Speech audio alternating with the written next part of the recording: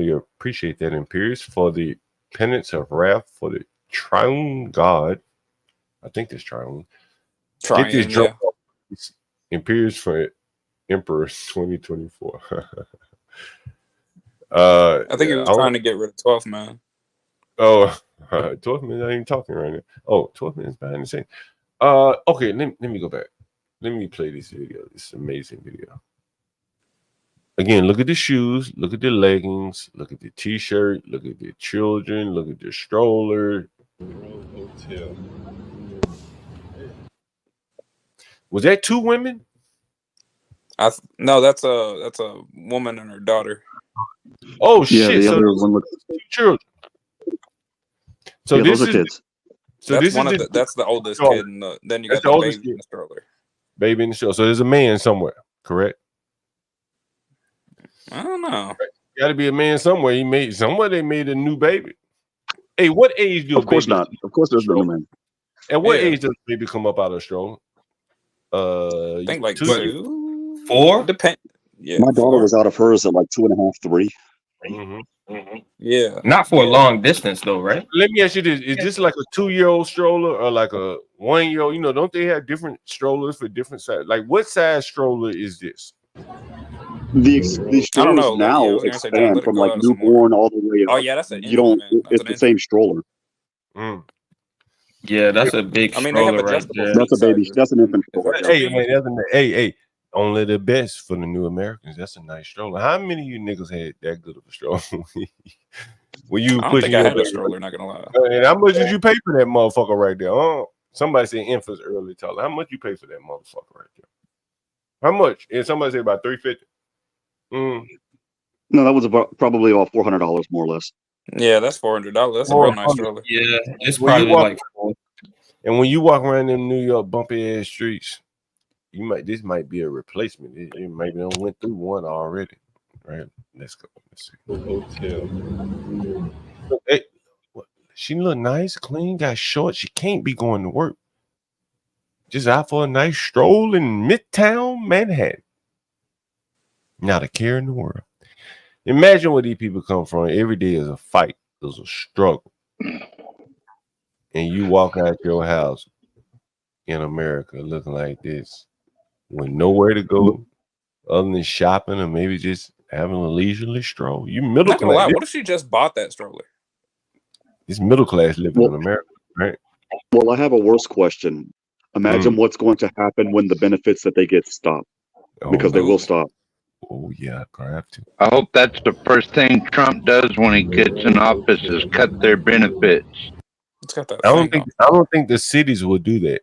The federal government. Yeah, I was gonna say that the benefit flow is state. It's a state thing. It's never going to. They're no, getting it's Social NGOs. Security. They get about $2,500 a month in Social Security. Yeah, that's true. Look, I want you to pay attention. Like, these are fairly new clothes. These aren't ratted tags of someone running from a third world country. That stroller, she didn't drag that stroller over here from a third. She probably just had that baby not too long ago. What is that? A Muslim woman. What? No, it ain't. It is. Are you sure? Can you zoom in a little bit? Oh man, you know I'm just fucking. I'm pulling your leg. Look at that. Look, I zoomed Yeah, in. it is a Muslim.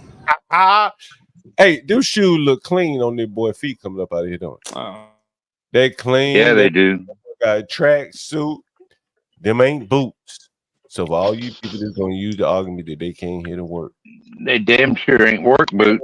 see you, he ain't gonna get them shoes dirty. I can guarantee you that he would turn down a job if they told him he had to get his shoes. Oh What's yeah. up with niggas wearing white shoes? I hate white shoes. Because they gotta keep them clean. You gotta show a little effort. You keep them clean, man. Dude, I got white shoes, man. Come on, man. No, white They shoes. wear the white shoes. The white shoes go right there. And I dropped some. I've seen niggas have heart attacks just because they crease their J's a little too much. Yeah, they got shit they do to keep the creases out of them. They put a lot of effort into bullshit. But let's look at this shit. But no, that Look at that boy. That boy look clean right there. man. That boy clean. Ain't he clean like a motherfucker, man?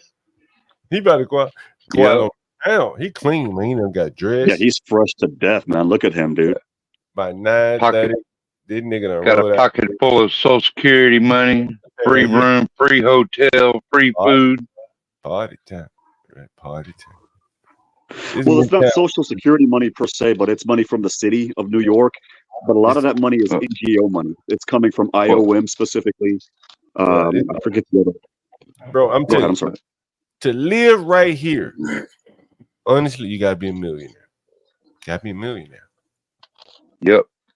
To have 24-hour security in Manhattan where nobody can get in your building, like you got a doorman that's hired security because that's what's in this building. Yep. Security. You had to be a serious millionaire. These people got security. I can't go in that building. If I walk in that building, these people gonna stop me right at the door. To live like that in New York City without the threat of anybody breaking in your house, committing a crime in or on your property, you'd have to have multi-millions. And these people are living like that for free. I bet you they're getting that city money on top of Social Security because I know they're getting Social Security too. Oh yeah, they're getting both. Yeah, most. Now, I want to show you this. Look at that. This is very important. Very important. Now, look at this car right here. Look at this car. Look. She closed the door. She ain't want to be filmed. Now, I want you to pay close attention. Look. What? Wait. Back up. Let's go again. What? You see that? What's that right there? What's that right there? That's a Muslim Look woman. like an Arab or something, don't it? Yeah. That's a Muslim woman. Now, at this point, the security guard, you saw the car. The car is right here. Where's the car? The car's right here. She was parked directly in front of the building. The security guard came out and told her, "You can't park in front of the building." To live in a building like that in New York, where you can't even park in front of it, 25 million easily, man. Where security will confront you if you come and stand in front of their building. 25 million in that neighborhood. 25 million. Well, you got security will come out there and put their bumpers on the line until you get the hell out in front of this building in a car. Even up on the swankiest Upper West Side Manhattan, security ain't doing that shit. But busman, the doorman ain't doing that. He told these people he came out of the building and told these people get the hell off in front of this building. Pull your car up, but don't park in front of this building. Now, John, did they talk to you and try to run you off as well? Not this time. Right. But they have in times past, I'm imagining. At the Roosevelt Hotel, yeah, they do. This was a different security company, actually. This wasn't Mulligan Security. But hey, John, yeah. Were you asked questions about why you were recording? No.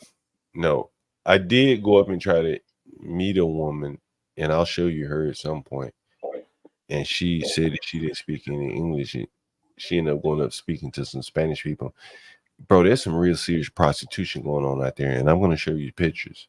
Some real serious, like this is the underworld. These people, hey, they brought the underworld in this country. And I'm going to show you some pictures. If you know what you look at. It's called the third world, man. It's called the third world. It's the underworld of the third world. There's the third world people that come over here and they just want to work. Hey, John. What's up? My daughter had a competition up there in Chicago. This was like a couple months back. She does gymnastics, and I took her downtown. We was walking through what's it called, Millennium Park. Yeah, I heard it. And there's two guys, walk right by me. They ain't speaking no English. They're like, excuse me. So I'm paying attention to the guys as they kept walking. 4 white girls walking towards my way, and he say something to them, and they make them some face, and they continue to walk. This fool pulled down his pants and just start pissing in the middle of the park. Well, that's not unusual in the third world. You know what I mean? Not unusual in the third world. It does happen. I've seen it in Jamaica. I've seen it in Barbados. It's not unusual. Hell, people in Alabama. I've seen niggas just straight up pee in bushes. Yeah. So hey, in New York City, they passed a law to prevent the police from arresting people for public urination. What? And seriously, one of the Spanish council members were like, is disproportionately affecting her people because a lot of times in New York, the Puerto Ricans or Spanish, I don't know what group it is, would be like outside playing cards, dominoes, whatever the hell they're doing. And then it's just too much trouble to go back all the way back upstairs to take a piss. You on the 6th floor, you downstairs, you in the middle of a domino game. That's just straight laziness. Well, I Just mean, get a bottle. bro, a bottle. What you still got to piss outside, right? You gonna piss in the bottle? Yeah, but at least they're not doing it. At least they're not doing it in the street. You can pee in a bottle and pour it down a drain somewhere. Oh, you do piss that. on the building or something. Well, that's where I have mixed opinions, and the reason why is because you have to be cited or something has to be done to you because that's not acceptable in our society. But what happens? I know here in Texas it happened until it changed recently. They'll catch you peeing in a bush or what have you, and the next thing you know, you're on the scarlet letter list. You're like, wait a minute. Why? That I understand. Yeah, that I don't understand. Like if you're peeing in like nature or you're peeing behind a tree or something, I don't think you should get prosecuted for something like that. Even in Sturgis, you shouldn't be on a scarlet letter list for that. But I mean, if you're on Franklin Avenue and you pull out your dick and you're like, I'm about to piss, and people walking by, like it's like, well, yeah, that's public nudity, John. Right. Well, it's a decent exposure, but I'm not doing it I'm not doing it for sexual gratification, and I'm not doing it to arouse somebody else. I'm doing it because I gotta. Not to mention, what if you used to get a charge for it? What if you made? But you gotta understand, like, if I'm walking, made the active effort to try to hide it, like you just whipped it out and you're about to go behind a bush or something, and someone just caught you doing it. If you're walking down the street with your daughter, right, and somebody pulls his willy out, yeah. Certain kind of That's way, his bro. stupid fault. Should have went behind the bush first, or behind the tree first. Hey, luckily, my daughter wasn't paying attention. Right. Because I'm about to walk towards that way, and I just seen he just pulled down his pants and wiped it out, and I'm like, I got my grandma daughter. I turned the other way and walked the other way. I ain't from Chicago, so what the fuck is this? But just seeing it in real time, you hear about it. You hear about the immigrants and stuff like that, and you just see it in real time. And then on top of that, they were doing that. There was protesting down there, so it was just a bunch of chaos downtown, man. That day.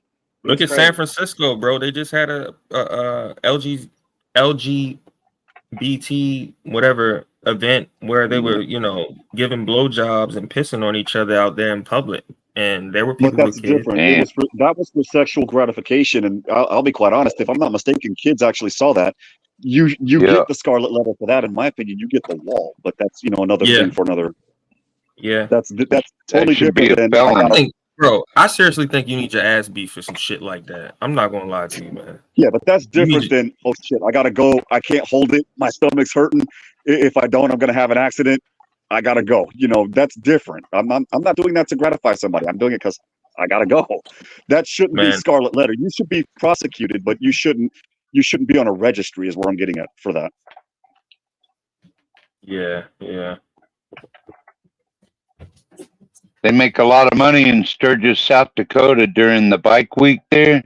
Some bikers be getting drunk and pissing all over the place, and the cops walk around handing out $500 tickets. And if they don't pay, they lose their license. So I had a coworker that I used to work with. She and her significant other would always ride bikes out to Sturgis and tell me some wild stories. Yeah, definitely. I've been there several times. Yeah. I don't think there's an excuse for it unless you got a kidney problem, which then you should already have a catheter and a bag. But if you have a kidney problem and you have to piss right away, then I could understand that. But you still have to go to court, show the judge that you have a kidney disease or something. Then they might let you slide. You guys have heard of the poop app that they have in California, right? Oh yeah, San Francisco. Yeah. Hey, let me show a little bit more of the video. What's up, Master Kim? Damn, you can see my reflection in the video in the window of the car right here. Yeah, that car's clean to death. You can see you. We can see the silhouette on the car door. nice car too. It's a nice car too. And again, I want you to pay close attention to that car. There's going to be a couple cars in this video that I want you to pay close attention to, and this is what leads me to think that there's trafficking happening. There's prostitution happening, and you're going to see signs of it right here. Let's see.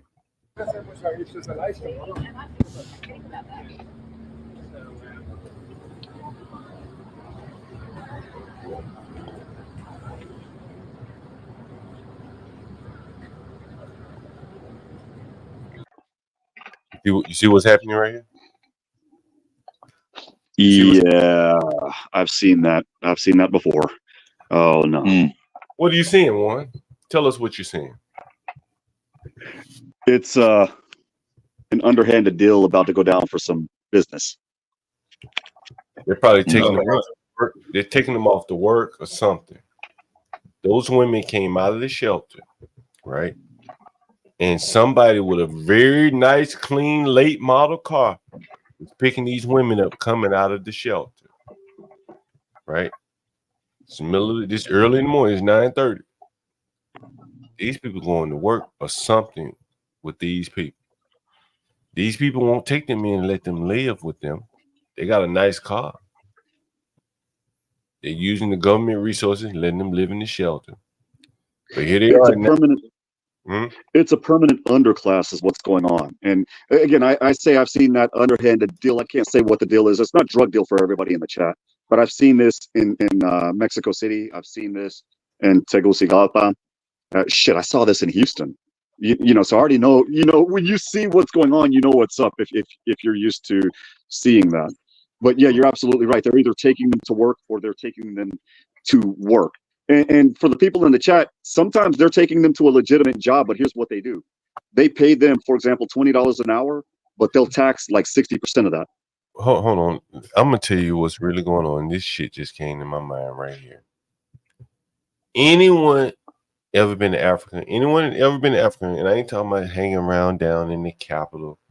Anyone ever been to a household of Africa? I wish we had Afro-Damas up here, because Afro-Damas could explain to you very well what's going on.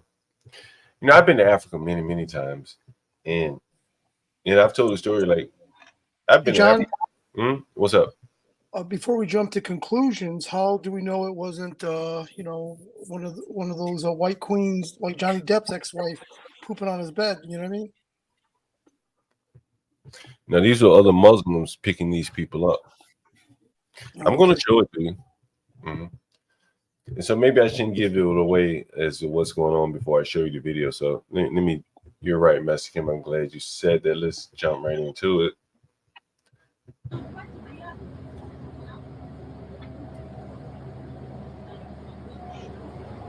So the women, and I feel like I need to go and explain it now as to what I think is going on. I've been to African countries many times, and I'm not saying anything negative about African people. I don't have anything negative about it. But I can tell you this: that even poor Africans are, poor relative to, say, America. They have waiters, slave. I ain't gonna say slave, but they have people that tend house for them. I've been to Africa many times. I didn't stay with really rich people. I never washed my clothes, washed the dish, folded my clothes, never done anything. I ain't have to do anything like that. Never washed the dish, never cooked a meal, never had to drive a car. Someone picked me up everywhere I went. And that's the way of the life in Africa. And so when I see these women being picked up, they're probably going somewhere to clean house and take care of these kids according to the Muslim culture. And these people would be, easily able to assimilate into a Muslim culture, clearly. And so here's some well-put Muslims picking these people up, probably taking them home and make them live like they're in Africa, where you do everything. You be a housemaid. And so as middle-class Africans have housemaids in Africa, you're going to see middle-class Africans have housemaids in America. And this is the workforce for that. And I guarantee you these people are going somewhere to work for these people. Guaranteed. Well, that's the work minus the quotation marks that I was referring to. And again, some of them work for legitimate cleaning companies. In fact, their ads for people that are soliciting for domestic. You can't see people in anybody's house dressed like this talking about cleaning up. Only yeah, believe it or not, yeah, that actually does happen. It's not as much, but it does happen. I've seen it here. Statistically insignificant, right? I ain't ever had a Muslim woman show up looking like this and talking about she about to clean, right? The only thing these people can do is clean, more or less keep house within their culture. I've seen it many times in my travels throughout Africa that these people are accustomed to having waiters and cooks and shit like that. Nothing wrong with that. Right. And these are the type of people that would do it. And they're benefiting, both sides are benefiting, is that they get their freedom to live alone in the shelter. And these people that are hiring them don't have to house them and have them live in their home like it would normally be in Africa. It's a win-win for both sides. If you ever been to Africa, you see that this is a win-win. Anyway,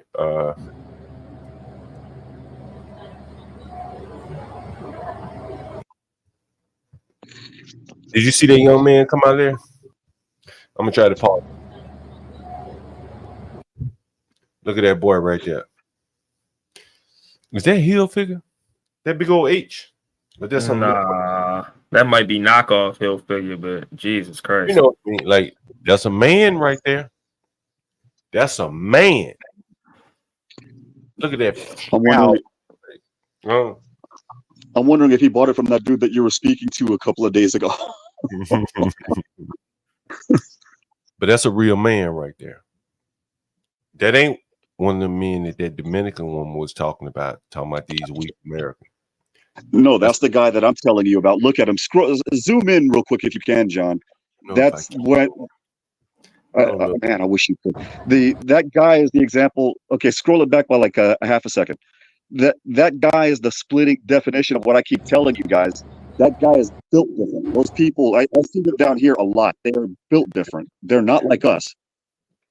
If he wanted to scrap with us, we are no match. Or if a group of them wanted to scrap with us, we are no match. Look at him. Look at the arms and forearm. That's a working man arm and forearm. That ain't from lifting weights. He just working. Fresh to death though. Hat to the back. Fresh. Except he probably ain't working. Not here. He ain't working.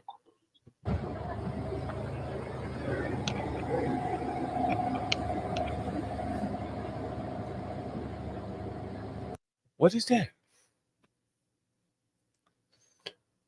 Someone can we do a prices right on that stroller?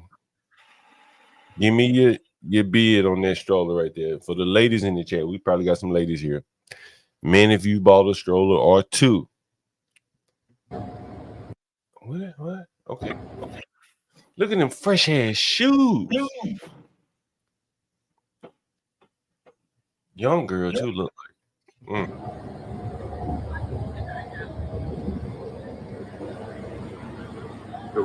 Is that another baby? God damn it. Look at that's another child coming out of there. Another. Hotel. That's the woman that just came out of the shelter with the baby right there. Look at that fresh backpack, shorts on. She not going to work. Nice little stroller. Look at that big old bottom on that one right there. Look at that apple bottom. Oh, yeah, she definitely got a nice little ass. She gonna have her another one in her. Somebody gonna put another one in her real quick like that. Nigga gonna jump on her back, just walking down the street. Look at that. Look at that apple bottom. Oh man, Lord have mercy. Whew. Hey man. Hey. Hey, look, she living good, living free, probably exercise, got her exercise clothes on while y'all working. Look how she living. Where's she going? She can't be going to work. Oh man, that's so funny. Look at that one. Where's she going? Can't be going to work with her stomach out.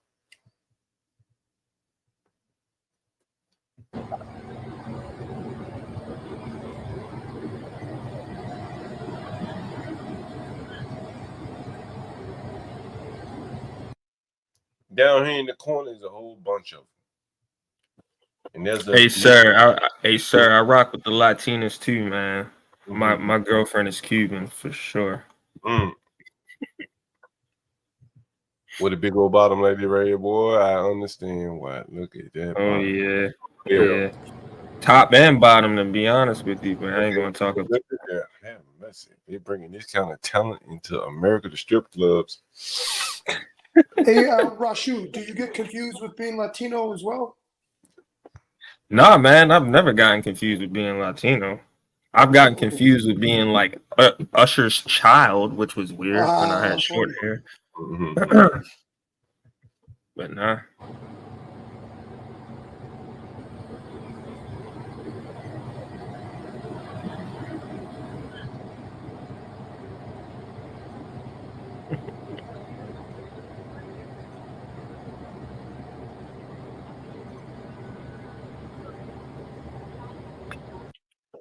Look at that.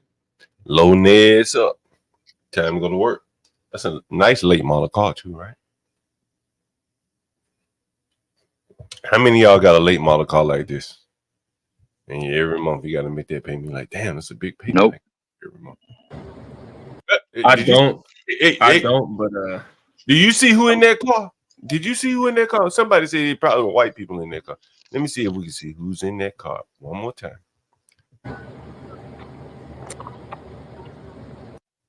Oh no! Who is that? What? Who is that? Who is that? Who could it be? Amazing. Look like some slavery shit going on to me. You know, these people will practice some slavery. They will practice that shit. I was going to talk about that a while ago. You know, a lot of these people are indebted to the cartel when they get here.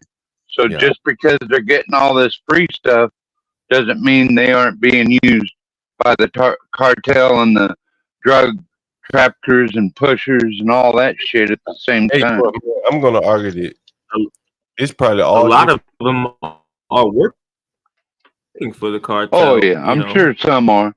Besides just the fee to get over the border, a lot of them are working as Uber drivers. They're working as sex workers. All types I'm gonna argue now that it's all different ethnic groups engaged in the trafficking of their own people by way of these migrant shelters, and the government is doing their bidding by providing housing for them, so they don't have to house them.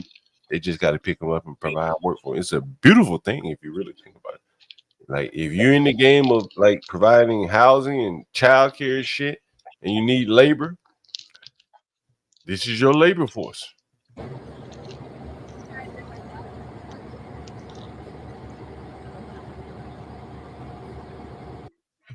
For construction, waiters, restaurant service.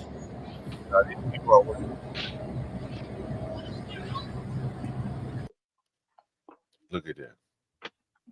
Another one. It's Fat Joe. That Fat Joe said that. Another one. What is that?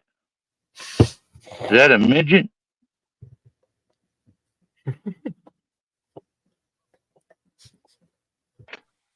Hey, John. What's up, Dusty? What if there were these like high-end soccer mom Karens with all their Lululemon yoga pants and high-end strollers, just donating it to these people just so that they can feel good? So maybe that's where all these high-end goods are coming from. They're secondhand, but still they're very expensive. I showed you a video from the Roosevelt Hotel. Well, you're not wrong. Here in DC, man, if you ride around DC, and if Roz Girl is in the chat, she'll tell you. You can see homeless people with high-end REI tents. Anyone know what REI is? You know what REI is, Mexican? Oh yeah, co-op. I mean, they're dope for hunting, hiking gear. I mean, all-name brand shit, high-end. Camping gear and all that. Yeah, right. It's like the Whole Foods of camping. Hell yeah. I think they even have their own trail food and shit like that. Man, you'll see the liberal show up down at the damn homeless tent and drop off tents They don't use Oh your, yeah. they don't use one time to go glamping. You know what glamping is, Master Kim? No, what is it? It's like high end camping. They call it Oh shit! glamping up here, right? Where Yeah. you go fake like you camping, but you like you know high end cook out there. You got your TV and electric and all that shit, Yeah, but you're camping. They call that shit glamping. You know what I mean? Yeah. And so once they do a glamp or two, they get a 10 away. Shit, these are rich people. These are high income people. They just get a 10 away. So you're right. They could get a stroller away, right? They have a baby, they get a stroller away, give it to Salvation Army. Salvation Army come give it away to the tents. A non-profit organization go round them up from the Salvation Army and take them to the tents. I've shown you pictures of these NGOs feeding these people and things like that. You've all seen pictures and videos on my stream, so this is nothing new to you guys. And John, there all kind of huge industry behind this, man. All kind.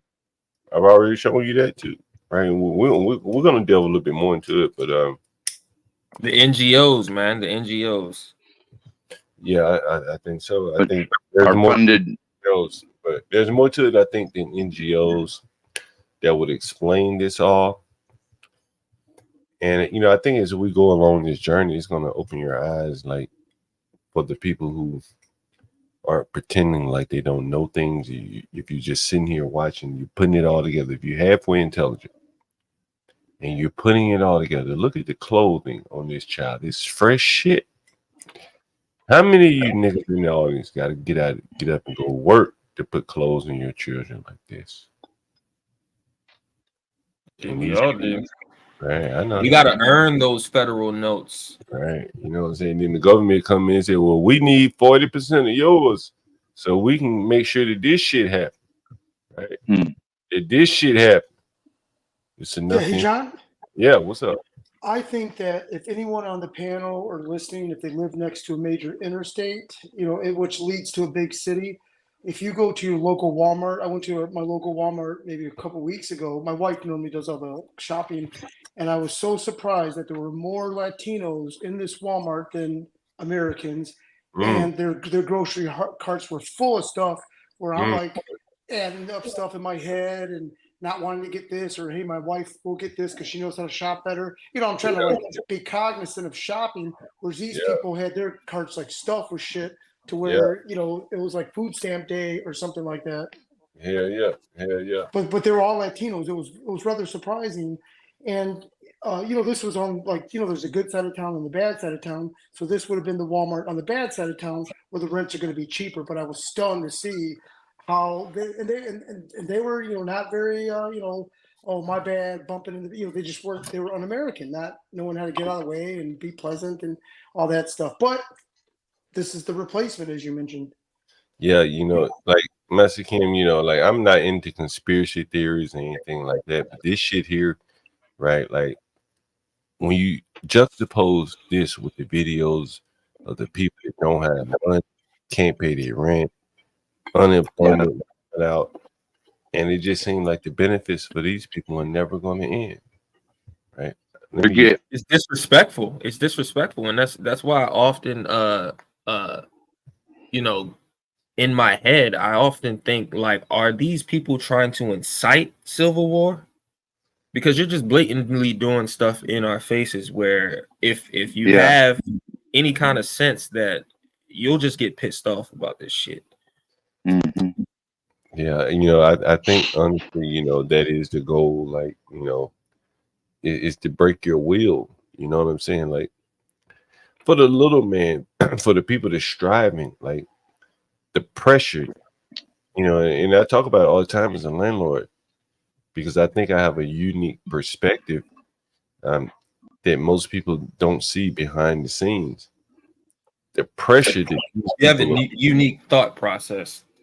Well, part of it is like I don't think it's necessarily unique. Is that I'm privy to information that the average person doesn't get to see because, you know, I've shown you my Facebook messages. You all remember that.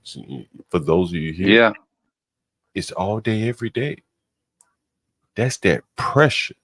that Tom Wolfe talks about in his book, that so many people are going to have a hard time swimming upstream faster than, than the rising tide, and it's going to suck them down. So that's one of the reasons why I started this channel, honestly, is like to bring the people together, the people that are, serious, and they can run up a stream a little bit faster than the government is raising the levels for people to make a go of it for themselves. Because again, I've told you many times, and I've shown you Facebook messages. Maybe I'll show you again just all the new messages that I've gotten. That these people are entering the marketplace at some point. When they start having babies, they're not going to continue to live in that shelter. The government, or they'll force themselves to get up and go work after 2 or 3 years of being idle, living their best life, and they'll go get into the marketplace. And I've shown you that where the migrant guy had 40 of them living in a shelter, and then when they busting him down for that, he went and rented him a house. That's a house that some of you guys may have rented, but you can't. Hey, John. What's up? Let me just make a comment to what you just said, right? When you guys were talking about those tax liens and those certain, maybe somebody just had a pipe burst in their house and they weren't able to cover the bill. You remember you said that earlier? Yeah. Mm-hmm. I guarantee you these migrants are going to start taking over that. Yeah, they're going to start taking advantage of that because they already have the skills and the manpower, because they have cousins and uncles and all the other shit who know how to do plumbing, who know how to do roofing, who know how to do drywall, who know how to paint X, Y, and Z. And they're going to be like, oh, nobody's going over here to buy all this stuff. Cool. I see that happening for sure. Right. And, I mean, like, the government is bringing in, like, forces to, like, work with these people that speak their language. So you can't, like, all the unemployment in America, this ain't even an opportunity to work, right? Hey, I'm looking for a job, man. I'll go work in the migrant shelter. Well, do you speak Spanish or some African language? No. Okay, well, we need Africans and Spanish people to speak, to work here. That's why, if you notice, all of the videos that I've shown you, most of the people that worked at these shelters, they just moved it to New York. You remember that? Like the two guys, hey, how long you been working? Yeah, I just moved here. From where? Philly, from Florida, right? And they're Spanish speaking. The one guy, I think I can't remember where he's from, but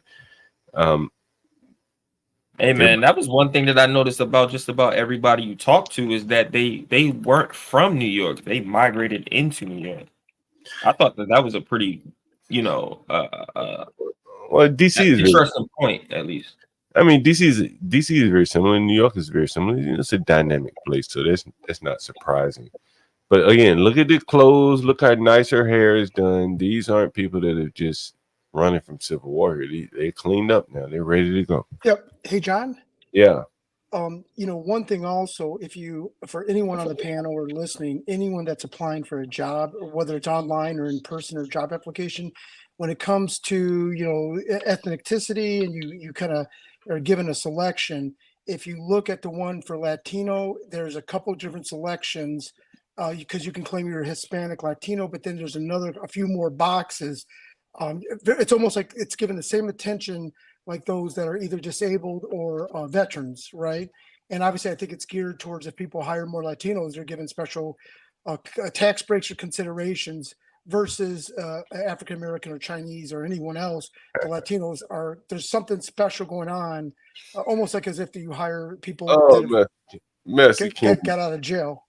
Oh, Messy Kim, you just brought back memories. John, I wanted to throw another point of view out there real quick, if I can. And then these people have never sacrificed anything in this country, or like going, all the way back all those years before we fought the Civil War, where a lot of people are still fighting for reparations that are really struggling, man. Just trying, they're getting their pipe burst and You know, they can't afford it, and grandma can't. She got to decide whether to eat or turn on her lights. You know, and oh, we can't afford reparations, but we can afford this. This is bullshit, man. Yeah. Hey, Master Kim, you so right, 12 man. You said something, and it sparked a thought in my head. Can you repeat that one more time for me? Because I want to go somewhere with that once you tell me that again. What I was communicating is like on the job applications, whether it be online or in person, and towards the end of the application, you can self-identify your sex, but also your ethnicity.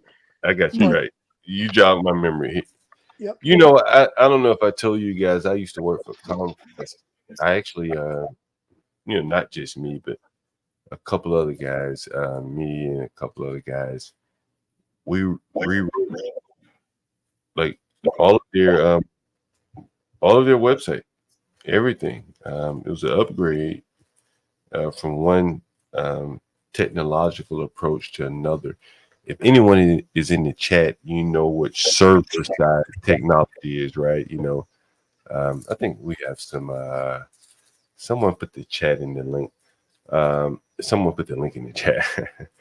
But if anyone is in the chat and they know what server side technology, server side renderings, and things like that are, just say, hey, yeah, I know what that is. So I was working at Comcast, and they had a website, what they call it, Legacy, back in the day, and it was written with more or less server side technology. And nowadays, things have moved to closer to the client side, and so now there's more like front end front end rendering or whatever. I'm a little tipsy, but like front end client side processing part, closer to the client being you, the person who's requesting the website. So anyway, so I was working at Comcast, and one of the modules, I guess you'd call it module, a feature or whatever, it probably was more or less a feature, was called Deal Finder. And so I had to what would be refactor this Deal Finder module from a back-end server-side C#. C# is a language, software language. To React. React is like a front-end JavaScript subset language on the front end. Someone has feedback here. I'm not sure who it is. Maybe Rashu, whatever. But so I had to refactor. Well, we all had to refactor, but I worked specifically on the Deal Finder.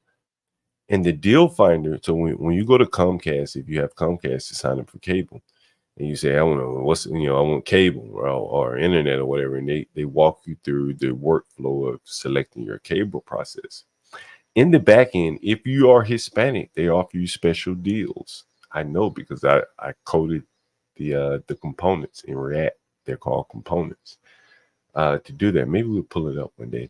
But you're definitely right about that, Master Kim. So when you mentioned that, it reminded me of the software code for the Latinos as it related to the Deal Finder, right? On Comcast's website. Very interesting. Yeah. Let me get back to the video. I guess we going a little bit off straight, but that's fine. Here we are. Nice, clean cut, clean woman, young child. Let's go. No. Wait a minute. What's that bag? Is that a prayer rug in his hand? At the top of that bag, is that his prayer rug? Can anybody recognize what's that at the top of that bag? Is that a prayer rug? or a beach towel? That's a prayer rug. I was right there. It's a prayer rug. I don't think he's going to the beach in Manhattan. Maybe not immediately, no. But yeah, I could be wrong as well. John was there, so I believe what he said. That's a prayer rug.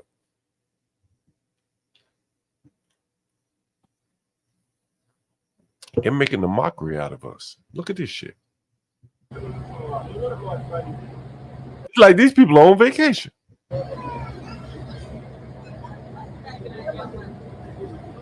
They are on vacation, John.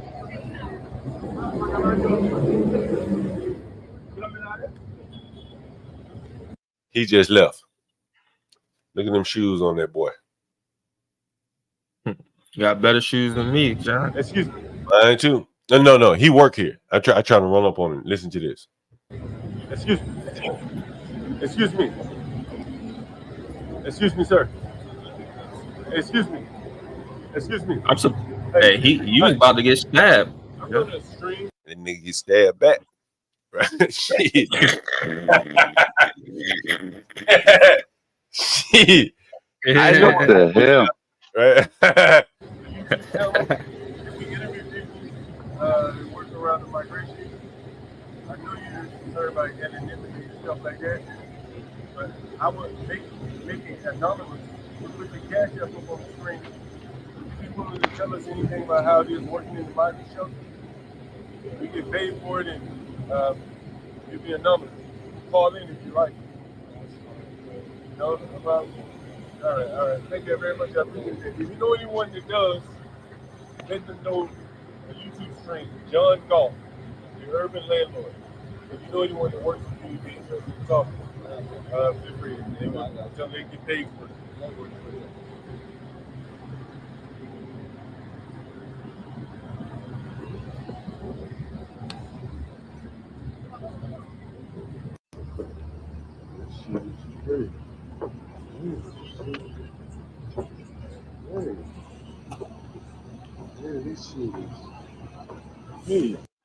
Anyway, I want to show you guys a picture. So did you see the Camaro?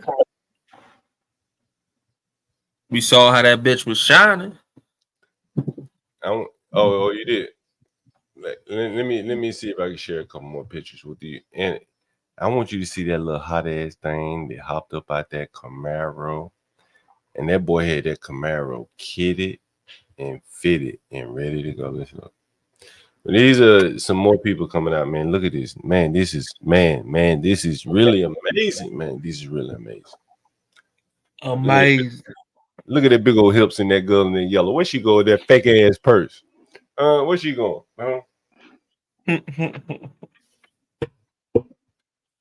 Oh man, are these people even going to be able to work after 2 or 3 years of not working, living in the lap of luxury?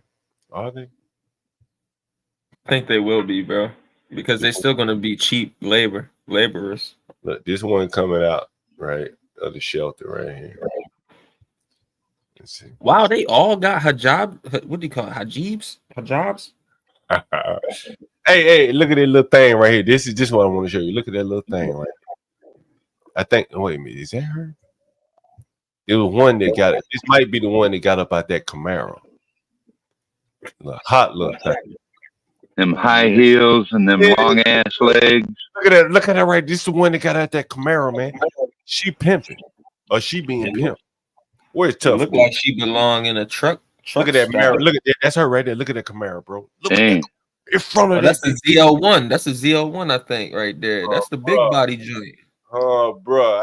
Listen, man. I know what the fuck going on. These people out here playing a real serious game. Yeah, that's a migrant shelter. Little migrant shelter in New York City. The Row Hotel in Hill's Kitchen. You probably watch TV shows set in Hill's Kitchen. But yeah, there's Hill's Kitchen right there. Hey, that girl, she just had a night of fun, did she? Look at that. That boy got a nice car. And somebody said that's a Camaro. Camaro fire. Yeah, it is. It's a Camaro ZL1. It looked like it's definitely a $65,000 car for real. Older one. Older. It's probably older. It's probably like 2020 maybe. I was gonna guess 50, 60. It might be. I'm just going off the top of the dome. But yeah. Look, we just got porn ball one time and it started up a stream. Anyone backstage, you gotta cut the fucking camera on. Or just stay backstage and listen. We'll appreciate that. Right. Or send a cash app to HB. How about that? Yeah, do that shit. Who you say you're send a super chat or a cash app. You see the cash app scrolling and you know how to send a super chat, and that'll solve that, right? Matter of fact, way to be, John.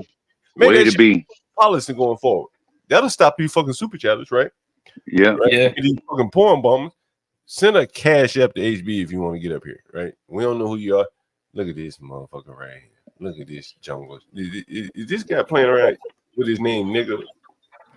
With a white kid? This could be a fucking video. You never know. And the all-seeing guy, I swear I've seen that name before. You guys ever seen the all-seeing guy? No, I haven't, John. No. And this one got some like little white kid playing around. So they I can't. gotta admit, I do wish I could ever afford a car like that. So that is a sweet ride, man. My shit 15, 20 years old down there. Yeah. Yeah, Me man. I too. was just about to say that point earlier. Like I until I think last Saturday I got into an accident. I was driving a 2004 Ford Explorer and I didn't give a fuck, bro. I never have a problem getting women or anything like that. They But all-seeing guy. Okay, I can let you. No. Is the all-seeing guy? What's up, man? Hello? All-seeing guy, what's up? Man, people use different names and all kind of shit. Yo, all-seeing guy, what's up, man?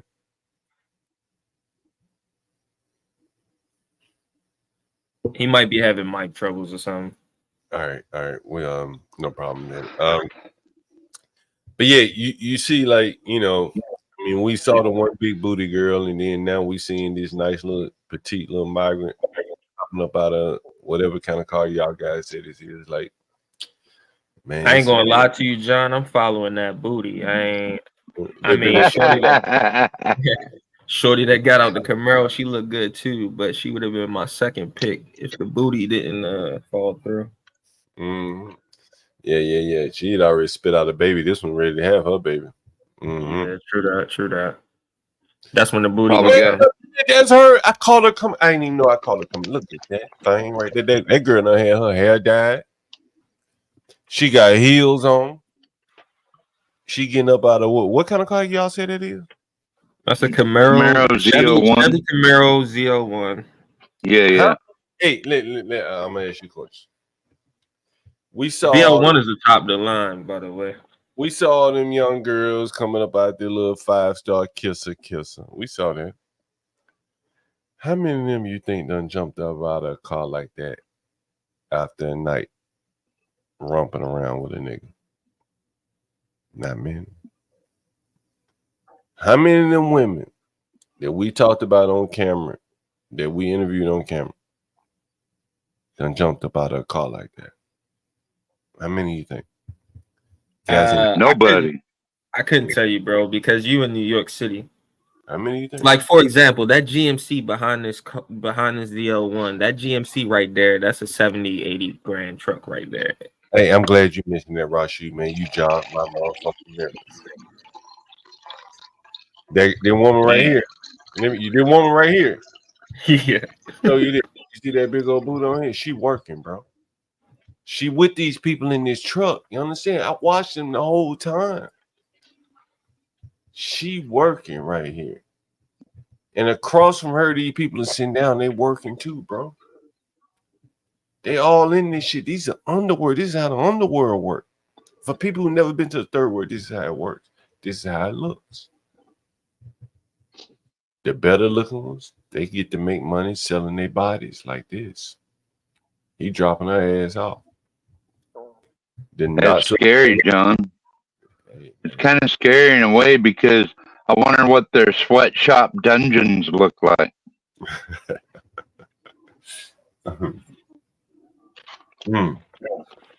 This shit really is amazing, man. It really is amazing. The thing is that, man, we as Americans, we don't know the type of espionage operations that we've been participating in over the past 3-4 decades, right?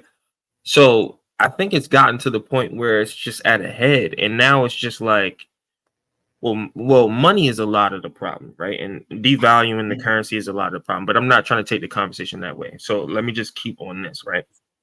So I think that the last straw is to flood America with third world citizen countries, because you're going to have the federal notes still being recycled through the economies that they bring over here that may be frowned upon for normal everyday American citizens, but to these individuals, it's going to seem normal.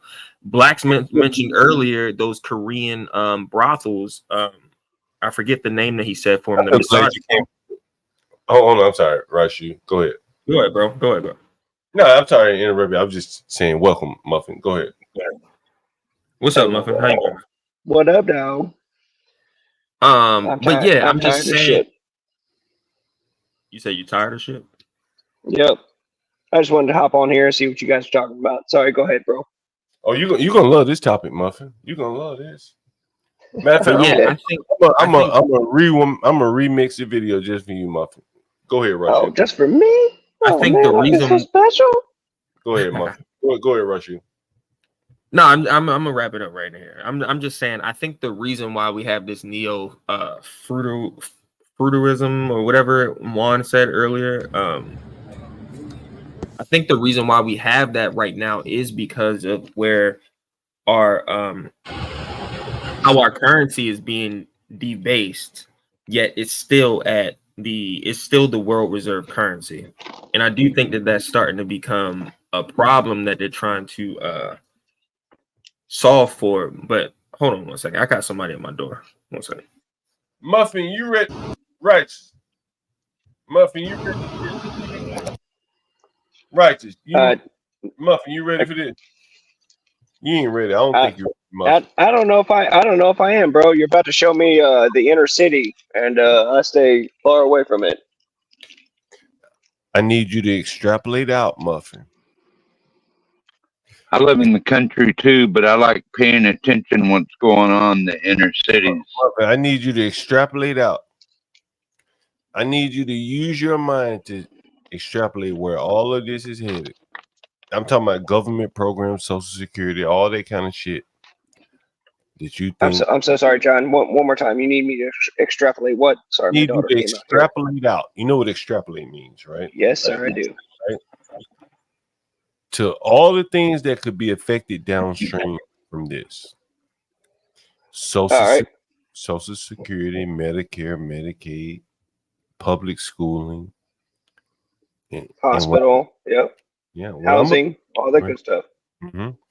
And what I'm about to show you, as a working man, I know a little bit about you. You know, you've told us about yourself. Mm-hmm. Muffin, a man like you will have a hard time coming to even live in a hotel like this. And what you're about to see are people who have just newly come to America, the new Americans, living the American dream. Staying in Midtown Manhattan, Hell's Kitchen. I used to go drink over there in Hell's Kitchen, by the way. And wow, these people living in areas that were with security and things like that will cost you $25 million to have this level of security, to live in a hotel, the level of services that they have. They don't work. And I just want you to see what the government and how the government is conspiring against you. So this will be the first video of a couple. I mean, I already know about it, but we can go ahead. I want you to look. Look at that stroller, Muffin. Sorry about it. No English? How you know what I was about to say? You know what I'm saying? Are you on YouTube? YouTube? No YouTube? Like, you never watch YouTube? Anyway. Look at that right there. Look at all the migrants. Look at this. You see that stroller, Muffin? You see the migrants? Mm-hmm. You see that big ass truck right here, a Muffin? Yeah. They all in cahoots with you. Yeah, I got more to tell you, Muffin. Don't go anywhere. You look at all these people, Muffin. Your government. You see that guy sitting on that cooler right there? Yeah, a little bit. Yeah, right there in that little box. He's selling migrant-oriented shit in front of the newsstand that said American-oriented shit. Right? You understand? So the man who run the newsstand said, okay, cool, you can sell your shit in front of my store, my newsstand, because you ain't selling what I'm selling. We all good. So it's like the third worldization of the sidewalk. Look at all this shit on the sidewalk. You can hardly walk the sidewalk. Look at this shit. Let's go. Yep. John, I bet you all that shit's being made in a sweatshop. It's all being made in a sweatshop too. Like it's all fake shit. Look at this You shit. know, looking like Gucci's and all that shit. Everybody speaks English. Look at him. You saw him. You saw him muffin. You saw him. Mm-hmm. It's amazing. Look at her going in there. Look, she got something in her hand, some food, the tight ass shorts, hair. Ain't thinking about going to work. It's 9:30 in the morning.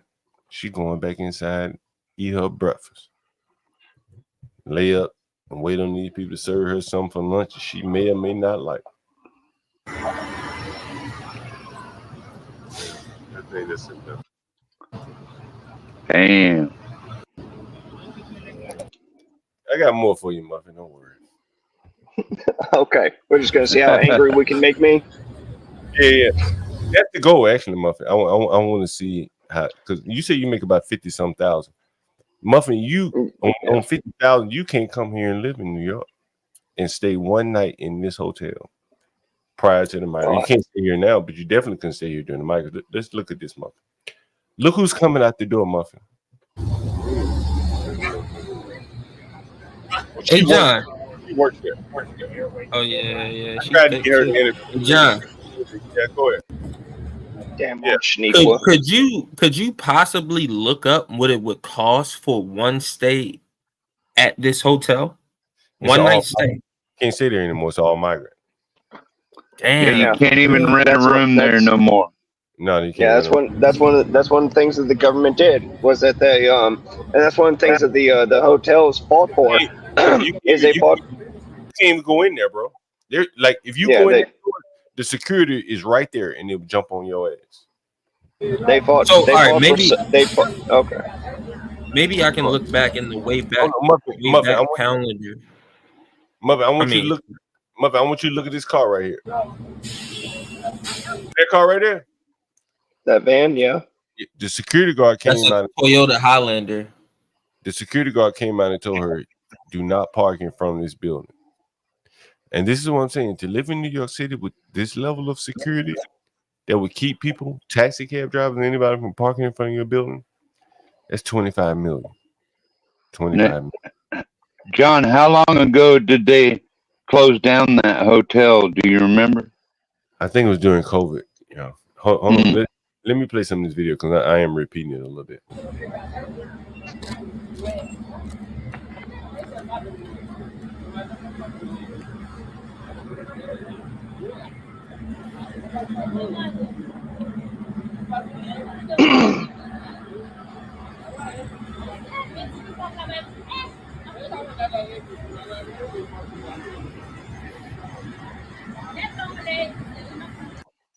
Muffin, do any of those languages sound familiar to you?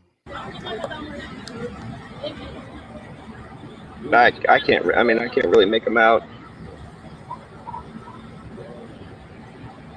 Hard for me to see too, Muffin. Yeah, well, I don't put much stock in you, 12. Okay. Well, I appreciate you. I appreciate you anyway, Muffin. People walking out, Muffin. Look at the people walking out. There's the guy walking out of the shelter. See him, Muffin. Mm-hmm.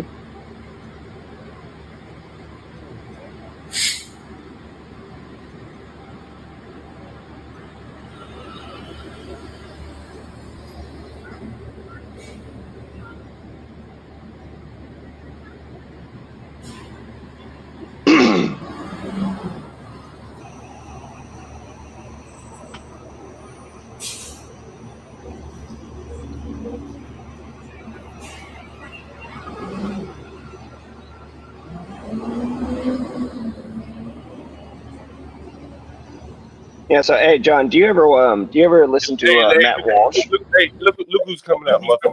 You see those two? You see those two, Muffin? Mm-hmm. Look at that. Look, they look young and healthy. Look at them. Fresh clothes on. Fresh clothes. Look at that. Ooh, look at that Mama Caesar. Her stomach out. What?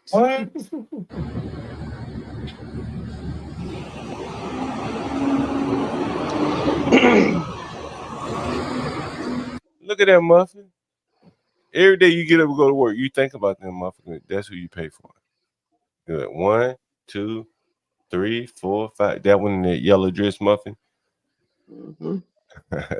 It's one of your dependencies. One of your dependents. Look at that. Look at that. Look at that. Oh, boy, shit. Muffin, you see what she pushing in that hotel? Muffin. What's she pushing in Yep. that muffin? One more baby for us to take care of. It's a dependent of yours, Muffin. Go ahead. Look at all that muffin. Oh yeah. Now I'm very aware of what's been going on, John. Look at all that shit, Muffin. Look at that muffin. Look at that muffin. Look at that shit, baby. Yeah. Look at that shit, Muffin.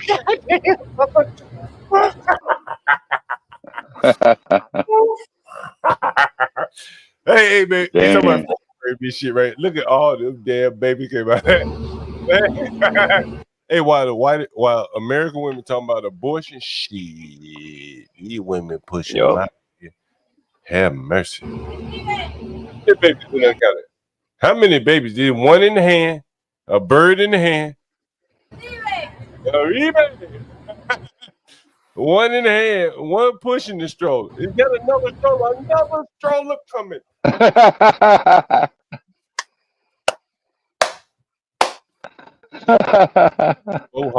Vote harder is all I can tell you. Just vote harder. Just vote a little bit harder. Look at that one, Muffin. Look at that one. He fresh too. He fresh. What's those Adidas sweatpants? Yeah, only the best for the New American. Only the best for the New American. Man, haircut clean. Ain't shit. Yeah, you got the fade on the side. Pat, right? Got a nice look, fresh backpacking shit, ready to go. New America. Look at that. Just a baby. Just a baby.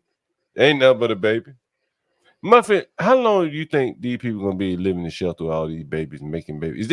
Muffin, that's a new American, right? Like that baby would be American if it was born in that shelter, wouldn't it? Yeah, unfortunately, by the interpretations of the laws and the Constitution, yes. Welcome. How about this? Hang on. Sorry, real quick, John. Let me clarify this. If the woman was pregnant when she crossed the border, and then had the baby after she crossed our border, yes, apparently that is an American baby. Okay. So welcome. Say welcome. Say welcome. Can you say welcome in Spanish to that baby right there? No, fuck them. Ooh, this guy. Hey, I tell you, this is gonna be good, right? This is gonna be good. Welcome. Yeah. Well, and look, hey, John, have you ever listened to Matt Walsh? You know him from the Daily Wire? Yeah, I heard of him, man. That Daily Wire, I can't really focus. That shit ain't based enough for me. But go ahead. Yeah. Well, hey, check out Matt Walsh, okay? Just do me a favor, John. On some of your downtime, check out Matt Walsh, okay? No, I do it. Because I started the Daily Wire by listening to Ben Shapiro, and then during the special flu and everything like that, I got onto Matt Walsh, and he's a lot more based. Obviously, he has to stay. Andrew Anglin. You ever heard of Andrew Anglin? If you tell me you ain't heard of Andrew Anglin, you still got a little bit more life to live. You got a little bit more. I've heard the name. I haven't seen any of his content. Crack, do you think I could pull up Andrew Anglin? What do you think, Crack? What do you think? I'll let Crack be the judge. Crack, if you think I could pull up Andrew Anglin, we pull up to Andrew Anglin. Hasn't he been banned on YouTube? Or you talking something else? Hey man, he might be the most banned man on the internet, right? He can't have. I thought that went to Nick Fuentes. How do you spell his last name? A-N-G what? L-I-N, like going angling fishing, like angling. All right. Yeah. Real quick, John. Let me go into this. All right, you brought me on here. Yeah, I came up here. You showed me all these videos, pissed me off. So if you don't mind, give me a minute to say some stuff. Yeah. All right. So the reason I was bringing up Matt Walsh is because he actually talked about this sort of stuff just last week, where in no other country in the world other than America and Western society like Britain and Canada and that sort of stuff.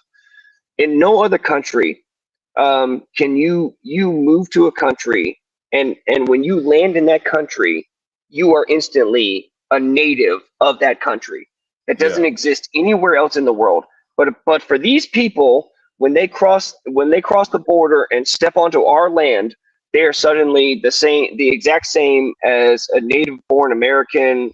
They're given all the same rights. They have the same heritage. They're treated just as equally as all other Americans. They have no heritage in this country, but as soon as they cross our border, we give them that label. It's the most ridiculous thing in the world, and it doesn't exist in any other country. How about this? It doesn't exist outside of Western society, because in Western society, which was created by white men, whether people like it or not, we have the benevolence and the self-flogging, the humiliation, all these sorts of things to really want to equalize people, and all these sorts of things. So we take in these shithole country people who again they're fleeing their countries because they're all shitholes, and they're not doing anything to make our country better. They don't actually care about our laws. They don't actually care about our morals. They don't actually care about our Constitution or any of that shit. They just come over here, and this is what we get. And then on top of that, the government is subsidizing it, as they have been for quite a long time. Like you said, John, I do believe it has been since the special flu, and the hotels have been pushing for those subsidies because guess what? They make tons more money from the government paying for these hotel rooms so that they can put up migrants compared to putting in actual tourists and people who want to come visit and see the sights. It's ridiculous. It's the most ridiculous thing in the world. We don't share. Look, we don't share a culture. We don't really share an ideal of what the country should be. We don't share anything in politics. We don't share anything in religion. And least of all, we don't even share a language. Okay, and that is the biggest problem in the world. We do not make these people assimilate. We let them come here, and then we have on everything press 2 for Spanish or press 1 for Spanish. We give all of our government. We give all of our hang on. We give all of our government documents in Spanish and these other languages. Guess what? That shit don't really happen in other countries. You may get lucky in some of them, but in all of those other countries, guess what? If you don't know the language, you are shit out of luck. How dare you come into our country and we change our government documents to suit you? No. You came here. If you want to be a part of our country, our community, our culture, you learn, at the very least, you learn our fucking language. We don't even do that here. Not anymore. No, those days are long gone, Muffin. Long gone. Let me finish playing. Hey, this John, video. did you mention Andrew Anglin?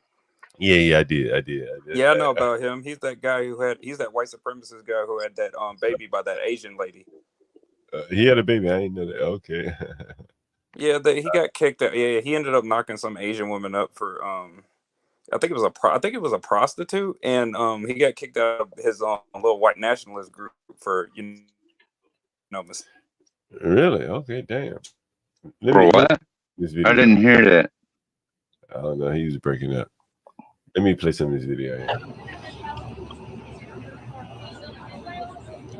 Live from the Row Hotel, 8th Avenue, 45th, New York City. Migrants coming. You see that one going in? Coming and going to work, living their daily lives, doing their thing.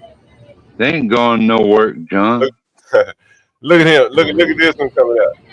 Look at all them babies. Look at here. Look at that's the big one too.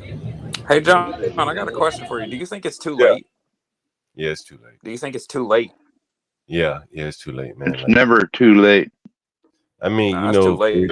It's too late to do it in a civil manner. You know what I mean? No. And here's the thing: is what's happening now is because these people are being shipped to predominantly black places, inner cities, and that sort of stuff. Unfortunately, the black people are doing what the white people should be doing if they weren't so benevolent. The black people are actually starting to stand up and say, "How fucking dare you pay for these people while I can't even buy groceries for my own fucking family?" Imperious, Okay? Yeah, niggas are the first ones to fight. Imperious. I interviewed Righteous. probably a dozen people or more. Imperious ain't here. I ain't I Imperious. told John. you y'all Right. sound the same. Sorry about that, Righteous. I interviewed probably a dozen people or more in the streets of New York. Did you get a chance to see those videos, by the way? I've seen No, some man, of them, John. no. I've been no. I mean, like since I got my daughter back, actually, just so you know, John, Yeah. hang on. Actually, just so you know, I started working for a new company, and their hours are different, so I'm not getting home until 6-7 o'clock at night, and then I've got to do dinner, dishes, and all that good stuff. Right. You ever been in New York before?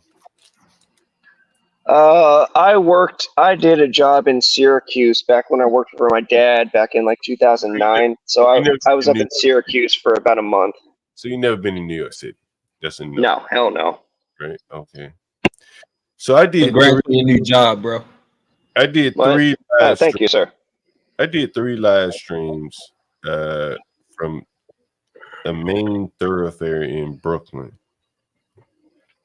And for someone who's never been to New York City like yourself, you probably would be amazed and repulsed at the same time.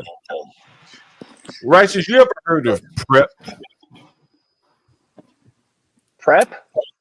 Should we play that video for I mean, after Yeah, this you're gonna have to give them a little context for that one, brother. Yeah. We just played the video. I'm gonna look for a while. This shit is amazing. Look at all these migrants coming out. The Row Hotel, by the way. 45th and 8th Avenue. Look at that. Yeah. Look at that migrant. The fucking spritz, man. That's the fucking spritz. Look at that. This is 45th. All right, let me go to another. Now let me go to another one. Let's see. Look at that. There you go. And just a second, John. Like as you're moving on to other things, you asked me initially about, you wanted me to extrapolate things from this.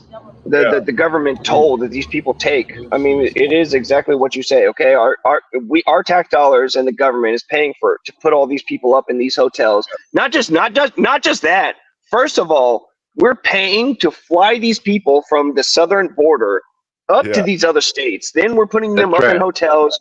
We're giving them food cards. We're giving them cell phones. They can be put into public schooling, whether or not they have a job. They can go to hospitals and all this sort of shit, man. Like it's all bullshit. Muffet, while you were going on, I want to pause it and let you. What is that? What is that in that white shirt? Is that a baby Muffet? Is that a new American on the way? John, are you trying to make Muffin mad or something? Yeah. That's exactly what he's trying to do. Ever since I got on what here. What are you trying to accomplish with this, John? Wait, ain't that kid? You trying to get Muffin? Isn't that kid? A new American on the way. A new American is on. Get Muffin to go out there and fight that migrant, man. That's what you're trying to do. Isn't that kid too old? You trying to turn Muffin to the new George Floyd? Point a gun at that baby. Right? Yo, nigga, I'm talking about that one in that belly. That's what I'm talking about, John. You trying to make Muffin? I didn't see that. I didn't see Let me play it, boy, baby. Maybe you can see that belly one more time. Muffin, Gary, that's all. That's all. Yeah. all. Oh man. Oh God, she pregnant as fuck. She crowned. Yeah, she pregnant. They popping them out like crazy. That's get the fuck out of this country. Work harder. Hey, can I jump in here real quick, guys? Yeah. I heard my American white brother here raging out over immigrants, and I wanted to come up and join him. Who? George Floyd? What happened? You got George Floyd. You're gonna point your gun at a pregnant woman's baby. Listen, I said immigrants. Whoa. I'm not. Whoa. Listen, right? Well, yeah, Well, most of the hang on, You throw Gary, enough of the males hang out. on, Gary. There's a difference between robbing her of her stuff and taking back what's mine and kicking her ass out of my country. Huge difference. To her, there's no difference, man. You're taking her stuff. Yeah, fuck her. I don't give a shit what she thinks. She don't even understand English. I don't give a shit what she thinks. I heard my American brother raging out. I had to come join him. I couldn't leave him alone on a panel. I appreciate it because as soon as I came up, John just wanted to make me angry and wanted me to talk a whole bunch of shit, and I'm trying to hold back. Oh yeah, get them. I don't know why. Out of here, bro. Get them immigrants. I don't know why, John. John agrees with you. John agrees with you. So why are you getting mad? John. I know what John wants. John wants a daggone race war so he can profit off of it, man. He wants to house some American soldiers. I think Americans need, like, we got to counter these people that, I'm going to show the videos from Franklin Avenue. Listen, John. The only way to stop it now, John, like you said. Stop it. John, there's only one way to stop it, like you said, brother. Bloodshed. Yeah. That's it. Unfortunately, I hope you're wrong. Hope y'all are wrong. No, I mean, hang on. I want to ask the panel a question. Please tell me, how is voting harder gonna fix this problem? Who the heck said vote harder? No, he's just asking the question. No. I'm saying that's the only peaceful way to do it is to vote harder. Vote harder. Well, the thing that might be exposed is which I'm hoping will be exposed this year, is the fact that we will vote harder and there will be more numbers that turn out, and it still goes the opposite way, and then things will hope definitely you're right. And then we can Trump ain't gonna do shit. Kamala's not gonna do shit. And if anything, Kamala is the worst. And Kamala is the biggest bad actor in all of this, because now all of a sudden she's coming out hardline against all of this stuff while they've been in control for the last 3 to 4 years. And now all of a sudden she's like, I'm going to fix all these things. We can fix all of these things. And it's like, okay, well, why the fuck haven't you fixed them while you've been in office? Yeah, we already know all that. Hold on, guys. Let me finish playing the rest of this. Of course. Oh, God. Fucking boring. This nigga want to play the rest of the video. I swear. I mean, I got a couple more. I think. John's drunk. He wants to piss me off. Yeah, I told you this man wants a race war. Yes, you do, John. Stop lying. I need to get this shit off here. Hey, John, you're not sharing your screen. Hey, John, I gotta actually run an errand right quick. I'm gonna come back. All right, Russia. Look at it. Now, I said bloodshed, right? I didn't say whose blood needs to be shed, because guess what? It ain't just the migrants. There's a few people. Who else? Hold on. Look at that big old guy coming out there. Look at all the migrants coming out. American man, pay attention to this car. Look who's getting in this car. They came out of this shelter and they getting into this car. There's more coming out. Yeah, I can't remember who said it, but someone. Oh, God damn it, John. I'm sorry, man. I'm just narrating this story. The baby. No. I promise you, I'm watching. Yes, we're all watching, and I'm getting pissed off. I got it, John. You were happy to see that big booty new American. Did you hear? Yo, John said I'm just narrating. Yeah, I'm just narrating. The road to hell. Yeah. So look. Again, everybody should know this quote on panel. If they don't, I'm going to give it to you. Okay. When the government fears the people, when the government fears the people, there's tyranny. When the Sorry. When the people fear the government, there's tyranny. When the government fears the people, there's liberty. How do you guys think we're running right now? Do you think the government fears the people at all, or have we gotten complacent because we love our lives of convenience and easiness? Look at this. Some do, some don't. Hey, look at this new American here, righteous. He got his prayer rug. Look at them shoes, man. Look at those shoes. I think that outfit is called a jalabia. I think that's what they call this shit right there, jalabia. Are those Stacey Adams he got on, or are those Stacey Adams? Yeah, well, he got to be his ass back on a boat. Get the fuck out of here. Look, he better hop in a brand new late model car, right? I'll probably be taking an Uber, not gonna lie. No. They can wait for frogs in a pot, baby. Frogs in a pot. Exactly right, American man. Hey, look, I'm about to show you. No. Just turning up the heat slowly. Okay, so let me go to the next video. I'm sure most people might not even know what you're talking about there, American man, but I got you. I know what he's talking about. I beg to differ. I don't think this is the government's doing. The people wanted this. They tore down America in 2020. They wanted open borders. Who's illegal? You can't say that. Now the people are getting what they wanted. They fought. Kimmy Case, could it not be both? Could it not be both? I mean, very, very well could be. Like Nancy Pelosi said, the people are going to do what they do.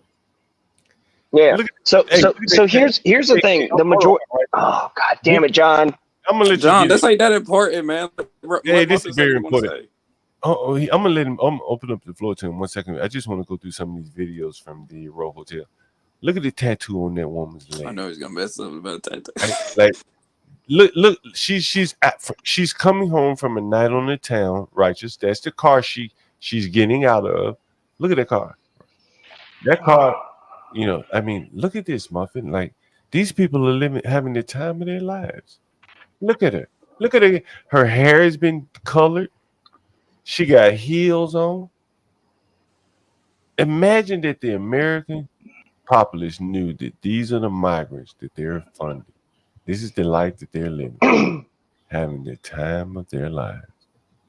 Yeah. So this goes into what I was about to say, which is unfortunately the majority of Americans don't actually pay attention to shit. They don't pay attention to the news. They don't care to pay attention. They just listen to nice slogans and the nice slogans that their party puts together. And they don't give a shit until it's so bad that it's in their fucking face. And then all of a sudden these people want to be like, how did it get so bad? Oh my God, I just don't understand how we got here. It's because you didn't pay attention, motherfucker. This is exactly why and how we got here. And this is bullshit. Most of the American people are retarded, and this is exactly why the majority of people should not be able to vote.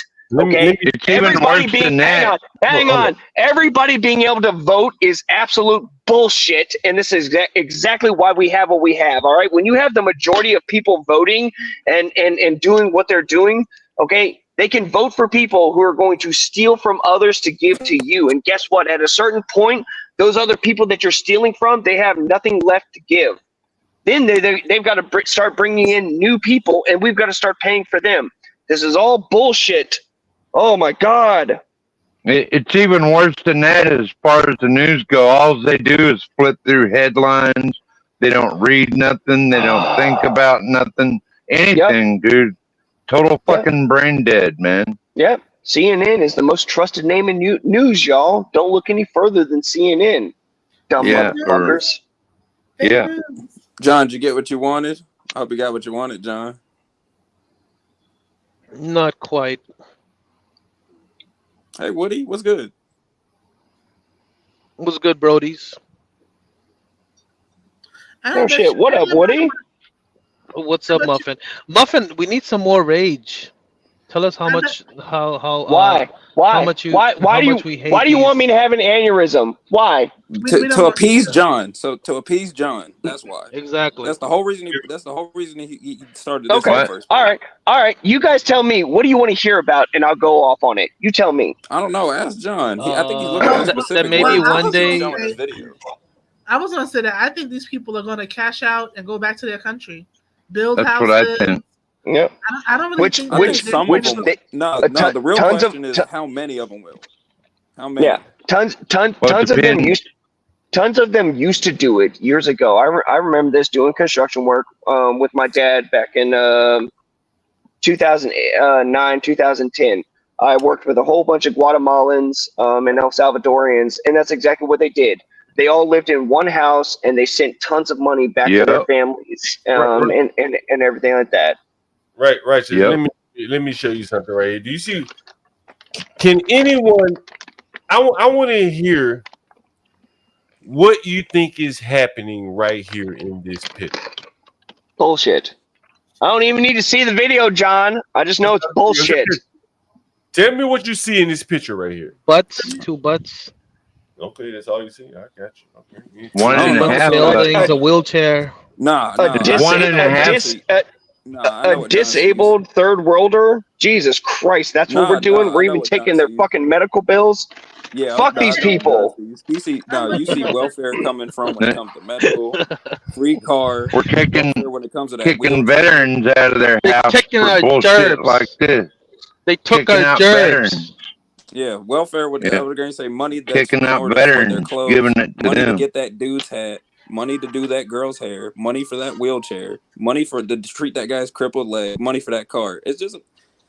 I'm looking at a bunch of money, John. That's what I'm looking at. Shit is amazing, right? A lot of fucking money. Man, listen. Y'all niggas saw me today, right? Wait, what, John? You got that bike, cheap as hell, right? Yeah, I'm cheap as hell, right? I rode a bike, right? All the way home, right? I had to buy it. Okay, fair enough. Yeah, but they got a Camry over there, a newer one than mine. Yeah, I seen you in there buying that bike. What'd you get, John? Man, I couldn't watch the whole thing. I couldn't watch it all. I know that motherfucker got a Bosch motor in it. That's what I wanted, and it's a mid-drive, or mid-train, or whatever the fuck it is. Remember, I told you I have a bicycle mechanic is one of my tenants, and so he really plugged me into what was going on. Hot potato. This is to you, hot potato. Like an electric bike, John, or a motorbike? It's an electric bike. So for you, nice. I don't know. I'm going to repeat it again. I know so many people that qualify for this program.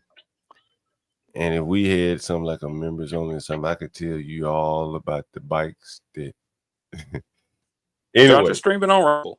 So I just streamed. So I just showed you one, didn't I? I showed you one, so that should have been enough for you, hot potato, because I ain't on no fucking welfare. Hot potato. I don't know who the fuck he is, but he get it now. Never heard of him. Listen, man, like what? Man, it's so much shit. Sometimes I be getting distracted. I'm like, let me show you this, show you that. Let me finish this video. Man, sometimes. Yeah, so this is a migrant. He got a wheelchair access, leg broke or whatever, probably engaged in some reckless activity. Got a hot little mama. She gonna have her baby real quick. Laying up in the broke shelter. his leg trying to get that wife pregnant. Yeah, maybe. Look how long that had. Uber ride picking him up. He about to go to the hospital. Got the best health care man could provide. Down the drain. Just New York, right? Yeah, New York City. Yeah. This Row Hotel, 45th and 8th Avenue in Manhattan. This is Theater District, Hell's Kitchen. Average hotel here probably at least $300 a night. Minimum. Holiday Inn type shit. Right. Let's see. Look at that. Yeah, and look, here's the other thing that happens. Hey, look at all these. Look at all these bags. God damn it, John! I know. Look at the bags. I just want to point. Look at the bags. Look at them luggage. I just wanted to do this real quick. Yeah. Make me even more pissed off. Go ahead, Richard. Okay. Oh, god damn it. What was it? Oh, okay. See, look, and then here's the thing. What ends up happening is that, yes, Kimmy, while I agree with you that this is exactly what these people voted for and everything like that, and then they have to face the consequences of their actions. What ends up happening, just like it happened in California, it's been happening in New York and these other blue states and these other blue cities, is guess what? The people who have the money, the Democrats who have the money to be able to leave, they fucking leave, and then they go and they go and infect red states and red cities, and instead of actually doing any introspection and being like, oh man, I guess the policies and the tax stuff that I voted for and is just completely wrong. They don't change any fucking thing. What they do is they come to our fucking states, our fucking cities, and then they vote the same goddamn way that they voted in their fucking cities and their fucking states. And then they fuck up our cities and our states. Hey, you see how big that hotel is? Kimmy K, you've been by the Row Hotel before, right? Kimmy Case, you've been by the Row Hotel before, right? Did she drop off? That chick could house a couple of platoons, John, or something. Damn. She's probably doing her laundry again. Yeah. You see how big that hotel is, man? Muffy, you see all the windows, Muffy? You see all the My windows, neck Muffy? hurts just looking I bet at you that looked at one of hotel. them windows. I bet you look at one of those windows, man. You see a Spanish lady getting her back broken out by a migrant, man. Get pregnant right now, man. Look, hey, that building go damn near to the sky, man. That motherfucker full, man. That motherfucker full.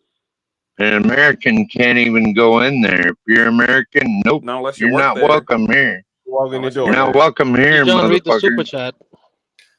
Antoine, man, thank you very much, man. $5. John, I was on Fulton Street in Brooklyn. I asked a pedestrian where is Walmart. He laughed at me, so I found it Target in Queens. Why Walmart isn't in New York? Oh man. Listen, Because they'll probably allow looting up to, I don't know, 5,000 or something. That they can only charge them if it's 4,999. So just like Walmart is taking out stores from Chicago's ghettos of Chicago's, I think it's probably a similar reason. No, it's actually a little bit different because I remember it happened here in DC. So liberals like Target, right? That's the store they prefer. Poor people, by and large, prefer Walmart. Yeah. So what DC did to punish, because Walmart wanted to open up some stores in, thank you again, Antoine. Walmart wanted to open up some stores in DC, and they only wanted to open up the stores in Northwest DC.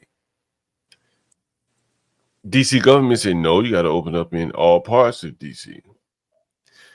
Then DC government passed a law that says any store over, let's say, 45,000 square feet or whatever, gets judged differently. Maybe there's, I can't remember exactly what it was. It may have been the labor laws in terms of hourly wages, whatever.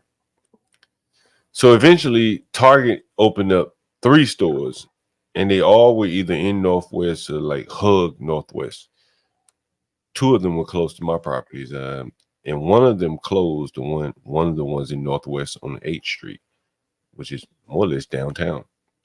But the blacks, the poor people that come out of Northeast DC, there's a bus stop right in front of the Walmart, so you can go in there and steal shit. I used to see people in front of that Walmart selling food stamps. Seriously. And so get cracked. I know I ain't lying. And so they didn't effectively ban Walmart in DC, but they banned, or they more or less punished Walmart's business model based upon the square footage of their store. And so it's a very slick way of doing it. So DC had a deal that they were going to allow Walmart to open 5 stores, 2 in the ghetto. I think 1 or 2 in the ghetto. Walmart never opened those stores in the ghetto. And that is kind of the untold story of liberalism. Okay. All right. Hold on for 1 second. Is that the liberals prevented the stores from opening up in the ghetto. They were going to open up not far from me. But they got all the stores that they wanted in their neighborhoods. So if they do want to go to Walmart, they can. But they don't want to go to Walmart, so they go to Target. But the people in the Southeast that could have benefited from it missed out. And Walmart, I remember them publishing or talking about their statistics. They know who their customers are. And they say, hey, if you don't allow us to open the store, your citizens are still going to shop in our stores. They just leave the city limits. Anyway, go ahead, Righteous. Yeah. Okay. So not just that. All right, but we have to talk about the quote unquote food deserts that happen in these urban cities. Okay. The reason those happen. There's no such thing as a food desert. Righteous. I know, John. I was getting there. That's because of crime, and the businesses are unwilling to invest in those communities after they've seen how much robbery and crime happens in those areas. Why would they put up a store when they're just going to get robbed all the time? It's same thing that happened over in California, where was it Target or Walgreens shut down a whole bunch of their stores over there because they're getting robbed all the damn time and they can't make any fucking money. Okay, so while yes, this is a migrant problem, there are other communities to blame as well. And the people, unfortunately, the people in those communities, like has been talked about before, they're so quick to possibly snitch on someone standing outside for too long or standing on a quad. Hang on. I'm almost done. I promise you. We got a call. Damn, Righteous. You made me miss my call, Righteous. You have to get your shit concise, Righteous. This is a fast-moving show here. Damn it, Righteous. John, you go over so many things. Like I can't keep it concise when you go over so many things. You're fired, to Righteous. be fair, John, you did No, spend I'm 3 kidding. hours trying to make Righteous bad about migrants. And I'm over-exaggerating, of course. I did. You're right. Yeah, I want to call John and ask if his fridge is running one of these days. His fridge is smoking, just like him. Okay. Make sure I got this Bluetooth shit on right. Go ahead, Righteous. Go ahead, Hey, King. Can you guys hear the phone ringing? There was a phone ring? Hello? You on with John Galt? Who's calling? I ain't hear nothing. Let me see what the fuck going on. Hello? Yeah, hello. You on with John Galt? Who's calling? Hello. Oh, am I on the air? Yeah, you on the air. Yeah. I was going to say you're a bald monkey, dude. I do not like you. You are so bald and you're a monkey. Yeah. Is that Jeremy? Is that Jeremy? Sounds like Jeremy. That's Jeremy. Yeah, that's yeah. Man, I wish I could do those monkey noses. We got another fucking caller here. Do right now. That's Jeremy's bitch ass. You know with John Galt? Who's calling?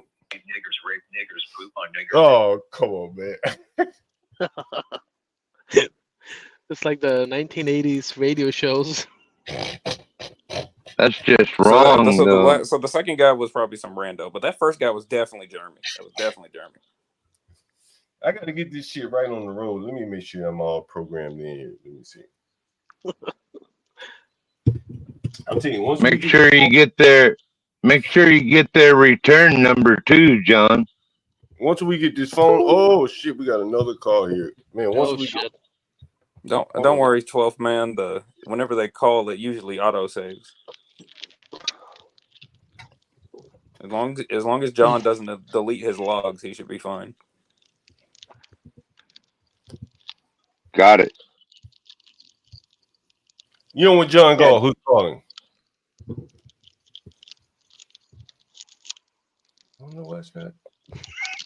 You know what, John Galt? Who's calling? Jeremy again? Man, I need somebody to help me with these buttons. I was about to say, John, you need to screen these calls before you just let them up on air, man. Since you just got monetized. Nah, man, just take them. I mean, he kind of can't since he's doing it through his roadcaster. Let me call this motherfucker back and see what he's saying. If it's Jeremy again, tell him that's the reason why Grace doesn't love him. I got to figure out how to work this shit. Leave a message after the tone. Oh, that Jeremy. Yeah, the guy who showed his nuts on stream. I gotta, man, every time. That's who it was for real? Yeah. Hey, leave a professional voicemail to give you a call back. I need to do that. Let's see. Maybe I need to turn it up. Let's see. All right, I'm turning it up. Looks like I have the settings right. Turn that up. All right, I think we're good for the next caller here. All right. I wish we could do this shit without a physical phone, so you wouldn't have to have my phone. So when I'm not online, HB could take calls too. Oh, we got DJ MFB in the back. Get crack. I thought Get Crack was up here. Yeah, let's go. Let's go. John, get it off. What the fuck? God damn.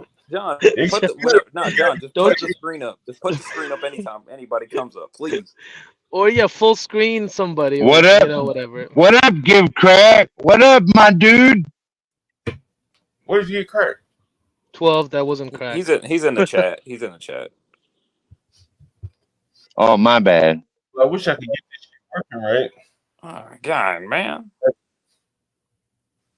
How many porn bombers have you had today, John? Like 4? You big head, poopy head. You a poopy head. Yeah. That's all true.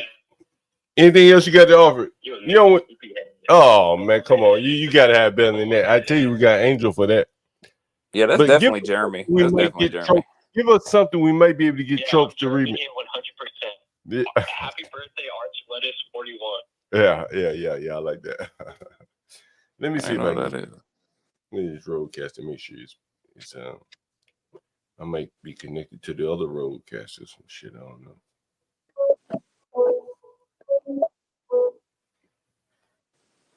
We got another. Sort of got off another daggone porn bomber.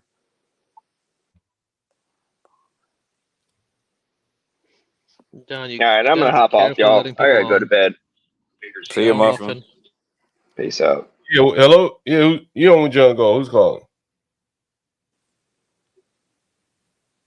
Niggers rape, niggers poop on niggers. I know it. Knew it. I gotta get this fucking roadcaster. I mean, you know, like switching between different machines is like, yo, what the fuck? You know what I'm saying? Like, they work on one, then it doesn't work on another, and like, you know. John, don't most people shop at corner stores mostly in New York? I wouldn't say so. They do shop there, but I wouldn't say they do the majority of their shopping. You know, on one of the streams I mentioned, a lady just come back. She said, I just bought some vegetables. I said, what? And there's like Coco, Mr. Melon, and places like that. I think primarily Chinese or something like that have the cheap vegetables and fruits and stuff like that. Then they go to grocery stores. They are grocery stores. What is it? Kim, you still here to like Pathmark, shit like that? It's in New York. Yeah, I'm here. Pathmark. People shop at Target. They shop all over. Yeah, hell yeah. It's like a mix. Like if you know you can get your fruits and vegetables cheaper at the Korean or Chinese market, they'll go there. Yeah. On the street, some people will buy certain things in Target because it's cheaper. It's just a mix. Yeah, but I think the bodegas was more for like smokers and like late night or early morning. The bodegas is good for that. But it's for the smokers. They can get Lucy's. They can get stuff to roll weed. Beers and shit. You know what I mean? Yeah, but the bodegas are open like what 24 hours, right? 24/8/7. Nah, not really. Not all of them. Some are, but most they open maybe like 7 in the morning, and might close like midnight. You know when John Go? Who's calling? 3. It's Jefferson IA. Yo, what's up, Andrew? I can't Wrong number. Nah, I don't know. It's probably just a fucking someone talking shit. John needs to put an overlay on the screen of people who join the channel. Yeah, I agree with that. You know, that person was very sophisticated in that he used DJ MFB's name. DJ MFB doesn't come up all the time. I told you, John. I said earlier. Mm-hmm. Who's on the bottom driving? It's me. That's Momo. What's up, Momo? Oh, what's up, 12 man? What's up, Momo? Gary and you're losing signal. Damn, Yeah, no, I'm trying to. I'm working on it now. Well, you're in the neighborhood there, Momo? Yeah, I just picked up some water heaters for Lowe's. Nice. Yeah. I don't know where exactly. Where is this? This is someplace. It's a pretty. It's somewhere in North Carolina. I don't know exactly where. Right on. Great job kicking ass out there, Momo. Yeah, man. And I love doing it. I mean, I normally, yeah. I guess it depends. It fluctuates how I feel, but I mean, I work pretty hard, but I like doing it a lot. I mean, right now I'm 6 months out, so I haven't been I mean, home to Florida in 6 months. It's pretty good. Yeah, Mama, how long well, you been driving? This is my 6th year. Oh, nice. okay. Well, Yeah. is it still because one of my cousins want to get into to trucking, and I think HB said earlier today that I guess that one of the best companies to start off would be Swift, or I think another two companies that I think Warner's, or another one. I hmm guess what would you say one of the best companies to kind of start off with? Yeah, those two are definitely good ones for starting. I started at Werner, um, probably because it was the closest. What the fuck? What am I supposed to do? 1 second, I need to get on. Yeah. Werner was great. I mean, okay, so things are always in flux. Oh, I'm supposed to hold on. What?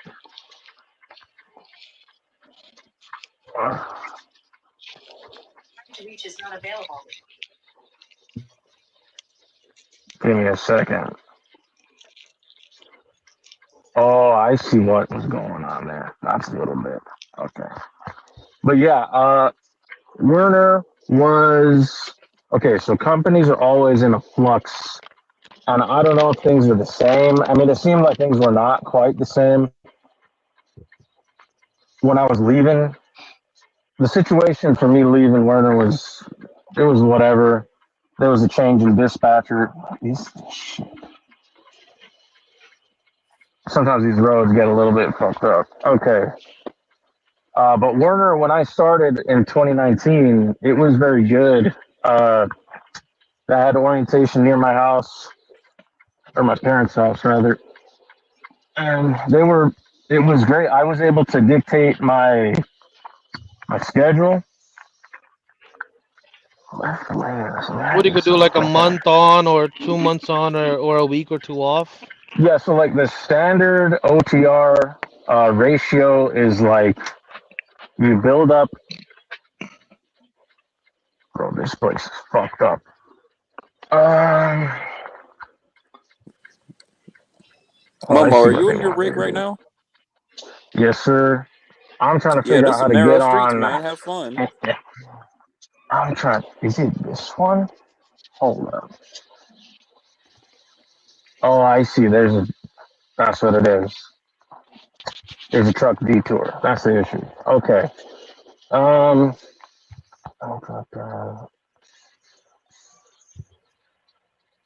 Where the fuck was I? What was I saying? You're talking about how one of the companies were back in the I'm day. not trying to. Yeah. So when I started there, it was pretty good. Uh, I was able to do solo OTR, and then I was talking about the ratio. So the standard OTR ratio is you build up one home time day per 6 days out, and usually like the standard is they want you to stay out for 3 weeks at a minimum. There's variation, like they had a certain account where you could do 2 weeks out and then stay home 4 days or something like that. Uh, yeah, the OTR. That's one of the reasons a lot of like people with girlfriends and uh, wives and shit, they don't want to stay OTR too long because you're away from home a lot. It's like you're a sailor or you're one of those types of old. What in the fuck is going on here? Give me a second here. This is like Silent Hill, but without the fog. Where you at? Where you stuck at?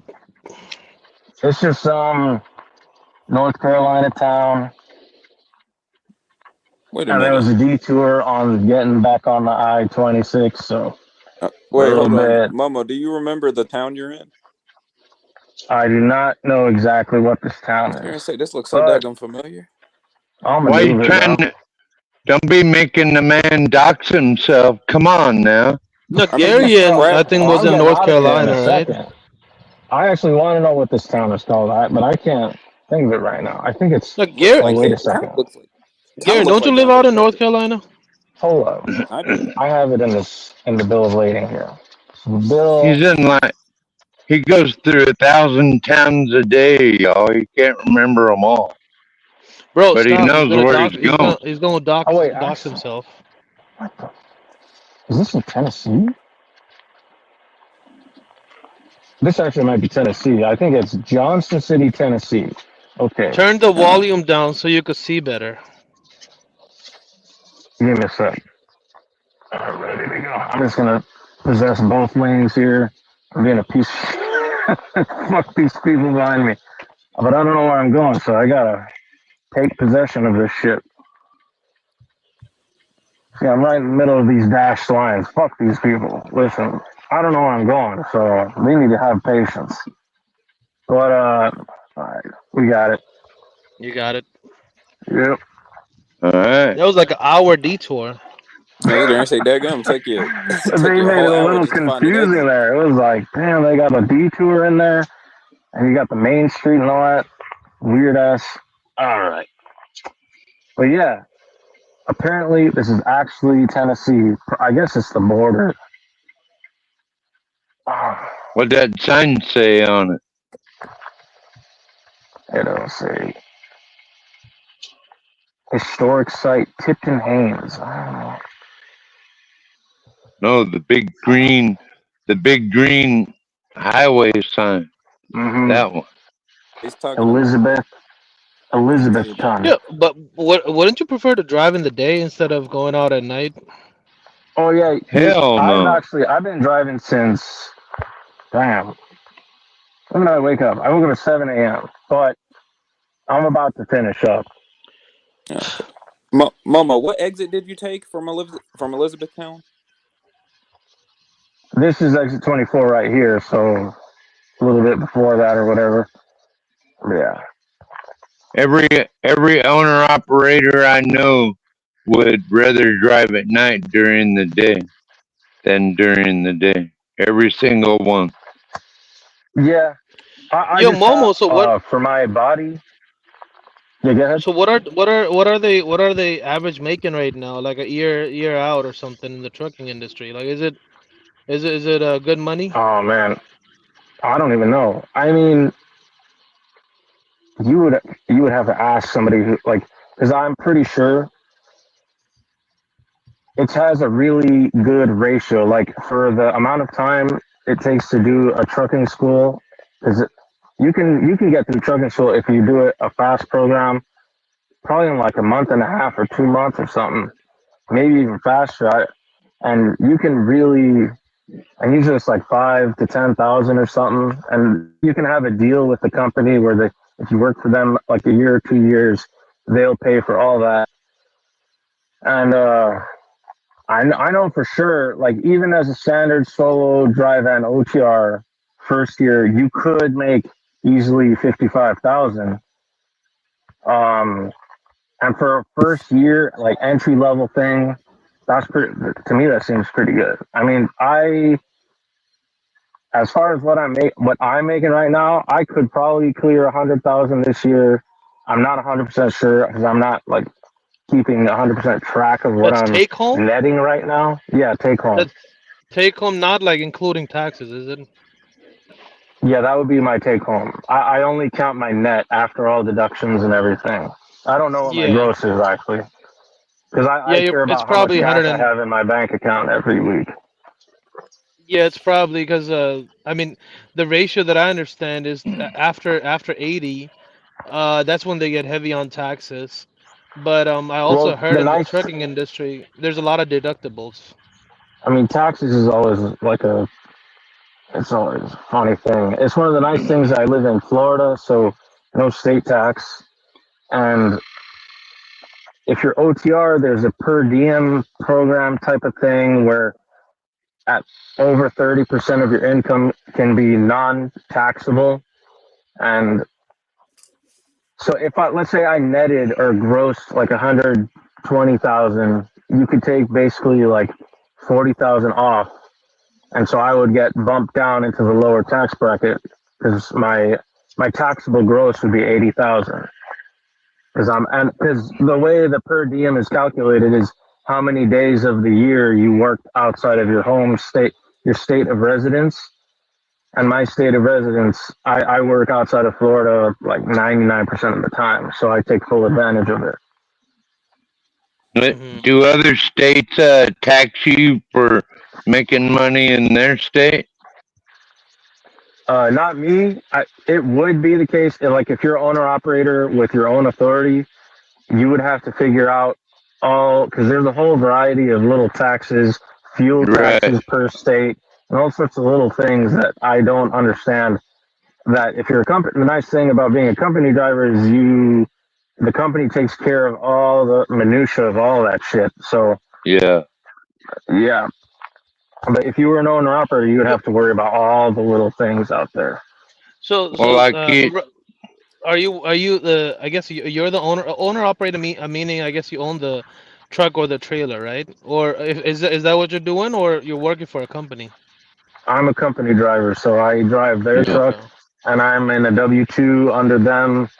They have great benefits and everything. Right on. I like it because I don't have to worry about paying fuel or maintenance, and like if there's a problem, a blowout, I just call the department and they get it all set up. For me, I'll get to relax more. But what is it? Do they pay for you a hotel room if you want one every now and then? Oh yeah. Compared to work, that was one of the things with Werner. This company is a lot better because it's like you can't get into this company if you have any accidents. So basically, you need a perfect record. You need at least a year experience. So it's a veteran company, and they don't have. So here's one of the distinctions. So Werner is like a training company, so they have to pay out the ass to pay their trainers. They have to pay huge insurance premiums. They actually had a recent thing. There was a recent thing. I think it was like 2 years ago where there was a trainer truck, and the trainee was driving in icy conditions, and then a whole family, they like slipped and slid over the median, and they all died, right? And so the court actually decided against Werner, and the payout was like $100 million. I think particularly because like 3 kids died, so the whole the family got their restitution, and that was really how it was decided. But so Werner had to pay out $100 million and all that shit. So there's a whole bunch of costs involved in that, which you don't have if you have a veteran company where everybody is operating at a high level. And we get a lot of the pay. We have a lot of accessorial pay, bonuses, pays, all sorts of payments, and we get nice hotels with solo rooms. Like one of the things in Werner is, especially when you're a student or like an orientation, you got to bunk with other people in a room, right? In a shittier hotel, But do you have to change companies a lot, or you generally stick with one company? No, I've only changed once. So I think most people, as far as a beginner company is concerned, like they'll look to leave within 1 or 2 years. And that's usually what I would recommend, because they don't give you raises at a fast enough rate to make it worth staying with them. You understand? So I think one of the reasons I realized, I wanted to be more loyal. Yeah, thanks, guy. You want me over? It sounds like you're doing great, Momo. Yeah, you're doing I a great love doing job, it. Momo. So I always try to be a very professional driver. I have a perfect record, and I want to keep it, on the up and up. You know what I mean? Because that ends up paying. You have a lot more value as a driver when you have all the clean CSA. You got a perfect record. You got all your metrics up. They really love that, so you get rewarded for it. But And what was I saying? Hold up. you're pretty young, right, Momo? Still, so you got a long way to go. Yeah, I'm 32. That's pretty young, Right right? on. Cheers, man. Thanks, man. You're kicking ass on the wild side. Dude, could you carry?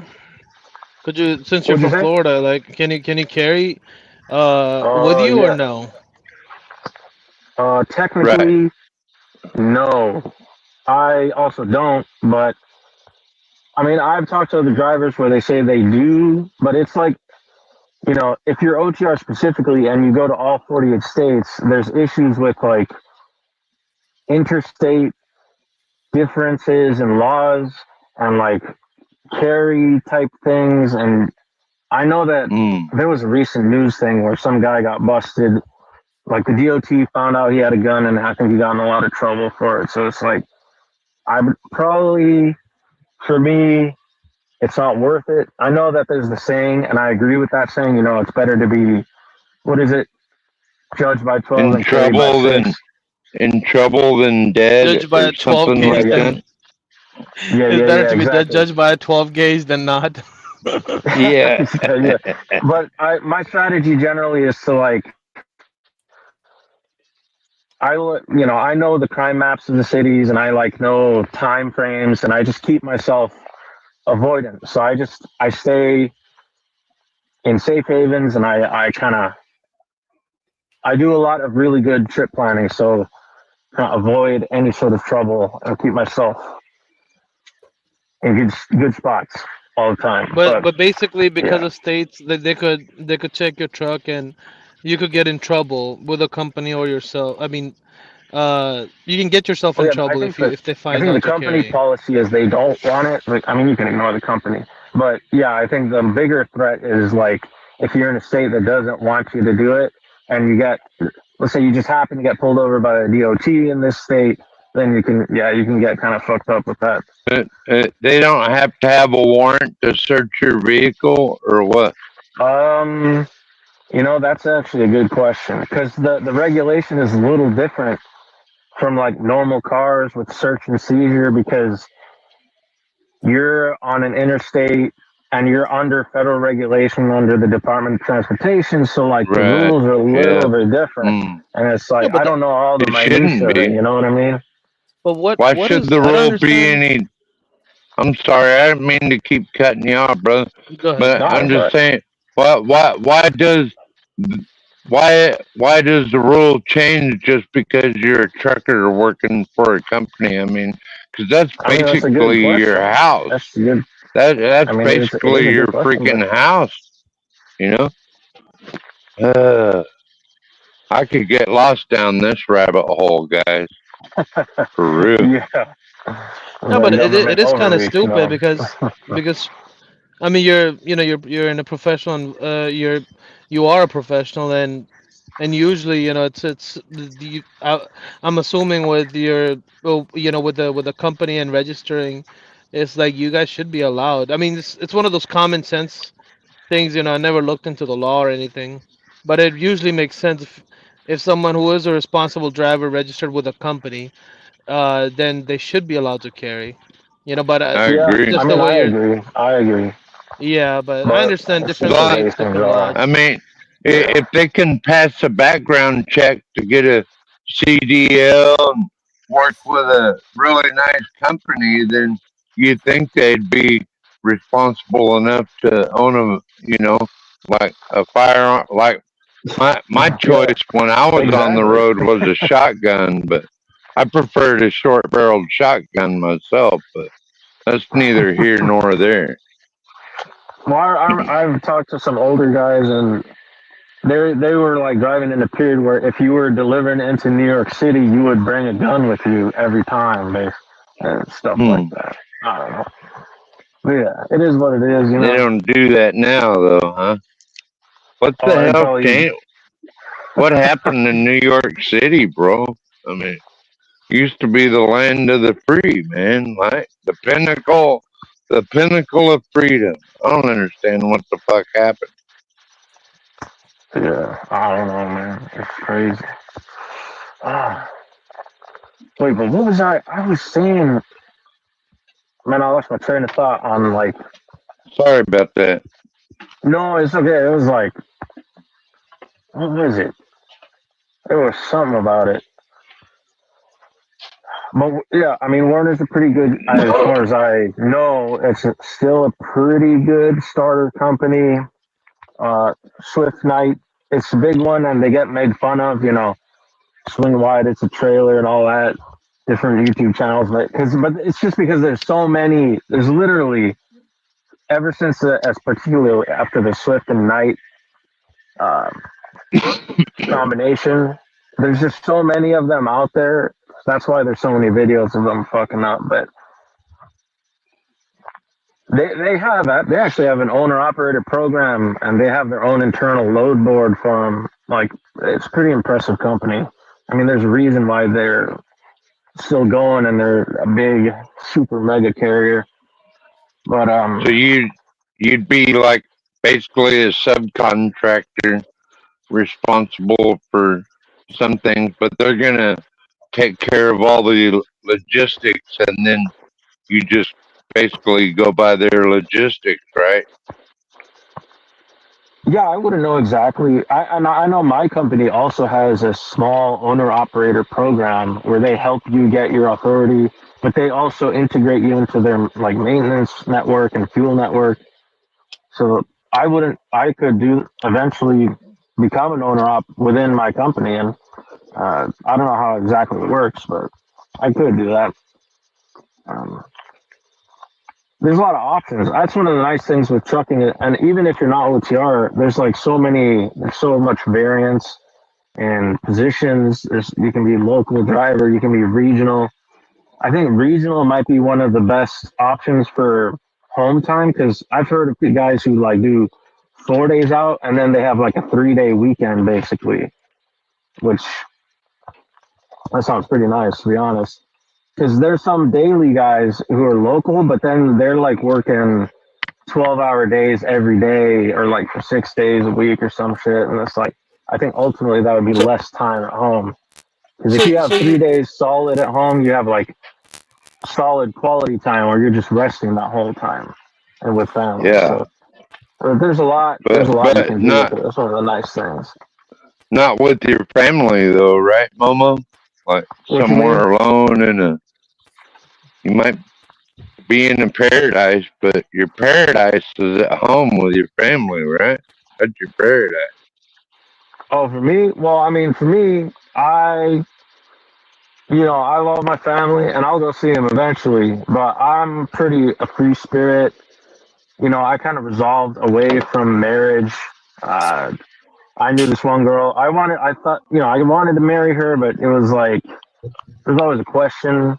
She helped me resolve away because she kind of like, there's too many threads to go into there, but yeah, it's probably for don't the get best married. It's for a me. trap. So I'm not gonna get. I know for sure I'm not gonna get married now, and Yeah, me neither, Momo. I figured it Ever. out. Yeah. Never No, I'm ever. not gonna. I'm too much of a free spirit, because when I think of, when she helped me like realize all the layers of marriage, uh, for me, it would be too onerous. And by that, I would mean like too heavy of a burden on me.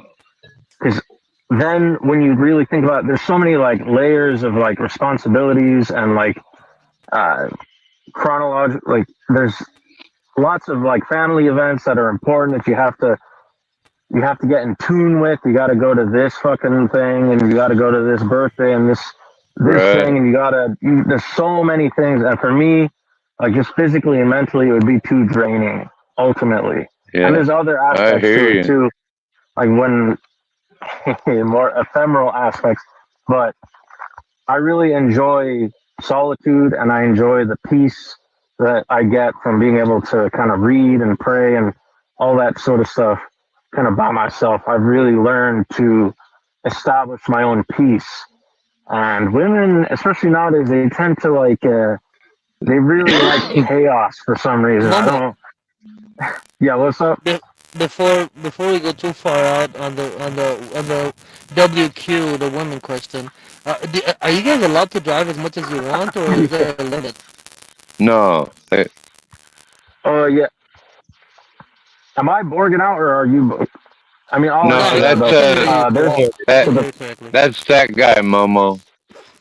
Kind of okay, yeah. a lot of static. No, there's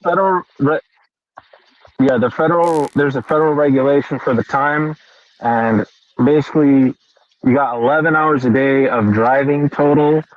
There's a 14-hour work window maximum for the day, and then there's 70 hours in an 8-day period, which you can only reset that 70 hours by doing a 34-hour reset, and then every day you want to have like a 10-hour sleeping break to reset that 14-hour work clock. And that's kind of the basic layout. There's some other nuances to it, but Right. Do you catch a lot lizards, or not really? no, I've never really seen too many. What did there was one that might not have been one. She was a cute, like, young 20s girl in Colorado, and she Cute asked me for a lizard. ride to go up to Cheyenne. And I don't, but I wasn't. I don't know if she was. She might have just been a girl that actually needed the ride, but I couldn't give it to her because I was going south anyway. Would you give a young girl a ride? You shouldn't. John That's a back. good question. Is that it could be dangerous. You don't know her intentions. She might want to do some fucked up shit. She might try to rip off your On the I mean, GoPros or whatever. it would really. She would have to have a good aura about her, and it would You have said to be a short Agora? ride at max. Like, the way you suss out physiognomy, whatever, all that shit. She would really Momo, have to seem like a good person, Momo, and it would have to be short, Momo, like maybe I 3 hours max.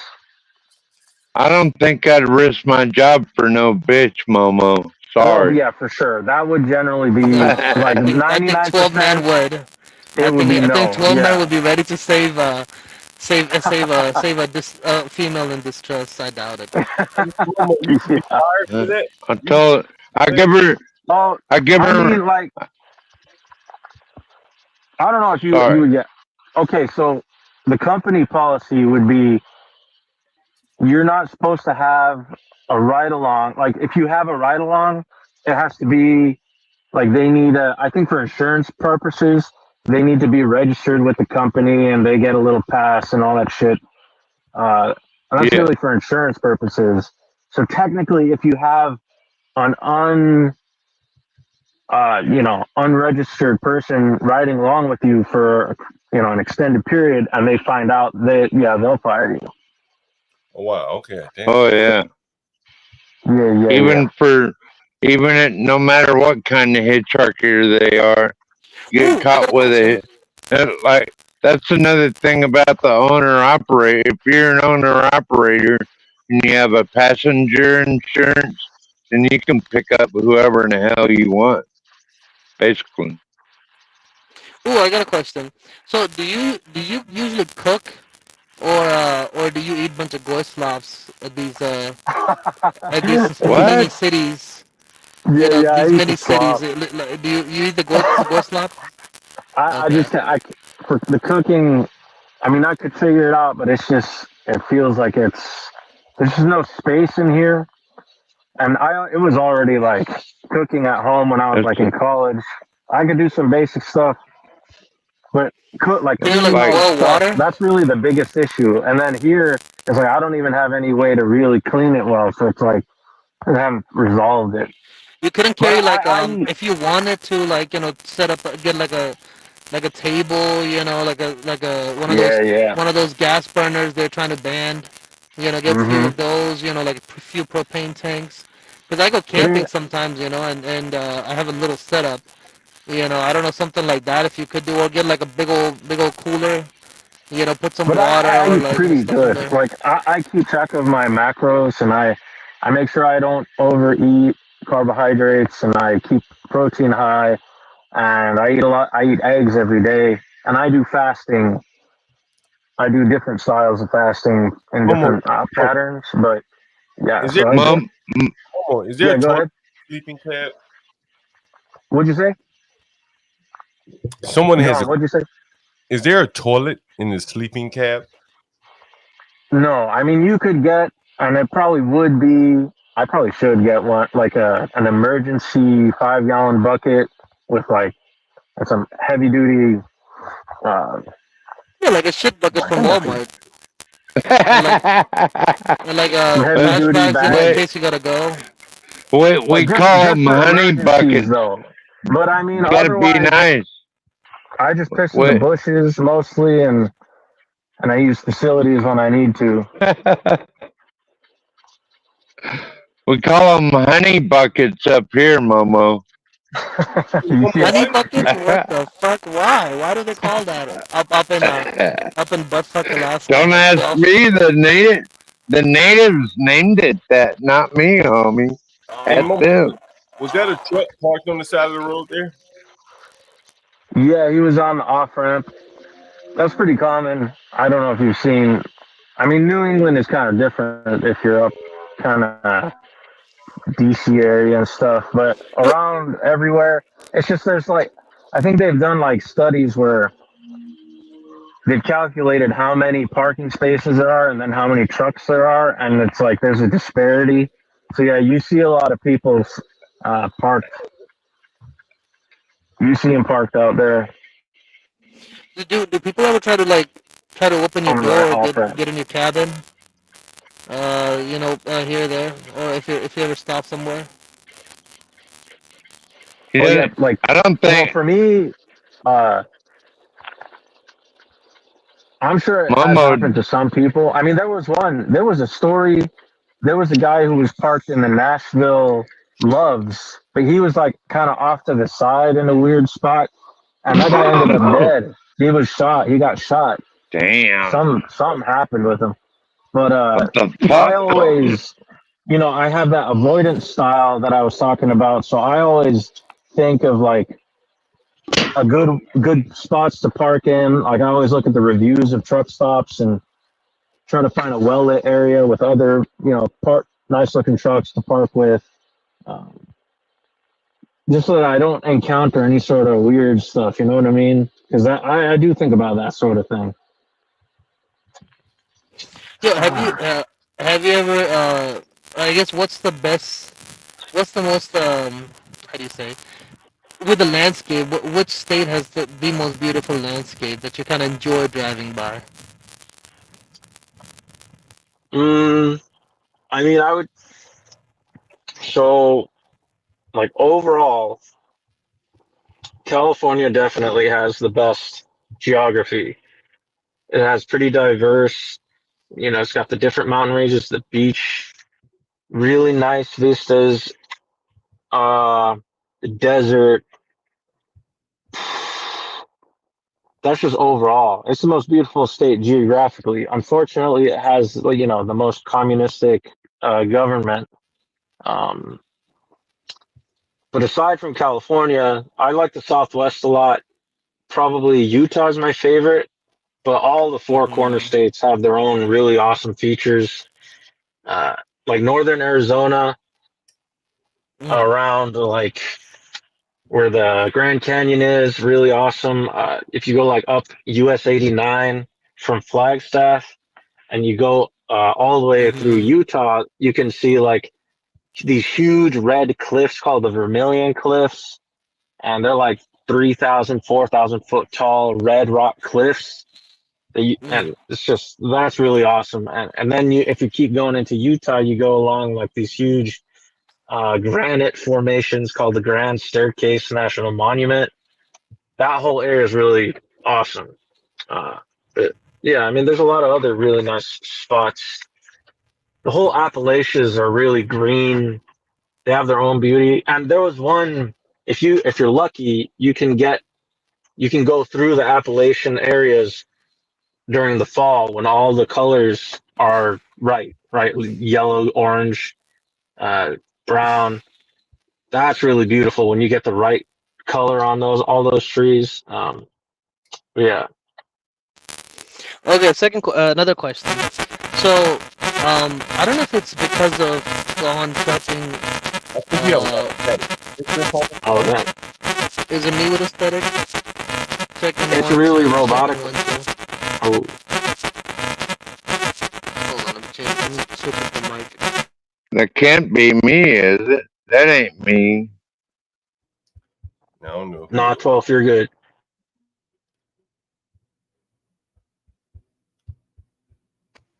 No, I think it's 12. Is it better now? Yeah, you're better now. Okay. Yeah, you fixed it. All right. So, because of speaking of lot lizards and gone trucking and coast to coast, and I don't know if I have started noticing, but I'm getting recommended a lot of those street driving views, going off the red district, daytime, nighttime, right? And I even typed a channel earlier, but everybody on the panel was just spurging out and whacking each other off and just not paying attention to the chat. I wanted like everybody to do the review on this because what so there's like this channel that I saw today, and it was he films, the lizards walking around in some streets of or some hot spots in Arizona. All right, so going back to the question, which state has the best looking lizards, Momo? Well, you see, I only saw that one girl in Colorado, and whether she was lizard, not sure. The only other state I've actually in person seen them is West Virginia, and they were very rough looking.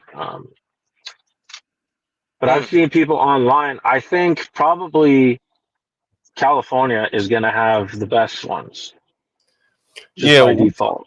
we talked about them one morning, and I think HB pulled up a video of a guy who lost it all over a lot lizard in California. Yeah, I remember. I've seen some interviews from guys from like that.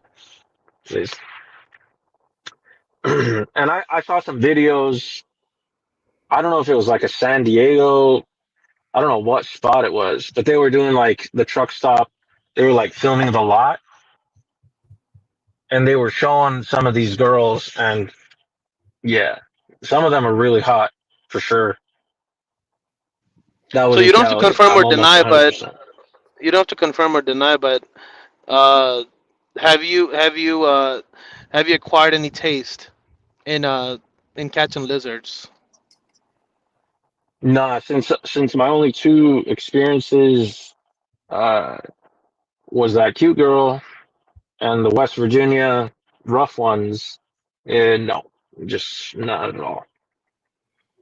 Okay. And I would say I would never. There's a lot of reasons, but it feels very risky. Like I don't really know. Like it seems kind of crazy. I don't know. I've seen other truckers. They can get kind of grimy. So it's like Yeah. Whoever I'm was a pretty talking, their volume is super low. I don't know if somebody was trying to talk. Go ahead, Momo. I just wanted to let John know. yeah. So like where other truckers have been, I try to like, cause I'm pretty clean and I've said it before, but I studied microbiology in university, so I'm very aware of medical things. And yeah, it's just the risk proposition is really crazy to me. You took the health class very seriously. They're But called Oh yeah, souvenirs, yeah. Momo. But Momo has been celibate for a while, correct? Yeah, correct. Hey, John.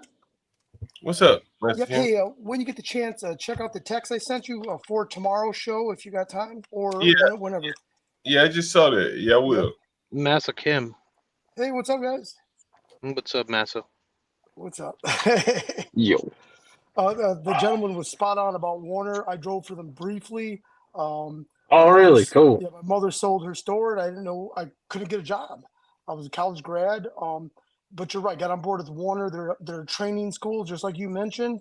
And it's almost like you got to cut your teeth out on the road, bang up their trucks then once you learn this, because there's a lot of people that will not hire you fresh out of CDL school, right? So they serve a very good purpose. Everyone cracks on the Warners and the Swifts and stuff, but no, they're excellent companies because although you don't make a lot of money, well, what do you expect? You don't got the experience, right? So Yeah. they serve a very good purpose. So you were spot on everything you said. In fact, Mm-hmm. I think you were being Oh, overly generous about these companies. You know. but yeah, but they actually Werner acquired Roadmaster schools. So they really got into. You can actually do the whole because I went with a different school that was not associated with any company, and I learned on a manual 13-speed Eaton, so I don't have the restriction on my license.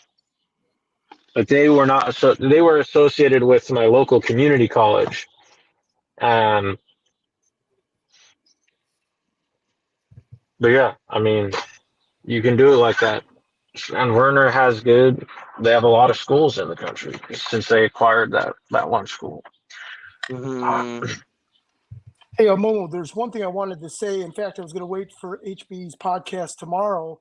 And what I have to say is what people don't realize is over-the-road truckers become either like cats or like Asians, meaning overly clean, right? Some people take off their shoes when they get in the truck, because that's their home. Is your truck like that, Momo, overly clean? Yeah, I keep it. So I have some Red Wing boots, and they stay. Like I have a rug here, and it goes all the way to my bed in the center part.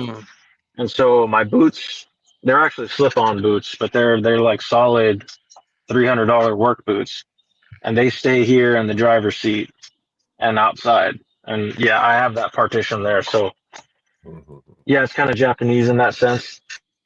Yeah, Red Wing. They're a very good company. Yes, for sure. I had some Danner boots, and they were good, but these I would say are a little bit better. I like that, and they have these like orthotics inserts that were very good for my feet. So yeah, they've been great.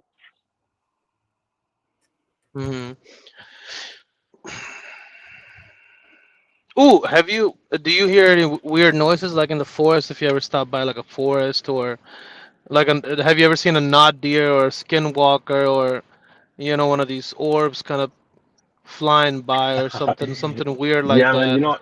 I've actually been watching a lot of videos about like great question, Dogman, Bigfoot, all that sort of thing. Oh, let me add Like aliens. Yeah, testimonials and stuff.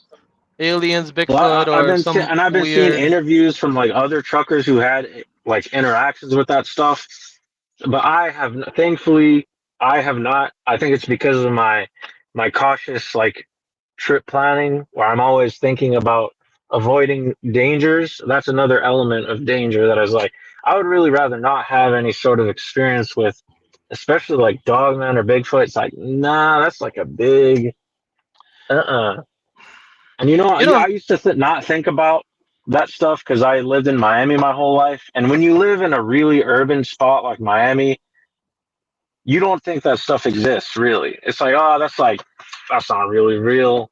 But ever since I really saw the scale of like endless forests and stuff, it's like, well, you know what?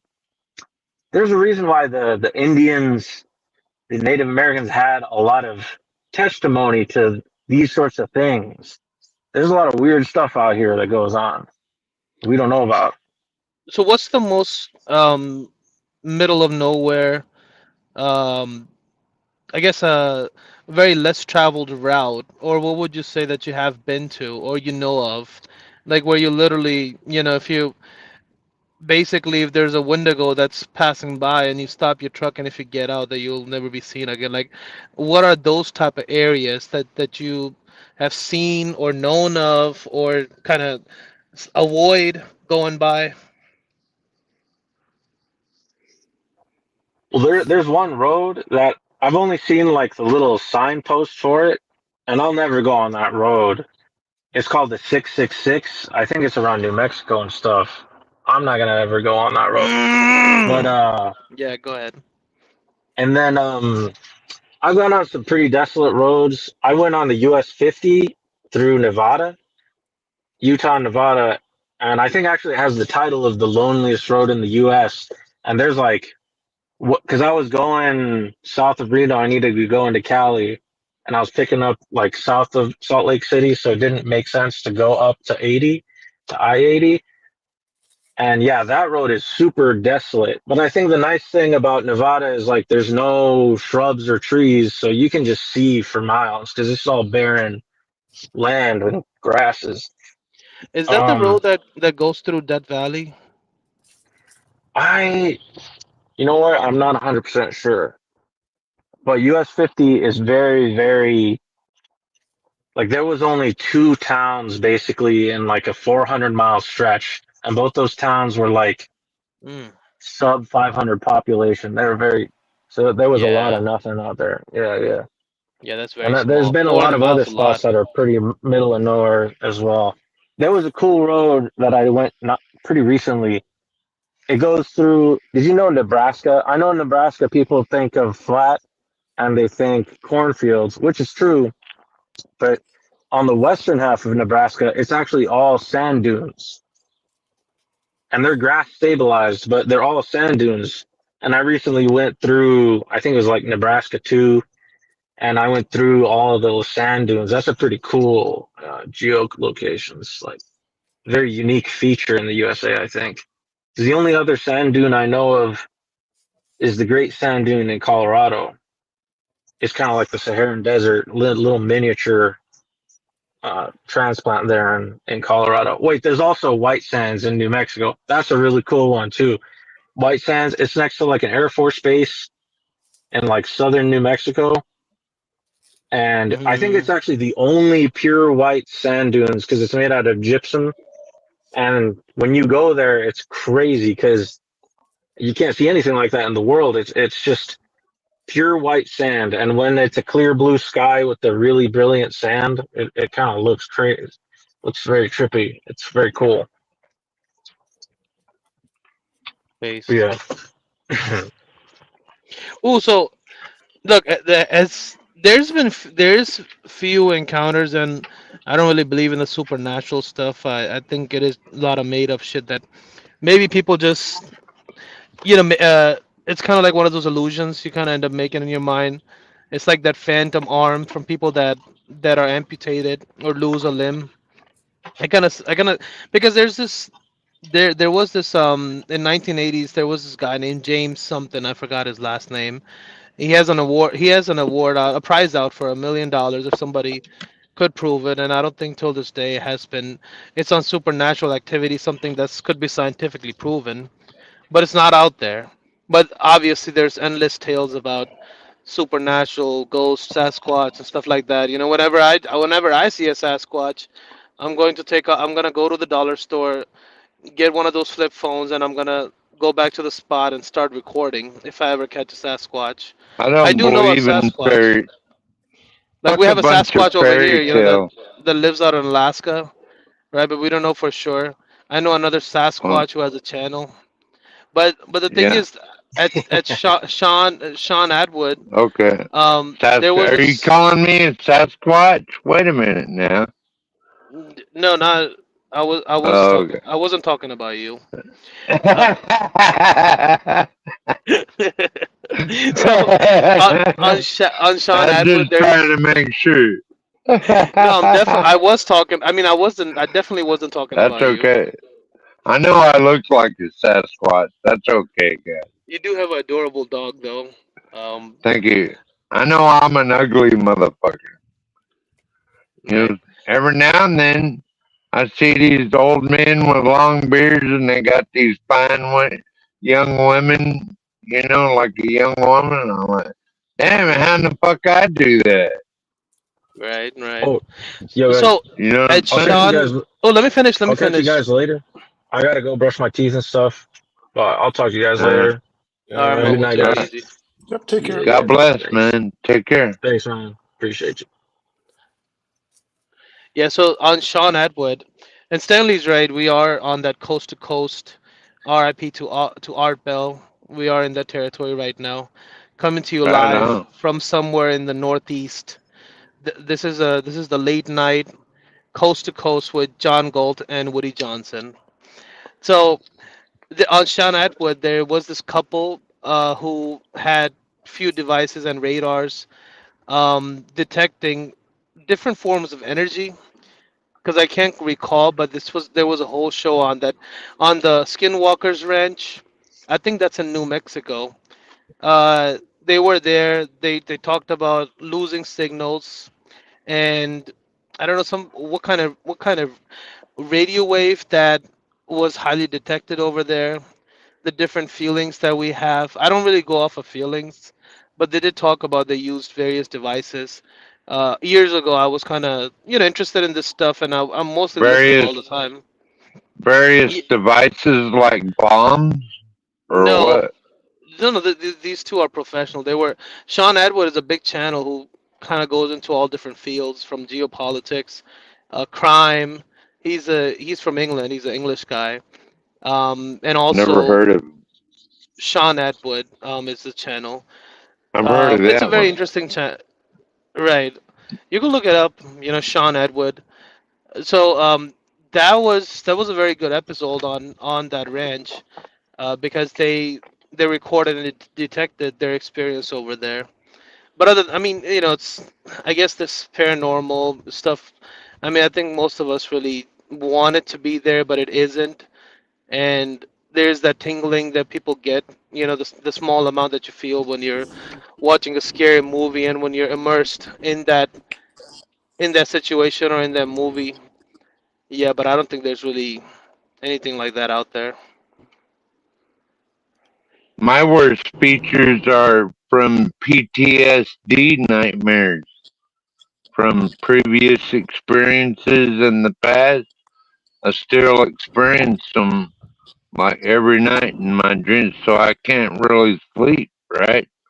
So I use alcohol and high strength marijuana to medicate me into being halfway sane. That's basically my life. Hey, Momo, can you hear me? What is it, Rashu? Yeah, what's Yeah, going on? I think Momo What's up, logged off. Rash? Your mic is kind of low. It's like sounds like a car mic, car Bluetooth mic. Yeah, I'm on my phone. My bad, dude. Is it better now? I'm closer. Yeah, we could hear you. It's just lower than usual. My bad, my bad. First time on my phone, but yeah, dude. I wanted to ask you. Are you aware of David Politis and Missing 411? Well, I think I'm stuck to his channel, but it's been a while. I forgot everything. Oh, okay, okay. I heard you were talking about certain Sean Edward. cryptid creatures, so I wanted to see Yeah. how deep you delved into Well, I know the about rabbit hole. the. It's one of the channels that like I know about the what you call it. So I know about the stats on the kids, like 350,000 kids that gone missing in America every day. There's a channel specifically that talks about regarding Canadian and American stats. Uh, there's this there's this FBI files on the there's this group of people that I think it's called it's something related to like a smile or something like that. And they abduct people. FBI has files on that, and and then and also the what you call it Slender Man. There's some I think that's related back into there was this mountain drawings of a figure, and somehow that came into pop culture. There's no evidence of that. Uh, what else? I think that's right on the top of my head when it goes to like paranormal type of stuff. Okay, yeah, yeah, yeah. I've heard of those things. I know David Politis. He's a former police detective, and he has like these missing, like these 5 different observables, I would call it, in a case when somebody goes missing, that each of his cases have in common, and there's thousands of cases, and he Mm. documents it, and it's everything from pilots to truckers, which I think would be, something we could talk about here since there's a lot of truckers, to people who have gone hunting, runners, and berry pickers. A lot of berry pickers have gone missing. Like these weird data points where these people go missing, and there's never like dumb people. It's always usually smart, kind of have something going on themselves Yo, and everything. Rashu. His name is David Politis. Yeah, missing 411, Can-Am missing project. Yeah, Oh, dude, I'm sub to that channel. Yeah. yeah, Rashu, would be. I Yeah, just wanted to chime in real quick before I go to bed. Rashu, yes, I'm very aware of 411 and Politis. I've gone over a lot of the cases he's covered. Very interesting stuff, but we can talk about a little at some point down the line. Very interesting stuff. But yeah, it's cool. Yeah. it is. I mean, it is. It's not superstitious stuff. It's very more scientific. Rashu, they abandoned a whole town in South Seldovia. Over there, you can look it up on the map, Seldovia, Alaska, and they abandoned a whole town because of Sasquatch over there or something. Yeah, Something And was doing it. I've heard about People those just stories. come Yeah, up missing. Yeah. I've heard in about the the town in story. New Jersey, that has sightings of actual first-hand sightings of the Lotus Man or something like that because of his wings. Yeah, You guys know there's what I'm Yeah, talking that's about? interesting. But hold yeah, on. that's like So Yeah, go are ahead, you Rashu. guys aware of the real town newspapers that were unearthing giants back in the late 1800s, and they were writing about them in the newspapers? You can actually Google them and see the news clippings, to yeah. be honest. But Yeah, there's it's in real. Ohio too. Yeah, go ahead. No, I just think it's real Might have interesting. been. Good. Sorry, Russian. I was just gonna say, it might have just been a big native with a big chicken on their head or something that scared some white people or Yeah, no, something. I'm talking I about don't know. burial grounds, man. It's more than one person, right? They're finding multiple Yeah, females. you're right. In Ohio too. Yeah. Yeah, that Ohio site is the most prominent, actually. I can't hmm the name right now, but it was some mound. They called them Yeah. mounds, but they were and that it didn't refer to burial mounds. I know mounds is like a common thing when you put hmm multiple dead bodies into an area. I'm not talking about that in that. It was a compound word that they were using. I can't think of it right now, guys. But yeah, and I'm not a fan. Yeah. No, I I know have what you're talking about. I have friends that live over there in Seldovia full time, Yeah. and even they won't go over there because afraid of coming up missing. That's why Yeah, they're they all the weird people abandoned. that live in Ohio, like CT and Savage. But Why? yeah, the thing Why I like. would the whole town evacuate a nice industrial fishing village? Unless there's something crazy going on out there. Hey, Kimmy Cakes, are you still on the panel? Spooky. Yeah, I'm here. Hey, Kimmy. Hi. I think It, the all-seeing guy said that he's trying to talk, but his mic is not working. Oh, okay. So I just told him to exit and re-enter. Let me see if I can adjust his mic from this side. Okay. And it might. Yeah, but I'm just another thing I cautious want to. about this stuff because a lot of people end up dead, like going down this rabbit hole, like mysteriously just end up dead. Wait, which rabbit hole? chill, Kimmy. Like what? Okay. Can we hear the all-seeing guy? I mean, there's been people who investigated like sightings and landings, and they get military visits, and then they're not here anymore. Like, Wait, but what specifically rabbit hole are you talking about? Like, what's the main topic of it? That's what I was asking. just exploring the topic that you all are talking on. Like, there's Oh, people. okay. In general. Okay. Yeah. Sasquatches. Yeah, I All mean, that. I would agree with Kimmy, but I would say that us just having a general conversation kind of perpetuates the conspiracy, quote unquote, more and the superstition behind it. But right, those researchers who actually put boots on the ground and go different places, like they get knocks on their doors for sure, because it's like, all right, you're actually physically out here connecting dots. You know what I mean? It's a different story. Another thing is one of the few channels that I interacted with before, he was reading the Dead Sea Scrolls, and it's one of the books of the Bible, and they definitely mention and they talk about giants and that. And Dead Sea Scrolls is also on my audiobook list, which I haven't got to yet. But yeah, he was discussing that topic one night, because these guys were like, one of the Christian heavy kind of based in that, and connecting it towards the reality and stuff. Well, my thing is, I mean, even if there is, it's kind of like this. It's like one of those hoaxes that, on a truck bed full of dinosaur bones that we just have, and that there has been proven indications of finding random bones that are of these animals as we have today. But when they do make up their faces and their structure, it's way bigger than what the animal actually is. Later they find out that it was a bone of, one of the mammals. uh, so that's why I'm kind of a bit skeptic on that. I'm aware of this, It's good to but be there's skeptical. It's good to be skeptical. You just got to take note of common stories throughout right. the world, right? People who don't have any contact with each other, or at least distant contact, who still perpetuate these stories of a random, hairy, tall man in the woods called different names.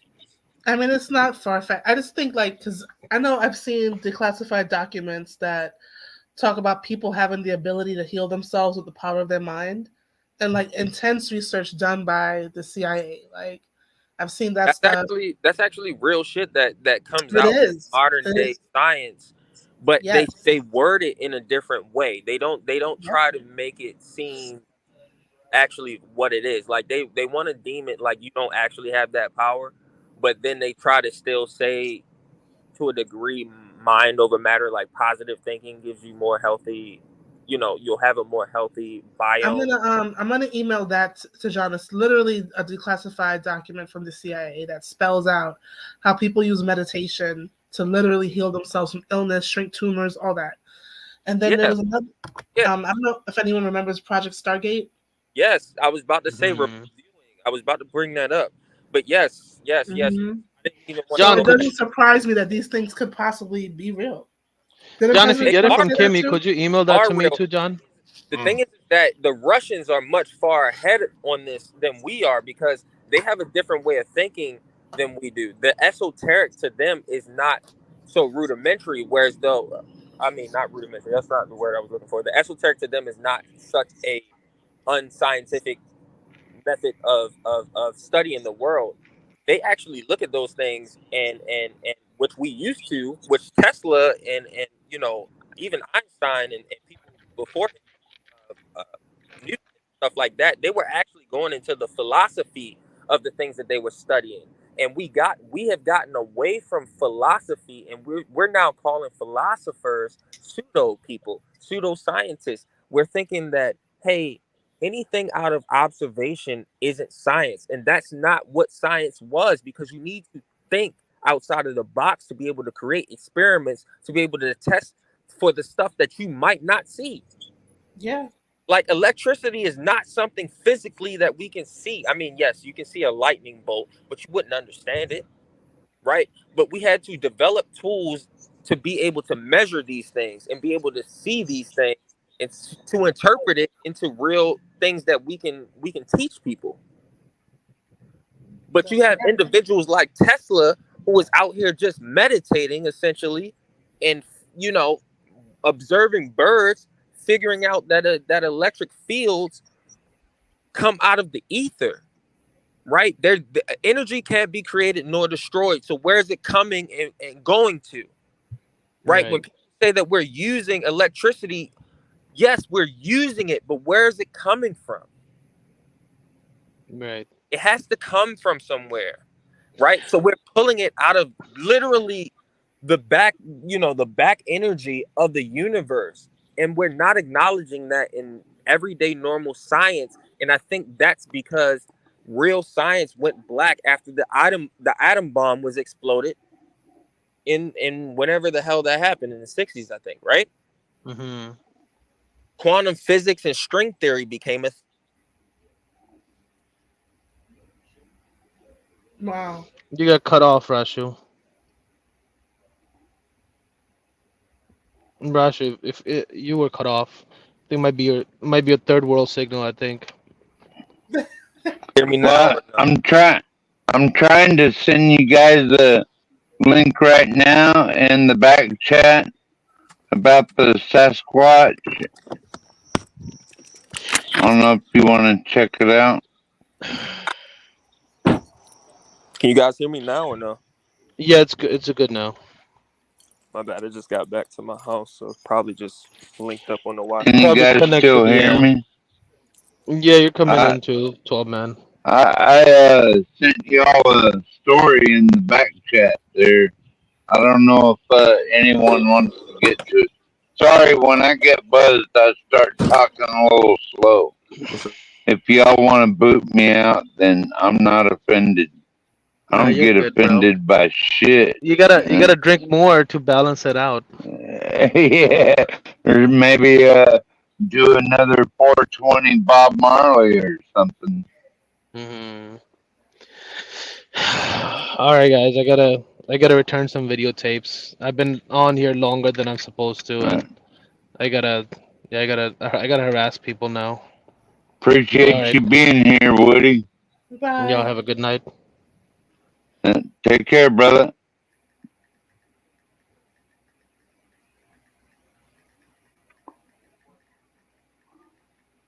Any more brothers from another mother around here? Oh, I got a sister from another mother above me. Yeah. How's it going, Kimmy? What did It's you going ask, pretty bro? What well. did you ask? I didn't hear you. I said something in the back chat, and I don't know if anyone wants to go into any of that. That's about Sasquatches and Oh, let me see. all that stuff. I'm on board to change topics myself.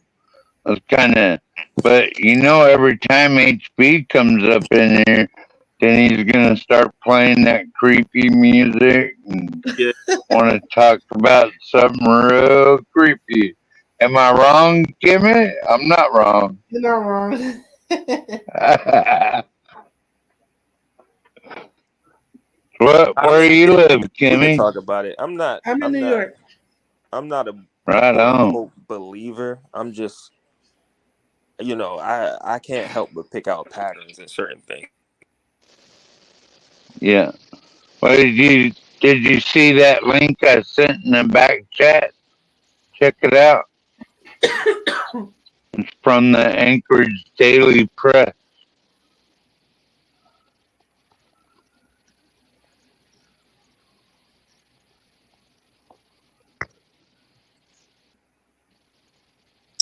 I don't know if nobody wants to talk about that, then I'm good. Whatever. We can talk about whatever. I really don't go. I'm on St. Just John. chilling in the backwoods, Kimmy. That's it. Oh, CHP, and there he is. I knew I could summon that motherfucker. What's up, HP? What's going on, 12th man? Kimmy. Hey, did you get a chance to look at that link I did. I sent in the back chat? I'm looking at it now. I also sent John the one about the CIA document about how people can heal themselves and the different types of consciousness. That's a very spiritual. Here, That's a very spiritual place over there. Who's got the wreckage with their headphones going on? Hey, Kimmy, do you know if John is just gonna is he just gonna cut that last live up? Cause I hate that. 12-hour lives get. I mean, I think Portia's been doing a good job doing that, like Yeah, yeah, extracting them into like 5-minute pieces, etc. yeah. No. Hmm. She's been on it, but it's like, damn, man. All because of what, like 10 seconds of a porn video. I'm glad I didn't get to see it. Did you have to see it, Kimmy? No, I didn't. I missed that one. Thank No, God. I'm glad I didn't see it, HB, but I heard it was that Jeremy fellow that had a heart on for you guys the other night. Yeah, Rich. That's who it was. I think Richard Courtney. like explained it, and I wish he didn't tell me what it was. He said uh it was like three guys jerking each other off, and Jesus. yeah, it was That's real demonic. sickening.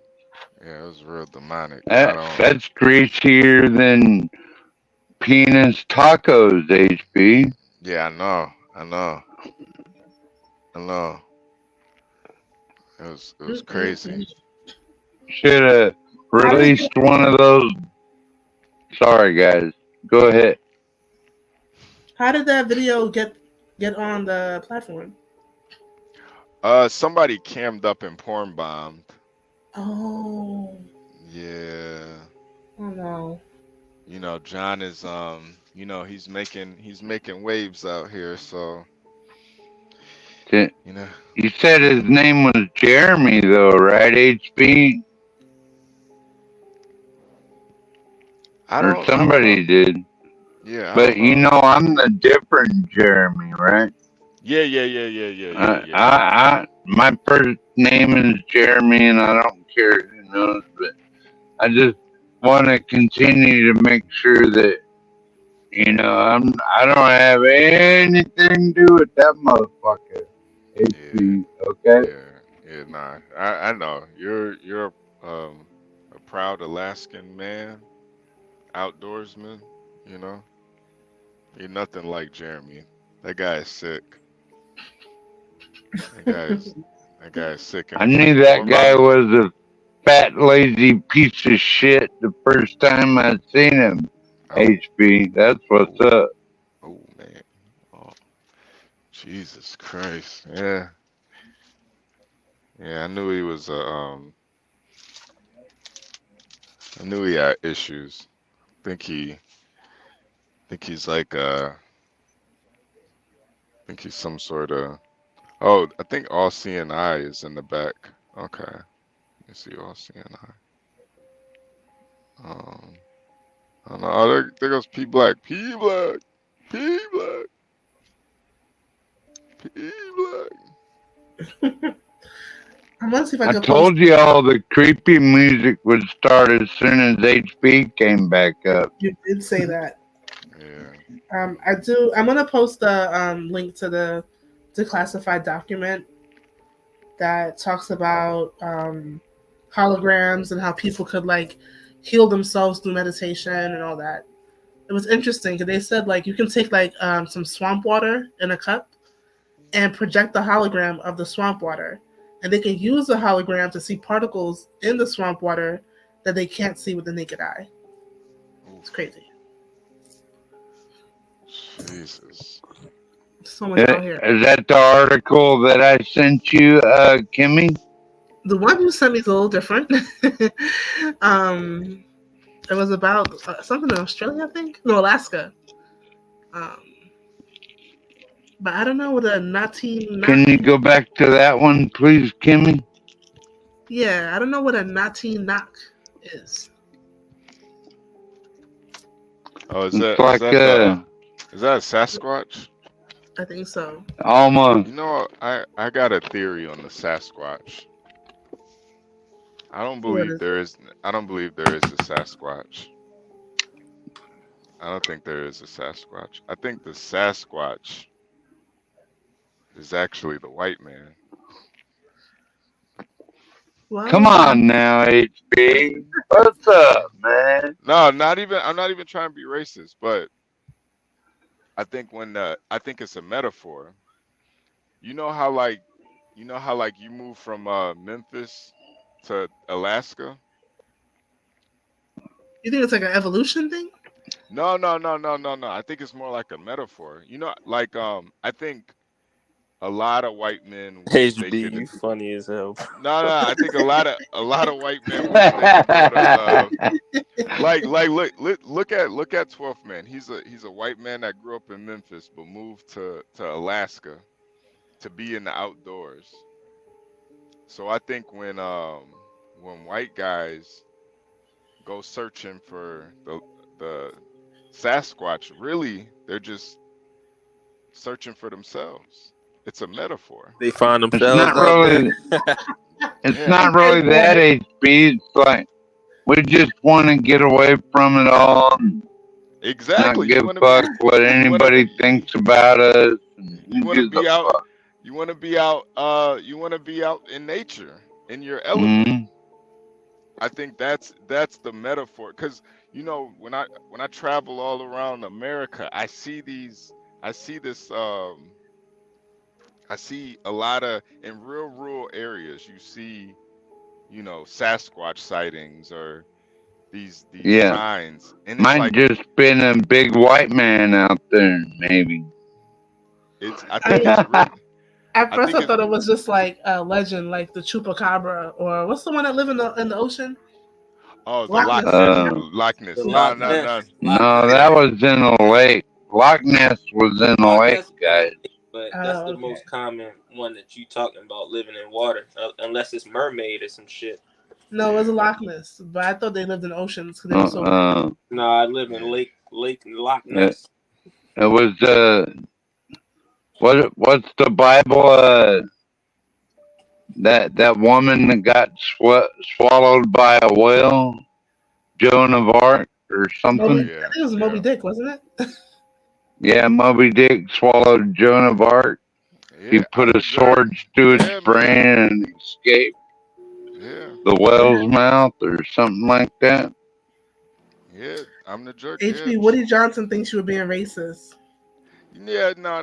I mean, I can kind of understand that, but I think it's I just think it's a metaphor. It's not that. I just think the white man is their comfort zone is out in the middle of nature. So the idea of the Sasquatch is really just a metaphor. When they go out in nature to look for Sasquatch, They think of themselves as big hairy apes. Yeah, that's the way I look at it. HB, to me, it's just a big joke. Look at just a big fucking joke. 12th Man kind of looks like the Sasquatch. He grew all his hair out. He's living out in yeah, nature. you're right. You're right about that. He's happy. He's happy. He's in his happy place. Being out there in Alaska, you're probably the happiest you ever been, right? Hell yeah, you got that right, HB. I am. See, I think it's all just a metaphor. There is no Sasquatch. Now all I need is a snuggle bun woman that loves my big beard, and I'll be a happy Sasquatch. Yep. Well, HB earlier was talking about the Inuits, so maybe there's some Inuit lady. Ooh, yeah. That's what I need right there. Yeah, nice Inuit lady. No. Yeah, and some of her shares in corporation too. I'm telling you, man, you guys. Just think about it, you guys. I don't think there is a Sasquatch. I'm telling you, it's a metaphor. It's a metaphor. Yeah, it's just bullshit. That's the way I look at it, HB. Really. People can call me whatever they want. I've probably been called worse. Yeah. Me too. Just, me too, man. Just don't call me cracker if you're not white, and I won't call you the N-word if you're black. Yeah, nah, I would never call. I think you're less only white people can call each other the C word, and only black people can call each other the N word. That's what's up. And that's that. The rules have been set. Yeah. But I won't get offended if you call me a cracker. I know I've always been one. I don't get offended either if someone calls me the N-word. I'll just look around to figure out who they're talking to because I know it's not me. Yeah. I know it's not me. That's because you're a strong, beautiful black woman, Kimmy. You don't get offended easily. No, I don't. I really don't. Really, what I'd really like is some N-words now. We could do a whole documentary on that, but I'm not that, so I don't really care. Yeah, Kimmy. Portia is a strong, beautiful black woman too. Kimmy Yes, K. But all the Portia. shit she puts up with. Oh my gosh. Yes. Yeah.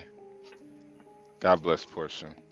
God Hot bless Kimmy Potato K. says too. 12th Man is a very smart man. Yeah. Nah. From Hot Potato. Well, I grew up in Memphis. I better be smart, y'all. The all-seeing guy says Honky is my favorite for myself. Man, Yeah. well, What that's is the okay too. what is the etymology of honky? Where did that originate from? I don't know. Let me see if I I can don't know, but we shouldn't let these little racial whatever get to us, you know? Yeah. Everyone might slip up and say something they don't really mean or whatever. I mean, we're all Apparently it comes sinners, from right? honky tonk. Oh, the We're honky all tonk. Yeah, that makes Which is sense. honky tonk. Yeah, I knew that. It's a nightclub for I country. just wanted her to look it up. Wikipedia says honky is a derogatory term used to refer to white people, predominantly heard in the United States. Yeah. Man, are you offended by honky? No. Okay. All right. Because I like going to honky tonks too. I bet I could take Kimmy to a honky tonk and teach her to two-step. Maybe. I've been to Zydeco and I like it. All right, And so we got what's the good a honky music tonk and is a party? no, Yeah, it's a bar. Right, like a nighttime club lounge that predominantly plays country music.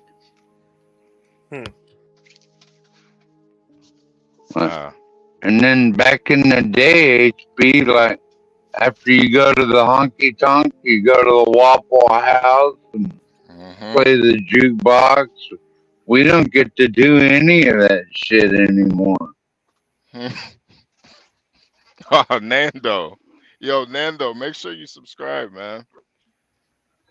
Yo, I'm seeing all my my buddies over here, man. This is crazy. Somebody sent the That's bat awesome. signal. Somebody sent the bat signal. NYC Majestic says maybe whites back in the day used to drive around honking at black people. What? That might be some etymology. I wasn't alive back then. I don't know nothing about that shit. Damn.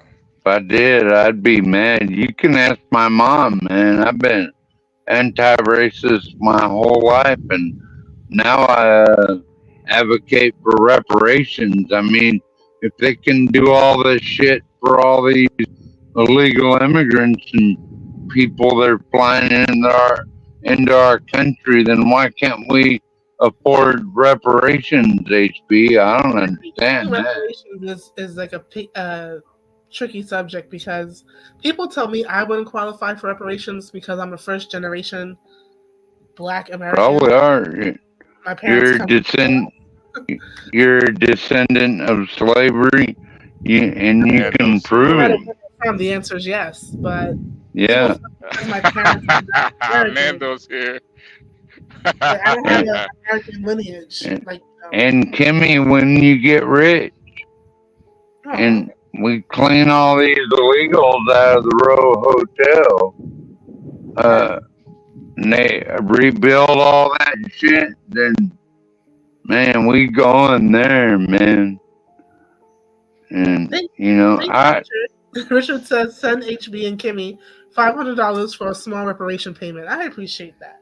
Yeah. But it That's gets tricky. awesome. Who deserves reparation? Like, how many generations were your family in America for? If you came from someplace else as a Black person, maybe you don't get a reparation because your family was not American. That's right. People say that Barack Obama shouldn't technically get a reparation because his dad is from Africa. Not he wasn't technically a descendant of slavery, so I don't know. That's right. Remember, Barack Obama kept bringing all those illegal immigrants in here too, Kimmy. Nah, the whole time. He actually got rid of more. He deported a lot. Yeah, he deported a lot of them. Mm-hmm. But he did it covertly, like it wasn't headline news. You know? Right. Yeah, he got rid of a lot of them. Well, he was doing a better job than this corrupt administration, HB, that's for sure. I wish we had Obama in office again myself right now instead of these two. I don't want to go into that, but because I'll start cussing. Trust me. You could cuss. You could cuss. You don't want Obama back in office. Wouldn't you rather have him than Joe and Kamala, though? Wouldn't you rather have them? I mean, I would. They're still running things, so. I think they're just an extension of them, honestly. Yes, they are. Thank you, HB. I would rather have Trump. What was I going to say? Well, wouldn't we both? What was I going to say? Yeah, reparations is tricky because the whole idea that every black American you see just descended from slaves, like that just sounds retarded. It's not. No, it's not retarded. No. It's retarded to believe that every black American you see is a descendant of slaves like that. Then how come we can do it for 30, 40, 50 million illegal immigrants and fund all these NGOs and drug cartels? Okay, buddy. Here's why I tell you why. Because a goddamn spick ain't an American. It's easy to tell. You know these people. How you gonna tell? Come on. Listen, it's not gonna work. I could tell. Look at these spicks and they ain't from here. I could tell them if they got a valid Social Security card in their wallet, just like ICE looks for. That's what I would look for. You got a valid Social Security number, motherfucker? No? Okay. You're getting locked up. You know what I would look for? Hey, what is this on the screen? I would look for the nearest border. That's what I would look for. That's what they better look for. And get them up out of here. But yeah, listen, I don't get into the reparations talk because it's never gonna happen. If that's the case, then let's start having real conversations. It is gonna happen. Let's start having real conversations about unicorns and mermaids and fairies. If we can pay for all these immigrants to have all these late model cars and high dollar hookers everywhere, then how come we can't pay for reparations? Why? It's not about can't. It's about it's a logistical nightmare. One we're all gonna participate in, right? Like getting these people up out of this country. Yeah, listen, I agree with you, buddy. Listen, I'm with you.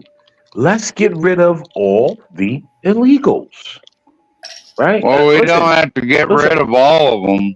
If they're obeying the laws and they're contributing to the economy, then they can stay. But if they're a bunch of criminal MS-13 jerk off Mossad, I could go on. If they're one of those, then they got to get the fuck out. Here's my thing. The way I want to do it. Any illegal that's here and they're not talking about America first, I don't care what your skin color is. If you're not talking about America first, you got to get up out of here. I don't care if you're a so-called black illegal or brown illegal or a white illegal. If you're not talking about America first, you got to get up out of here. Simple as that. You got to go.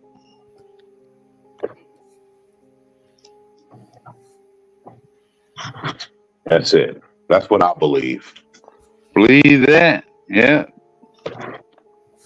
Back at you, man. We're on the same page. Oh yeah. Please stop with that weird noise. Oh yeah. HB, didn't you say you had a lot playing lizard this with you, morning in man. your farm? And hold on. Y'all talk about beautiful black women.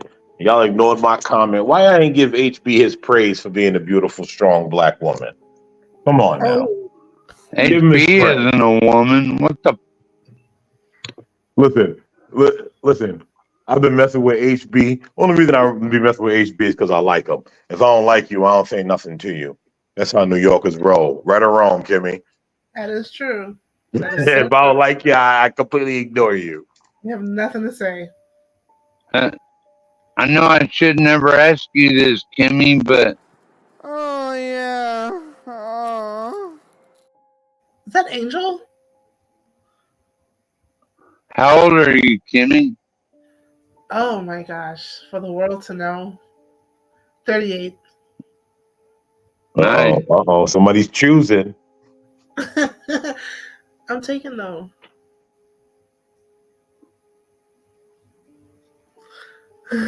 Just Rob says John's stream is now sponsored by Milwaukee's Best. It sounded like Angel. Oh yeah. That's the same trolls calling in and saying the N-word and all that earlier, Kimmy. No, I think that was somebody else. Angel. Isn't Angel? Angel's not Jeremy, right? They're two different people.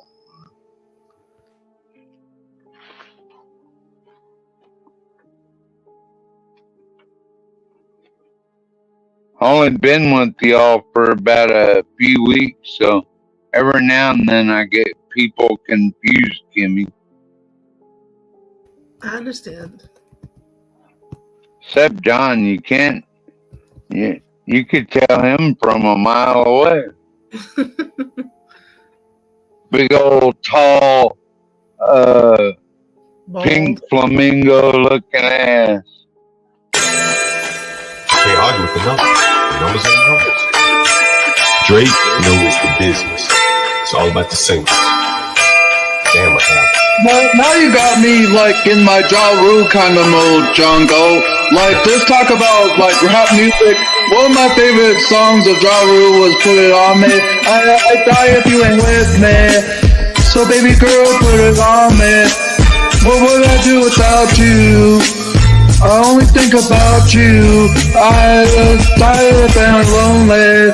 So baby girl, put it on me, on me. 10 more seconds and Ja Rule get a screen for this. Keep going. Who would I be without my baby?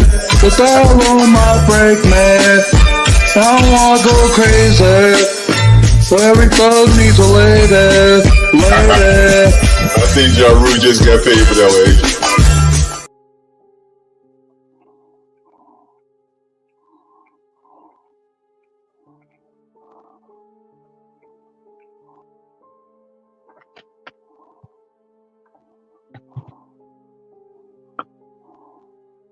Yo, how long did Angel actually sing that song?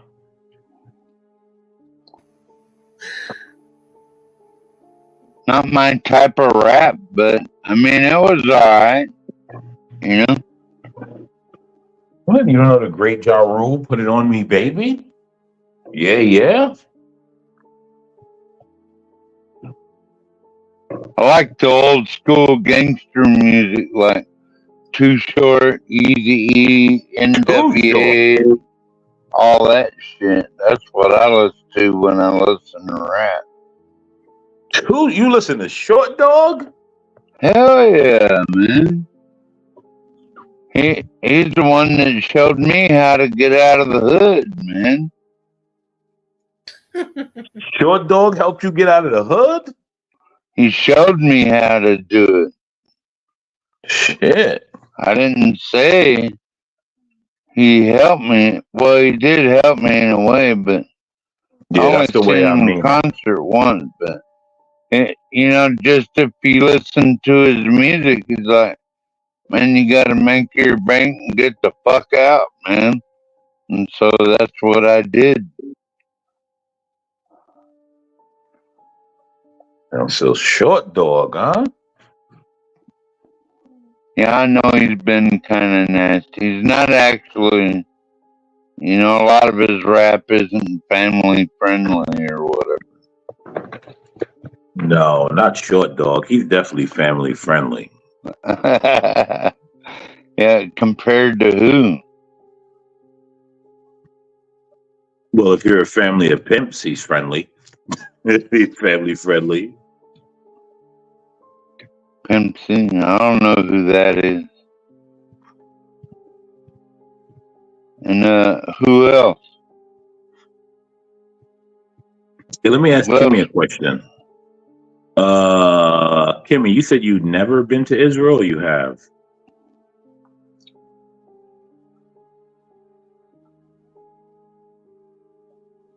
No, you must not be here at the mic. Yo, so do you like any rappers in that area, homie? My name is American Man. American Man. Okay. You don't answer the homie. That's cool. I'll call you what you want me to call you. No, I don't answer the homie because I'm not a homie. I'm an American man. Just don't call me late for dinner. Okay. But yeah, listen, man. I'm from the East Coast, right? Yeah. So on the East Coast, I mean, we listen to Short Dog and all that, but it's Big E and Jay-Z and Big L and all those guys. Those are the guys we came up on.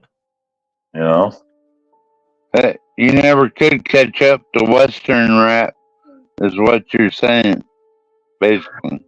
I mean, listen, to each their own, man. To each their own. Everyone's entitled to their own opinion. Well, I'm from the West Coast, so originally I was born in Houston, but now I live on the West Coast and in the mountains my whole life, so I identify as West Coast. You got a favorite football team? I'm New York everything. New York Giants. I'm New York Giants, New York Yankees, New York Knicks. Don't ever talk to me about the Brooklyn Mets. New York Jets. No New York Jets. What about the Jets? You don't like them? No Buffalo Jets. Bills? Buffalo Bills? Why? Because they suck. You want to know why I count the Buffalo Bills, Kimmy? Because they are actually the only New York team. If we really want to get down to brass I agree. tacks. That's true. I wonder when the Marxists will get around to calling the Buffalo Bills racist. Remember? That's why they took down the Washington Redskins. That's racist. Got to call them the Commanders. And pretty soon they'll come after the Buffalo, right? I think they'll do that when everything calms down. Right now they have too much to fight for. There's too much going on, right? They'll go after that. Sorry, Kimmy. Hey, we should. Well, not we, but John and HB should do a stream on the woke leftist civil war going on right now. Ooh, the Palestinian women and the black women, oh man, they're at war. Really? Why? Because the Palestinian women are like, Kamala supports the death of Palestinians, and black women are like, but she black, so we gotta support her. And so they at each other's throat right now. Well, this is why I believe that black people should mind their business. We're in everybody else's struggle. We have enough of our own struggles. Kimmy, I agree with you, but I don't make the rules, right? Like this whole black people with allies and all of that. I don't think black people know what ally means, because that whole ally thing they keep saying, it seems to be a one-way street, but they've not realized it yet. Hey, can people hear me? No. We can. Hey, can you hear me? No. Yes, go Oh, ahead. okay, you can hear me. Okay, No. Yes, we can. I think I fixed my mic finally. Yeah, I've been trying for like a half hour to figure out how to talk on here. But hey, how you guys doing? I'm the all-seeing guy. You call me Sean. What's up, Sean? Not too much. What do you got, John? Hold on. All that hot intro just to say I'm Sean. Come on, buddy. You gotta add something to it. I thought you were gonna finish the story. I thought I interrupted you. That's why I paused. But yeah, well, I was trying when you were talking about cryptids and UFOs, because I got a real life UFO story. It's freaking crazy. Go ahead. Well, man, it's pretty long, but I'll try to condense it. Okay, so it was 2004, and I live in this house, and the Highway 83 is down a steep embankment behind my house, and there's like a opposing lane, 2-lane country road out in front of my house, and I had met this girl recently, and we started to get along real good, and one night we did some ecstasy, or MDMA, if you know what that is, the club drug, but which happens to be the only psychedelic amphetamine, but it really isn't a hallucinogen. Are those mollies? Huh? Are those mollies? What they call mollies? Yeah. So it's not very hallucinogenic. They call it the only psychedelic amphetamine, but all it does is make lights look brighter and stuff. But anyway, so we're out back smoking cigarettes, and it was in the middle of the night, maybe like 2-3 in the morning, and I see this thing in the air that I can't explain, like right above us. And since I just met her, and I was trying to act cool and whatever else so she wouldn't think I was a pussy, I was like, well, I'm not going to say anything till she sees it. I'm going to watch her, make sure she sees it, and then I'll start speaking on it. And it started descending straight at us from above.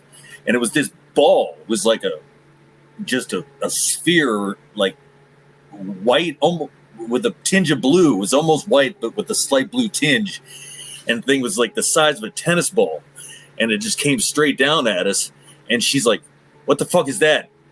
And I was like, either aliens or secret government technology. She's like, no, really, what the fuck is that? What is that? And then I repeated myself. It's either aliens or secret government technology.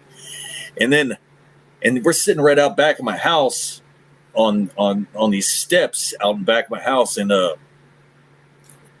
then this thing like got in front of us. Then other things just like it started to appear out of nowhere. And the thing was as bright. It was the size of a tennis ball. All of them, they were exactly the same. They're all the size of a tennis ball and bright as arc welding light.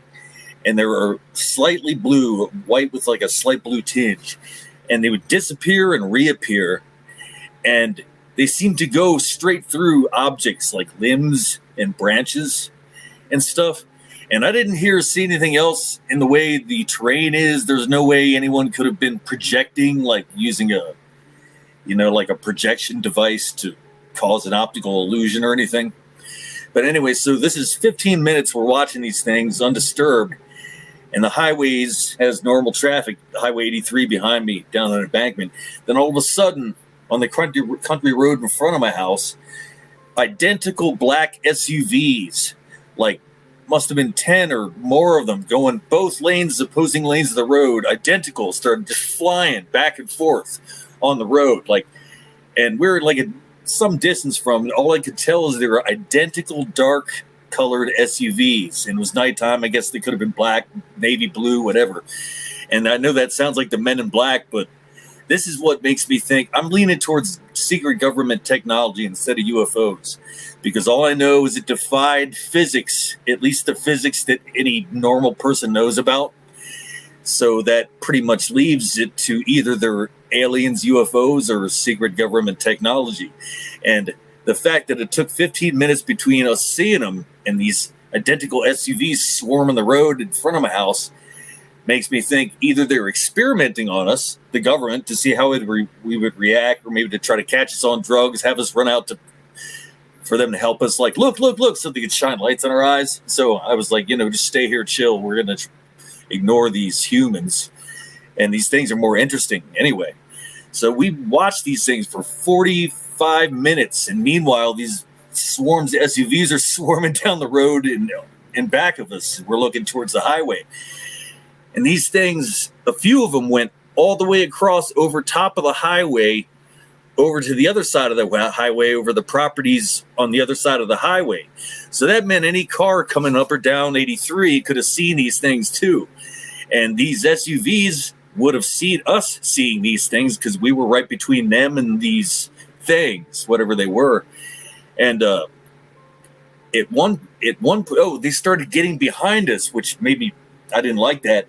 So I was like whipping around trying to catch them, and they seemed to sense that I didn't like that. So as soon as they started doing that, and I whipped around trying to follow them and not let them get behind us, they stopped getting behind us. And then they seemed to be playing like games with us. They would like come towards us, disappear, and then reappear going the same trajectory as they were before they disappeared. And one parked itself about 10 feet away from us, still in the air, and they were completely silent. And they were like bright arc welding light, lit up balls of light, and no sound. And it was weird, if they're right next to a tree or something, they wouldn't reflect any light on the tree. So that's basically this. Then they just disappeared after like 45 minutes, and then the SUVs went away too. And that's basically it for that night. But my life got pretty weird ever since then. It's like somebody didn't like me talking about it, which I don't care. I'm talking about it now because if it was an experiment on us by the government, I don't think they should be allowed to do that to people without their consent.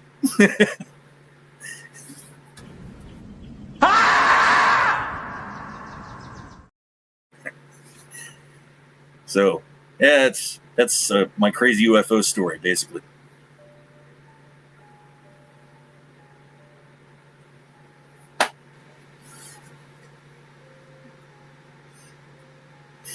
Was that entertaining? Well, I have something similar to a UFO story, but not a UFO story. Okay. It was actually the government. Yeah, let's hear it. You sure you want to hear it? Yeah, let me go get a beer real quick. I'll be right back. Feel like John.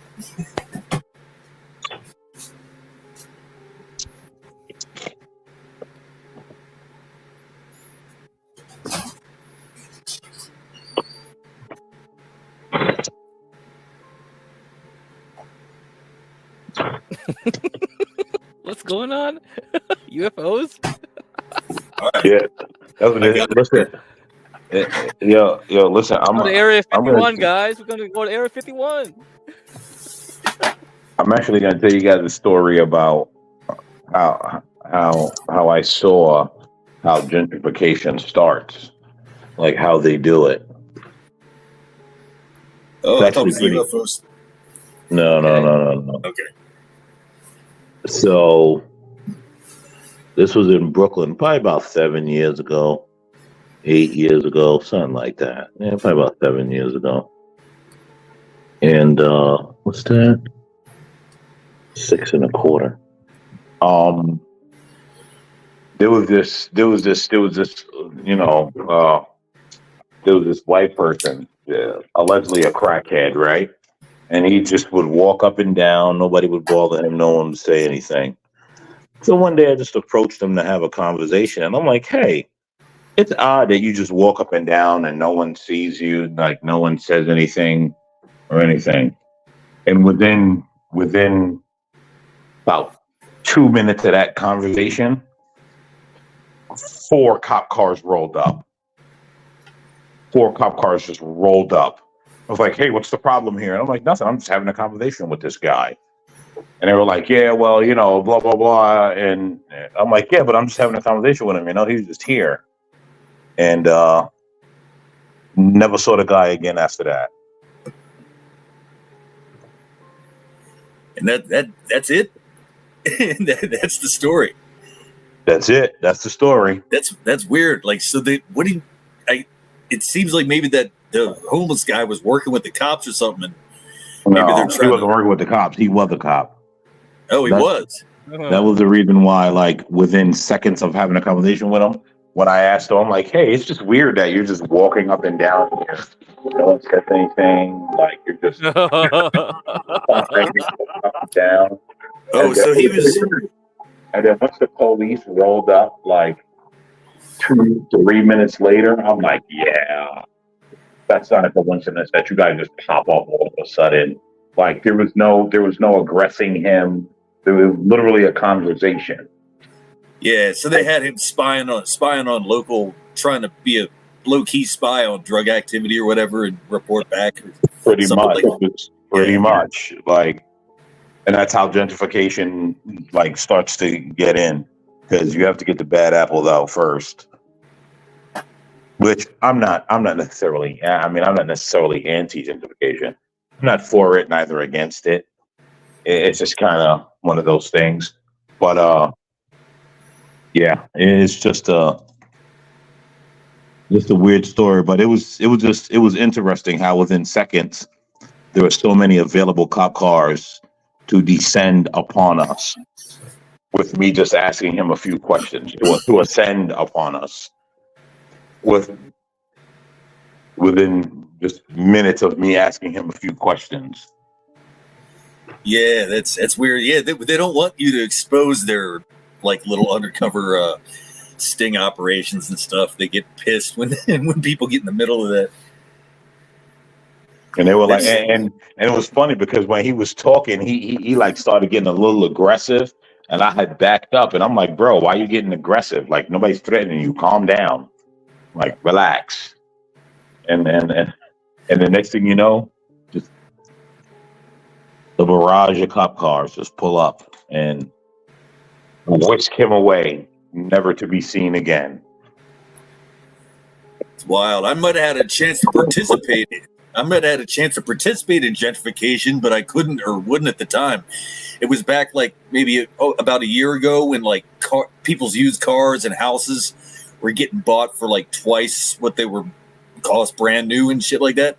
And I'd have these people calling trying to buy my house is not listed for sale. I have nowhere else to go.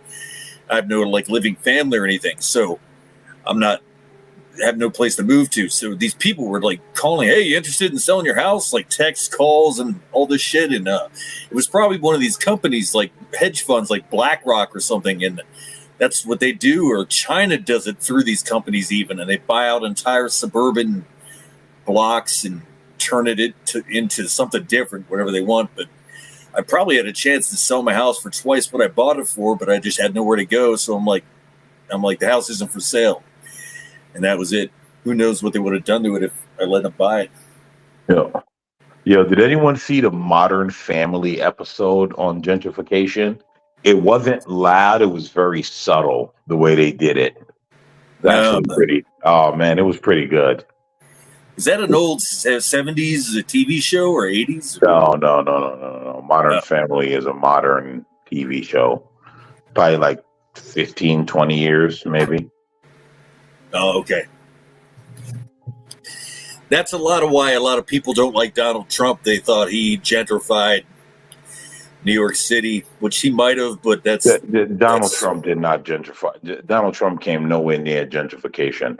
Donald Trump beautified New York City. Yeah, I think he built all his stuff in areas that were not predominantly residential anyway, right? I mean, I'm sure there was residents around, but he definitely didn't gentrify like New York City. He most of his stuff is in areas where business was already booming and things were growing. It was never this like he started this gentrification thing. So no, it was never any of that. A lot of gentrification does seem to improve areas and beautify them, but for the people who previously lived there that could no longer afford to live there, that's the problem they see in it. Yeah, I mean, here's the thing, right? I'm in North Carolina, and this is the part that no one talks about.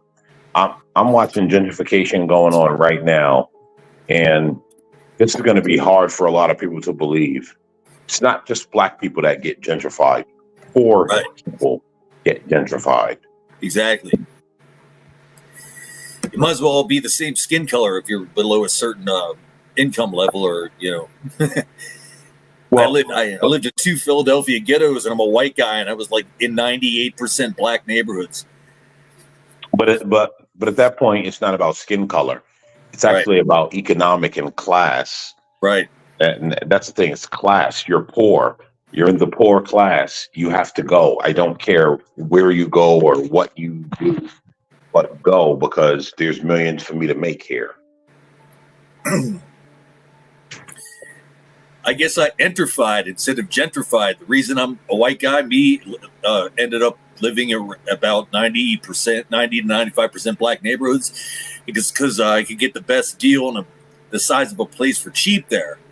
It was in Philadelphia, and it's probably different now, a lot different, because this was in the mid-90s, but I lived a block north on 32nd Street, 32nd and Spring Garden. Spring Garden's a main street, and that's called the Village of Mantua. And like Drexel's campus is basically ends at Spring Garden, and I was the block on the other side. So I was the nicest part on the edge of a pretty bad hood.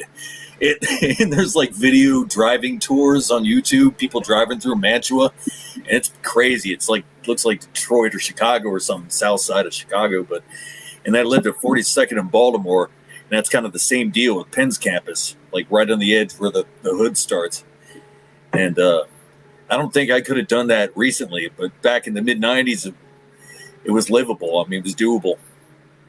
That was way before all this Marxist crazy racialism started, like the Marxist type stuff instead of class. It's like race now, like identity politics, like trying to pit races against each other, and like you're all oppressors because you're this color, and you're all victims because you're that color, and blah blah blah, all that crap. I'll tell you what I love to see. Like, there's random spots I'll drive by, and you'll see a brand new HOA built, and then just a guy in his house, well, a family in their house, and it's just all fenced off, and they just have their land, and they were like, yeah, I'm not selling. Move on. And like, I see that in plenty of spots where there's just brand new HOAs built, and then just a family in their house, and they're chilling. That's great. Yeah, that's great. They break up the monotony and don't let this commie type consolidation happen, like take over a whole area, ruin it. Yep. Did you say you live in North Carolina? Yeah.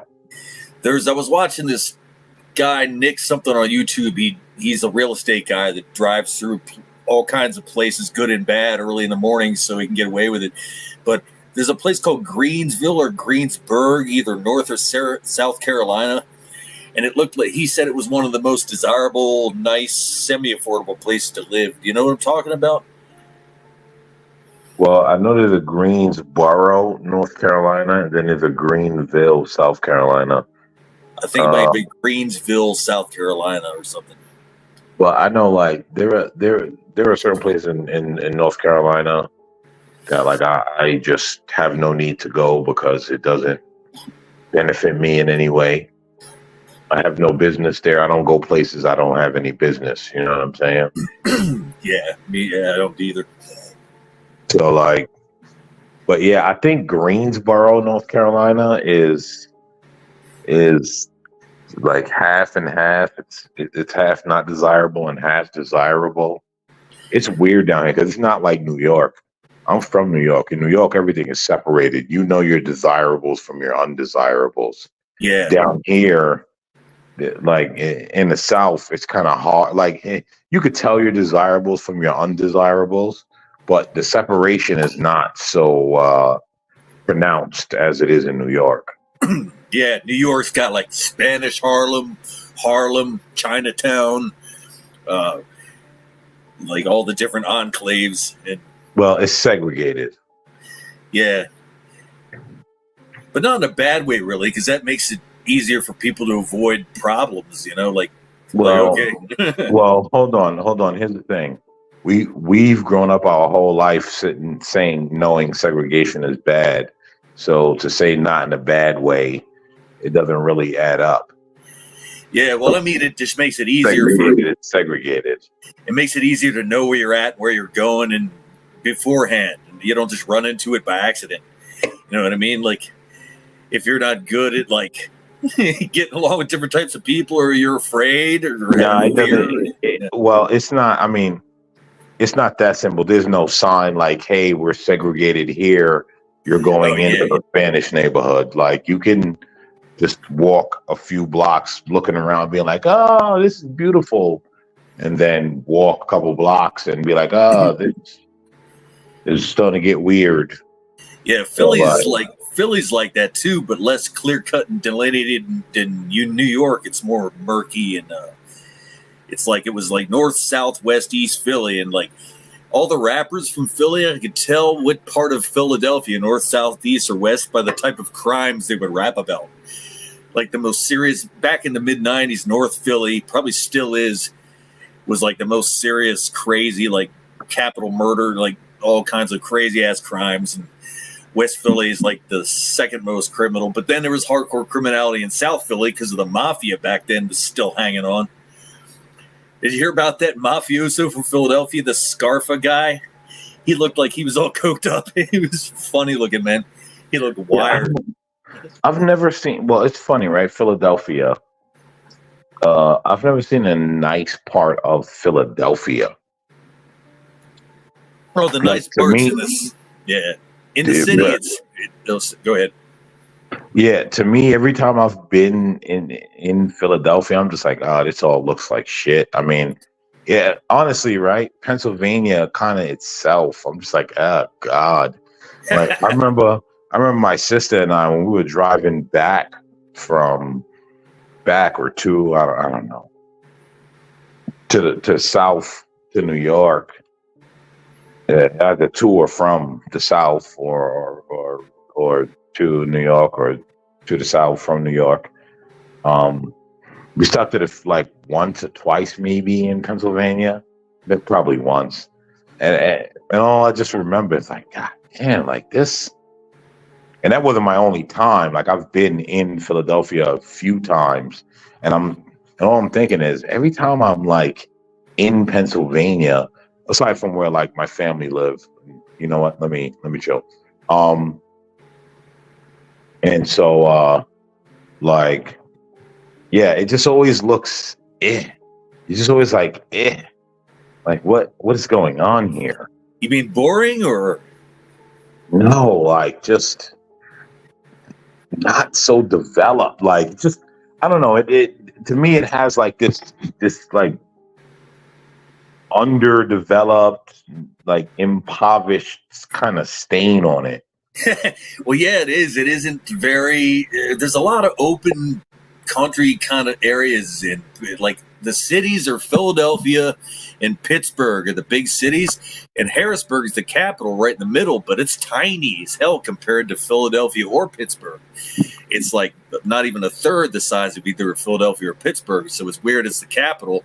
And I live real near Harrisburg. I used to live in Harrisburg, but it's like, yeah, but it's got the same like crime problems per capita as like Philadelphia or Pittsburgh, because it's like high population density area, but yeah, there's that, and then the rest of Pennsylvania is pretty much, they call it Pennsyltucky because it's a lot of it's pretty rural, but a lot of it's pretty, like visually pretty looking. Well, yeah, I know that because I like have yeah. But it's just like, I don't know. It's something weird about Pennsylvania where it's like it's a little too dreary for me. Yeah, and in Philly, the only nice parts are right around Center City, like right around Independence Hall and the Liberty Bell. Like there's Rittenhouse Square, and that's the nice area in Center City. Did you say Rittenhouse Square? Yeah. Is that where Kyle's from? No, it has nothing to do with Kyle Rittenhouse. That's where the Tomb of the Unknown Soldier for the Revolutionary War is. It's all that, because that's where America started, basically. It was the Independence Hall was America's one of America's first like centers of government. Like they moved it around a few times. It was like 13 colonies, but I used to drive horse and carriage tours around there. You probably have those in New York City, still do probably. But like we'd drive around Independence Hall in those neighborhoods, and I'd tell the people in the carriage the stories of all the colonial stuff and all that. Oh, do you want to hear a fun horse and carriage story about New York City? Yeah, sure.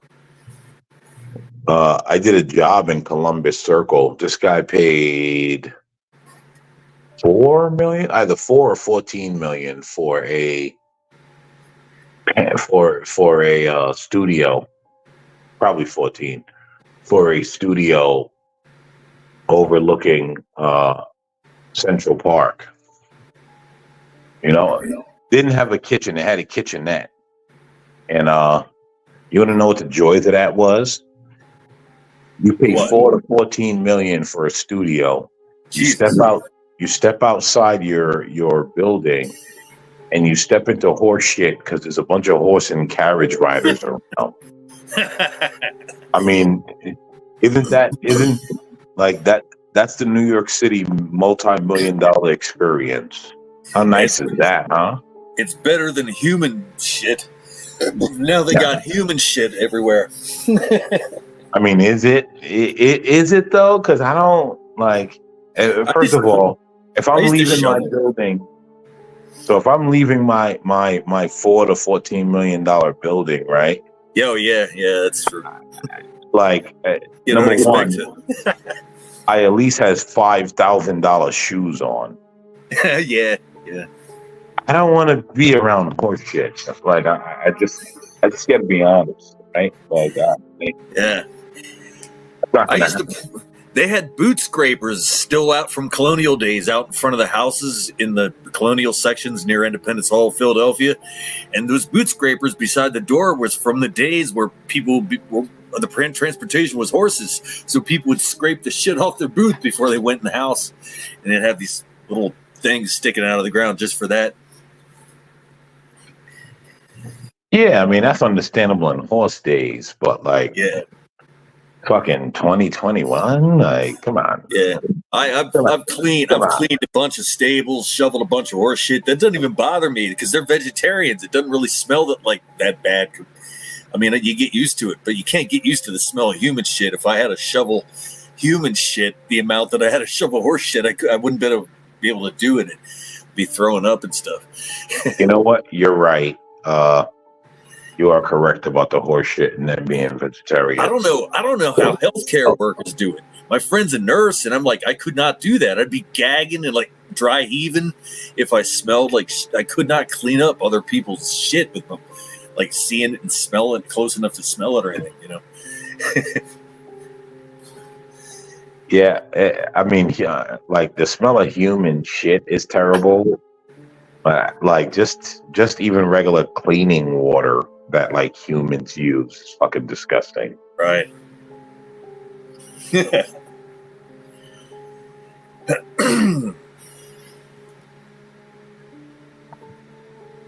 There's a freaking thing this back in Philadelphia story. I have crazy stories from Philadelphia in the mid-90s when I lived there. But used to be this lady. You can find her play on YouTube. Her name is Kathy Chang. Her real name was Kathy Chang. She called herself Kathy Change. And she's this eccentric Chinese woman from a wealthy family. Her family helped build the University of Pennsylvania, like the older generations of her family. And she was like this peace activist that she had mental problems too. And she would march up and down the streets, and this is pretty ghetto where I lived, and this Easter egg multicolored spandex leotard, like a ballet dancer outfit with these giant banners she made herself, these huge flags, big poles with these flags with a bunch of embroidered patches of little pictures of pot leaves and peace signs on them, like a quilted blanket or something. And she'd be doing this Tai Chi walking, waving these flags like Tai Chi while walking. And she always had this crazy ass look in her eyes. And then but she brought like levity to the scene because I could hear gunshots like blocks away from me almost every night. And there was some menacing looking characters around there. So this lady breezing through kind of made it seem like, it's not so bad. Like she's still around. You know, they didn't like predate her or cannibalize her or anything yet. And you want to know why? You want to know why? Because she's crazy and they're like, what the fuck? They're like, yo, this lady, I don't want her to start going postal. We're going to leave her alone. Like, yeah. On that note, one day, and I appreciated this lady. One day she caught me looking at her out of the top window and she did a private little Tai Chi dance for me. Like she caught me and looked up at me and started waving her flags doing Tai Chi. But one day she walked onto the... See, she predicted the first Iraq War Desert Storm like 10 years before it happened. She'd write and submit stuff to the Philadelphia Inquirer, the major newspaper. And they let her dance naked on the art museum steps. I used to work at the Philadelphia Museum of Art, and they'd let her dance naked doing this Tai Chi on the steps. And one day she went to the University of Pennsylvania's campus, doused herself with gasoline, and lit herself on fire and died. And so that was the end of her. But how crazy is she really? Yeah, again, she was crazy. She was crazy, but smart. One of those crazy smart people, you know, like because she was right about the Iraq War, and the paper printed her shit finally after she burned herself to death. They kept denying it while she was alive, and as soon as she burned herself to death, they're like acted like they appreciated her the whole time and didn't think she was crazy and thought she was this beautiful soul and was so like brilliant, all this stuff. She was pretty smart. Like she did predict a bunch of shit, but yeah, it was crazy. And it seemed dark. It seemed more menacing when she was gone. Like it seemed scary to live there, really, because there wasn't that little blip of like distraction from the criminal element there. You know, like.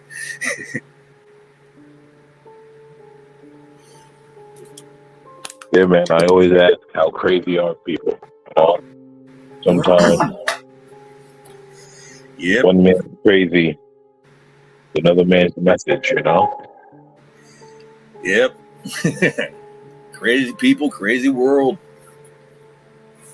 Crazy, man. We all better get, even people who like it normal better start, they're going to finally have to start getting used to crazy because of just what's happened since 2020. I mean, like, with how many millions of invaders we have in this country and the reason they're being brought here and all that, it's to change your people's lives on purpose to the point they won't even recognize them anymore unless we can slow it down. It's still inevitable. I mean, we're going to get them out of here, but that's not going to be easy. It's going to take a long time. It's going to be violent. It's going to be all these people are going to oppose doing it, and it's going to cause all kinds of shit. But what the hell are we supposed to do? Not just let them? Like, if there's any legal pathway to getting the hell out, we got to do it as fast and as many of them as possible. Well, a lot of them are going to end up going to war for citizenship. Yeah. Have you heard of this guy, J.J. Carroll? No, never heard of him. Okay, you can watch videos of him on YouTube, but he used to be this high-level ex-border patrol guy. And after he retired, he like started this long after he retired, this 2020 letting all the invaders come in started. And so he's like studying it. He knew a lot about the process down there and it was totally broken. So he started to follow like where were they going from the border, like into interior America. And so he went to Chicago where a lot of them were being funneled up to. And he got meetings with on the south side of Chicago where all the horrific like shootings every freaking day happen. And he talked to like the respected black leaders there. This is an all black area. I'm not talking politicians you see on TV. They're not respected. They're the ones that destroy Chicago.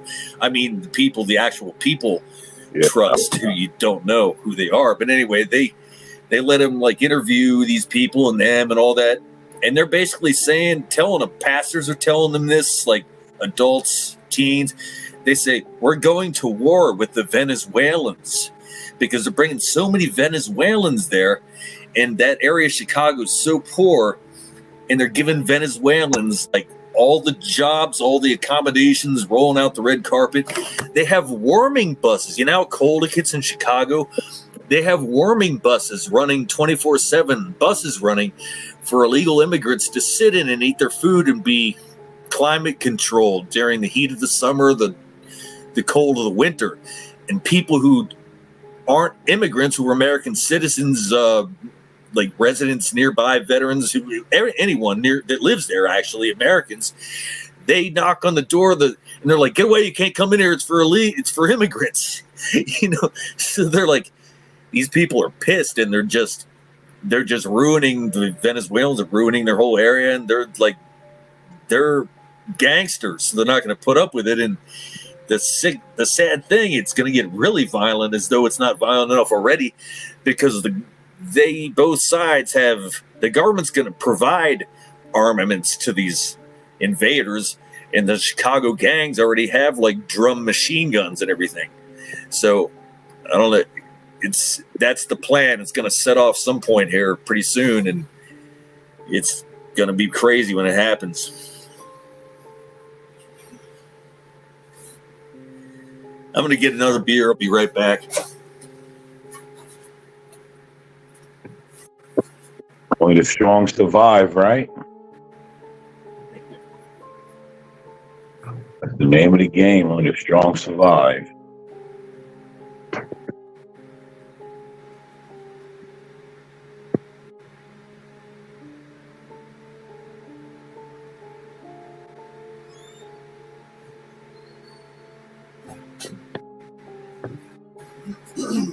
Everyone's got YouTube fatigue tonight, huh? Yeah, I don't know if we're like the only people on here still, or what. It seems like it. I don't know. Yeah, everyone's got YouTube fatigue. Another guy besides J.J. Carroll, you should, and this is like, I don't mean to like be a Debbie Downer, but it's like, consider it like education or what's really happening that's not being told to us. Good sources like J.J. Carroll, and then there's Michael Yon. Michael Yon is one of the youngest people to ever become a Green Beret. And then ever since he was out of military service, he's been a war correspondent all over the world. So he's like an expert on war. And he gets interviewed, and he's like, this is war upon America. Which it is. I agree. It's an invasion, and it's meant to basically change our country forever in a way which is the opposite of what any American citizen wants. And basically replaces, and it's meant to get violent. It's basically meant it's a power grab by like the globalist power, unelected power structure.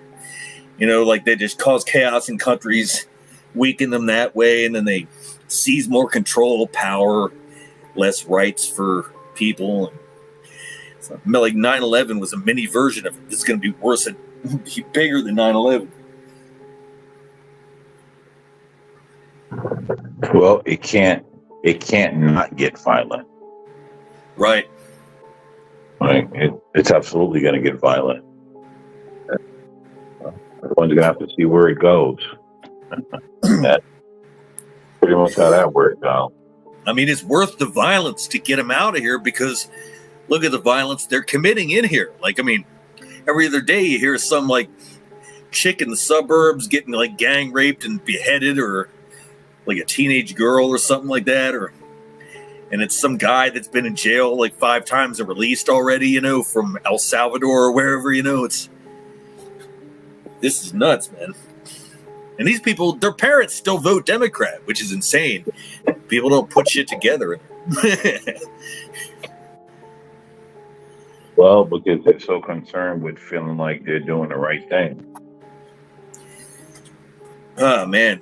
People are dumb, man. The most people, masses are asses, because, I don't know, how could you be doing the right thing if you can see patterns, and especially if you have kids alive already, or you plan to have kids? It's like, Jesus, look how fast it's getting screwed up. It's not going to be better at this rate for your kids unless you do the opposite or vote for the opposite. Not that Republicans are all great anyway, because there's those rhinos, Republicans in name only. All I know is I'm going to vote for Donald Trump because his 4 years were like a sense of relief for me. And I was like, he did a pretty good job in retrospect. And I felt better in those 4 years, felt more prosperous, less problems than before or after. Well, I actually think Donald Trump is sent to be the calm before the storm. Yeah, even if it's a reprieve, buying us some more time to get prepared for absolute insanity, that's welcome. I think it's going to get much worse than it is now. If Kamala gets in, man, Jesus, it'll be like double the chaos. It'll be like the next leg down, Yeah. All I know is Donald Trump is going to win again. I hope so. He won last time. I don't think Donald Trump. Here's the problem. I don't think Donald Trump's going to win for the right reasons. That's the problem.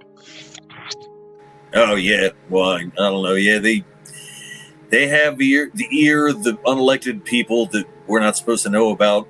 Both sides do, because those people want to win no matter what happens. Like when you ever hear Smedley Butler's old saying, "All wars are bankers' wars." That's true. Like all disasters and horrible shit are bankers or those people, unelected power players. That they set it up and know enough beforehand to profit no matter what happens. One side or the other wins, doesn't matter. They still make the same amount of money. It's just everybody else loses. And that's pretty much what it is. All war the bankers' wars. That's a fact.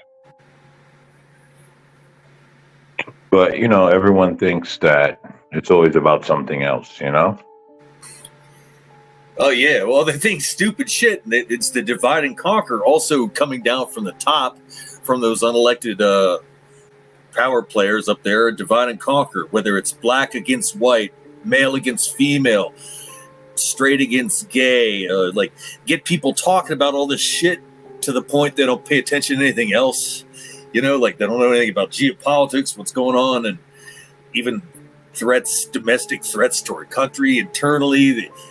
It's like they're too concerned about their identity, and I'm a gay, trans, black, Caucasian, freckled, it's like, what the...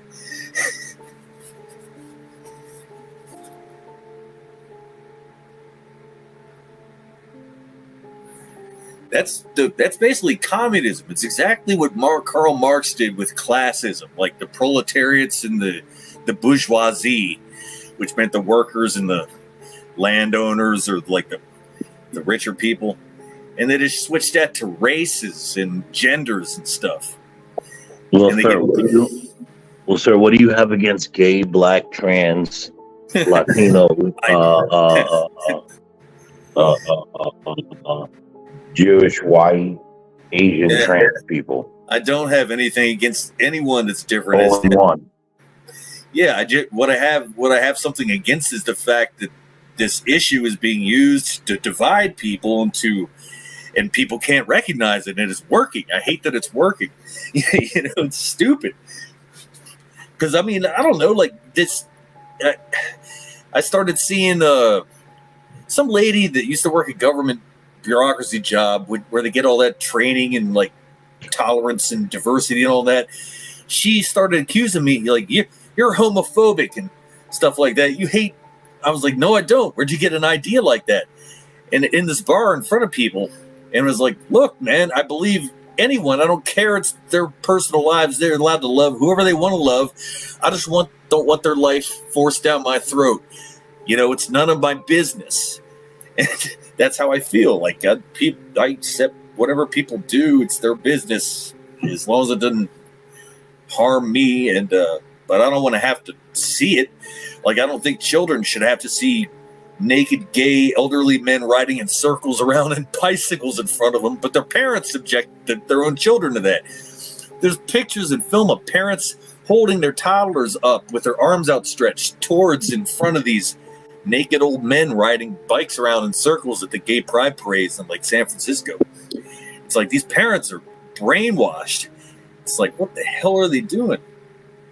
This is the craziest shit I've ever seen. Like, I never thought at all that we'd get even close to this. Like, even right before 2020, I was like, oh man, this is gonna be terrible. I don't think it was gonna get like this. It's gotten out of hand fast, but apparently people are okay with it. I think a lot of people they're not okay with it. They just don't pay any attention. They don't know about it. They don't learn about anything. They just stay in their lane, go to work, go to bed, go to, like just do the 9 to 5, try to enjoy their family for 2 hours before they fall asleep and do it the next day, and don't have time. And they just have the TV on with all the propaganda spewing out. Subconsciously, they're getting that. They're thinking they're learning what's going on in the world, but they're not. It's like doing the opposite. It's making them like think the wrong way.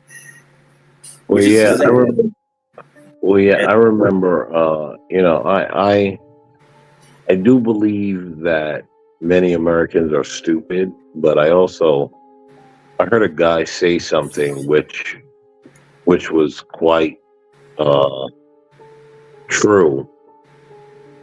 They said, "Look, most Americans are just trying to live and feed their family and just sort of get by, and like they don't have the time to understand the complexities of the Donbass region." Exactly. And so what happens is they become content with just tell me who's good and who's bad. Yeah. And then, we can move on from there. And so they just want, tell me who's good, tell me who's bad, right? Like they're not gonna look for the nuance. They're not gonna understand. They're not looking to understand the complexities. Yeah, it's true, and that's by design. I mean, the whole system's set up to make sure people are just barely scraping by and spending all their time doing so they don't find out deeper levels of what's going on. Like, because I mean, it's the right thing to do, to be first foremost concerned with your own house over your head and your family and all that, and you barely have time to do that in between making money to like provide for yourself and them, so there's like no time for the average person. And I'm lucky, like not lucky I had family die, but I inherited a chunk of money a while ago, and it gave me time to not have to work as much and really research and catch up on a lot of shit that, I mean, I delved into the internet and I was like, I couldn't believe it was almost getting the blinders ripped off. It's like I might as well have met the alien god or something like that, because I was like, what the hell? Because I always had that thing, JFK, we're not hearing the truth about that. 9/11, we're not hearing the truth about that. And it's like everything is like that. Yeah.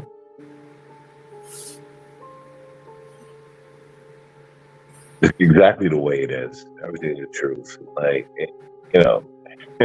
listen, there's a lot of stuff that's kept from the American people. The American people think that they're different from China and Russia, and they don't understand.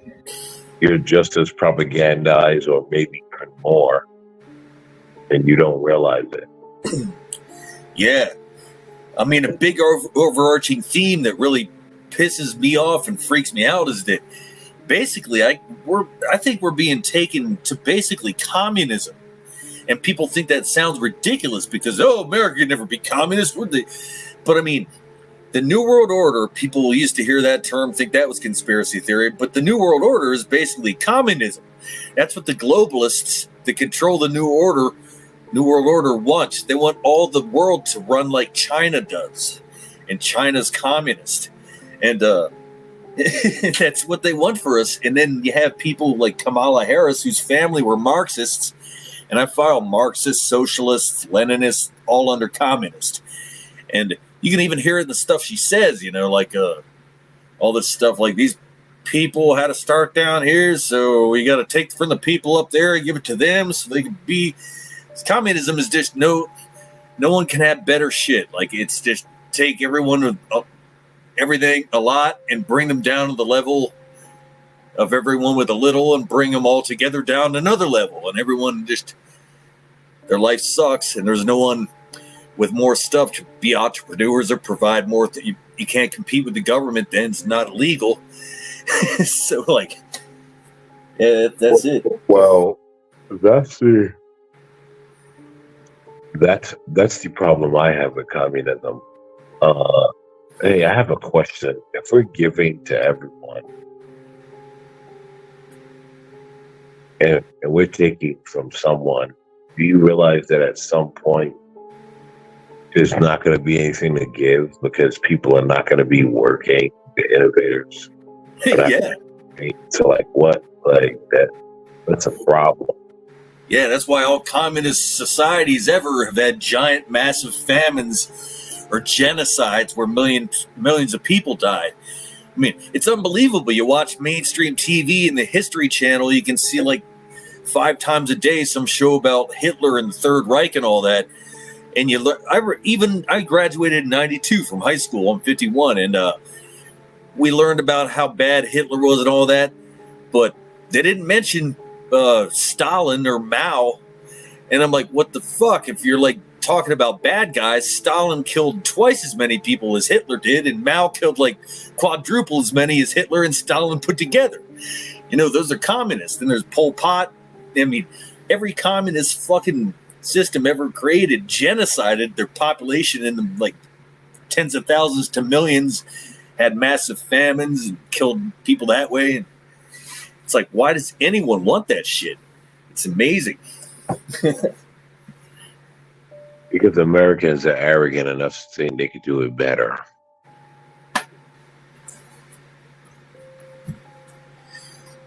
Some of the most patriotic people I've seen in America are people who weren't even born here, who escaped from Cuba or Vietnam or Yugoslavia or Russia or China even. Like, there's people who do not like communism and they came here to get away with it.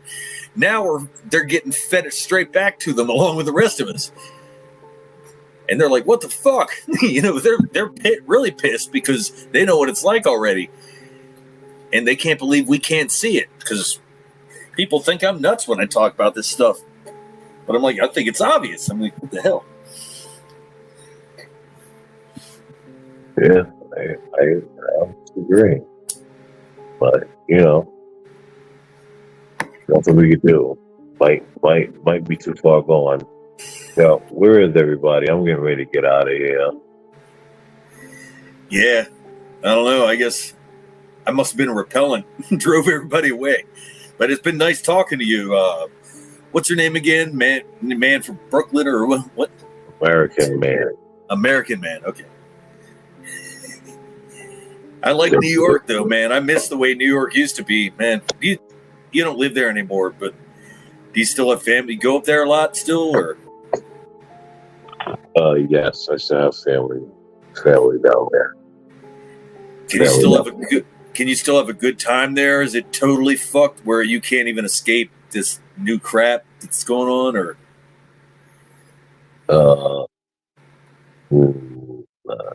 Ask that question again.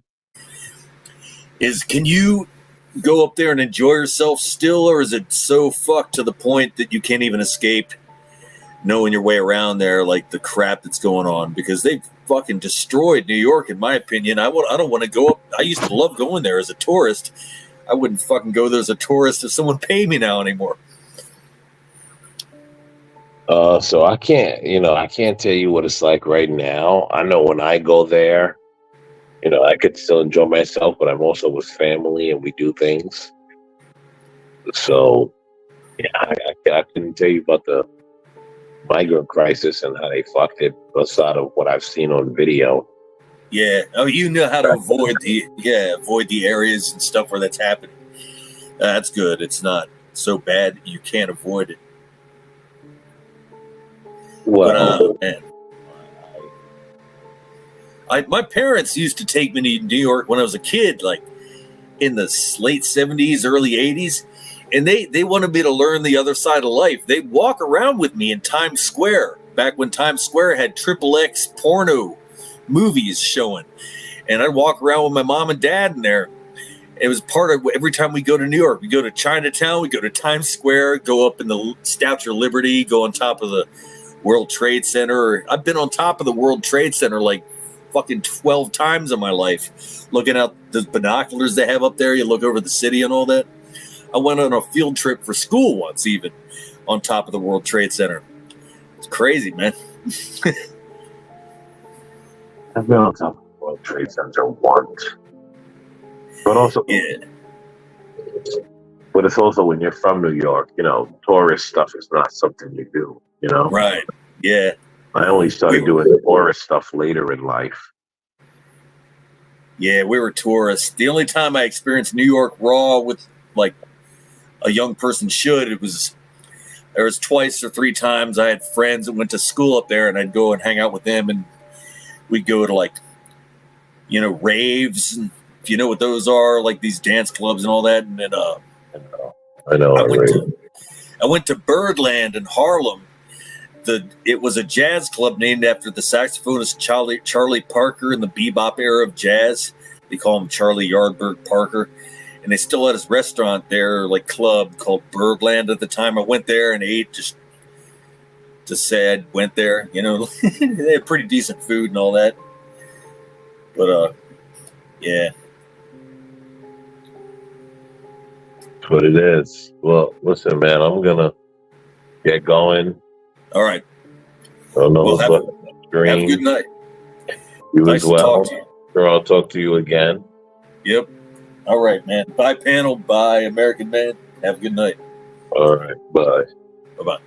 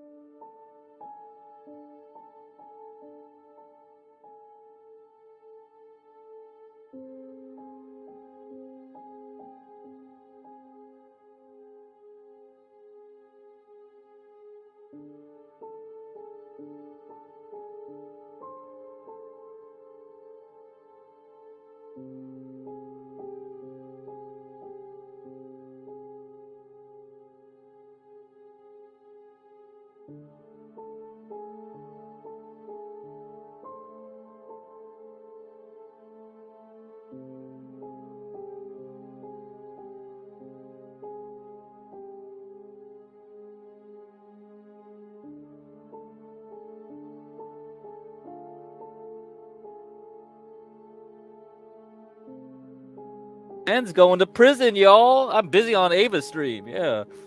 So okay. What happened to the super? Yeah. Okay. John's not here. Okay. So I can't figure out what happened if John accidentally just started this stream without super chats enabled or whatever. I mean, he's known to do some weird things. He started one stream on that 3D, 3D mode. So he might have accidentally turned off super chats when he started the stream. But if he did get demonetized for real, he can appeal that as long as we didn't get a strike. so we can still stream live streams. That's good. If you got a strike, we can't stream anymore. We can only post videos, and that's going to be like a 2-week delay. So you don't want that. So we're good. We're good for now. Super chats ain't the end of the world. Okay. Yes, Momo, prison. Because he didn't pay child support. He's a real N-word. Ben Thorpe is the N-word of the whole white race. I don't fucking know what's going on. Okay. Anyhow, you can go to Ava's stream if you want to check up on it. He won't get monetized for porn bomb. Yeah. I mean, he already got he's not getting ad revenues for this stuff because he keeps even with I think if we keep playing the content that's copyrighted, and even playing that what's that? Damn, fucking sleepy as hell. What's that damn thing?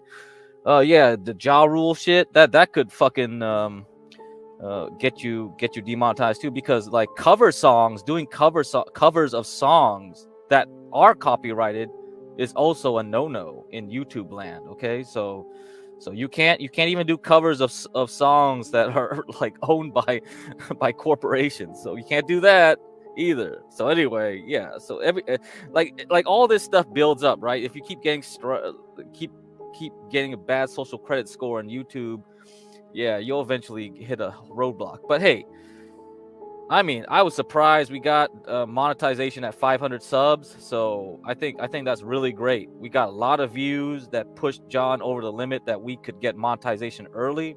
So not a big deal. We'll get it back. Don't worry. We're getting popular now, so I mean, John's gonna do what John does. He doesn't give a fuck, right? He's the honey badger. He doesn't care. We can swear here. We can use F slurs, N bombs. Yeah, we don't care. Yo, Mike from Boston, is that really you, or is this a porn bomber again? That's me, man. That's me. Yeah, because you turned on your cam, so I assumed it was you. So that's me, man. Yeah, I'm down here in we can hear Mississippi, ya. man. Down here in Mississippi. You're still on the same case? No. I mean, I live in Mississippi now, man. What? Yeah, I live in Mississippi now, man. I moved from Boston, man. Holy crap! Oh, yeah. So you just took cases in California, and you're back in. So your real living situation is in Mississippi. All right. Yeah, well, I lived in LA for 8 years, and then I was in Massachusetts for 2 You years. got sick of that, huh? No, I mean, no. LA was my favorite place I ever lived, man. I'd go back there, but it's turned to shit, man. Like it's all really? Fucking, I mean, well, it's so real crap. Expensive. It's real crap now. It's really expensive there now. Not worth it. Like I can live down here for I got a house down here, no mortgage on it. Like for the house would have cost me up in Mass or in California, the house I got here would have been $2 million. What's up? Right. On market, yeah, it's way overpriced. Yeah, it's mad overpriced, man. Like it's crazy, but we came down here. My wife's family, she inherited like a whole bunch of land down here, so we. Ooh.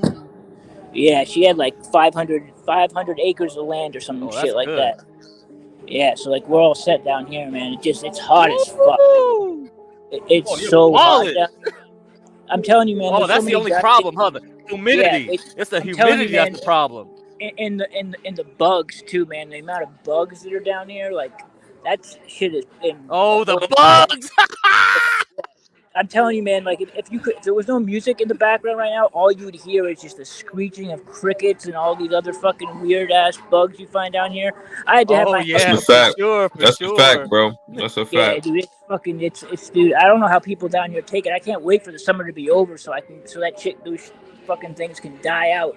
All them weird ass bugs and shit down here. But it's cool. Other than that, that's my only complaint is the heat and the bugs and shit. But it's cool. Other than that, I can make just as much money down here as I did in LA or in Massachusetts, and the cost of living is like nothing. Right. Yeah, you keep more of your money. That's right. Yeah, exactly. You keep much more of your money, and shit is just way cheaper. Gas down here, man. compared to California, I was paying $5 a gallon for gas. Here, it's like. Man, it's still above 4. It's never coming down. Yeah. Do you live in Cali? Yeah, I live in Cali. I'm stuck in this hellhole. What part of Cali are you in? Oh, I travel between the north and south though, so I'm usually in the Bay Area, or I'm in like LA area, yeah, or I'm or I'm in the Imperial Valley, or I'm in the boonies somewhere, yeah. That Yeah, depends on family. I used to go. I went up to right outside San Francisco a couple of times to work cases up there. Like I had a couple of cases in Oakland. I was staying out in where I always got a hotel in this little town right outside San Francisco. It was called Millbrae. I forget the name, but it's like west. If you just go west, like from Oakland and San Francisco, one of those like small towns out there. But I had a case one time in Vallejo. You know where Vallejo is? Yep, Vallejo. Yep. So and it's kind of shitty there, right? Oh, it's shitty for real. That is bad. I was doing surveillance in like a bad neighborhood there one time, and it was like I've been working for like almost 24 hours straight. So I fell asleep in my car during the surveillance, and I wake up, and there's 5 cops outside my car window with their guns drawn, pointed at me and shit. And I was like, "Yo, what the fuck is going on here?" So they take me out of the car, they put me in handcuffs, and they say, "Oh, we got a call that there was some sort of domestic issue you were involved in, or someone called your car and said there was domestic problems." So they took me back, and they kept the handcuffs on me.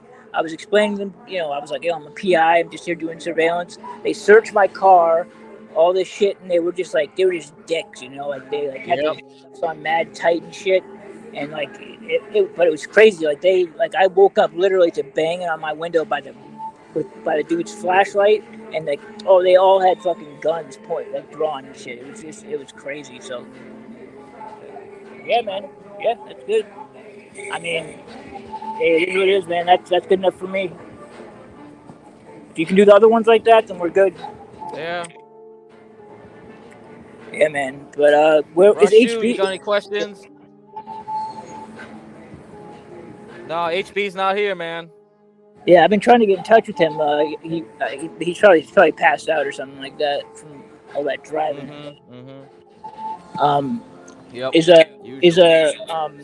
I wanted to talk to John also about the next show that we were going to do, but I guess I could talk to you as well.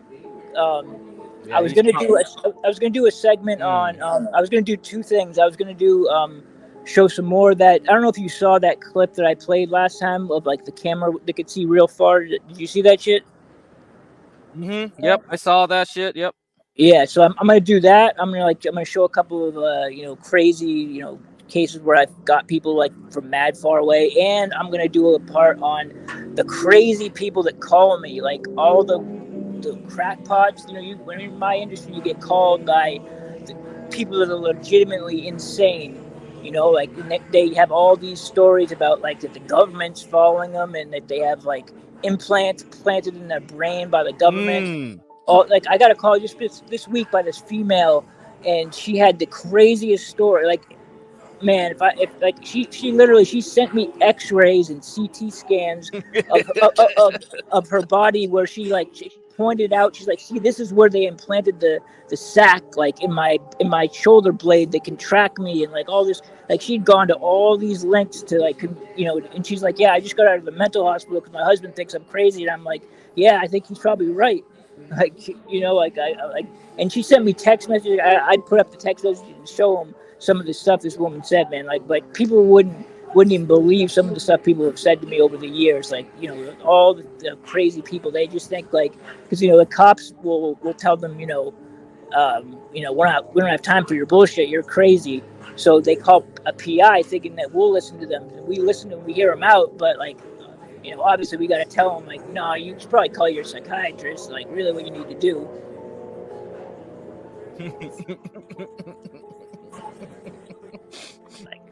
Shit. But yeah, no, I think we could have it would be entertaining if I put up some of the images and shit this woman sent me, and just her story, man, so elaborate.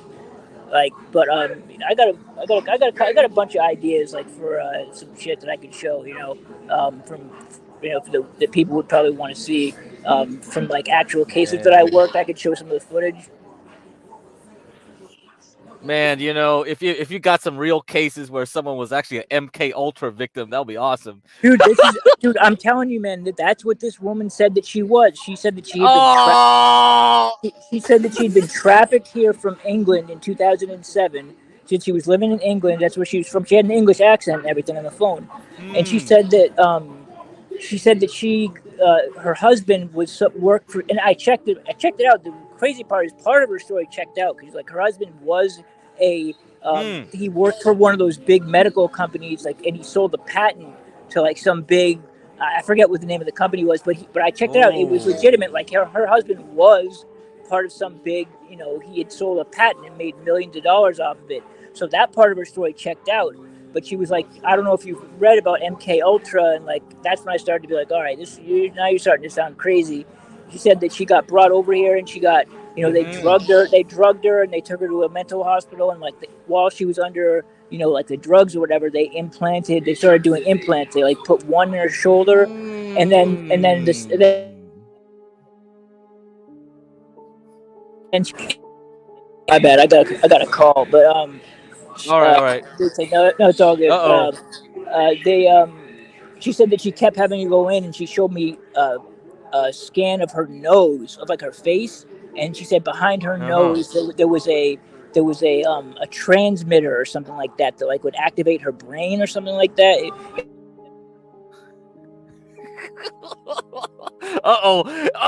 NSA is calling MFP right now, bro. Anyways, man, yeah, it'll be that shit'll be entertaining, I think, for people to hear about. Oh yeah, I like this. This is gonna be great. Oh. All right, they got MFP, guys. You see that? That shit was real. MK Ultra is real. This shit's real. This. Rashu, where are you? Come on, get on here. I'm here, bruh. Oh yeah, you're here. Great. Oh man, what do you think of that? I think this is gonna be interesting. We got a real case of MK Ultra potentially, man.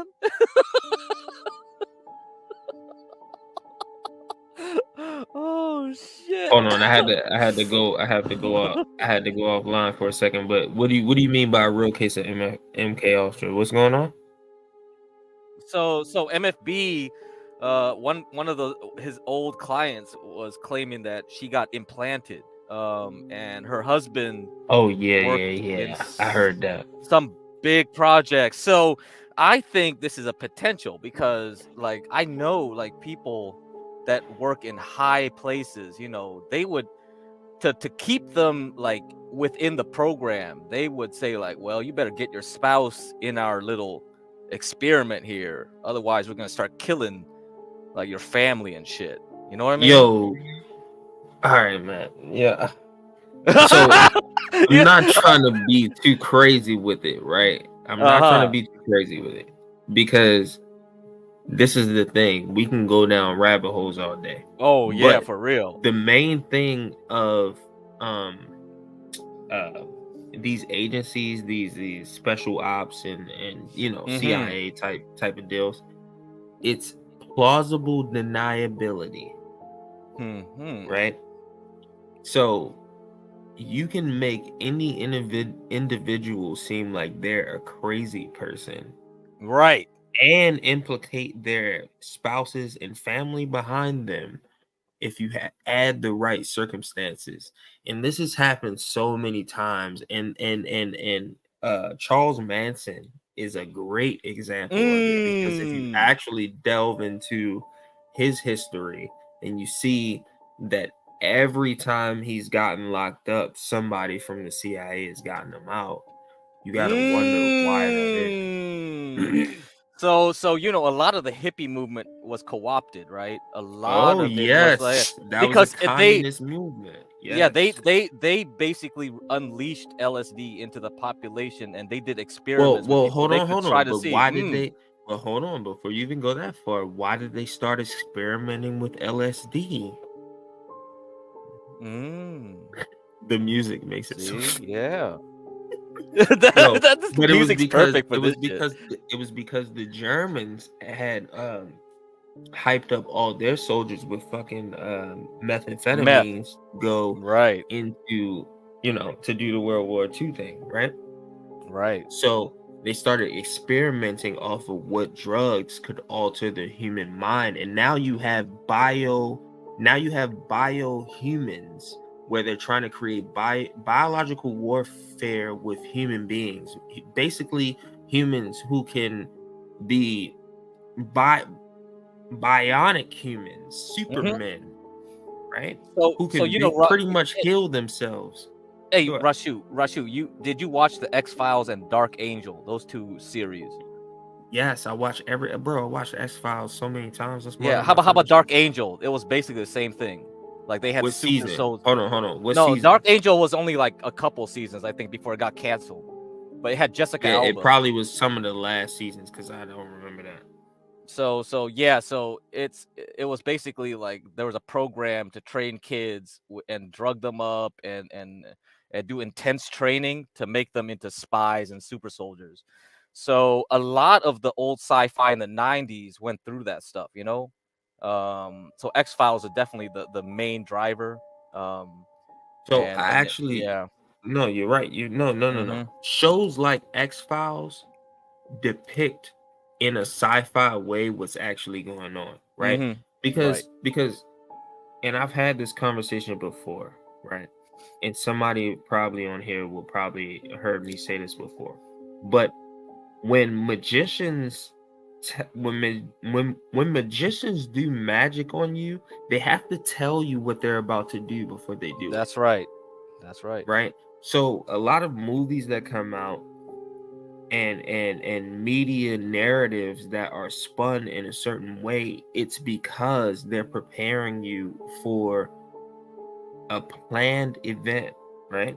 And we talk about it in the markets, right? We can see the patterns. It's the same, like you say it all the time.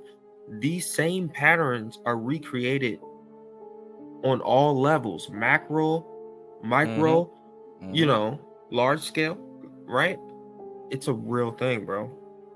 Yep. But the thing is that people deem these things as superstitious. Yeah, right? they'll chalk it up to like, oh, it's you know, that's why It's a conspiracy. It's superstition. It's all there's this other some people bullshit. were talking about deja vu yesterday in the stream, and they were saying like, is it real? Is it not real? And you know, there's like a lot of synchronicity, deja vu, things like that. You know, but there's Well, patterns. the thing is like, yes. And the thing is that yes, it's real.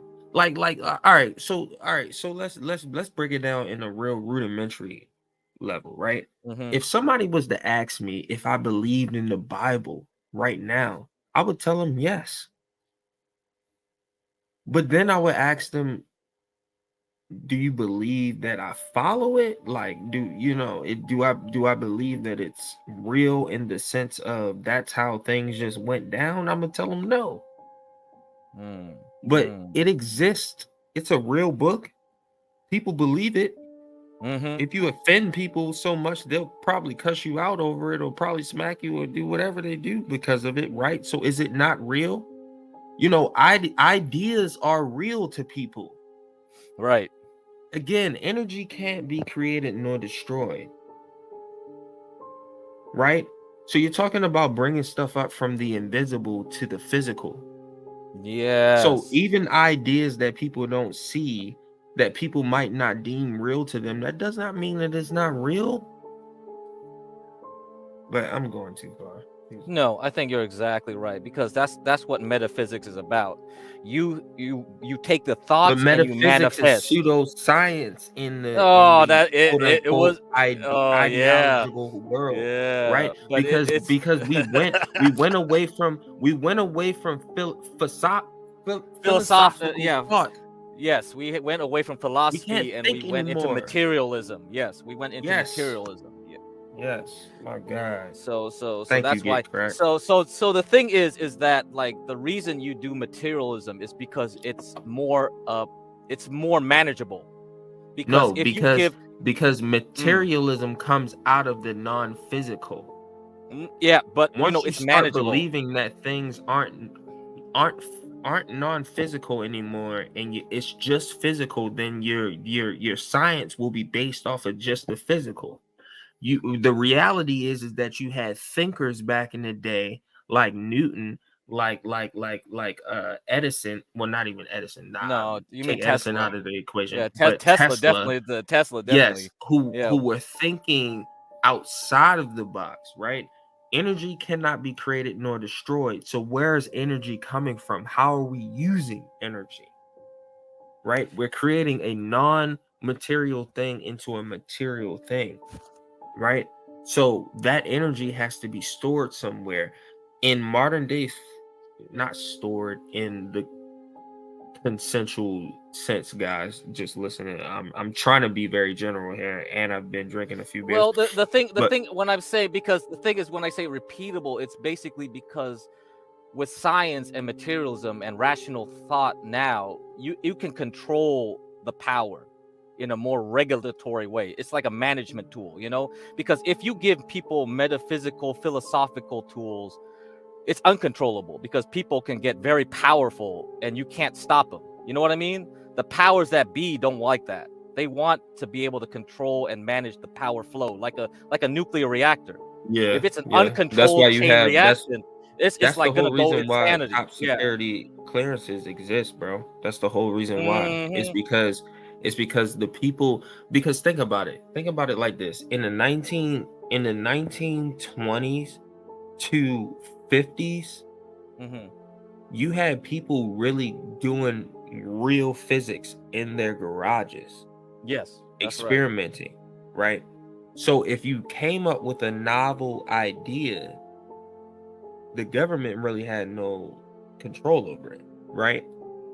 So what happened is that, pretty much after we set off the atom bomb, right? Yep.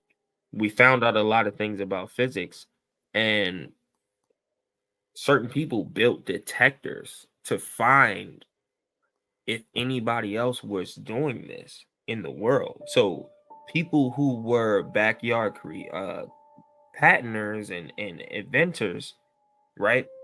Those people were getting found for certain novel events, even things that didn't have anything to do with gravity or anything like that. I'm talking about it could just be hydrogen motors that's taking, that's being more efficient than oil driven and gas driven motors, right? And that's stopping the whole industry, right? Even more efficient than electric, because they actually really are, right? So you had people who died behind that, like what's his name? Billy Myers, I think his name is, or something like that. Like we were talking about early, Kimmy Cakes, they just end up inventing these things and then they end up getting deleted, right? So you have examples of these things, but Patrick Bet David did a video on the patents, this patent law that came out around 1950, 1960 that basically stopped people from doing what I'm talking about here, basically experimenting on these types of devices in their houses. Hold on, I'm gonna try to find it real quick. Let me shut up, but you guys can talk. Yeah, so I want to circle back to what you and Momo were talking in chat today. So you guys mentioned the Russians and shit like that, and I think that's very important because during the Soviet Union, yeah, they were pretty advanced in mathematical research, but that's true what Momo said, that they also looked into more esoteric research, which a lot of it stemmed from what the Nazis were doing when they were doing research into UFOs and Tibet Yeah. and all that crap. So that's why the Soviets were, But they were. it didn't just come from the Nazis. That's the whole thing, right? Because we gotta understand that whole side of the world they're very religious, right? Where when we came over here, we were very quote unquote scientific, basing things off of what we could physically prove, right? So yeah, it the wasn't. Europeans were definitely more open for it because you know about Yeah. mesmer? That's where we get the word mesmerizing. So like the Europeans, like they did a lot of more esoteric work a lot longer than we did because they had people like Mesmer who was like looking into fields of energy and making pools of energy and trying to see if it like can induce people's Exactly. psychology. There were probably others too that I don't know about. Yeah.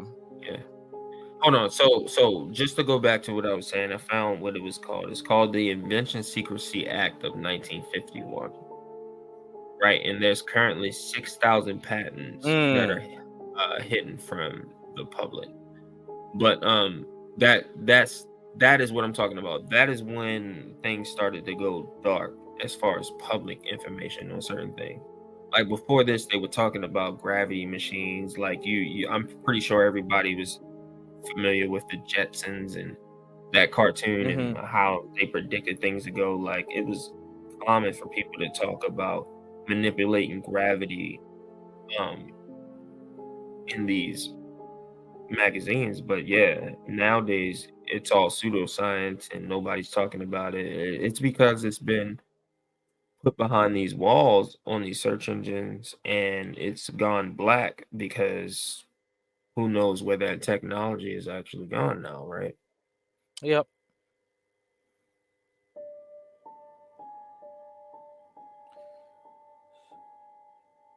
I think one of these days I should probably play some clips from Jeffrey Mishlov's channel. So Jeffrey Mishlove is a Oh yeah, parapsychologist. that's my guy. Yeah.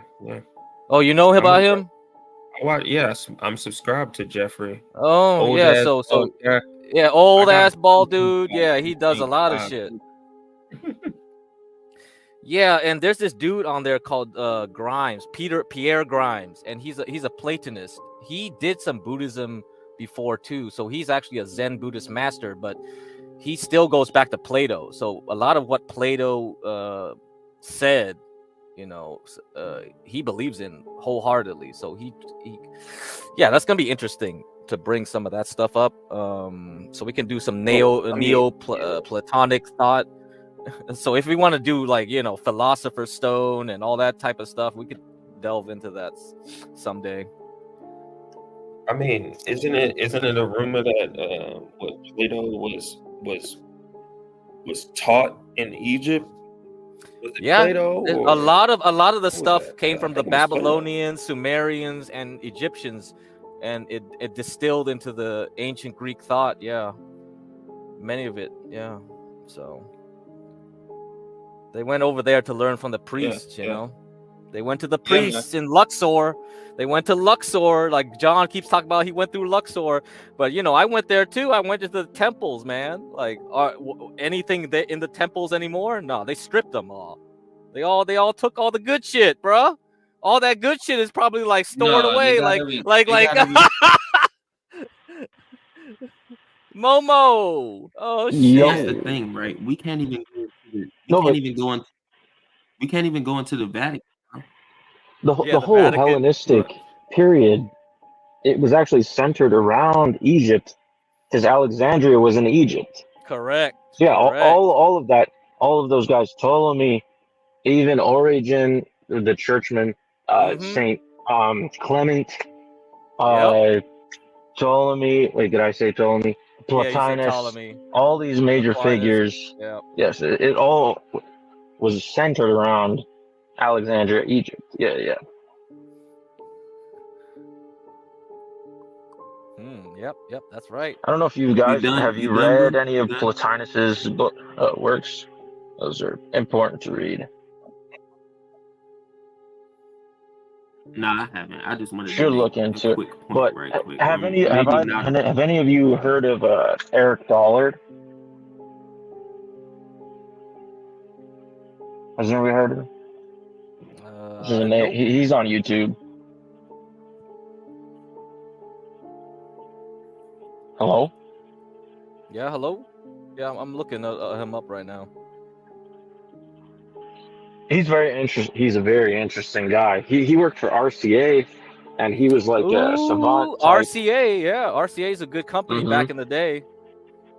Well, I mean, good is a. It's RCA was tightly associated with the Navy, and they did a lot of work to kind of capture all of the work from Tesla and works from like the other one, Proteus Steinmetz, that little. He was also a super genius of the electrical era, you know, along with Tesla. But the guy who headed RCA, he was actually a small hat. He had a lot of power.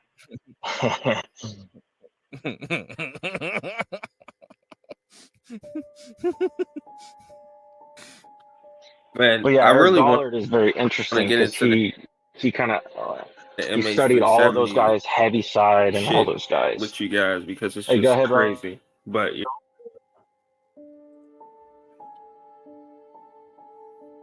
nah, What's that, dude, you Rush got Two? it. I think you got a delay, so just let me talk, man. Oh, there's a Oh, okay, delay. I didn't Oh, want to. okay. Oh, I didn't want to run over what you were saying, but yeah.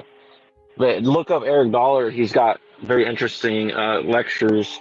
He's very eccentric because he's like he's a savant like Tesla. You know, Tesla also had the eccentricities. Like he became homeless in New York City, kind of had Yeah, pigeons and he had a stuff. pigeon. He was in love with a pigeon. Well, it's like him and Nah, he was sending messages with the pigeon. People, you know how That's people you used know to send that's what messages Mike messenger on Tyson does, pigeons. You man. can. It's really cool. Messenger pigeons are really yeah, cool. Mike Yeah. Tyson. That's why Mike Tyson, man. Yeah, man. Mike Tyson is a smart motherfucker, man. Bro, That's all I a gotta lot say of about Oh him. yeah, geniuses he are does have weird. pigeons, doesn't he? Yeah, Mike Tyson is a genius.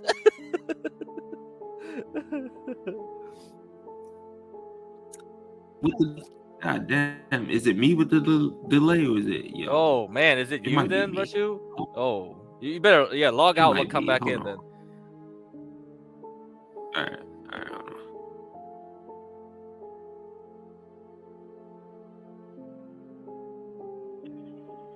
Oh, and yeah, he's eccentric. Like, you know, Newton. Wait, yeah, Newton and Tesla. I think they were both celibate. I think Newton might have been celibate his entire life. I'm not sure on Tesla, but I know Yeah, they had very long periods. Yeah, Tesla was pretty much celibate towards the end. Yeah. Yeah. And I know Newton was an alchemist, and he also researched a lot of esoteric topics. Bro, these guys were fucking virgins, bro.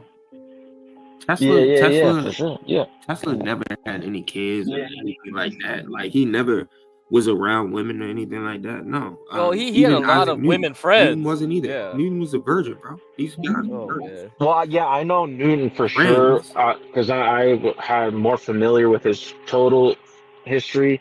But I knew Tesla had a lot of celibacy, but I wasn't 100% certain if he had because I know Newton expressed because it was explicitly known. You know, he expressed that he had never had sexual interactions. Go ahead. Hey, bro, I'm not going to argue with you because none of us had a camera on us back then to watch together. or MFB. You gotta get MFB on this. Yeah. But from what I heard, man, the guy was a damn virgin, bro. And it seemed like he was just because of how much he was a loner. Like his best friends was birds, man. Yeah, for sure. And he dealt with people just to get funding for ideas that to be honest with you.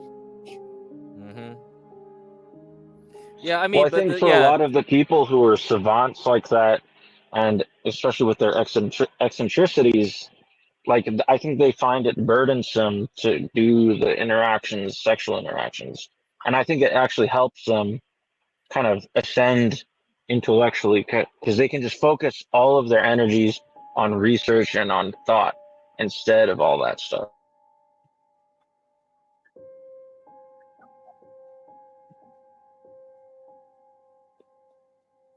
I don't even think that, man. I just think that these certain processes become natural to certain people, right?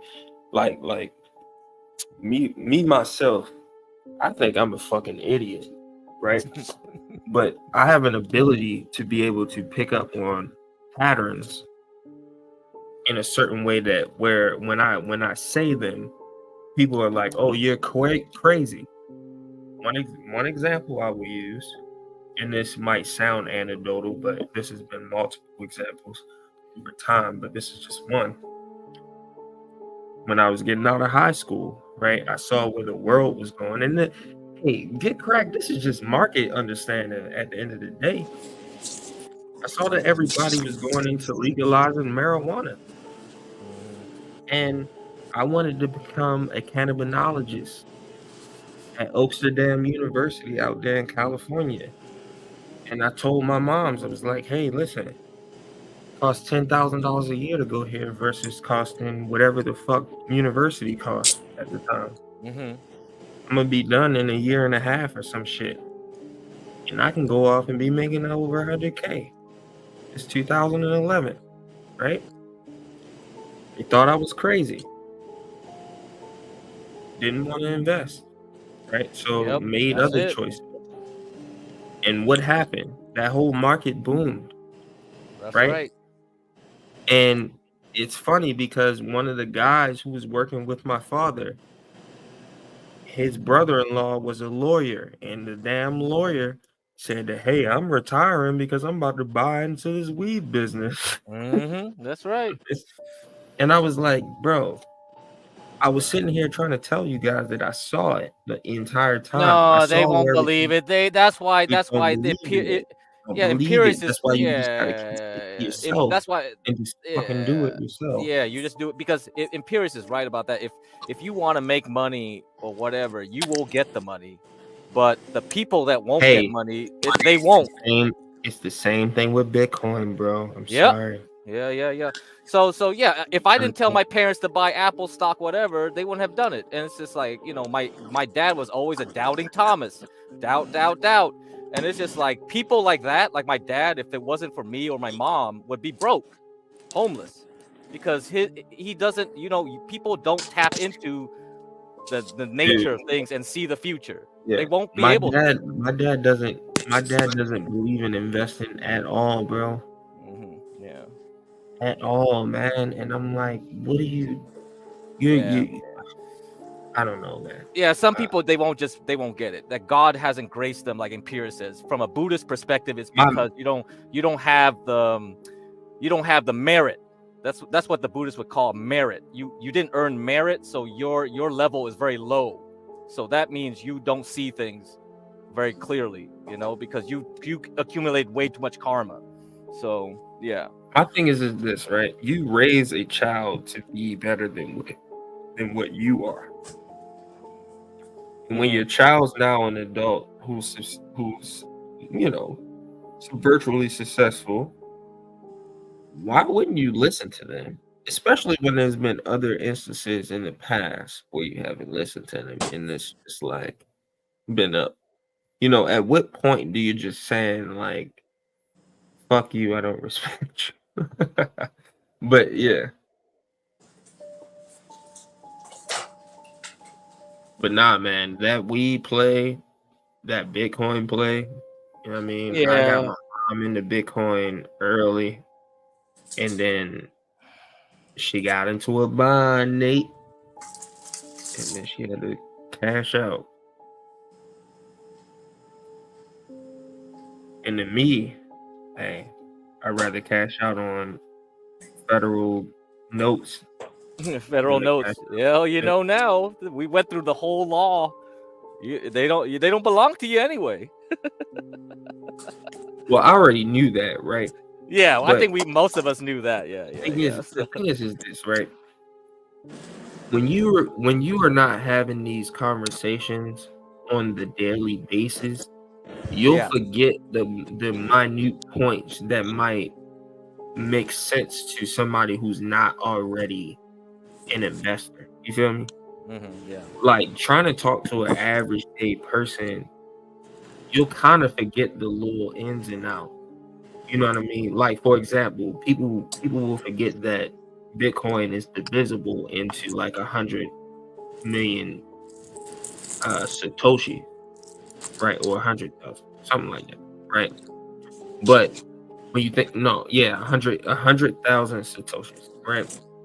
So when you think about the 21 million price and it's 65,000, people are saying, oh, it's 65,000. That shit just lost 10 trillion of, 6 trillion of volume, right? And that's enough to crash a market. And it's like, but bro, it only moved 3%. And it's like 3% is a natural S&P movement. Like if they have like a Yeah. major sell-off, right? It's Yep. just the asset Correct. price Yeah. different. So it's like you're equating it as a much more, which is true, but you're dealing with a much more higher volume of people and liquidity, right? So it's different when you're looking at it, but people cannot deassociate it with one another. Well, yeah, I mean, let's look at this comment here. Investing is essentially gambling. Correct. That's true. But the thing is, insurance companies essentially gamble on you. Insurance companies do the same thing. So you have life insurance, you have your home insurance. They're gambling that you won't have any problems. They're gambling. Everything is gambling. Business is gambling. Get correct. No, it's life not, is bro. gambling, right? Do you Get know what's correct. going to No, happen it's not, tomorrow? bro. It's Oh, not, it's not. bro. I think Correct. everything is gambling to me. That's my point of view. Bro, hold on. You got It's any just how you long manage positions? risk. It's how You you got manage any risk. long? That's a difference. Well, yeah, because it's all about your choices, right? Exactly. So that's You the got only any difference between a long winner and a positions? loser. I have You long have any positions. long Yeah. positions? Yeah. Palantir is one of them. Yeah. Bro, you guys, man, I gotta talk to you about that. But hold on. Oh, okay. You got some On your Palantir long scoop? positions, have you truly lost any money, bro? No. Exactly. No. The only time you really lose money is when you like trading and trying to risk money. That's true. Yeah. Overall, that's true for most people. So does If that you guy just have put a money into the righteous market, muffin you're not position? gonna waste money. What's that, Momo?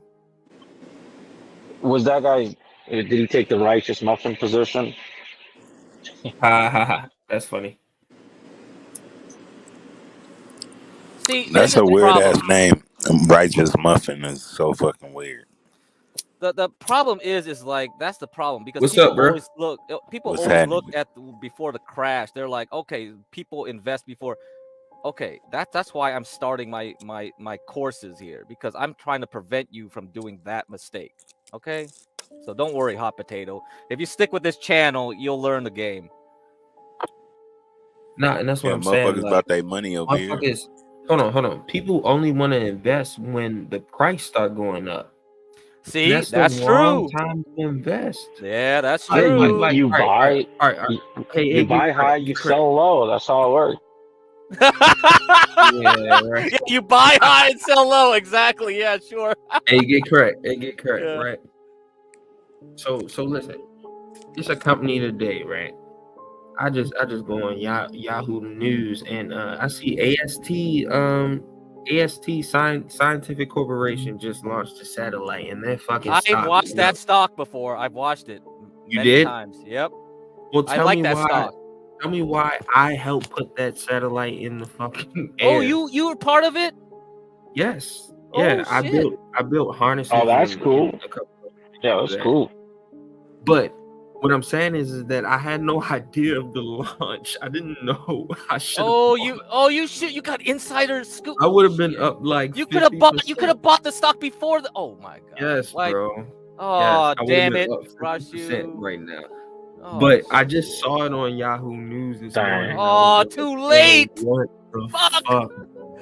You had insider information. You take advantage of it. Yes. But you see how this stuff works. You don't really know. I mean, Yeah. I mean, you know, that's one of the companies I definitely watch from time to time. Yeah. yeah, I work. I'm literally doing all Oh of their wiring. man, you had Literally. insider. Oh my god, bruh. Shit. Yeah, bro, that would have been a crazy Shit, move if I it's would like have up told y'all 50% a today. couple What the days. fuck, bro? It's up 50% today. What the heck are you I know. doing, Rashu? I Ah, know, that's dude. I easy know. money for you. I was so mad. I was so mad when I seen that shit, bro. Oh Man, man, yeah, I watch it all the time, you know, because I'm like, hey, damn, this chart looks good all the time here. hey, bro, it wasn't even on my radar until they start asking me to do some projects for them, and I'm like, okay. But yeah, dude. Oh my God. God damn it. 47%. Whatever, Rush, you forget about it. There's been plenty of fishing to see. Nah, that's a part of the game. I mean, you're not gonna catch everything, right? Yeah, not gonna catch everything, but you know, when you have insider information, you definitely catch it. So, hey, bro. So let's talk about this Nvidia, man. Let's Yeah. talk about this Nvidia, man. Right. Because What's up? the support line is not strong, bro. Yeah. And I'm seeing where it's at right now. Mm-hmm.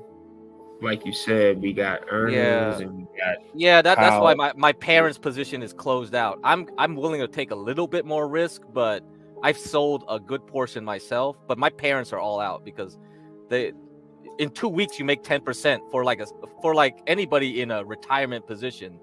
That's great money. Like you beat the S&P already in 1 month, then you should quit. Take your gains, get the fuck out. But for younger people who have more risk tolerance, yeah, you should sell a good chunk like today and Tuesday, and you know, and you could keep a little bit for the rest of next week. But yeah, you're right, Rashu. It's not very strong up here. No, it's not. I don't see Yeah. the trend line staying where it's at. Yeah. I don't think so. Way more sell off back to like 90. Well, not 90, maybe like 100 or something. Yeah, but we got at least a $20 sell off, bro. Because the thing is that when the volatility is very high, like it is, because you see it drop really quick, but it jumped back really quick. That's not good. But you see how much it dropped. I mean, how much that candle wick was. That candle wick was pretty. Yeah. So is the price of eggs and bacon about to drop again, or is it gonna stay high? Oh no, it's gonna stay high. Nah, the that food shit guys, ain't got nothing to do with what we talking about, man. Them niggas, because when they the problem is manipulating prices. Yeah, so when companies get like very strong inflation like we had during COVID, they'll keep the prices up as long as they can. They'll shrink the packages. They'll do all this game and stuff because that's the problem with inflation. Once it happens, you can't go back. So even though the not going down after that, right? So even though the price going up every year has slowed, it's still going up. Okay, it's the rate of change. You know what I mean? So even though it's only went up $1 instead of everything like is $20. Yeah, I remember 99-cent bag of chips. Y'all remember? Oh yeah, you can't buy any of that chips? shit no more. That's a waste of money. To me, you're buying bags of air. Yeah, I remember. Fuck that I shit. remember. Fuck that shit. Ain't. That's kind of what I remember when a jumbo jack was 99-cent, nigga. It's more so like shrinkflation, bro. Everything is shrinkflation. That's what they call it. That's right. And the price is staying the same, right? And they give you less. They give you less shit. Yeah. Yep. Isn't it illegal to give out They financial give you like advice? half the bag instead of 75% of the bag. Yeah, that's exactly what it is, bro. That's exactly what it is. It could be 25% of the bag. Shit. Okay, hot potato. It's not illegal to give financial advice if I give a safe harbor statement. So every time if I give like an actual stock pick or whatever, I have to give a legal boilerplate. I give a legal boilerplate. Bro, we didn't give out no financial advice. What are you talking about? Yeah, we didn't. Yeah, we were just talking. Yeah, I mean this. Hold on, bro. That's it. We were just talking. Yeah. We were just talking. We didn't say you should do anything. We didn't imply anything. We were just talking about what was happening. Yeah, because if you're not a licensed it's on somebody else. advisor, If they make a decision, nigga, that's on them. That's on you. Yeah, but If for you legal decide to take purposes, or for legal vaccine purposes, based off of yeah, what was yeah. going Your on, decision, But you know, nigga, is your decision. we got It don't lawyers. matter who swayed Yeah, you, we. who tried to talk you into it, nigga. If you made that decision, nigga, that's No, your yeah, fault, but nigga. the thing is like for John's sanity and to make sure the channel doesn't get like messed up. It's like, yeah, every time I give an actual like advice, yeah, I have to give a safe harbor statement. That's what they call a safe They harbor make a statement. decision, bro. It's not on hey, you. That's correct, that's correct, them. correct. They're a Hold on, grown ass fucking adult. get correct. Mm. Usually you'll hear disclaimers on channels where you just have one individual talking to YouTube or to the camera, and they're using, nouns and pronouns like you should or whatever, he should or whatever, right? So you're Yeah. kind of implying somebody outside of yourself. We're having a conversation here, just talking about markets and talking about what things did today and whatnot. We're not implying anything as Yeah. far as like what you should do or what you shouldn't do. We haven't talked about any trades. We haven't talked about anything. So I don't think that that's merit to be classified as, to having to disclaim yourself, sir. Oh to be yeah, honest. I mean, but it's like it's good practice to do it anyway. If I say something very specific like this or that, but yeah, it's But good that's practice. your opinion. Yo, though. during your Somebody morning your shows, opinion. yeah. But how I just brought it up just now, nah. You was just Yep, talking about- exactly. Yeah, you was for just here, no, talking you about- don't need it. No, but if I said something specific, I'll have to say that. Yep. Yeah, I get. Mm-hmm. So fuck hot potato. Sagna. Is that imperial? No, hot All right. potato's been grilling on John for a while, so we got a strong community of chatters again. That's what's up. That's a new name. Rafi, you had mentioned Politis and 411. Have you seen a lot of Yeah, that? David Pilates. Yeah, I watch him every day, bro. Oh, really? Yeah. I mean, I've probably seen hundreds of his videos. I haven't seen any of his documentaries. Oh, you haven't? Case is very interesting, and also not docs or anything or the books. You're bugging out. Bugging out. Hold on. Yeah, yeah. You say you haven't? Yeah, my connection.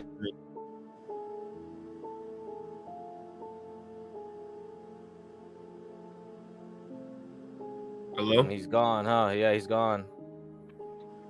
Yeah, he was breaking up pretty bad, but I did want to hear what he said. He said he couldn't hear. He hasn't seen any of Dave Pilates documentaries. All right, I'm gonna try to pick it up from there when we get back. But yeah, with this Tesla situation, have you guys heard of the Radcliffe in New York City that he was trying to? Yep, I heard that. Yep, I think it was like was it? Yeah, it was something like that. What happened? Hello? Our boy Momo, he cut out for a second. Momo, are you back? Yeah. Yeah, can you hear me? Yeah, we can hear you now. Is it coming through? My connection's not too great here, but okay, yeah. I've seen like hundreds of the videos. A lot of the cases are very interesting. I do want to get into his books and documentaries, but it's just there's a lot of interesting, serious aspects to all of it. The heat map, like the conservation around national parks. A lot of the cases have so many peculiar details, missing shoes, or like the body kind of seemingly ends up in a certain position that's not physically possible. Hold it. Makes no sense. Hold it closed How next they to the were body. there. Yeah. So it's really weird stuff. It's very interesting to get into. Sure. Yeah, and a lot of the national parks don't want to talk about them. Like you try to get into the cases with them, and they do not want to. Yeah. That's a Well, I wild remember he was trying to get like specific information on like lists, and they started to shut him down. And like, Yeah, it's very, very peculiar stuff. Hey man, I listen. mean, There's a obviously, it there's a means that they're aware of a lot of the stuff, and they know something that others don't know, and they don't want to know. They don't want to release whatever they know. well that's literally the issue, right? We know that there's anomalous things happening throughout the world, but we're not trying to talk about them because the world will seem more mystical than what it probably is, right?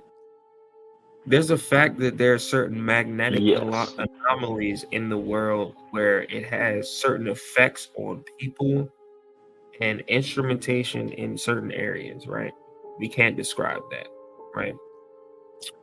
But that Well, that gets into that thing we touched on earlier, where they want to establish very strongly the dogmatic materialism, right? And they don't want to they let don't want any you to think information about out that that's contradicts that. right. Because then you would be a free thinker. Right, because you can just literally bring up ideas. First of all, where do ideas come from? What is consciousness?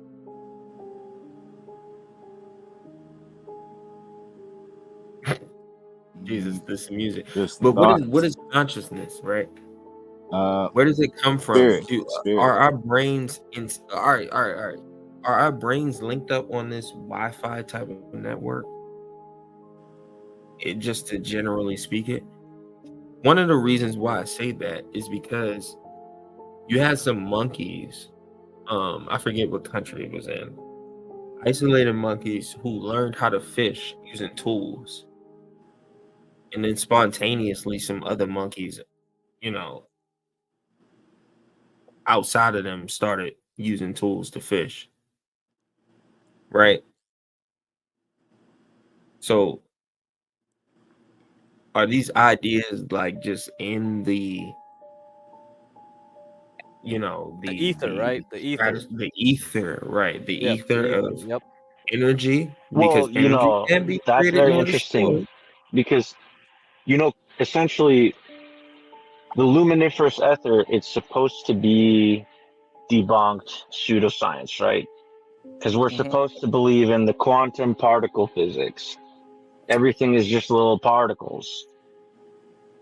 But is that really the case? That's not the case. Which the ether doesn't deny, but they try to throw you off to the quantum. Yes, but I agree. But the ether doesn't deny the quantum. The ether is just saying where's energy coming from, bro?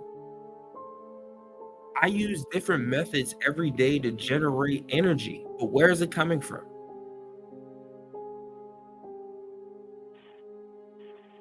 We want to That's a say that great it's coming question. from a battery, but a battery is just storing energy.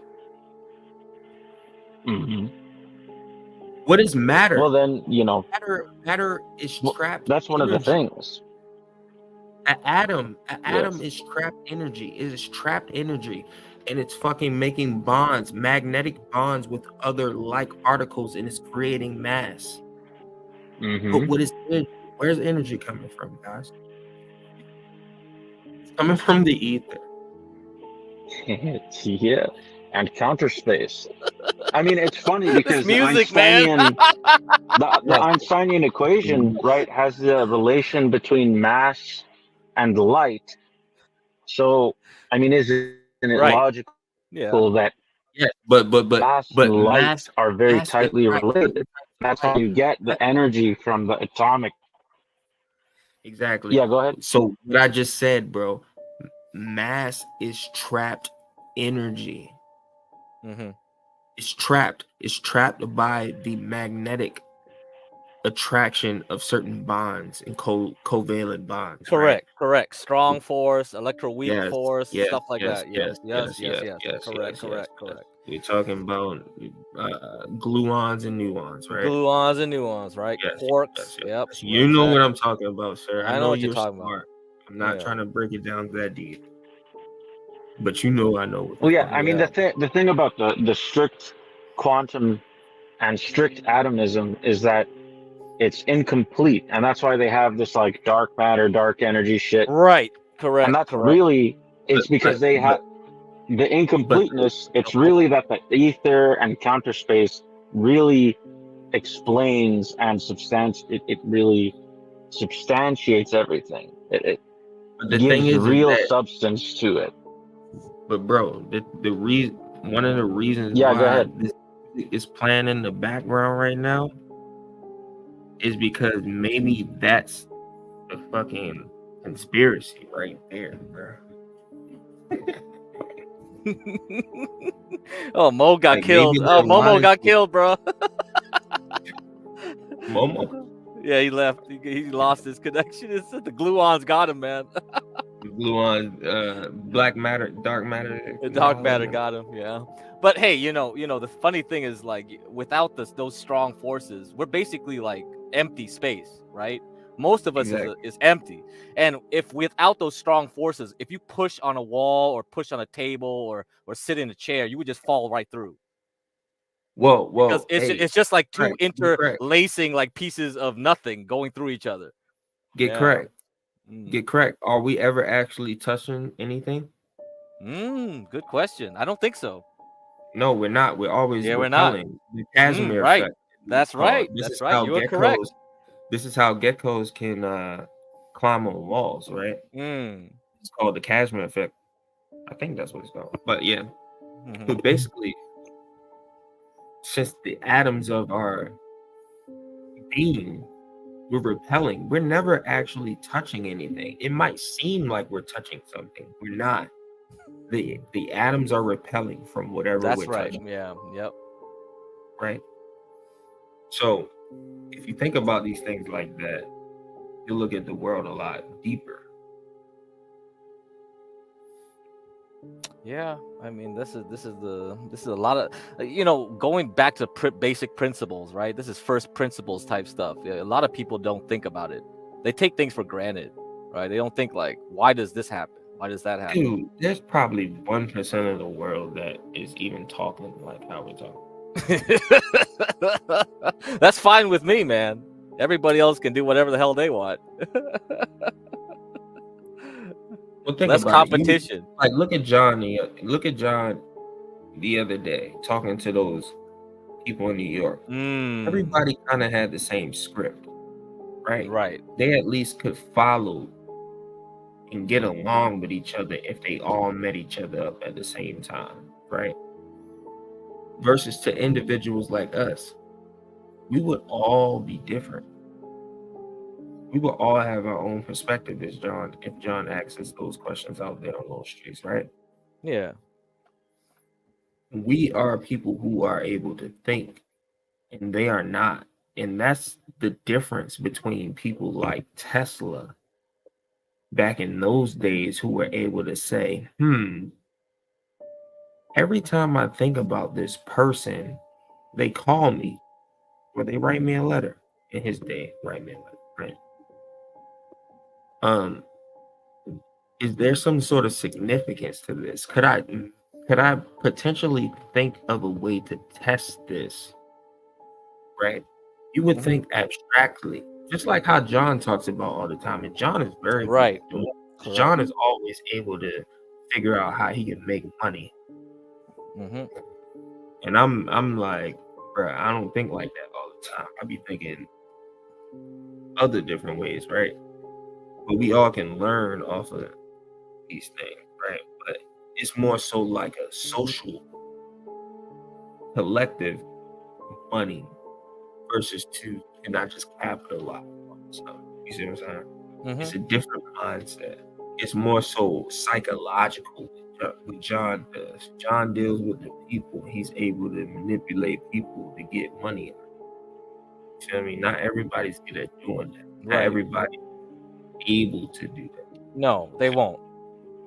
Yeah, I'm not that type of person. Yeah, and John's. No, I'm not either. I tell too much truth. Yeah. Like John's able to not talk about himself. I can't. I talk about myself all the time. Like I tell you the truth about who I am. John's able to be John without telling you who he is. You feel me? Mm-hmm. Yeah, he's a different breed, man. That's John for you. I meet people. I've met people like him before. I just never to that level, though. I think John is a special. He came from a super lab, man, and Tuskegee experiment or some shit. He's a fucking superhuman. Yeah, man. Before I go to 8. Hey, Mo. No, you're still Borgin, Mo. Your connection's not good still. Oh, bro. Oh shit. Not good. Yeah, my bad. Mm-hmm. Oh, say it right now, bro. Say it right now. Damn. Yeah, I think he's Yeah, he it's not sounded good. decent when he said Yeah, something. Like, no, it's not consistent Wi-Fi right now or cellular signal. No. That's why the call-in line is so important to have, for this reason. Yeah. That stupid U.S. internet piece of shit. The way they standardized cellular service, right? They did the 5G here. They implemented I don't know what they did. There was a whole standard for the 5G. They used the MIMO antennas and this and that, but yeah, it's done by committee. A lot of the standards, the IEEE standards. So yeah. And I don't think those companies, and it's all like a private committee, bro. Exactly. And the thing is, those companies try to push certain standards just because it benefits them, not because it benefits the overall network quality. A monopoly. It's a monopoly. Exactly. Yeah. I don't like it.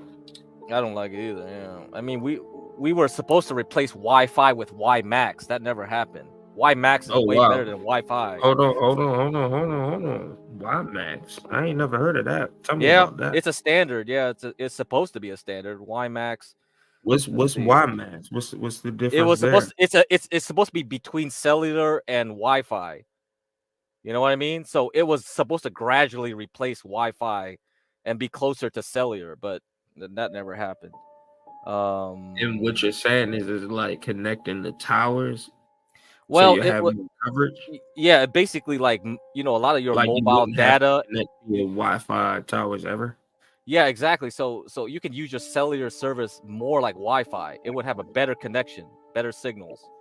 So if you were in an area that had good like cellular service, it could be treated as Wi-Fi, and you would be connected as if you were in your home, not like as it is now. Essentially, you'll be using less data. Yeah, it'll be like a more improved hotspot, So if you can use like your look at the IRL streams with Grace Thorpe and all that. It's like every time they move, it just gets blocky and the quality goes down and shit. And that shouldn't be happening. If we had WiMAX, like if you're driving in the city, it shouldn't happen. So if you're in a rural place, of course that will happen. But if you're in the city, like you saw John, even just doing his scooter, he just goes really fast and all his connection gets garbled up. It's just this is retarded. I get that. When I'm driving home, when I'm driving home, I'm like literally like by DC, coming up past DC, going towards Baltimore, and like on this one spot every time, I notice that if I'm watching something live, which is not, pre-recorded, those, because when you watch something that's already been recorded, they'll give you like an extra 2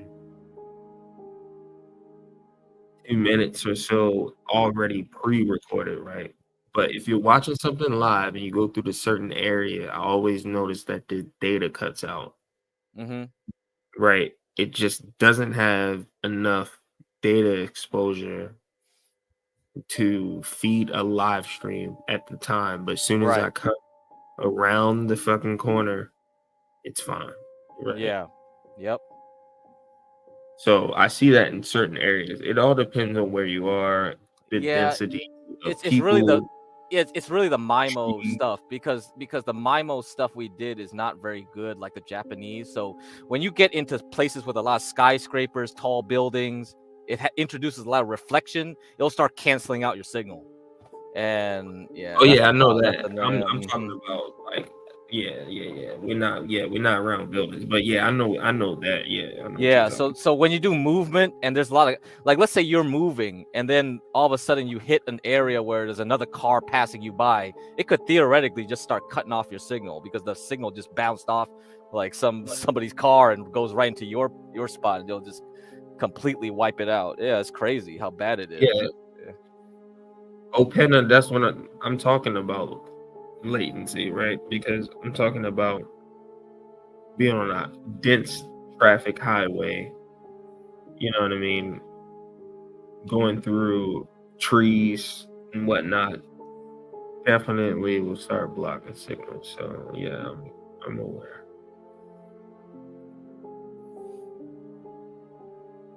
But yeah, man. That's good. We got people here that know about MIMO. That's good. See, we got a good audience here. The people know this shit.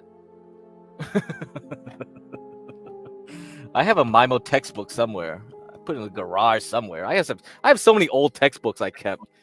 Fucking shit. Yeah, that's what's up, man. I still got a whole bunch of old encyclopedias from the early 90s. Yeah, you gotta save them before the internet starts wiping out information. Yeah, You'll man. be like, I'm not oh ever shit. throwing joints away. I'm not gonna lie to you. Yeah, I hate how everything is an ebook now and whatever. They can just delete and change content. It's just like, fuck you guys. Fuck your subscriptions. Fuck all this shit. Man, do you want to go there too? I mean, because we see it. We see it with what they're doing to the media stuff nowadays. But not only that, Wikipedia is the perfect example. Oh yeah, Wikipedia. Yeah. Daily people will edit things, right? Depending on not even what side of the aisle, but I'm just saying, what information might be out there that day. Mm-hmm. Yeah. I'm not even trying to make it a left or a right thing, but yeah. No, it's not a left or right thing. It's just a powers that be type thing where there's a lot of information that they're like, time to delete it. Look at Tesla. Do they call him a pseudoscientist here? Let's look at this article. Do they call him a pseudoscientist, or do they call his stuff? Because if they don't call it pseudoscience, they probably call it not experimental, unproven. Yeah. Or some shit like that. Like some shit. Hey, Rashu, have you ever watched that movie The Prestige?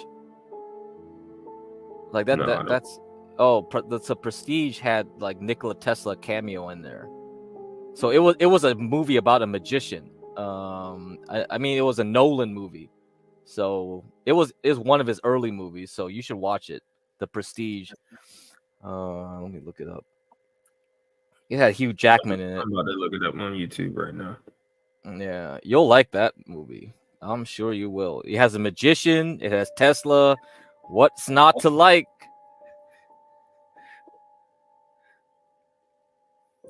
Hey, get correct. You got a lot of hold on. Yeah, you got a lot of information, my bro. But you talking about this 2006 joint? Yeah. And you got Scarlett Johansson. So can't go wrong with that.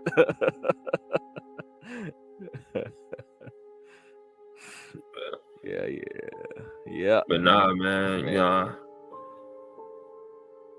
Nah, I'm the same way, bro. I know a lot of random ass shit. Yeah, that's how it should be. I like learning stuff. That's my thing. I mean, do you want to talk about the deep state? Oh yeah, let's go. Let's go for it. Might as well. What do you think? Man. You gotta have something. You gotta have something, man. I do, but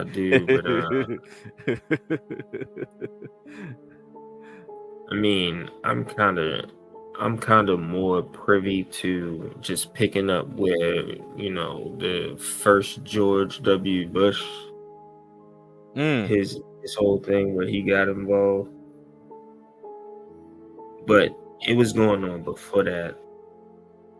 I'm not too familiar with the Eisenhower and okay. And the fucking, JFK got killed behind it. Like, yeah, I mean, I that think whole story. I've listened to it, but I haven't like committed it to memory. It's kind of like the files hasn't been released, so yeah.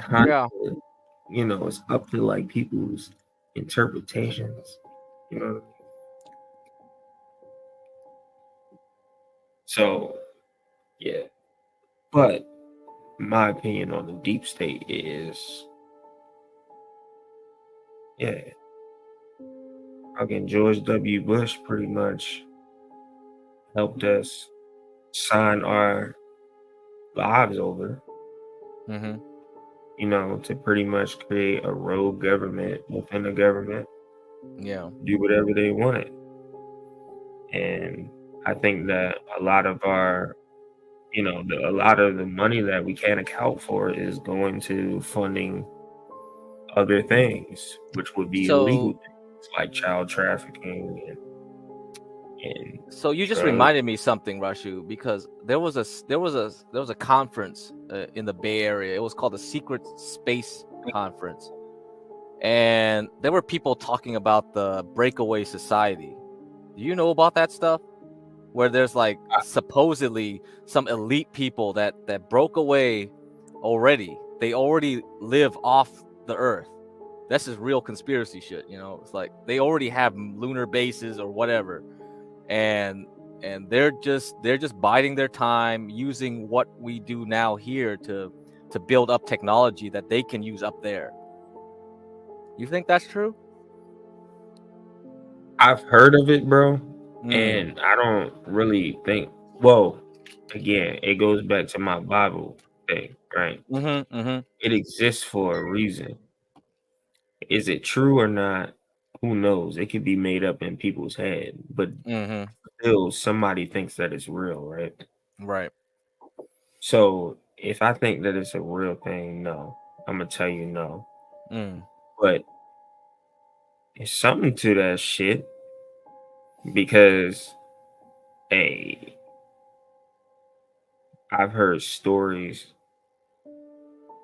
I've heard many stories that are similar for people who don't know them, who don't know each other over time, who are in military, credible, out of military, who still seem credible because they're just normal people who have had the same similar events happen to them. And they've all seen different degrees of what these things were capable of, right? So some people might see it craft, some people might see whatever, but then one person might be saying that, hey, this craft was taking bodies from an earthquake that happened in Malaysia, right? We have all these compromised bodies and they're just fucking taking them. What the hell is that? Right? It's an alien. No. It wasn't. Are you a gray Ava, or are you one of those Nah, they tall weren't Nordic saying aliens? Oh, Ava. Oh, I didn't even see her. What's up? Oh, you didn't even see Bro, her? y'all are driving me fucking crazy. I was looking at the chat. Okay. Dude, because you guys say these like intriguing things, Yeah? and then don't add any evidence whatsoever. It's like you're just throwing You out want like, evidence, fiction Ava? plot lines. We'll get You're just throwing killed. out fiction plot lines. Like convince me. No, Like, I'm not gonna convince anyone. I don't want to get murdered by a damn like we got Yo, so many people that got. The thing is like Ava's a non-believer. these stories are so out there that people like me and Get Cracked are not going to try to convince you because okay, it's why are like you even saying it? You're just like because I asked Get Cracked if he heard of these things and he showed some things and we agreed to know about them. So we had a That's conversation about the other people. audience demand, though. Like, I No, want that's to know. fine. You don't need to You get. want me to Like, this read is all what these the CIA audience wants. reports, Ava? Yeah, Like, yeah, look at yeah. the This shit's CIA report. boring. Like, how many? There's Like, how many? yeah. Look at these I could CIA read all this stuff, and you just be like, "Oh, this is not real." Look at this, the homunculus. Like, If you you think want that I to would say it's not if you real, want to then know, hey Ava, if you want to know something specific, just ask me something specific, and I probably wait, can I have find something out. specific to ask. Mm-hmm.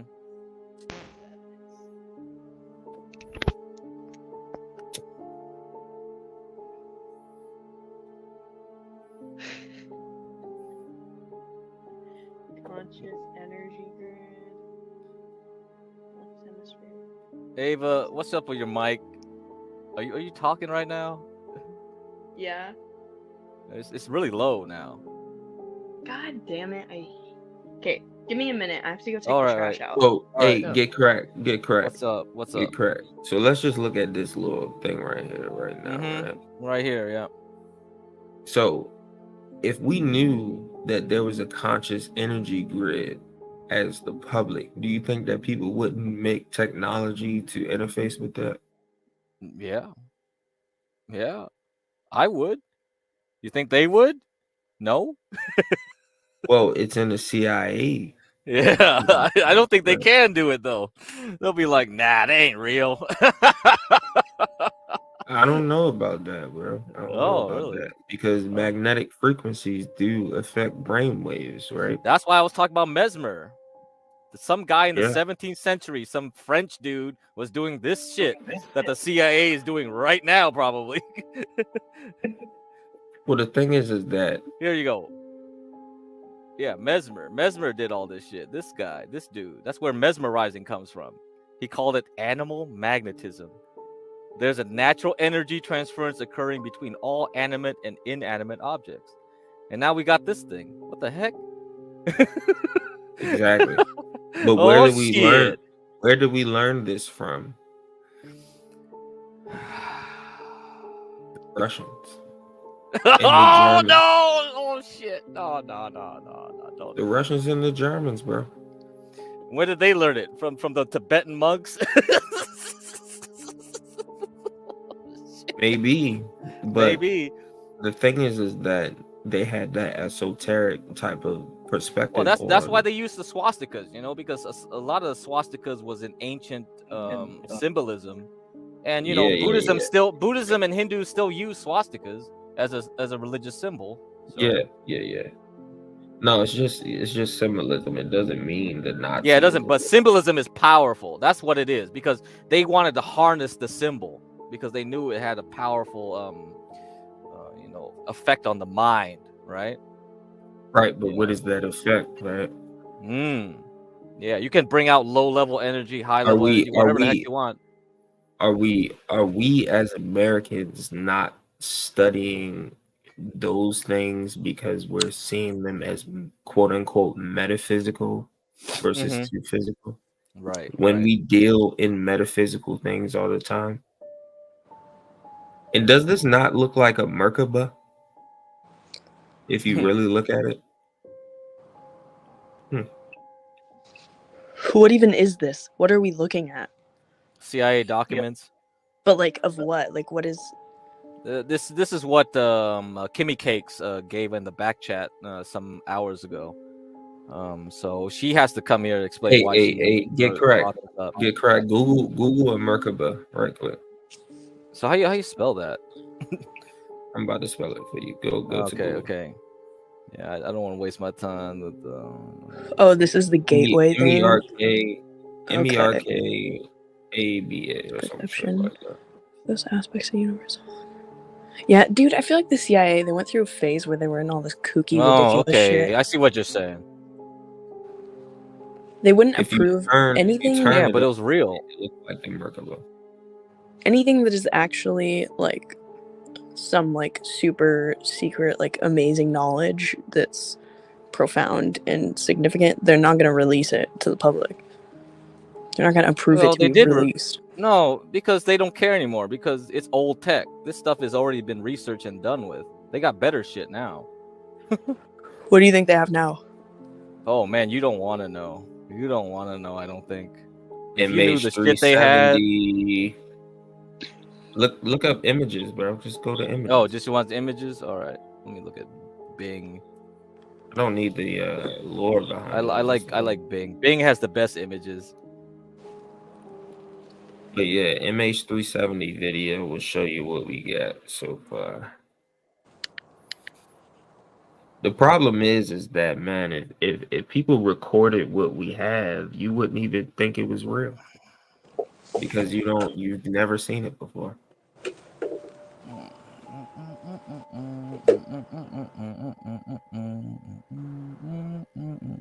Dude, why are you doing all that work? Jesus Christ.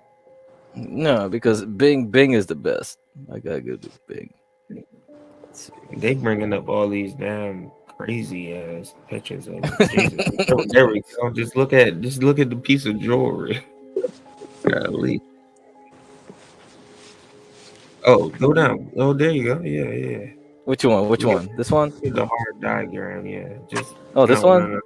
Yeah. This one. You like this one better? All right. Oh, no, man. not that one. Not that one. Two Oh, images. Two images to the left. Okay, this one, right? Yeah. This one, right? Go to that one. Now go to the other picture. Damn it. Go to the picture that you were just back at the original page.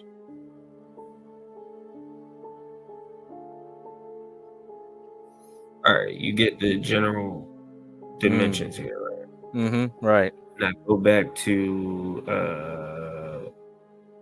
what's that? Go back. Oh, you want this one? You want this one? Yeah, right there. Mm-hmm. Oh. Now think about this as the left furthest point. Look at it from that dimension. You can kind of see the same shit. Mm-hmm. Mm-hmm. Yeah, I see it. Yeah. If you kind of turned it up on its axis. Correct. Yeah, I see. If we turn this into a 3D image, yeah, it'll look like that. Yeah. Mm-hmm. Yeah, cool. But why is this an ancient image? Yeah, because no, Rashu, we can't talk about that no more. We're gonna get killed here. I'm not gonna talk about Kabbalah. I'm not gonna talk about Kabbalah or any of that shit right now. No. We're gonna get hurt. I know. We don't all this small hat shit. Nah. I'm paranoid. Why does everybody build pyramids and? Yeah. Right. Yeah. Who knows, man? I think civilization is a lot more complex than just religion. Ava got scared. She ran off. See, I told you they don't want the truth, man. That's why I said like that. Like the other people were like, "Oh yeah." The conversation is probably.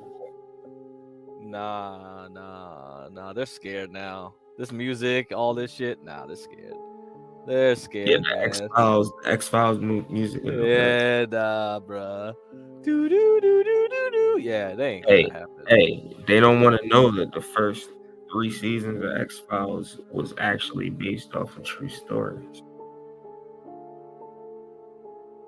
Ava, we were monetized at 500 subs, but today somebody porn bombed, and the theory is either the porn bombing got us demonetized or John just forgot to turn on super chats for this stream. Until John wakes the fuck up, we won't know.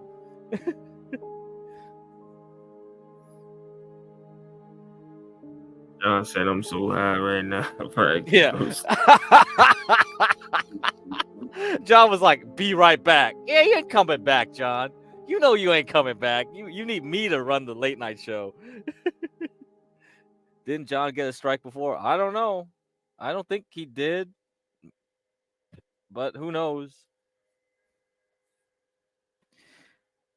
I mean, he got demonetized for playing someone played the 600-pound life shit. So the TLC, which is owned by Warner's Brothers, struck that portion. So But we took that down, so I don't know if it resets or not after a while. Ava, oh fuck, I'm trying to get some kush. Yeah, Ava, you got to get high if you want to understand what the hell we're saying.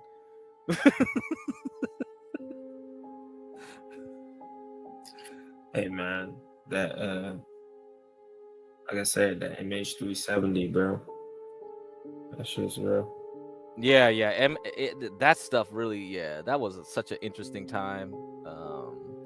There's so many interesting things that happened. Right? Yep, you showed the video, and that's why you remember when people were theorizing it got sent to some Micronesian island somewhere, a base, because we had a base. Yeah, it was Diego something. It was something Diego. Yes, yeah. Out there, yeah. Yep. Yeah, it was out in the Indian Ocean. They actually found debris from the wreckage. In I think on that side of Africa or something like that. In the Valde, it's called the Valde. That what it's called, man. But you're right, it's something with a D. Yeah. But yeah, they found debris over there. And it was like that wasn't the flight craft that they was on. Like the currents from the sea wouldn't have brought debris down from there. So it was like all indicative that when what happened on the video, it was, I'm not gonna say because it's gonna sound wild, but it was it ended up there. Yeah, it's strange. All that stuff is strange. Oh, man, what the heck? We got everybody in here now. We got OPC Don. We got this and what the heck? Okay, guys. I don't know what you guys are talking about in chat. Do whatever the heck you guys want. Have you found Atlantis? I don't know. Stanley just wants to know if Ava can cook moussaka or something. Moussaka is basically like Turkish lasagna, Greek lasagna. You can have that if you want. Ava, can you cook that for him? Stanley needs to know. Oh my god. Yo, what's your plays for the morning though, bro? Play what for the morning? Nah, as far as like stocks. Oh, what's the play? No, I'm gonna be out of my plays mostly. Tomorrow is option expiration for the month. Something might happen tomorrow, so we'll see. So watch around, I think 7 o'clock my time. So basically 10 o'clock Eastern. They'll release the what they call it, the economic, not what they call that, the University of Michigan survey. Okay. So the University of Michigan does a survey of people, and they ask people, where do you think inflation is going to be?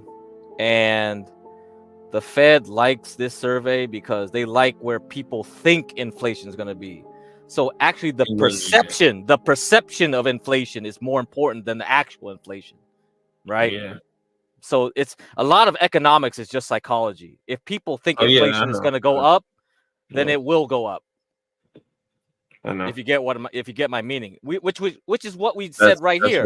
That's why you buy it. That's why you sell the hype and buy the. Correct. So that's why exactly like we were talking about, like the perception, the idea makes reality. Right? You were saying about the Bible. It doesn't matter if it was actually happened or didn't happen. The idea of it, if people believe it, then it makes it real. Right? Exactly. Yep. So that's why they care about perceptions, expectations, more than actual reality. What is reality? Reality is just your perception, probably, right? I mean, that's reality is all your perception, right? Oh no, we're gonna go back to Plato's cave. Oh boy, yeah, exactly. Here we go. Yeah. What do you? What's outside of the cave, right? You just see the what's light. Outside of the cave? Nothing's outside of the cave except some dirty dishes that Ben didn't clean up. Listen, does the tree fall in the forest if you're not there observing?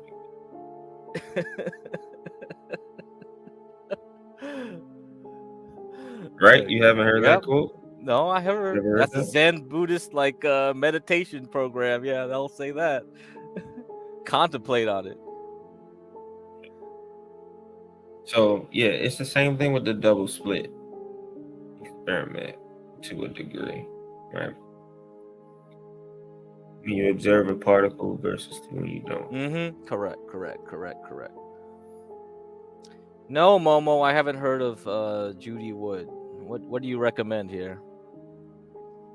Any books? Some books? Yeah, I've heard of Judy Wood. Okay.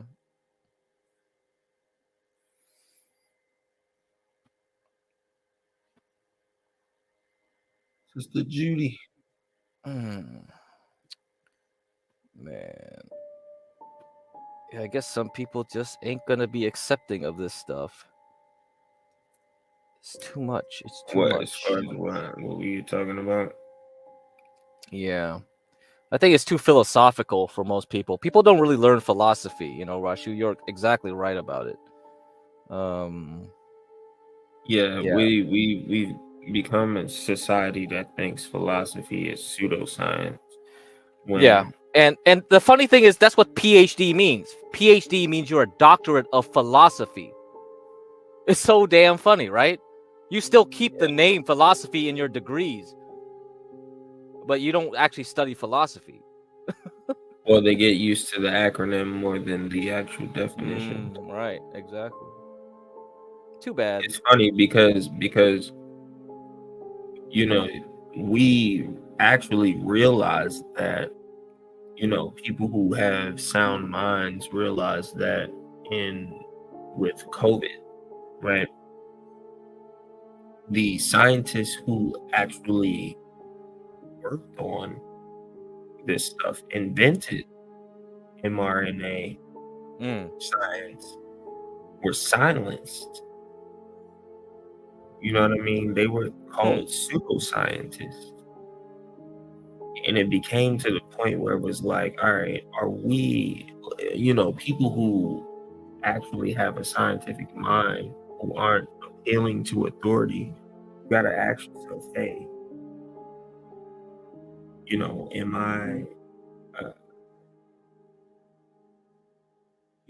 I actually doing real science right now? You know what I mean? Or am I just listening to other people who are telling me that, hey, this is how I should think? You shouldn't think like that, bro. You should listen to all information and come up with your own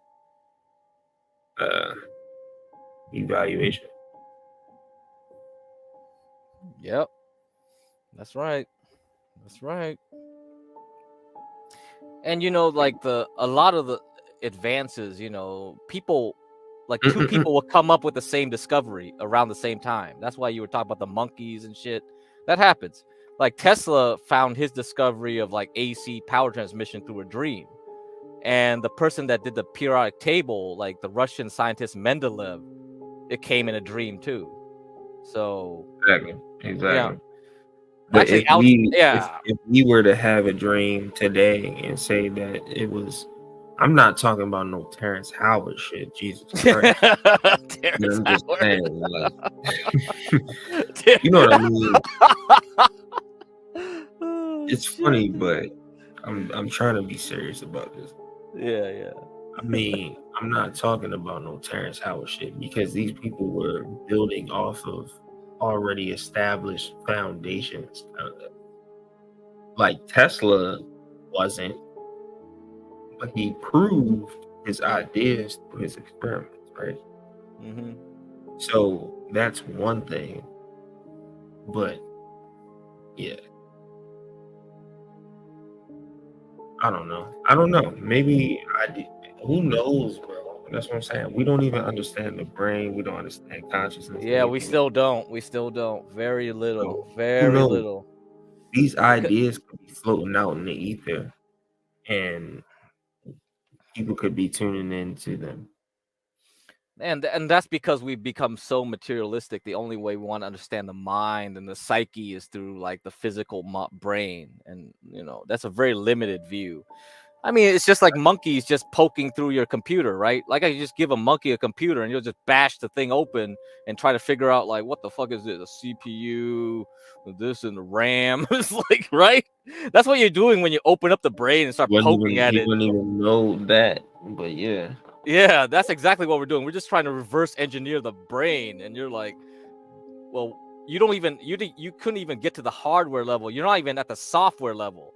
And not even at the software level, you don't even know that there's a Wi-Fi and there's a network stack. Your average person try to reverse engineer a fucking fish.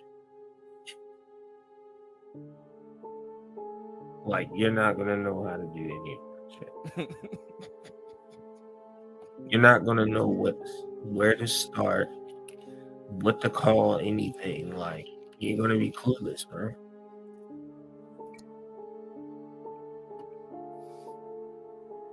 We don't understand the brain nor homelessness.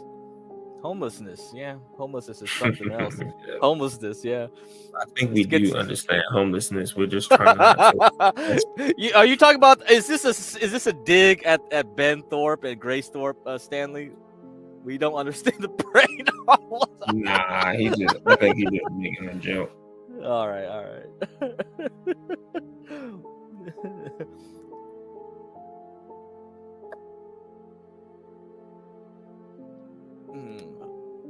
I don't know this. What the heck? Hippolyte Pixie discovered it first. Oh, okay. Heck, shit. Oh shit. Is that true? I mean, what's the name? Tesla was more so trying to focus on DC power. Well, that's why he was using the Well, because he was working under Edison, right? And then he just figured out that, like, hey, bruh.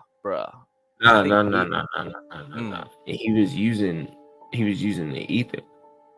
They actually made a whole show on the History Channel about this, right? Oh man, no, bro. I know the History Channel, bro.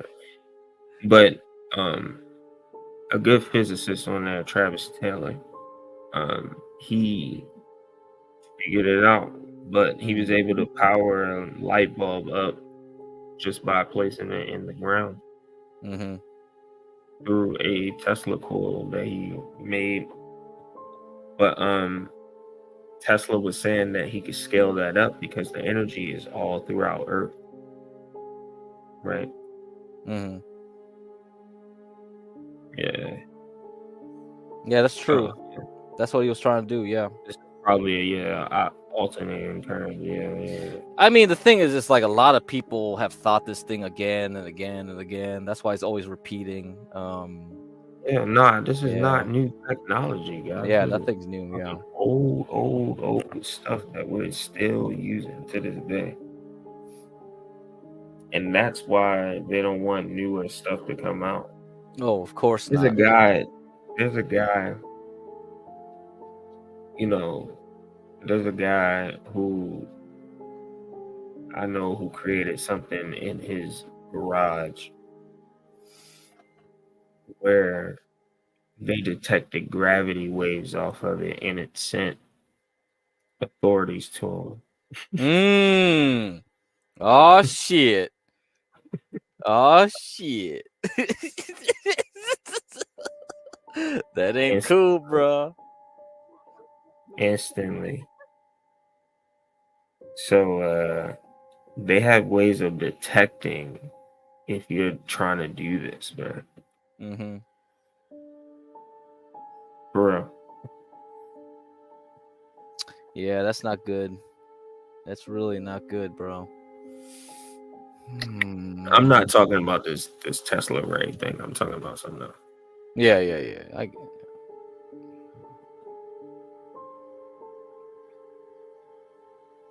I mean, I don't even want to talk about start talking about HARP and all that other stuff. Once you start talking about HARP, HARP is Harp is clear to talk about. Harp is clear to talk about. You can talk about harp.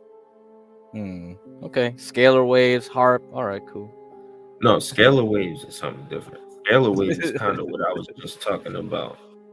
Yeah, I mean, but they're all interrelated, you know, the concepts and whatever, because because a lot of it is just about like, okay, we're looking at extreme low You're dealing with frequencies. high power radars. Yeah, right? high powered and very low radars. frequency. Yeah. Yeah, high power radars can do stuff in the atmosphere. Yeah. And more than that too, yeah.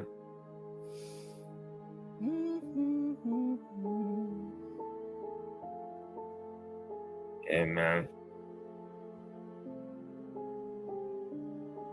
Can weed high be reversed engineered? Oh, a weed high?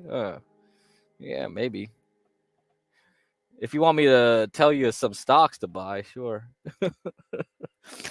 They're researching a lot in shrooms now, Rashu. There's a lot of shroom I know. companies. You know, Johns Hopkins right down the street from me. Yep. Yeah, they are. And Peter Thiel is in one of those companies, at least maybe two of the companies researching on shrooms. Man.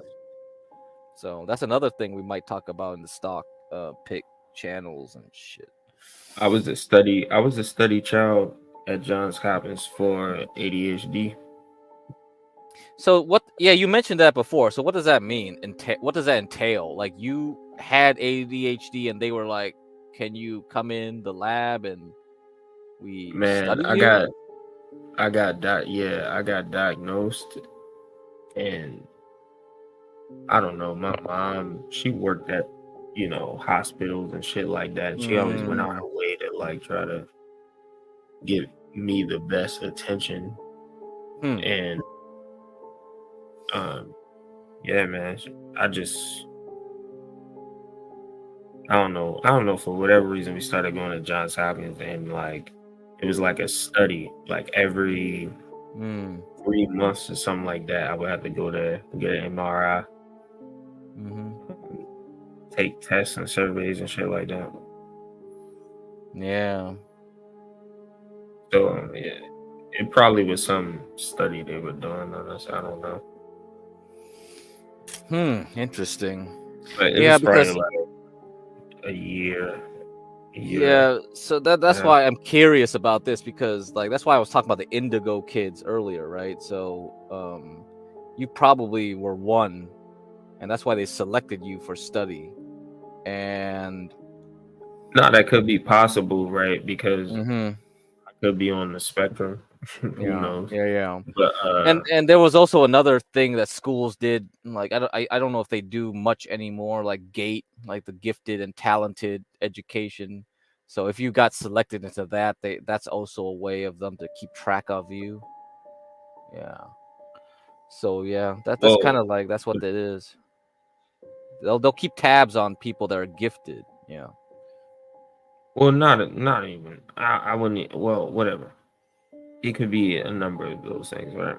Yeah. But Dr. Gary Nolan has actually came out, and he's gotten more into this side of things, right? He's tenured. He has a bunch of different patents and businesses spun up. He's a millionaire. Like he's good. So he delved into this science, and he has found people who's had experiences throughout their lives, and he has noticed a certain brain density in a certain area of the brain with these people who have had certain experiences throughout their lives. And he actually, I believe he already published a paper about it. But yeah, so it is something to it. I don't know. Yeah. Yep. I think so. And I've told you I've seen some weird shit too. I think I've at least mentioned it in the chat. Yeah. Anyway, looks like chat. Man, the chat is going crazy with all kinds of random shit I can't keep track of. In any case, yeah. I think we need Nina to come on here to do something with esoteric stuff because I really am now more intrigued about the whole. I don't know if she would want to talk about it, though. You want me to ask her? No, yeah, you should ask her because I think this is really interesting, especially this stuff here. This Merkaba, this is great. This is great. Because I've read a little bit about the Kabbalah and the Zohar and stuff like that. I had like a couple of Zohar books from the library. I read a little bit, but this looks more intriguing to me. What's funny is like we were just kind of talking about this today. Yeah. She already told me about the her situation. And I was like, you told me this before. She was like, oh, but it's funny that we're talking about it now. You brought her up. That's funny. Yeah, I mean, nothing's by chance. I never believe that. Coincidence, man. There's no coincidences. Yeah, that's nothing. That's bullshit. Everything happens for reasons. Yeah. Music involved. Hmm. No, I'm about to get the hell up out of here, bro. Jesus Christ. We still got 20-something viewers, man. Like, there's still people interested in listening to this shit. Come on, man. Otherwise, I gotta change everything up and be like, "Hey, Ava, come back here. We're safe now. We don't need to talk about this no more." I mean, we ain't got to talk about this Merkaba though. We can switch it up. We're really trying to. We were trying to prove what a cabal, not a cabal, but I don't remember. So the underworld. It was deep state. I think you were doing deep state stuff for a while, and then we went into this. Candace Owens did the video, you know. Oh, that's right. I forgot about that whole thing. I think that's what. Yeah. With the whole JPL, and that stuff. Yeah. Okay. That's well known in the conspiracy circles, right? Yeah, it is. It's not new shit. Maybe it's new to some people. She went a little overboard with it. Yeah, well, right. Jack Parsons, like that's well known. Yeah, Jack Parsons, L. Ron Hubbard. Yeah, they didn't start it either. So.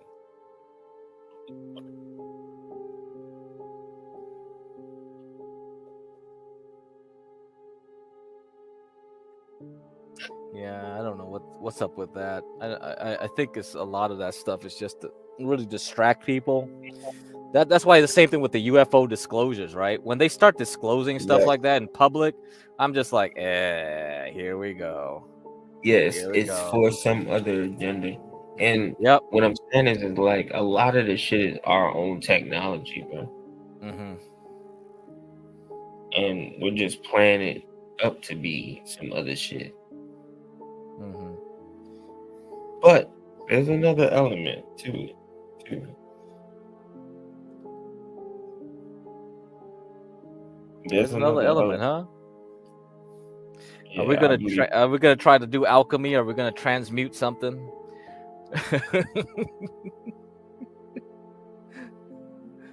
What's your definition of transmute? Oh yeah, that's always a question. Yeah, that's always a big question, I think. You ever heard of the Philadelphia experiment? Yeah, I heard that. I really like that story. I think that's very curious. Very curious. We already looked up Salvatore Paez, right? Did we? You just mentioned it. I don't think we looked it up. Nah, you brought it up on screen. Oh, you brought I did? Up the initial okay. Let me see. I might have. I don't remember. We do so many long streams now, man. My God. It's gonna be so hard just to figure out anything. These streams.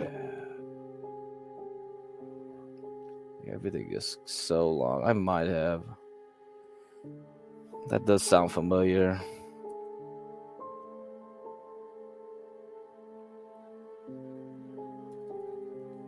This damn music. Nah, but yeah. Again, basically, all I'm saying is there are events that who said something.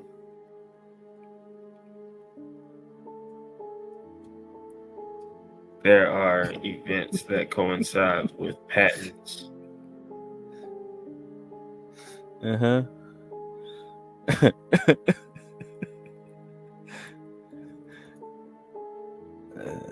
Okay. So did we talk about him yet? I don't remember.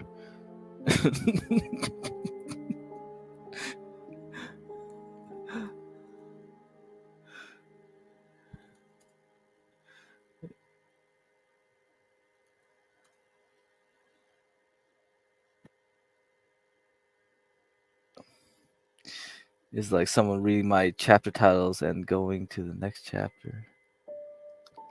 Yeah, I mean, that's how it goes.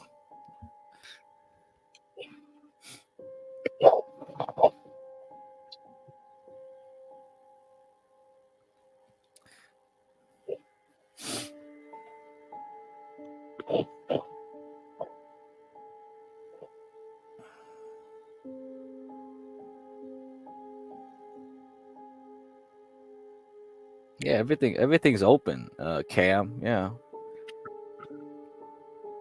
It's like fuck. Everything's open out here. That's why we have the internet.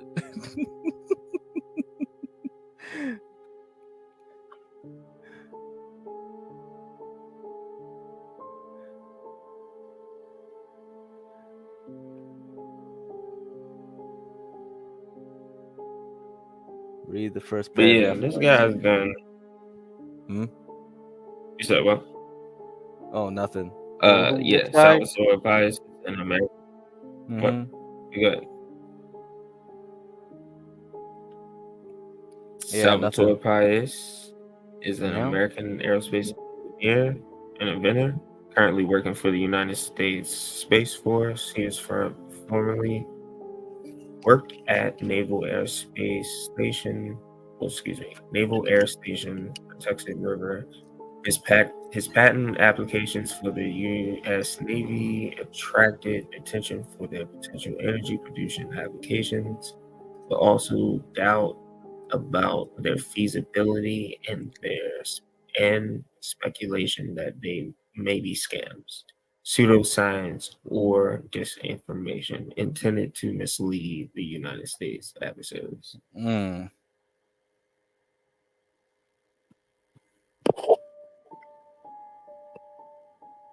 Told you.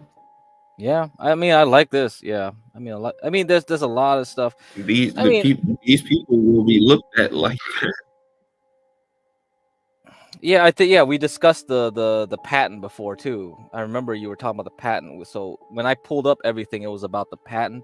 And There's not just a single patent. There's a bunch of patents.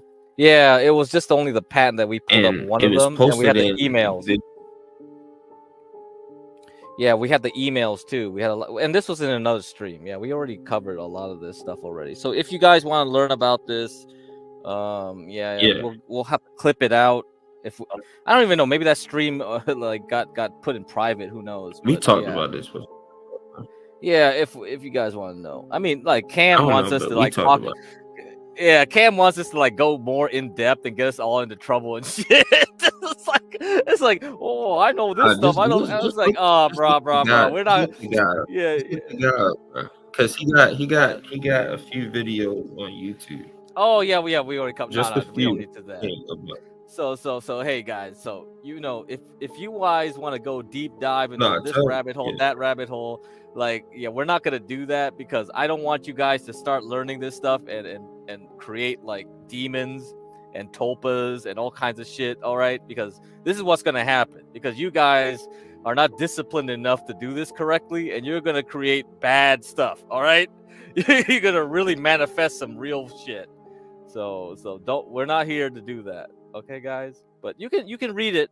It's out in the open. It's on the internet. You have books too. I have a lot of old books. I'm pretty sure you can find them used. Yeah. Just look the shit up for yourself. Yeah. But learning this stuff, yeah, you're gonna go down a path. That's why we have to have Nina here. Yeah, once you get Nina up here, she would explain more because she actually practiced a lot of magic. So we don't want to be doing this stuff, okay? There's about 1,500 suspicious patents you have to make time to read. I think it's a good thing that we don't fully disclose these things and make it easy for people to digest. Otherwise, there's going to be a lot of warlocks and witches everywhere. Harp is 25-year-old news. Yeah, 25-year-old news that people still don't know today, Cam. Right? If I said harp and people will be like, "What's harp? Is that a musical instrument?" Oh, fucking hell. That's the problem. Everyone really thinks people already know this shit. They don't. Nah, harp, bro. That's a known thing. Right That's now. A known thing, but not a lot of people do know what it's actually for. The thing is like people know about it, so it's probably not being used for what we think it's being. Yeah, like they probably do have other uses for it. Mm-hmm. You know what I mean? But I'm trying to tell you, like, they have high power laser systems, like in specific areas, but you have to put them in certain areas because you need to generate power for them. You have to have the space. Yeah. Hey, so this reminded me of something. Rashu, you know about like star fortresses? Like star forts. I think they're called star forts. Star fort. Yeah. No, I don't think I ever heard of that one, man. Yeah, I think that's another conspiracy. What's that? It's let me see. Let me find a place. It's a star fort. Yeah, star fort. The oldest star forts.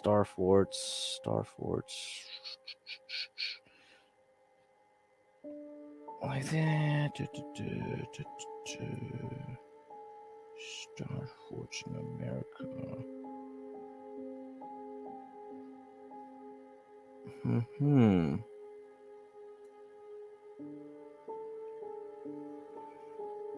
I mean, I think because a lot of the star fort ideas, like, because if you look up normal star forts, people would just talk about the European ones that they built in modern times, but there were ancient ones, and I think the conspiracy side was like, so a star fort they were built like by some more ancient civilization. That you're saying, like, okay, kind of like, let me see. Or whatever the hell. Yeah. Oh, you know about that, right? Tepe. Yeah. Man, I can't pronounce that. Yeah, I mean, you got more than that too. I mean, that was just the first one that came to my head, but yeah, you got more than that. And there's a lot of them in Ukraine too, right? In Ukraine and a lot of other places too. The ancient, so there's a lot of old ass stuff, and I think the oldest one they found in Serbia, some type of Golepi Tepe type shit, And they're always discovering older and older shit. Yeah, older and older shit. Yeah, Gobekli Tepe, exactly. And oh my god, when you look at this stuff, you're like, what the heck is going on? Yeah, man. I mean, they're questioning, how old, mankind is all the time. Oh, of course, right? all the time. Yeah, all the time. Because, we've been here before, right? We've done this, been there, done that type shit. Like, civilization rise and falls all the time, and you don't even really know how long man. I'm things. just taking in the information as it comes. Yeah, this stuff is really old. 9,500 BC at least. So there was like, what the heck? Like, there is civilization, man, way older.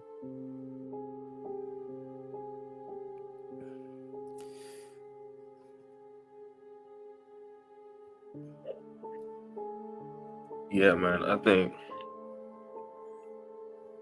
the evidence might not be directly in our face because of the way we might be measuring it. Mm-hmm. But once we figure out a new way to measure it, things might change. Yeah.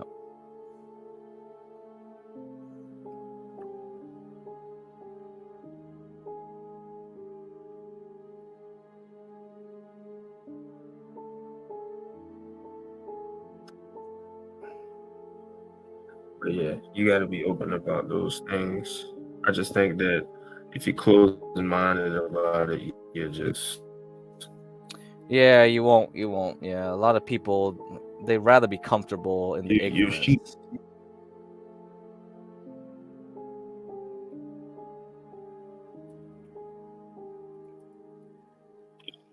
Just like everything else, man. With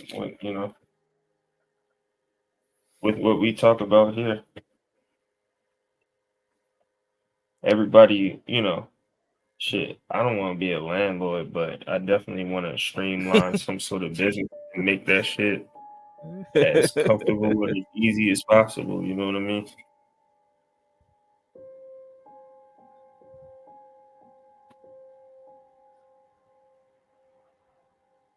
Yeah. Certain personality of people, man, you can deal with that type of stuff.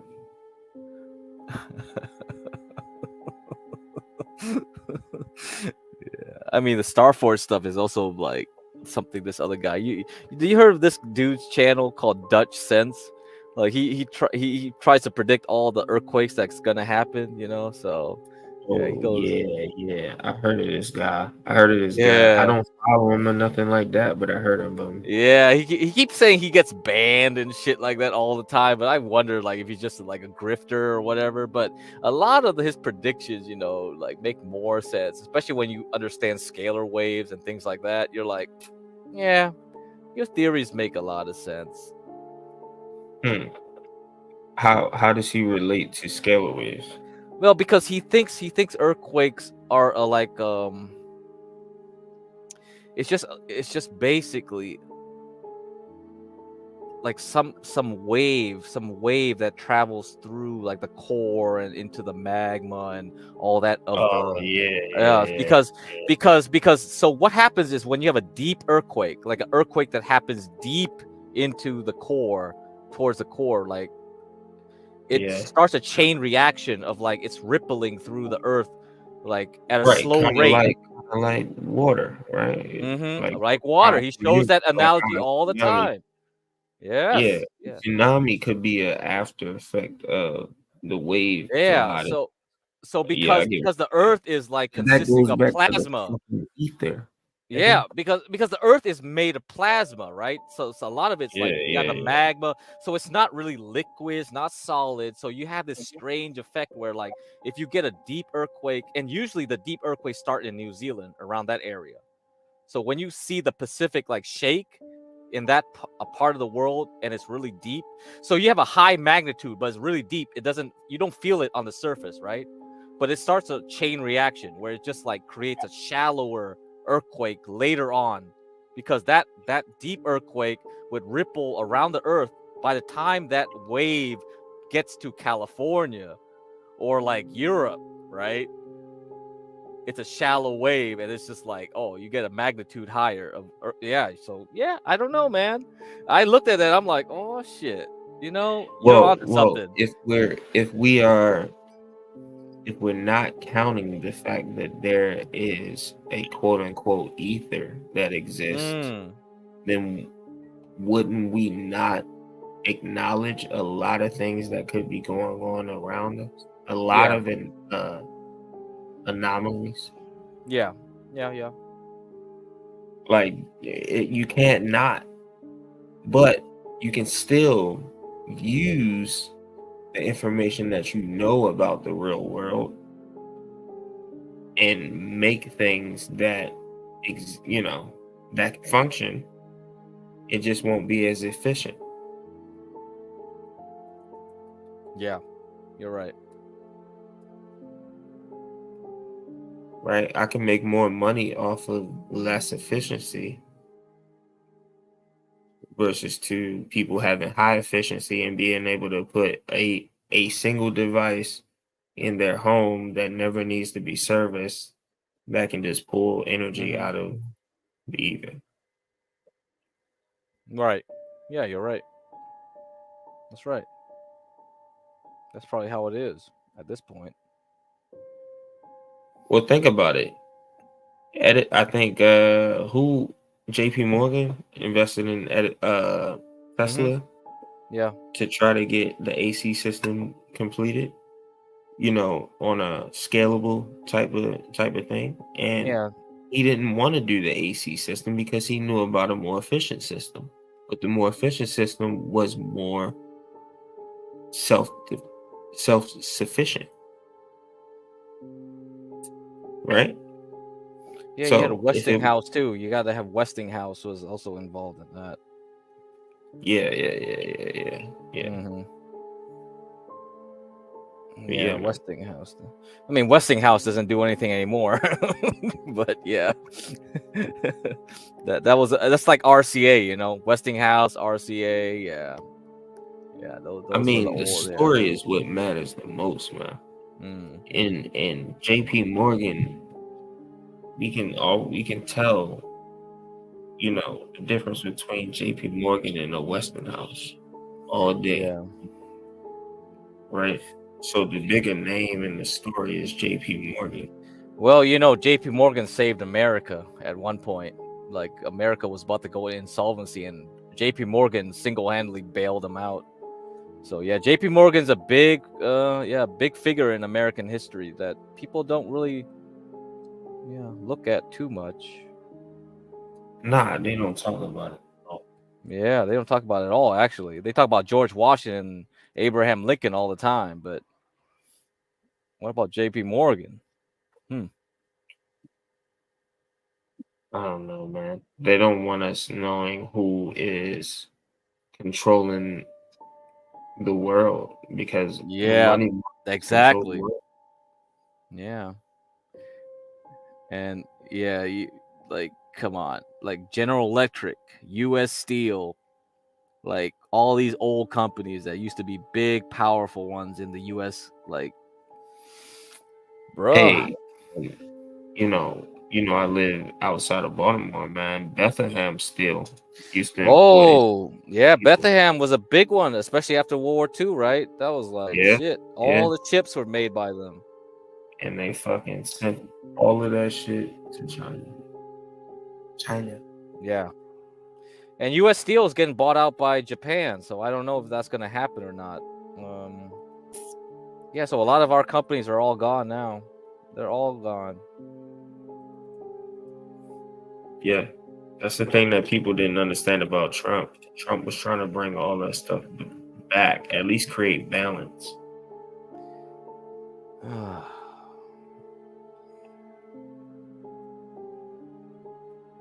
But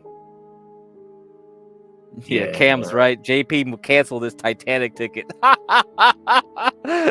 JP knew. Insider trading. God damn it. God damn it, Rushu. Why didn't you get that ASTS stock? Oh, damn, you could have told us too. We could have all got bought and been rich. We could have bought options on it or some shit. I know, dude. I was fucking slacking. Oh, fuck. Oh, you're slacking, bro. You're slacking. I was so slacking on that. 47%. Jesus Christ. Oh man, options. If we had options, it would have been like probably 1,000% in one day. Like, what the fuck? Yeah. For a sure thing too. When you knew the insider shit. Yeah. I didn't know though, bro. I really didn't know. Oh, help us out a bit, man. Don't do these late night streams no more. You gotta keep your brain focused on the task here. Oh shit. Yeah, man, that was crazy, bro. I seen that on Yahoo Finance. I was pissed. Yeah, you're pissed. I'll bet. Yeah. A lot of times you don't notice anything when you're working, though. You know what I mean? You work on this, you work on No, that's that, the you work on so many problem. projects. Yeah, you're working on so many projects, right? They just keep you busy, and you're like, what the fuck? I'm doing this, I'm doing that. Yeah. Yeah, you don't have Nah, time to I really. literally got something else coming up for them right now. Like I had a guy asking me about it yesterday, and today I seen the fucking news, and I'm like, Jesus Christ. Yeah. And I know the satellite they talking about because I built a cable for it 3 months ago. Oh, it's tough. I mean, a lot of the reasons why I left the industry, I just retired. I said, fuck it. I just have enough money for stocks. A lot of it was because of Trump, because we had a lot of contracts with Chinese companies. And once I saw Trump get elected and started like antagonizing China, I was like, uh-oh, I don't think this is going to last long. So I said, like, all right, I'm just going to wrap shit up. I'm just gonna say bye, guys. I'm done with you guys, and that's it. I left, and then a year later, I think my whole group got laid off. I guess I should have just kept on going until I got laid off, but I was like, hey, I ain't wasting time. Yo, that's why, man. That's why not because of Trump, like what you said, but yeah, I left NASA, working for the government. It was through SAIC, but we were at NASA, so you're pretty much renting out space there. And they were losing the contract, and Joe Biden was sending money to Ukraine, and I was like, damn, we losing this contract right now. Joe Biden sending money to Ukraine. I don't really know who's about to pick up this contract. I need to start looking for jobs, right? Everybody else is like, yo, we good. We of course we're gonna get a contract picked up, blah, blah, blah. And I'm like, man, yo, they gonna start defunding this project. You feel me? Yeah. And sure enough, bro, I found a job like right after Thanksgiving, and another company picked us up, and they was like holding off on like giving me an offer up until damn near Christmas. So it wasn't until like December. Wow. Had an offer. So I was like, I already took another job at that point, right? But when they offered me, when they gave me an offer, it was for like 22% more, 21% more. So the number I gave the job that I was going to, I was like, bro, I can stay here and make this, or y'all can match me. So they pretty much matched me. And I just went with them because it was a private company, but I'm still working as a private company, but getting contracts for the government. You feel me? Yeah. So it's a lot more safe. But hey, about a month later, a lot of my coworkers was calling me, bro. Like, yo, we lost funding. We got until this month to get up out of here. You was right, man. Like, is your job hiring XYZ? I'm like, damn, like, Yeah. Yep. It was just, Yeah, that's how it is. bro, Yeah. I couldn't bro. I'm always listening to daily market stuff every day, right? But in real time, I saw, hey, we sending way too much money overseas. And this program that we're working on right now, it's a need, but it's not really a need. You know what I'm saying? Like, Yeah. gotta weigh the shit and just say, hey, we could get cut. So if you can get cut, hey, you might as well do what's best in your, what's best for you, and just start looking for jobs before you. Yeah, a lot of people don't do that. They got to be proactive about like, hey, you got to smell the fucking wind, man. Like, No, yeah, you got to be aware of it. You just got to be aware of it. Yeah. Yeah, people don't do that. And a lot of times you got to practice your interview and just in case, like, you gotta want to get a better career, because like many times you get stuck in a company that won't take you anywhere anymore, and that's just how it works. Oh yeah. Yep. So yep, you're right. People don't look at the big picture. So a lot of the political stuff, when I saw Trump he was doing sanctions on certain companies, I see where he was getting at. He was gonna attack like Huawei, which stole technology from Canada. Nortel Networks used to be a big company in Canada. They're nothing anymore. I think they went bankrupt. Like, Huawei took all their shit. So that's why they had 5G in China like way early, because they just took all that technology and just oh shit. Oh my god. Anyway, yeah. Funny times. Yeah, the whole Huawei thing was crazy. Yeah, so we had contracts with Huawei, we had contracts with some other ones, and those are big fat contracts, but it was just like, oh, Trump's gonna clamp down. He's gonna be like, nope, no chips can be sent to China anymore. And look what happened. That's what he did. Tariff, ban. That's it, over.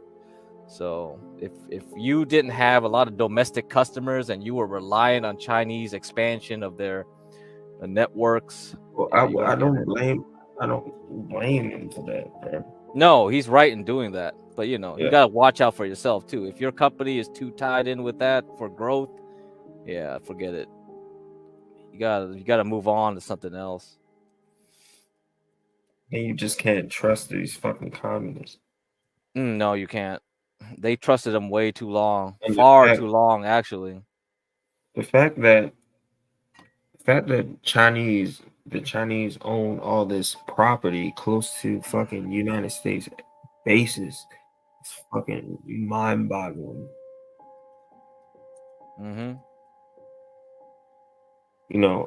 That's definitely 100% on the national security list, I bet, but we're just not talking about it openly. Yep. Like, stop playing. And all the marijuana farms that they got.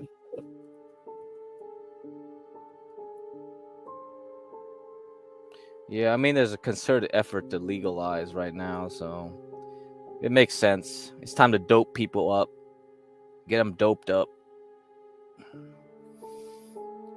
Nah, I mean, they already sent a bio warfare agent here in the form of fentanyl.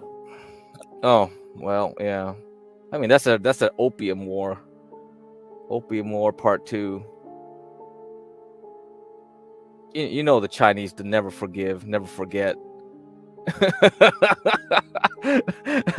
They remember what Whitey did to them, so they'll get back at Whitey for sure.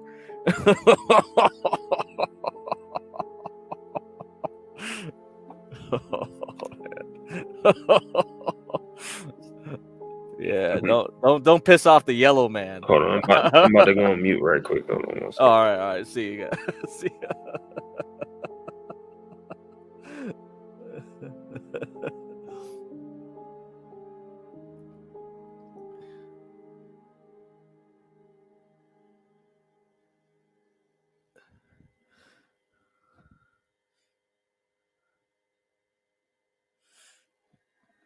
Don't send more home videos of HB gay OF. Okay, cool. Yeah, they are sneaky, that's for sure. And my mom always complains about the damn Chinese. Us Vietnamese, we know the Chinese. They sneaky for sure. Oh man, they are. They are. They're our small hats. Like, don't worry about the small hats. Worry about the Chinese.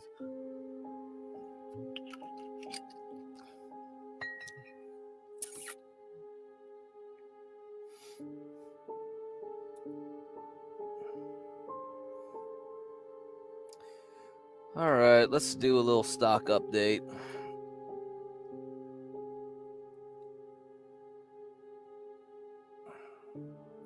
So I looked at Bitcoin. So today, you remember I said like, hey, as a question, I said, is Bitcoin about to drop?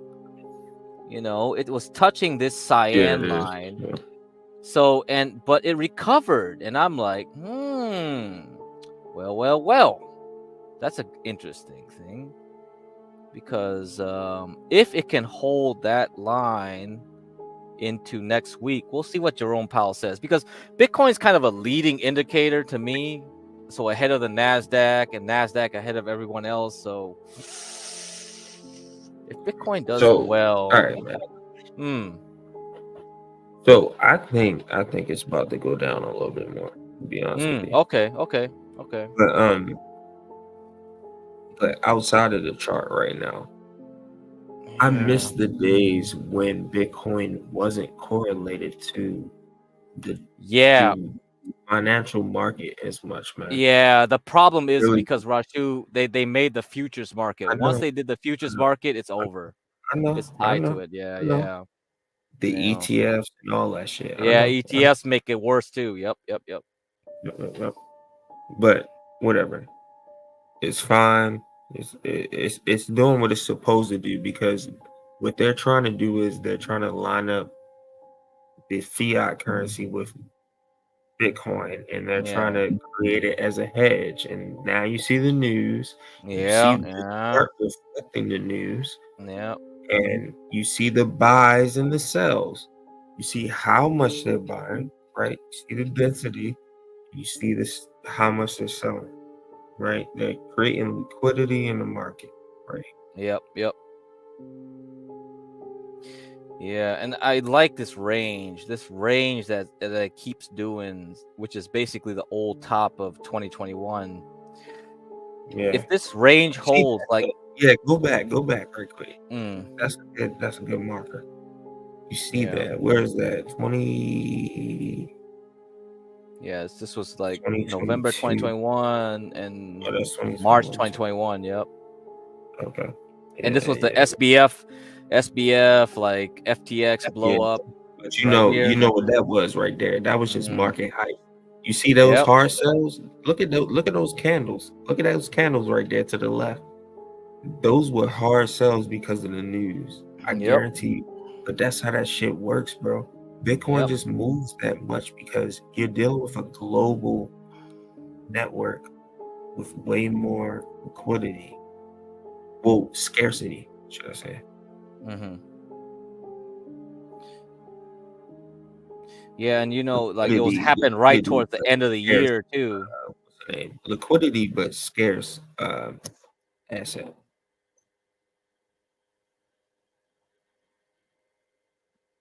So this is like you burning. This is go back. This is like when people are selling. This is like you burning the dollar right here. It's like you're liquidating the dollar, right? You're literally physically burning it. You're taking it out of circulation, right? And then it's like, oh no, but we can rebuy it. Yeah. This was like. I might be a terrible way of describing. Well, I mean, I really like this whole dip during like the COVID thing. You see That's a huge one. Yeah, and it's like when you look at gold, it's like the same shit. That was how it was, because at that time I bought that dip right there too. Yeah, so you see, that's why when you get a liquidity crunch, everybody sells everything to get to dollars. Yeah, that's what happens. So even gold, you think like, oh, gold safe haven, this and that, blah blah blah. Gold ain't shit, bitch. Like if people have a crisis, they're going to the dollar because that's how they pay their debt. So did you know if we split up all 21 million Bitcoin evenly across the world, across everybody in the world, it would be like 300,000 Bitcoin? Oh, really? Interesting. I did not know that. Yeah. So if you think about it like that, right? If you think about the people who have over 300,000 Bitcoin. Let's say a million Satoshis, right? A million Satoshis. Hold on. I said that completely wrong. 300. If everything was divided in the world for all 21 million Bitcoin to be evenly divided for people, it would be 300,000 Satoshis, not Bitcoin. So that's individual units, right? So essentially, if we back, essentially 300,000 Satoshis is around $150, $200, right? A million Satoshis is around $680, right? So in the future, if we try to back 1-to-1 a dollar, if one Bitcoin is one Bitcoin, a Satoshi could be $1, right? Equivalent. Yeah.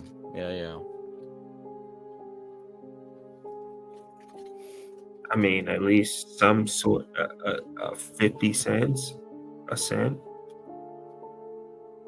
But I mean, I wouldn't go that far, but I would think that it would be 1-to-1 to $1. And that's what the United States is banking on right now, basically.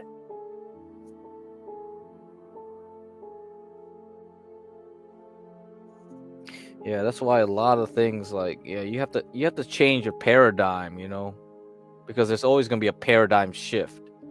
And that shift will come when there's a crisis. So that's why earlier in the streams we were talking about this today, the Basel III endgame, because John went on DC and he saw this billboard saying like, "Oh, we got to stop this because it's going to end black home ownership." Yeah, you saw that. And so I think a crisis will happen because they're going to do something wrong with the financial plumbing. They're going to make a mistake somewhere. It's going to cause a problem, and that might be where things will happen. They're already indicating that they're doing shit wrong for the past 4 years, bro. It's just how long can they keep up with the facade? It's the same thing. Yes, you're right. Because that's one theory, that they already screwed up. Now they're just biding their time to try to stop it from imploding. No retail investors making money right now, bro. It's all people who have money because they're able to, capitalize off of a lot of capital and liquidity and put it into certain areas and make trades and utilize AI and shit. So you're basically saying that even guys like you, you do this shit every day.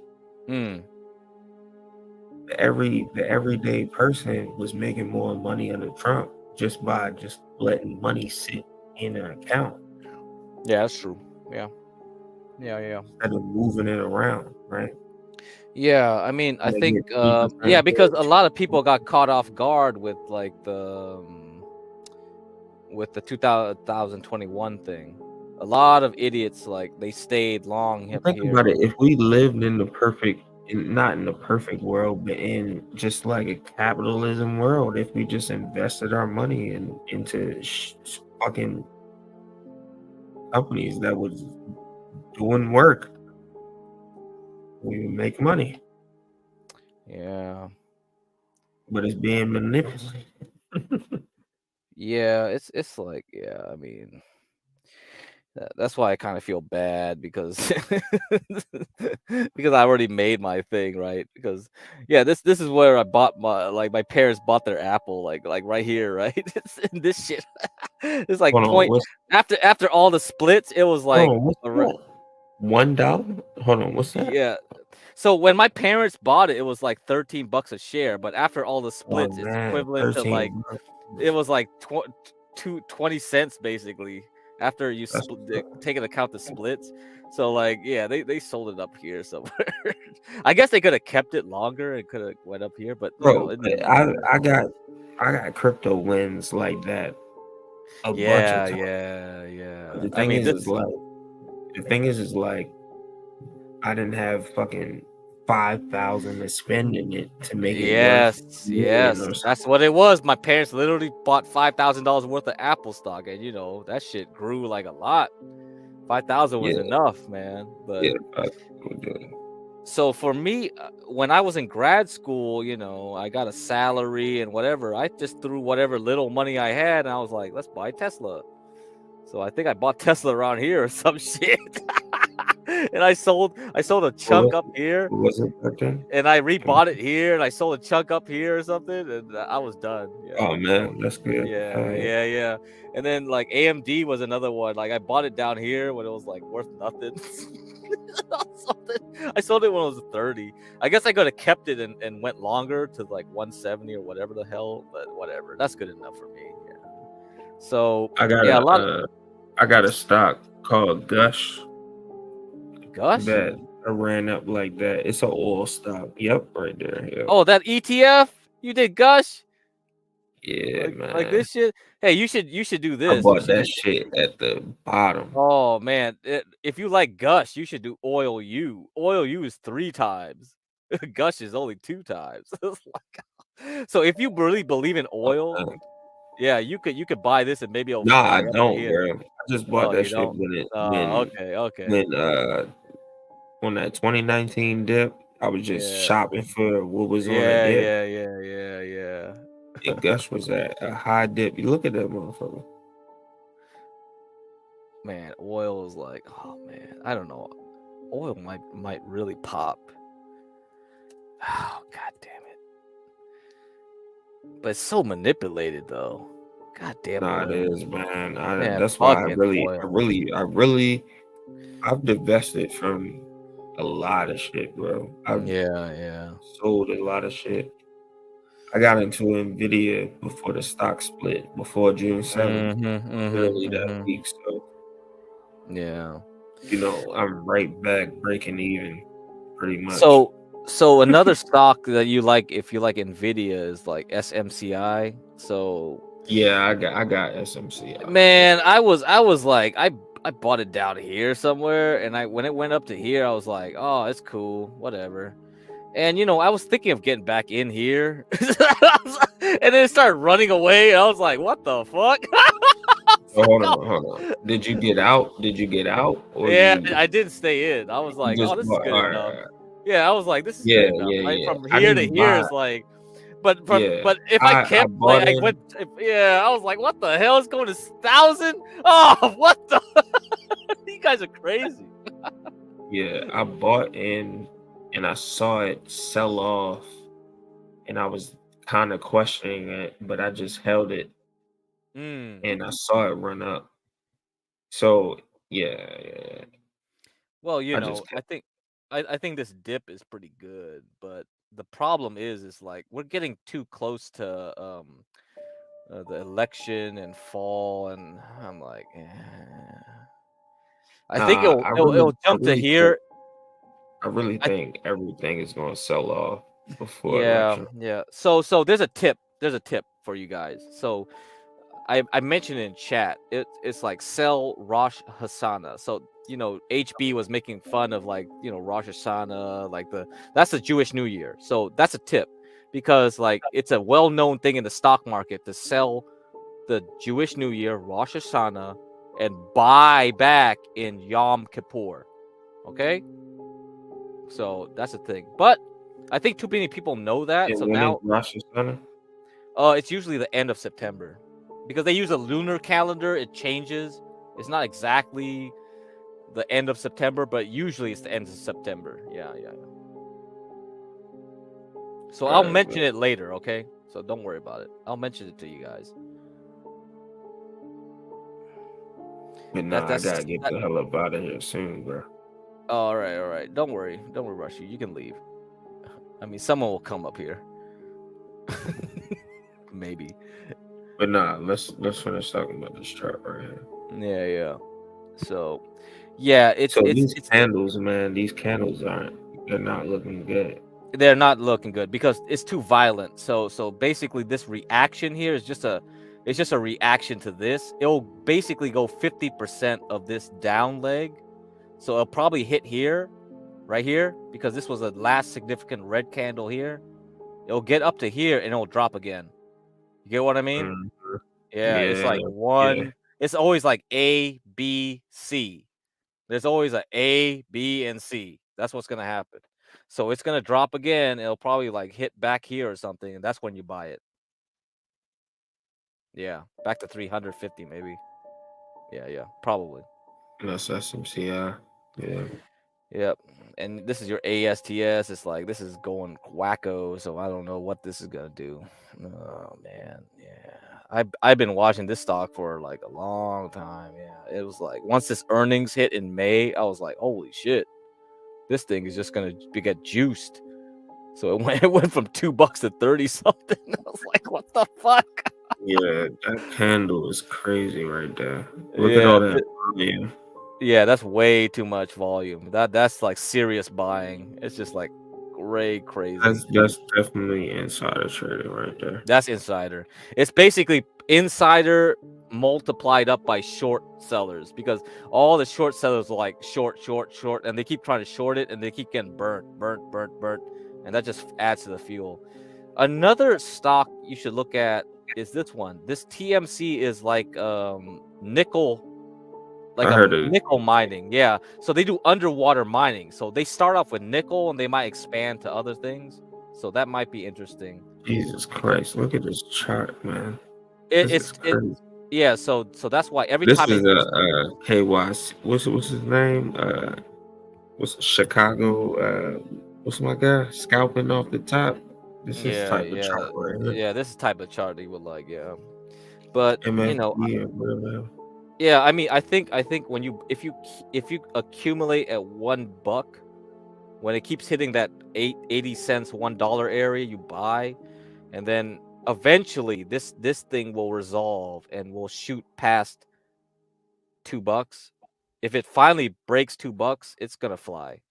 Yeah, but we have to wait for some news to happen. So some federal government thing will give them a contract or something, and that's what's gonna happen. Especially if you keep fighting China all day, you're gonna need places to get. That's scary. Yeah. The other one is like the EV, like like this kind of like EV taxis, where they do airplane type of like helicopter type shit. So there's also these type of stocks, which I don't know. I don't really trust them, but maybe one of them will be successful. So that's your penny stock update. That's their penny stock update for the day. For what? Because the thing is, like, if you have a retirement account, you have an IRA account, I fully recommend having small positions in penny stocks, because if you start your IRA early, like those few thousands might end up to be hundreds of thousands in 10 years, you know, if one of them flies. You just need one of them to be successful. Yeah, but that's way more risky. It is. But the thing is, it's tax free. It's tax free. That's why you want to do it in the IRA.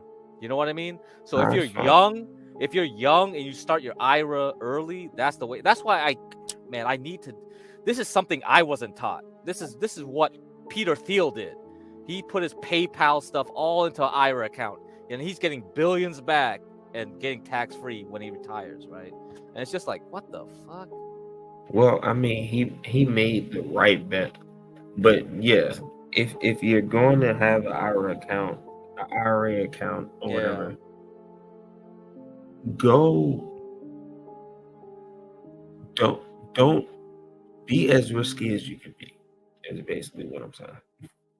Yeah. Always try to make as most money, but still try to save and invest your own money on your own time, for sure. Yeah, it's always a hard thing to think about. Yeah, everyone has their own situation in life. Yeah, but that's why being a financial advisor is really tough. Even if you can save $20 a week, do it. I forget what it is, $20 a week or something. Still like a few $1,000s. I mean, a few $1,000s a year. A few thousand and something odd dollars a year. Some shit. Yeah.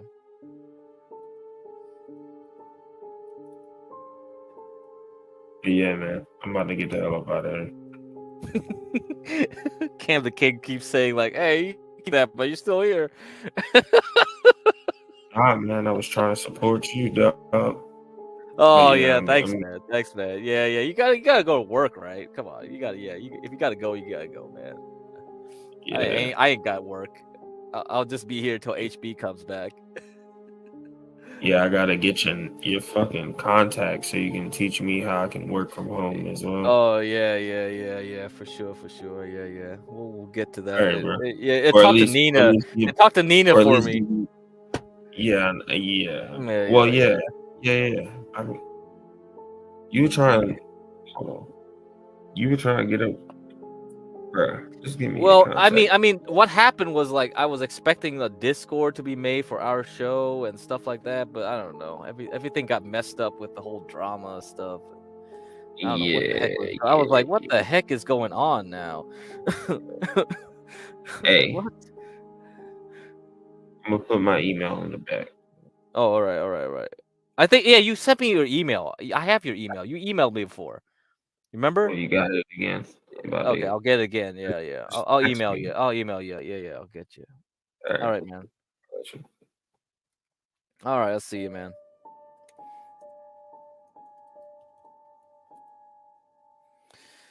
Okay, chat. Let's see what we got here. Who's left? Ava ran away. Can't do the creepy music stuff. Scares the women. Give a fuck. I don't got time for this shit. I'm just gonna stay here until HB gets back or something. I don't know what the heck. John's probably knocked the heck out. We won't be able to answer the question of super chats.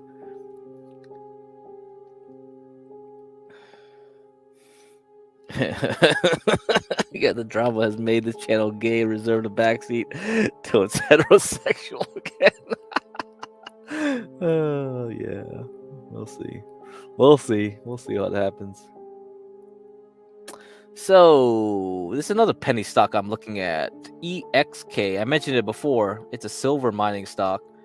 It got trashed pretty bad, and the only question I have about it. Do I trust silver and gold to not break down and complete its little action here? Because gold looks pretty good, but that doesn't mean much. Silver is recovering, but still it's looking kind of weak. So not really convinced in anything. I think that will really depend on what Jerome Powell says next week too. So don't hold your breath on that. Now let's look at something else. What other things? Oil I've looked at. Yeah, still in a range. We don't know. I think 777 is bullish on Chevron, so he thinks oil's going up. I think oil's is going up. Ryan thinks oil will drop back to 60. I think that would happen if Biden tried to dump a bunch of oil into the market to push it down for elections. That's a possibility. That's why I don't like oil. It gets too manipulated. Let's look at bonds. Bonds still rolling around in this area. See?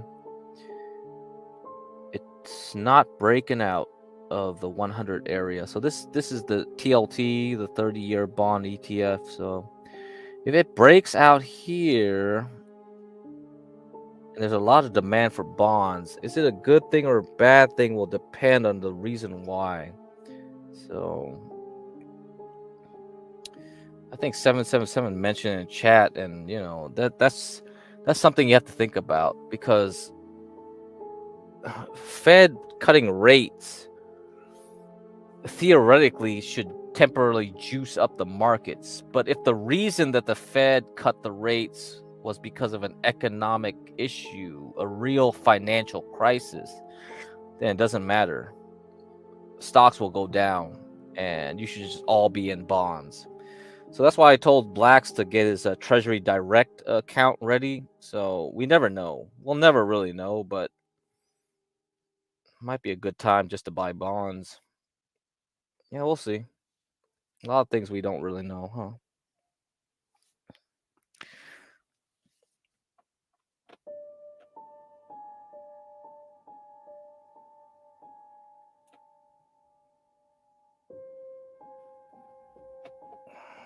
Let's see what else. What else? What other things to look at?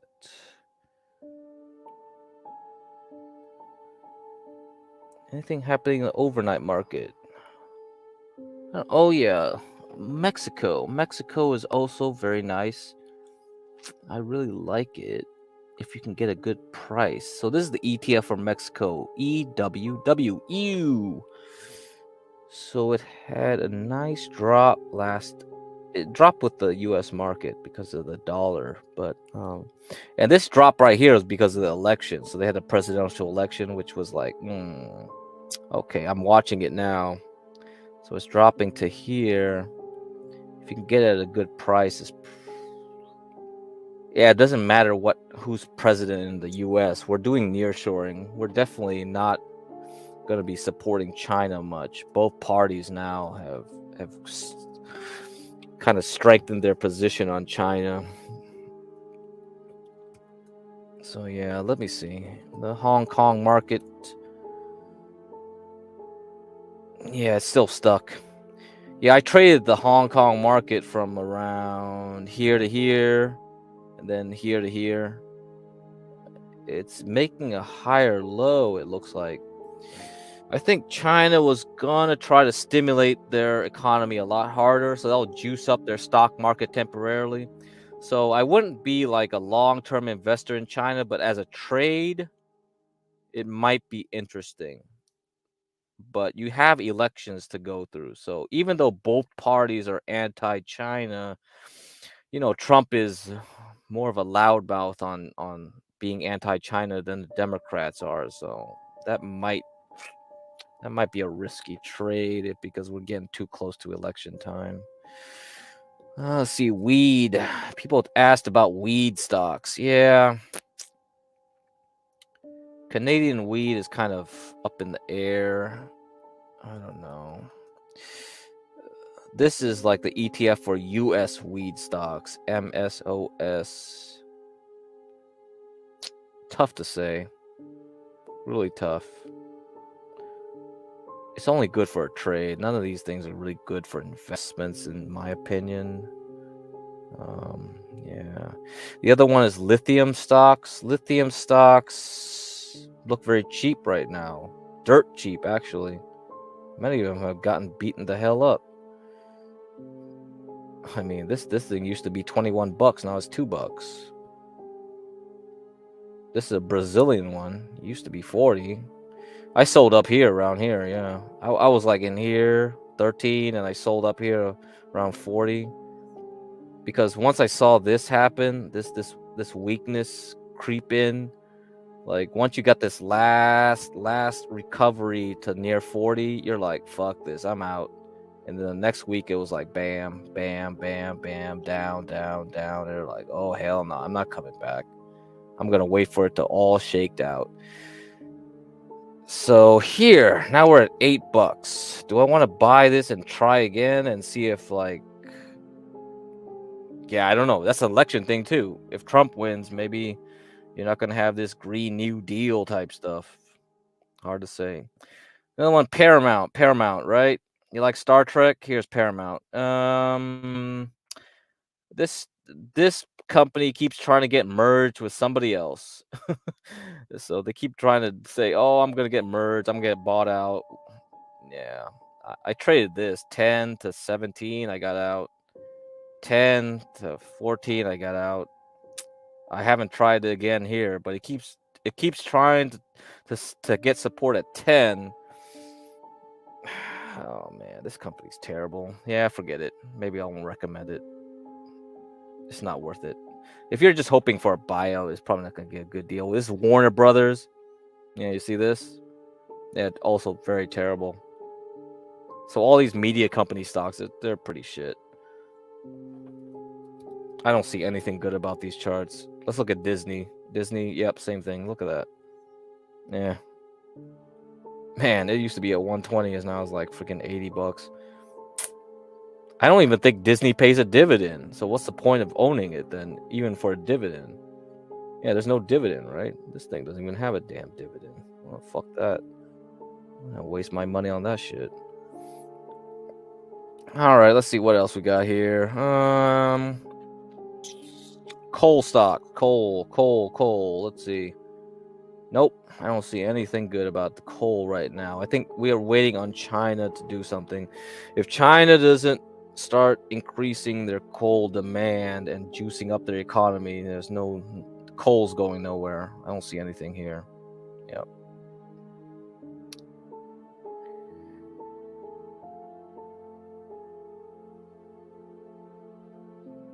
Next, okay. Semiconductors recovered. Technology recovered.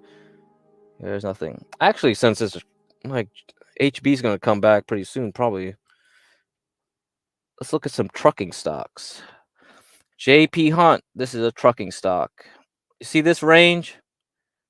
You see this? It keeps bouncing here. So after it had bad earnings around April, it got stuck here.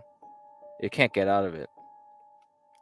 Now today is interesting because we had retail sales report, so it tried to get to the top of this range and it fell back. If there's stimulation in the economy, this trucking stock might do something because it stayed in this range so long. It might actually jump back up here. So we'll see. That's one trucking stock. ITB's home construction ETF. Transportation. I don't want the average here. Transportation ETF, let's see. Yeah, this transportation sector hasn't been doing much. Still in a range. All right. Let's check up Bitcoin right now. Bitcoin's still trying to climb up. We'll see what happens.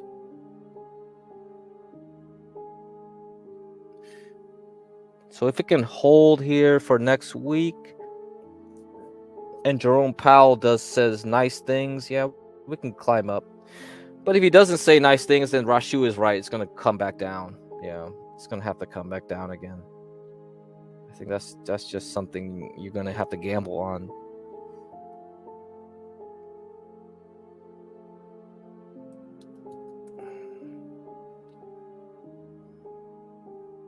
Yeah, there's nothing in the dollar index, so there's no signs of there. All right, let's look at chat again. Many nations under China, one, blah, blah, blah. People used to drive Canada to get pop. You can't even get mid-grade shit loud, more like whisper. Okay. On the list, what they are so hated. Venezuela's on the list too. Is the picture clicking now? Yep. No more trend change, blah, blah, blah.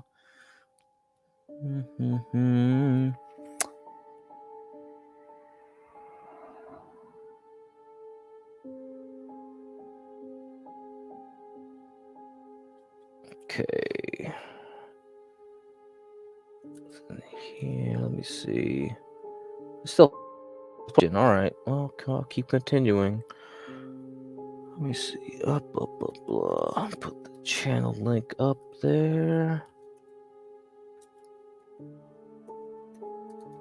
All right. Let's see if anybody comes up.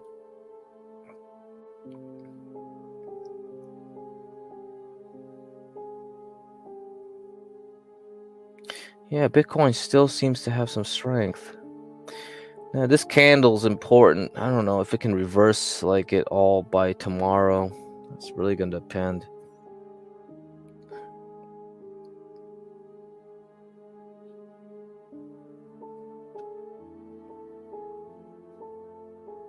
Yeah, Marvell did pretty good today. I think it's the strongest of the semiconductor stocks.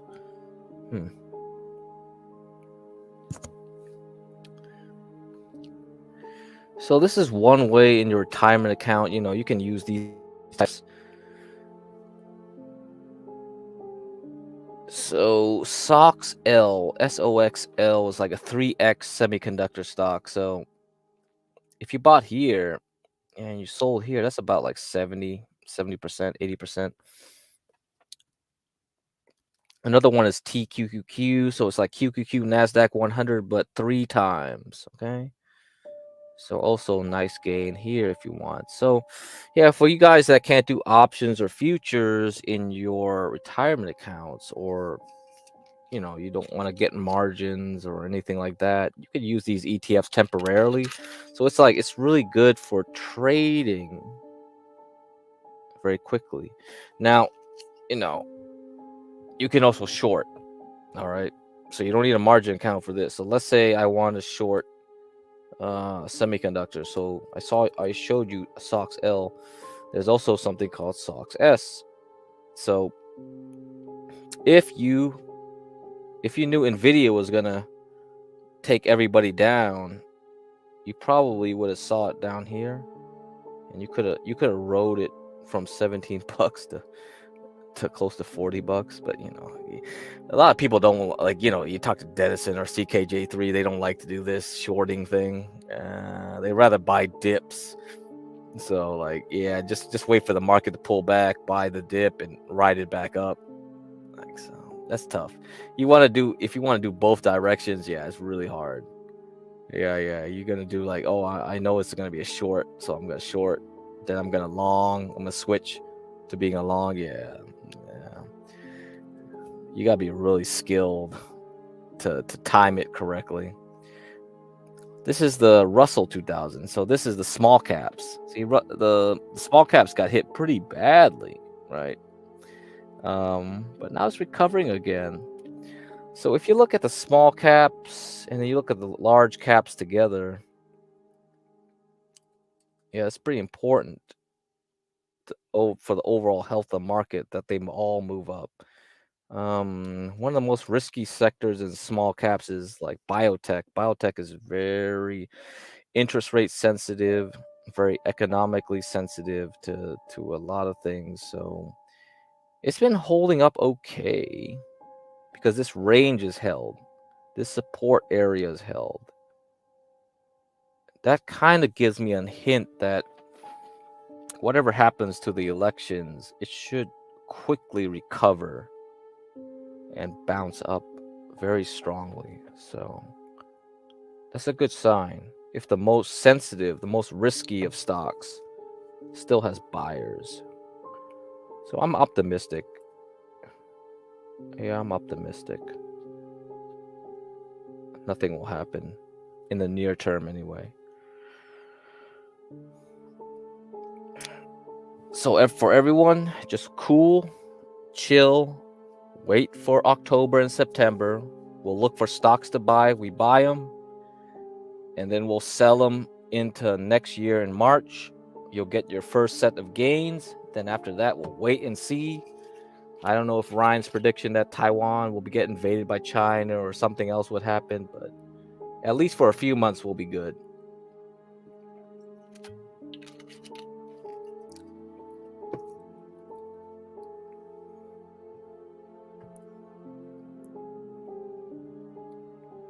Yeah, I live in the failed society of Cali. Yep, it's all collapsing around me. Not bad. You get to live in a little island of peace, surrounded by hellhole. So, just getting up here. Can you get me up to speed on the drama? I don't know what the drama is. I have no idea. There was some drama. Maybe some more drama. Who knows?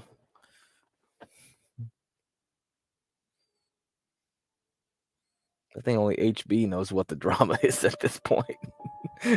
Or Imperious. Maybe it's Imperious.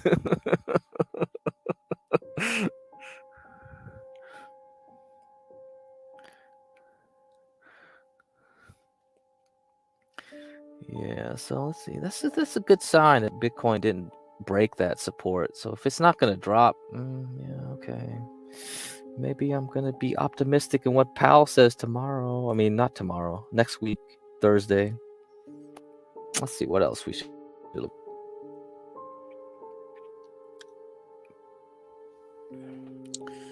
What other stocks to look at?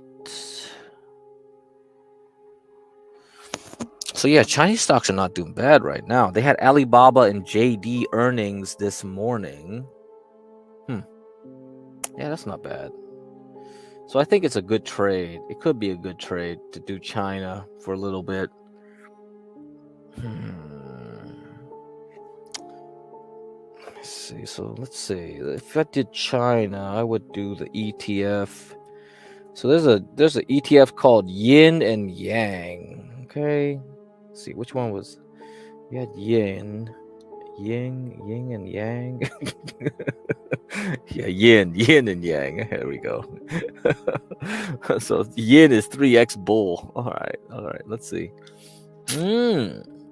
Yeah, I don't know. Wonder how high it could go if I bought the Chinese ETF here. How much further can it go?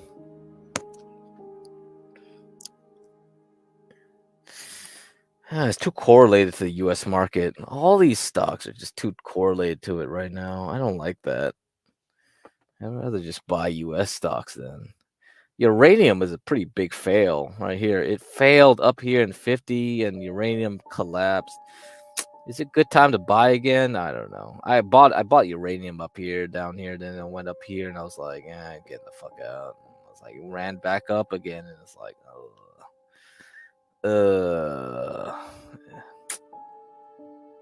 yeah, I don't know. I don't like uranium right now. It got overhyped. A lot of people were saying like, "Oh, nuclear energy is the future, this and that," and I was like, "Oh, come on, guys! Like, it's a commodity. Commodities just always have a hype cycle, and this has a death cycle. That's how it works."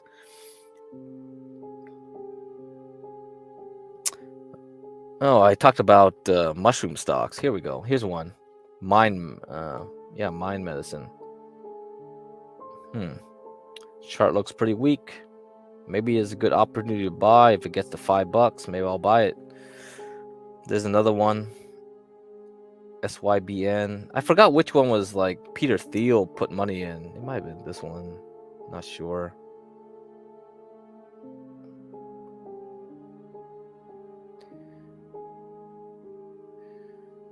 Let me see. I think 777 mentioned another one. I think it's Clove, right? No, maybe it wasn't Clove. It was something else. I know he mentioned another one that I look at. Oh yeah, it was SoFi.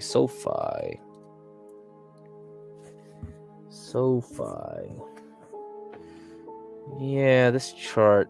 I don't know. I think it's the same thing as a firm. A firm. Same looking type of thing. Yeah, so you see that downtrend? It's just going down. It has earnings pretty soon too, so I don't know what's gonna happen. Here's RXRX and Sound. So both of these are invested by NVIDIA. There's software companies that do AI. RXRX does pharmaceutical AI research. So they use AI to develop drugs. Sound is,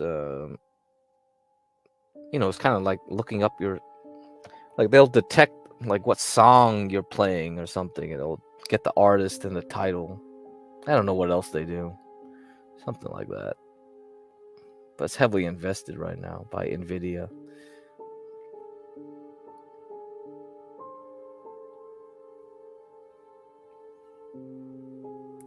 Another thing is gambling stocks. Yeah, gambling stocks, sports betting, like DraftKings and stuff like that. I don't know. I'm always like, yeah, these things, these charts always look funny to me. They always have a hype cycle, and they have a little like death cycle, and it's like, oh man, they don't have very good trends. They don't really have good trends.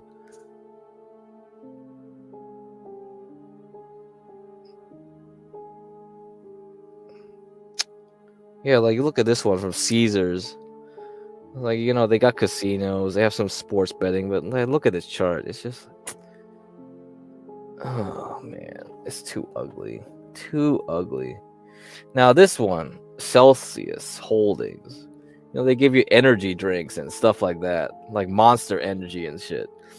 This is a good one. This is a really good one. You could have bought it at the pennies, you know. You could have bought it at like 50 cents or something. And it zooms all the way up to like $100. Yeah, it went nearly to $100, and now it's dropping. Now I am interested in buying it back. Okay, it's broken this range. It's gonna hit this support pretty soon, and you're like, is it worth a shot to buy? Maybe, maybe. I'll have to think about it. I'll have to think about it. It's definitely something there.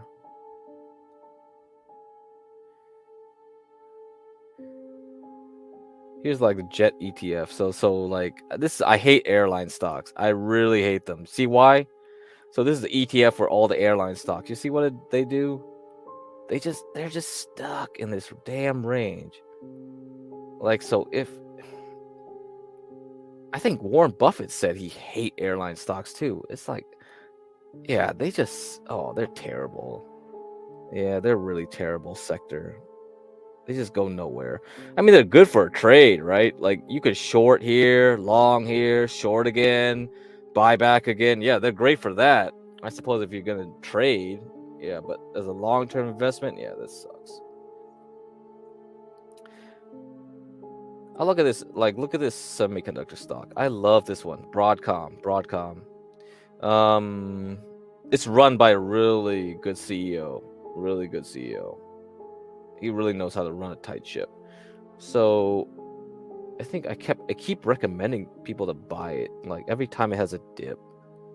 Like, so if you want something that has a dividend or a long-term semiconductor stock, and you're not enthusiastic about buying Nvidia because Nvidia is kind of like too wild. Yeah, Vago is kind of like more.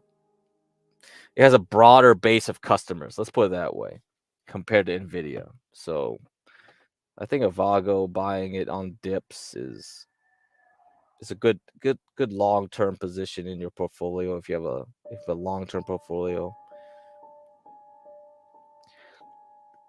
Let's look at some drug companies, huh? Here's Eli Lilly. See, not bad. Very stable. I mean, that's better than Moderna, popular for their vaccines for COVID. See that? Way too volatile. Yeah, I don't like that. So if you're looking for stocks that are more stable, yeah, Eli Lilly is the way to go. And Ozempic, Novo Nordisk, also very stable here. Yeah, has a good trend, very good trend. So it bounces off like there, 50%. Yeah, good trend. So yeah, you should keep on your watch list. See if you can get a good price coming September. If you have portfolios that requires long-term positions in some big companies, those are probably good ones to get.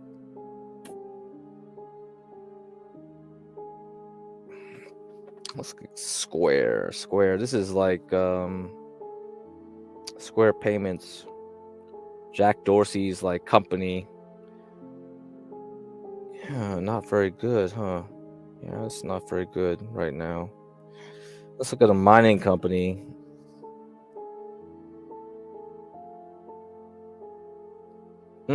Yeah, the lithium stuff has really hurt this one too. Yep, not very diversified as a mining company.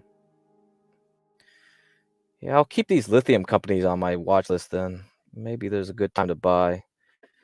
This one, I think this is a battery company, electric battery company. Does not look good. Yeah, forget it. I don't see any good pattern there. Here's the CRISPR. So all you DNA guys that worry about like DNA manipulation, yeah, there's companies for that too. Here's one of them.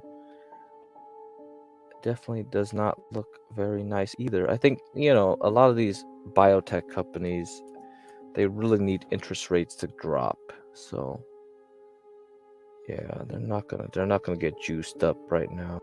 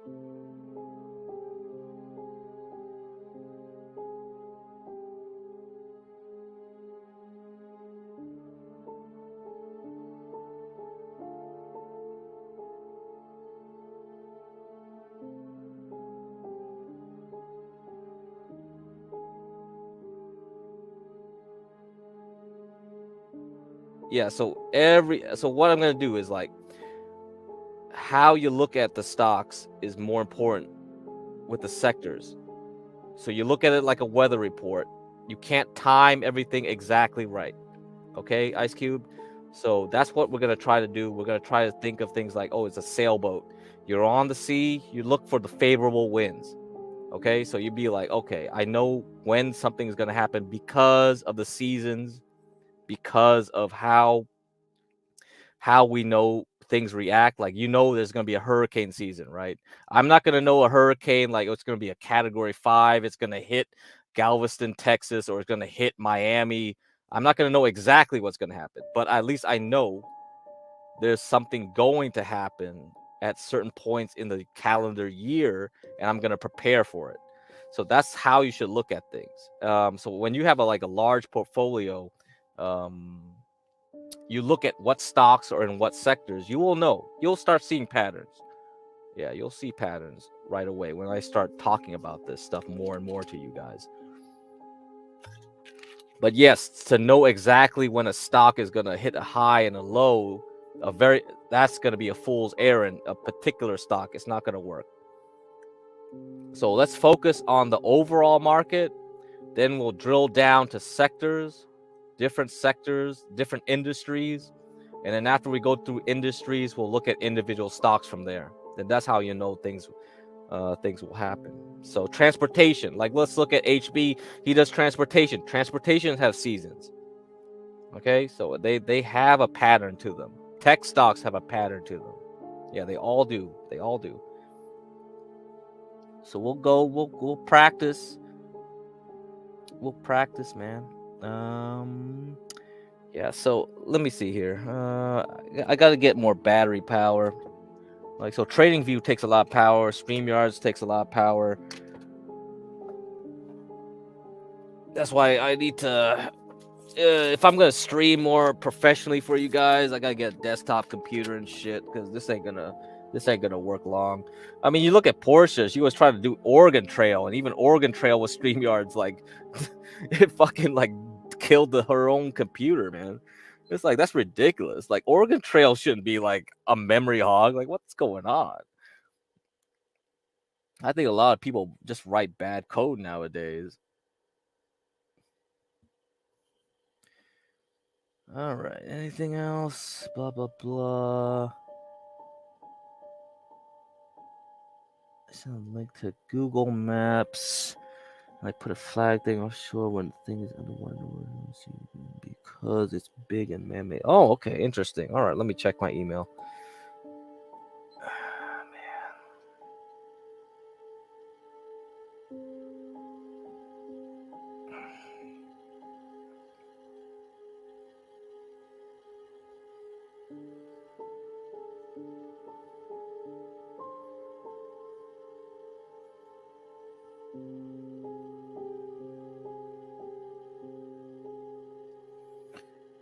Let me see. Junk. Go to junk. All right. Okay, I got it. I got the email.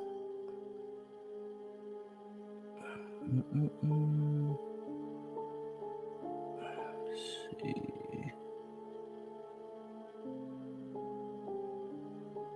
see. Junk. All right.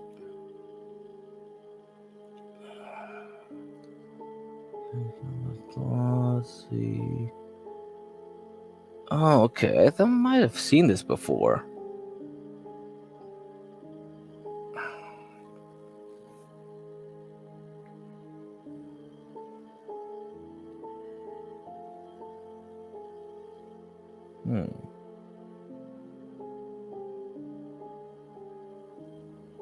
Yeah, I might have seen this before.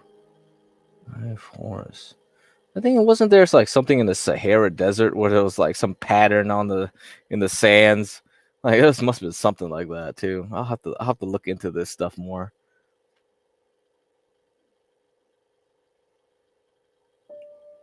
Okay, let's see what else we got here. What about DNJ? Let's see, what stock is that? What stock is that? I don't know what stock that is.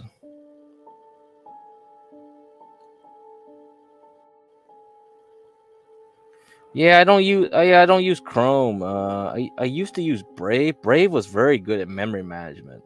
Then I had to go through to Firefox again. I might go back to Brave. I don't know.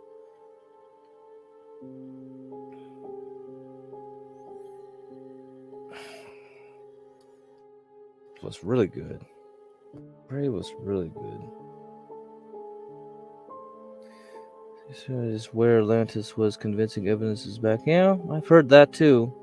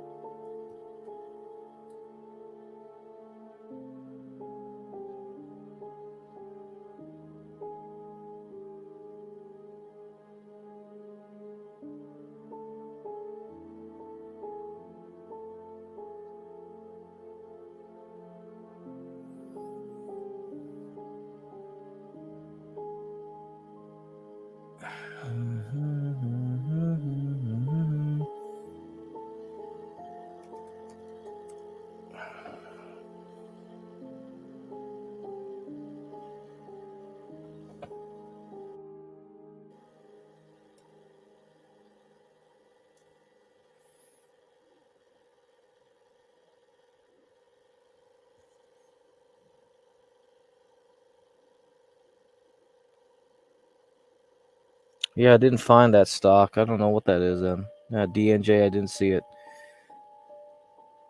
Nothing on TradingView. Okay.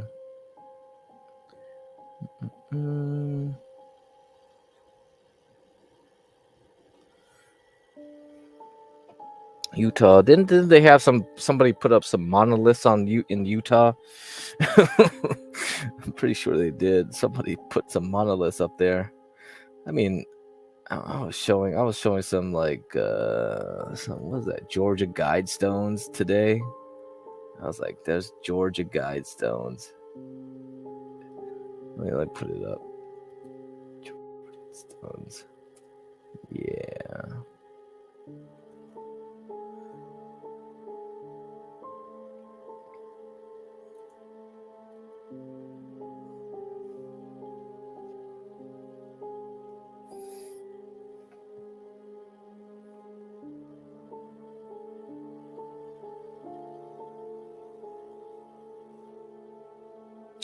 Oh man, Utah has some Canaanite stuff. Oh boy, great.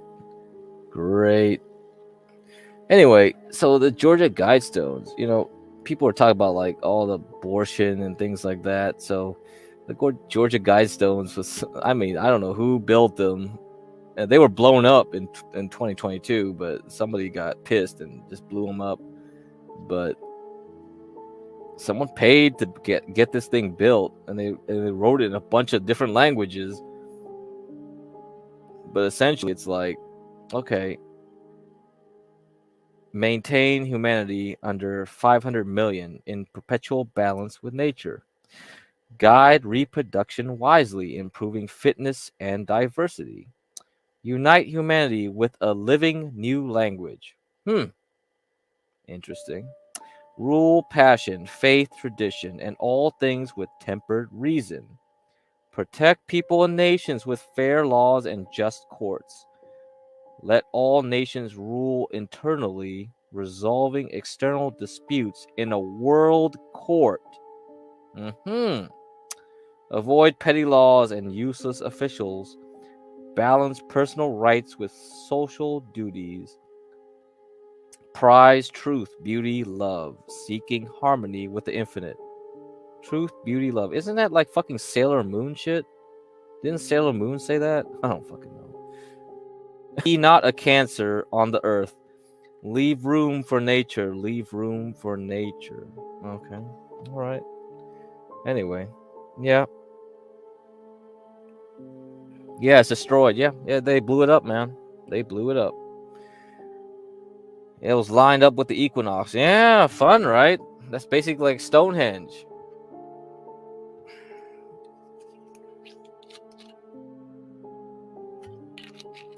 Well, in any case, I don't know what the fuck's about that.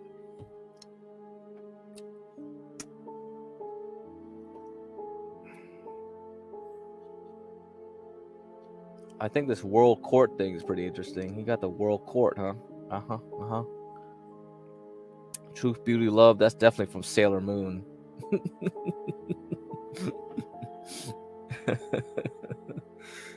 Yeah. Yeah, it's aligned to the solstices and equinoxes. It's very important. And if you're a druid, you should know all your things too. Druids love this stuff.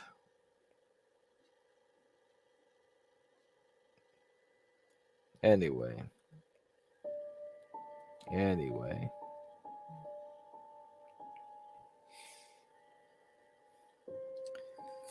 me put the link back up.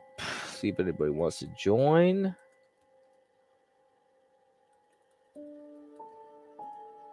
Blah, blah, blah. Yeah, Gobekli Tepe. Yeah, we were talking about that already. Yeah, Gobekli Tepe. Very important place for people to know about.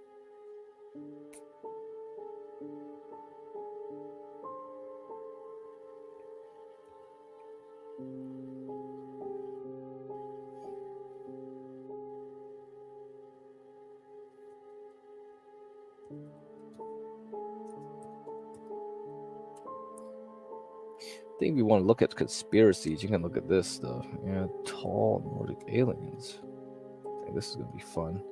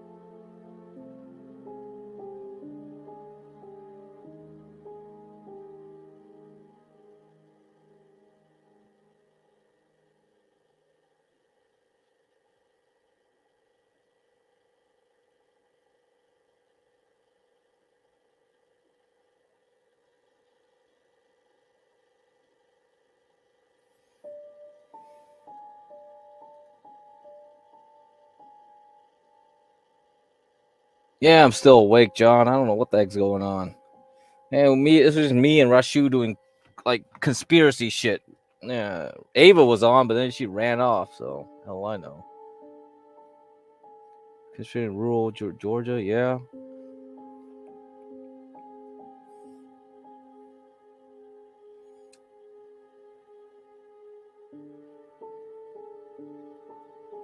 Let me see. Here we go. We got some pictures of tall Nordic aliens, right? So there's like the gray aliens, and you got the tall Nordic aliens. Now Ava kind of looks like a damn gray, but maybe she's a tall Nordic alien. Maybe she's just a midget. Just getting to DC today. I'll confirm in the AM. What? Oh man, John. All right. Whatever, John. Somebody will come up. As long as there's no porn bombers, I don't got time for that shit. John. Hey, John. Did you notice like we don't got super chats anymore? Did you turn off super chats for this stream, or we got like mega demonetized, John?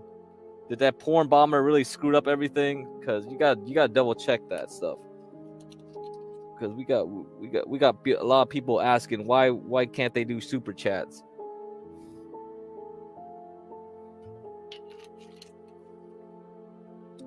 Underwater thing. Yeah, hold up, man. Yeah, I got all the memory power to be pulling up like Google Maps and shit. Oh my god, I got other shit right here. I gotta do some other shit right now.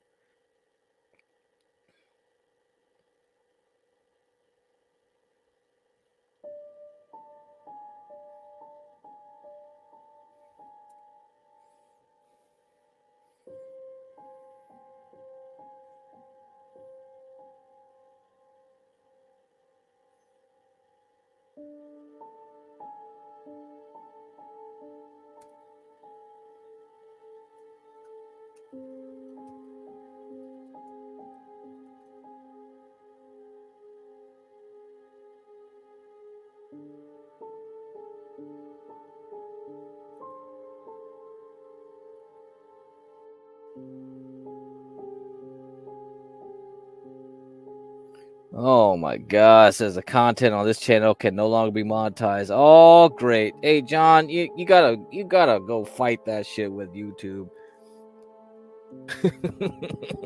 Because like OPC Don kept saying like, oh, did we find a loophole and this and that? That means that tells you that we had a lot of hours viewed on our videos, and that allowed us to get monetized at 500. So you know what? You better appeal it.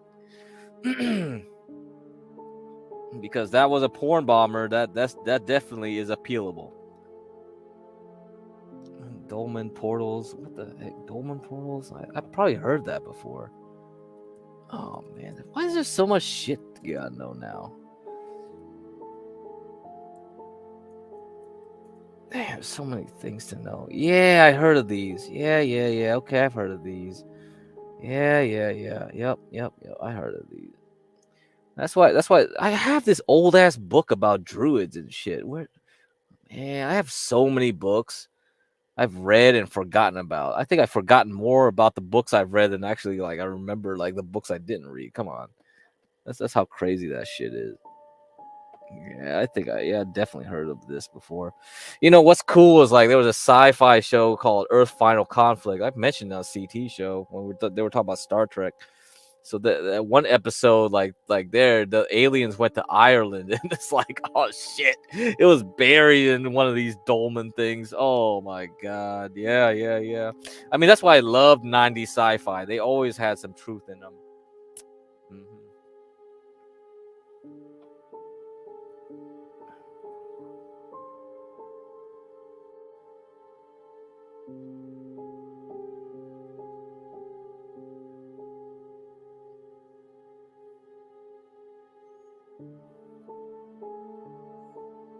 Anyway, that's always interesting. Oh yeah, and we got this neo-feudalism stuff. He got mentioned a few times, the neo-feudalism. I put this up on the screen while the guys were talking.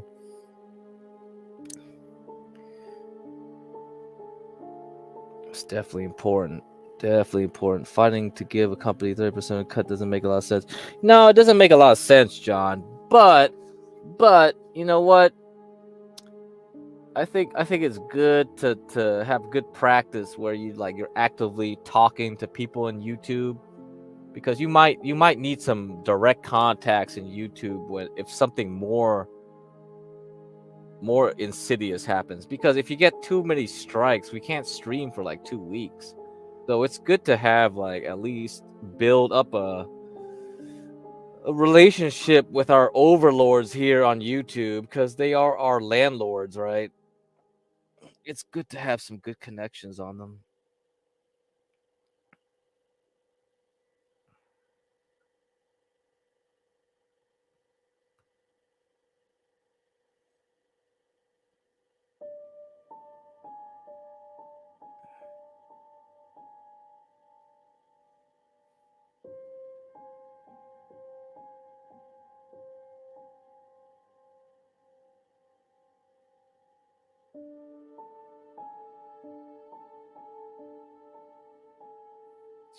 All right, copy some of that. That's good. I'll look them up later.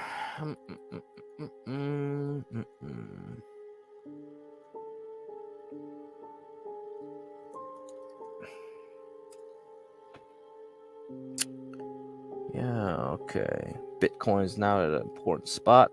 We'll see what happens in a few hours. Pre-market opens in 35 minutes for the market. I don't see anything in futures doing anything right now. So, yeah, nothing too interesting.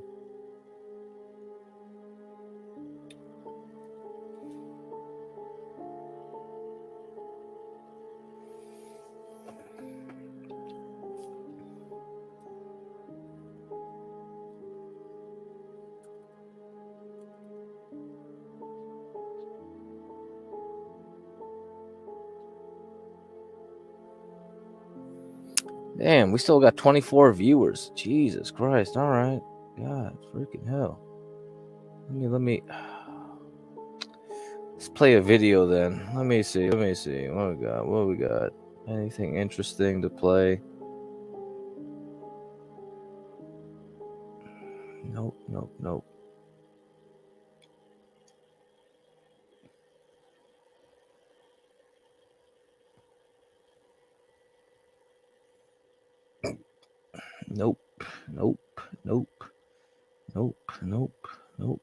Ava's not here. Don't need to play that.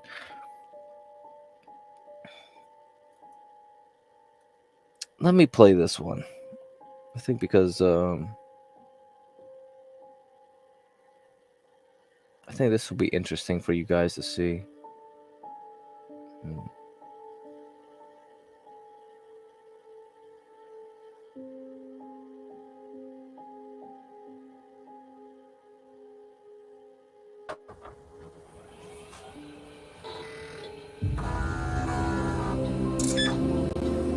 During a time of drastic change in the world of technology, a story of triumph lost opportunities, and a mysterious death after a fight at a bar in Monterey.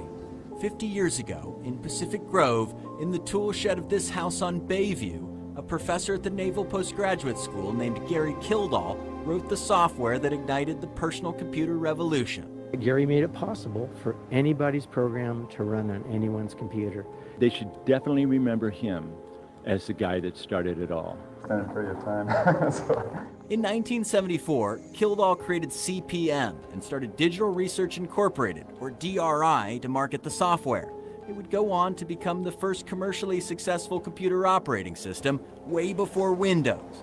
Kildall also developed the first successful basic input-output system, or BIOS, the foundation for the personal computer as we now know it. Tom Rolander was Kildall's best friend and right-hand man. I was one of his first employees. In fact, I'm ID number 1 of Digital Research. He did everything. He designed the data structures, wrote the code, debugged it, and also wrote the documentation. Digital Research would expand to this Victorian off of Lighthouse Avenue and later to other buildings in Pacific Grove and Monterey. They had this office off of Garden Road. By 1978, the company was making $100,000 a month. By 1983, revenues hit nearly $45 million a year. He wrote the first operating system for the personal computer. And no matter what, there's no way to negate that or anything like that. Kildall hired rock and roll photographer Tom O'Neill to work for him, a man known for shooting pictures of Joni Mitchell, B.B. King, and many others, suddenly learning the world of computer science. Realistically, I started back in the early days of computing. Gary was somebody that the world needed. His mind was always going, and I had tremendous respect for that. But the good times wouldn't last forever. When IBM decided to create a personal computer, they first went to Bill Gates, but Gates didn't have an operating system yet, so he recommended Kildall. But that's when things started to fall apart. Gary kind of got a bum rap in a way, because what really happened, you never hear about. Story goes, IBM flew down to Pacific Grove to meet with Gary Kildall. But rather than take the meeting, Kildall went flying, a move that frustrated executives at IBM and would alter computer history forever. The story, though, is not quite as sensational as it all sounds. Gary was coming back from a meeting, and he's flying his own plane. And when those guys heard it, they interpreted it as, oh, he's out flying his plane, he's too busy to be with us right now. IBM went back to Bill Gates, who would end up buying his own operating system from Seattle Computer Products. When asked about the IBM contract, Gates was quoted in London Times as saying, Gary was out flying when IBM came to visit, and that's why they did not get the contract. To make matters worse, Rolander says the operating system Gates bought copied CPM. 43 of the 45 functions were copied directly from CPM. So we let IBM know that we're in the process of suing Seattle Computer Products. IBM said, wait a minute, okay, let's not rush into this. Eventually, an agreement was made. IBM would offer multiple versions of the operating software and let customers decide. But a surprising price difference proved to be the beginning of the end for Digital Research. IBM priced Gates's PC-DOS at $40 and CPM at $240. I really think the only reason they priced our software higher was they clearly did not want it to succeed. They did not want another operating system out there diluting the market. They wanted PC-DOS to be the dominant operating system. And what better way to do that than to price one at $40 and the other at $240? What is your reaction of that? It was like somebody had walked up to me and slapped me across the face. I mean, Gary and I had the same reaction to this. I would describe it as the end of innocence for both of us and for the industry as a whole. Kildall would still go on to have a successful career, selling Digital Research to Novell for $120 million. In 1991, he'd also form another company which put the first encyclopedia on a CD-ROM and host the show Computer Chronicles on PBS until 1990. But Rolander says his friend was always haunted by the story of the day he went flying and the notion that he should have been Bill Gates. What would happen is every time a reporter, anybody from the media, would talk with Gary, they would ask him, so what happened? Why didn't you get the IBM contract. You could have been Bill Gates. And Gary would hear that over and over and over again. And that would be very hard to live with.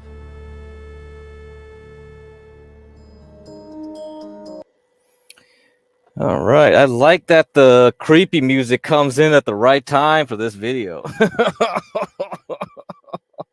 So yeah, I mean, these nerds, they weren't so innocent, really. Bill Gates was a fucking thug. And that's how you got to look at it. Business is cutthroat. You do this shit, you better be ready to play. There are people out there that will eat you alive, man. Even in a fucking nerdy shit like software engineering. Yep, that's how it goes. Let's see. Let's skip through this story. I think it's around here, maybe. Happiest, and was still haunted by those IBM contract wars. He withdrew from a lot of friends that Gangsters he had, make the world go and, round. That's true, man. It was very challenging for me. I had been best man at his. I mean, that's it. It's just an alpha male world, right? It doesn't matter what field you're in. If you ain't an alpha, you know, you're gonna get stomped on pretty quickly. He'd been best of mine. He described me in his book as his best male friend, and he retreated from that. In July of 1994, Kildall was at the Franklin Street Bar and Grill, now the Crown and Anchor. Monterey police say there was a fight. That's right. You never Kildall show your was fucking knocked down. cards. He refused medical treatment that night, but would be discharged from the hospital twice before dying at Community Hospital of the Monterey Peninsula a few days later. The night he took a fall or was pushed, we're still not sure, Monterey police did look for homicide. There's never, to my knowledge, been a witness that's come forth and said what really happened. Monterey police say the death may have been foul play and investigated it as a homicide. No one was ever charged. A lot of people have asked me and wanted to probe about what happened with Gary, what was his passing, what happened with that. And as Gary's close personal friend, I'm really uncomfortable discussing that. I don't think his death should be sanitized. I think it's an American tragic story. Steve Hawk, a friend of Kildall's, co-wrote a play about Kildall's life and death called The Forgotten Computer Genius. Hawk says Kildall was as tragic of a figure in the classical sense as he can think of. He creates something that's for the good of mankind. It's coveted and taken by others. The pain is so great, he is destroyed. And basically, that's what happened to him. He was absolutely brilliant. Who knows what he might have discovered and done if he lived another 20, 30 years. These days, 50 years since CPM and nearly 30 since his death, Gary Kildall's name may not be as recognizable as Bill Gates's, but nevertheless he is remembered at the Computer Science Museum in Mountain View. In Monterey, a conference room at Naval Postgraduate School where he taught bears his name too. I actually been to that museum in Mountain View. There's a really good computer museum there. They have a lot of cool shit. They got the notes from a lot of the old engineers in Intel and Fairchild Semiconductor. Basically, everyone that created the integrated circuit and modern computing today. Yeah, they have it all in that Mountain View museum. So yeah, you should check it out if you come by here. And in Pacific Grove, his story memorialized on the sidewalk outside the old Victorian, a small plaque paying tribute to a man who made big contributions to the advancement of the personal computer. Whenever I talk to people that come into town, I say, please go over to the corner of Willow and Lighthouse, 5 blocks past the post house, and take a look at that bronze plaque, because that is Gary's legacy.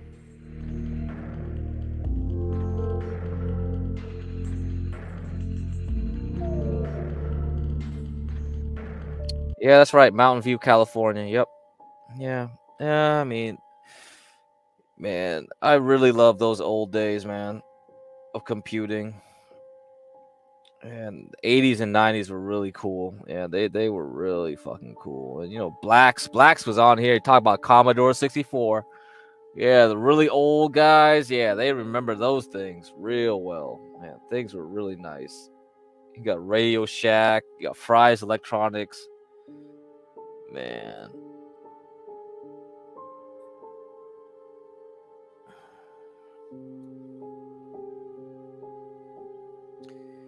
Anyway, let's see what else we got. I mean, that's the reason I brought it up was because like Jeremy kept complaining about Bill Gates, this psychopath, that. I mean, he's not really wrong about that. I mean, Bill Gates, yeah, he not only fucked over that guy, he fucked over Steve Jobs. I mean, shit, man, Steve Jobs ain't a bitch, and you had the balls to fucking like technology Steve Jobs. Oh boy, yeah, Bill Gates is a thug. Like, don't let that like nerdy look like fool you. That guy will fucking like stab you in the asshole if he wanted to. like people keep complaining about Steve Jobs as a psychopath, but damn, Bill Gates is next level psychopath. Like, come on.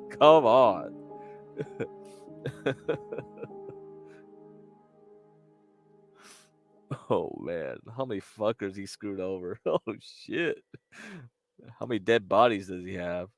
So yeah, you guys keep thinking that Bill Gates is just some guy that drank soda and ate pizza and coded all night. Oh, wrong. That motherfucker. He was ruthless.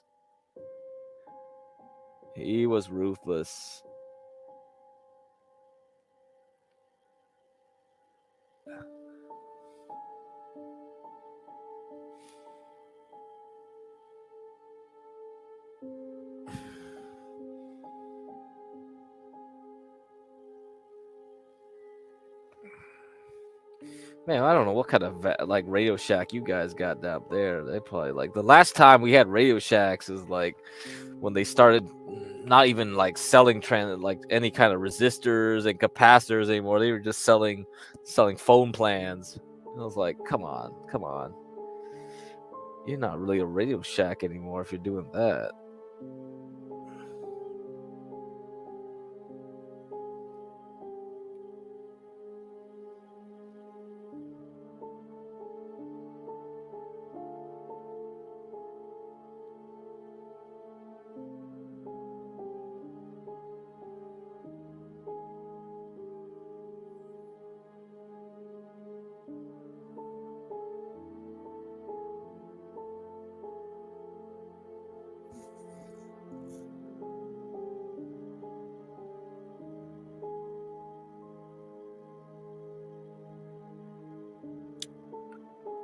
I'm trying to see what we got here.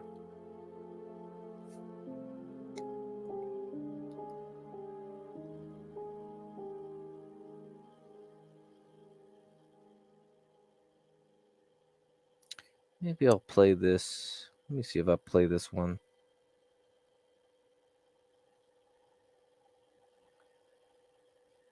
Okay, guys. So, yeah, I talked about earthquake prediction a little bit. So we can play a little bit of this. Let's see what you guys think. So this is Dutch Sense. So he has his own channel.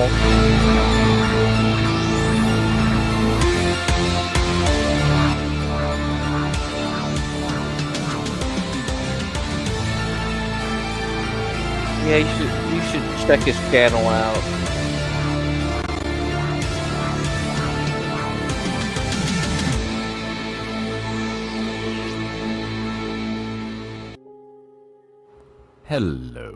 Hello, everybody. It's 3:02 a.m. Central Time on the 14th of August, 2024. It's Wednesday morning here in the United States. I hope you're doing well.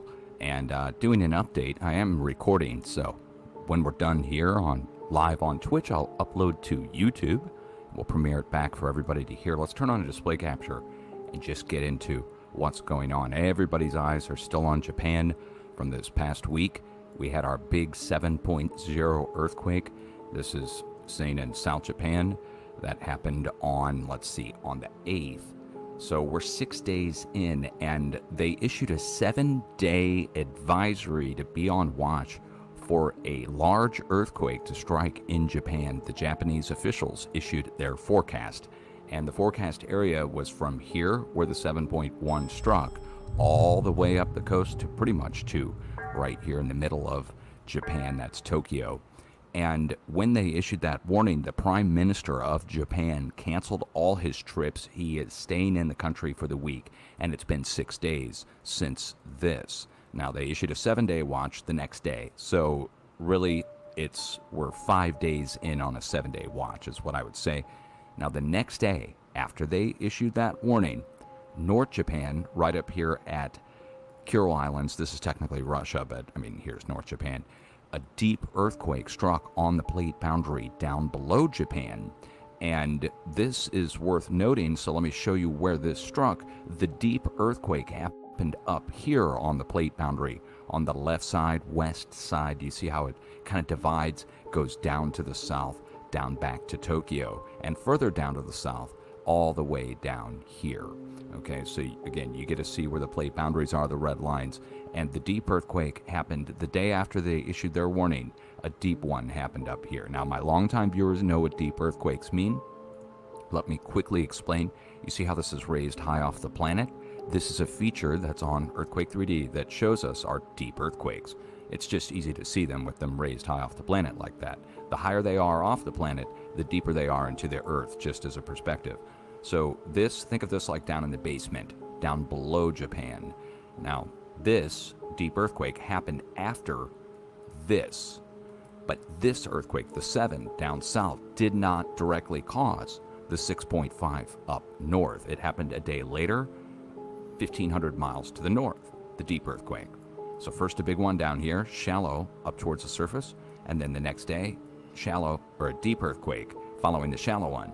So what's really going on here is from South Japan, all the way down below Japan up to the north, something's going on, obviously. And in between the two is where they have their warning going. Now look where the rings overlap here. The rings overlap here on central Japan. Their warning going from here to central Japan. We'll go back over to the plate boundary. Their warning going from South Japan, deep earthquake on the north side. In between the two, major stress, and you see what's there. It's an H-shaped plate boundary that connects the two. So I think we need to keep watch for the full 7 to 10 days after this deep earthquake. So this deep earthquake happened on the 10th, international time 10th, so technically it was like 36 hours after the 7. But anyway, this happened again on the 10th, so we would watch for 10 days, up to 10 days on this, and that would put us to the 20th. So when we get and look at the 20th, obviously we still have 6 more days to go, is what I would watch for in Japan for 6 days to go for the potential of up to 1 magnitude larger than the 6.5. That's my forecast for this. They issued a warning for a quote-unquote mega quake. And mega quakes, to me, we're talking terminology here. This is not in a textbook. You're not going to find like mega quake defined as a certain magnitude. So we could call a 7.5 on land in Japan a mega quake. But that would be, I think, stretching it, because if I called something a megaquake, everybody would call me out. If it was a 7.5 and I said it was a megaquake, everybody would say, no. An 8 or a 9 is a megaquake, Dutch, and a 7 is just a big earthquake, okay? So what's the difference? It's terminology. I'd still say we need to watch for 1 magnitude larger. This is my forecast now. I've waited a full week or 6 days since they issued theirs. So I did not want to overlap my forecast with theirs. I want to let theirs go, and we're going to let it go till tomorrow, because theirs is 7 days from the point of when they issued it. And if we don't get a big earthquake on the Japanese forecast for tomorrow, by tomorrow, then my forecast kicks in for the next 5 to 6 days, and we watch Japan still at the center point at Tokyo, basically right here from south of Tokyo to north of Tokyo, with this being the center of it, for up to a 7.5, which is a bigger earthquake than what originally struck 6 days ago. So let's recap. We had a big earthquake 6 days ago in South Japan. They issued a warning for Japan to be on watch for a megaquake. Didn't assign a magnitude to it, but megaquake means mega. So big, big, big. And then I stayed quiet for the last week, basically, waiting to see what happened. Well, we got a big, deep earthquake down below North Japan, and that prompts us to be on watch in the region. everywhere from central Japan to where the deep earthquake is. And we watch next to the deep earthquakes for shallower, larger earthquakes, up to a magnitude larger. All right? So a lot going on there. Then my warning for Indonesia. That was a 7 to 10 day watches. Well, it has expired and we did not get our large earthquake in Indonesia.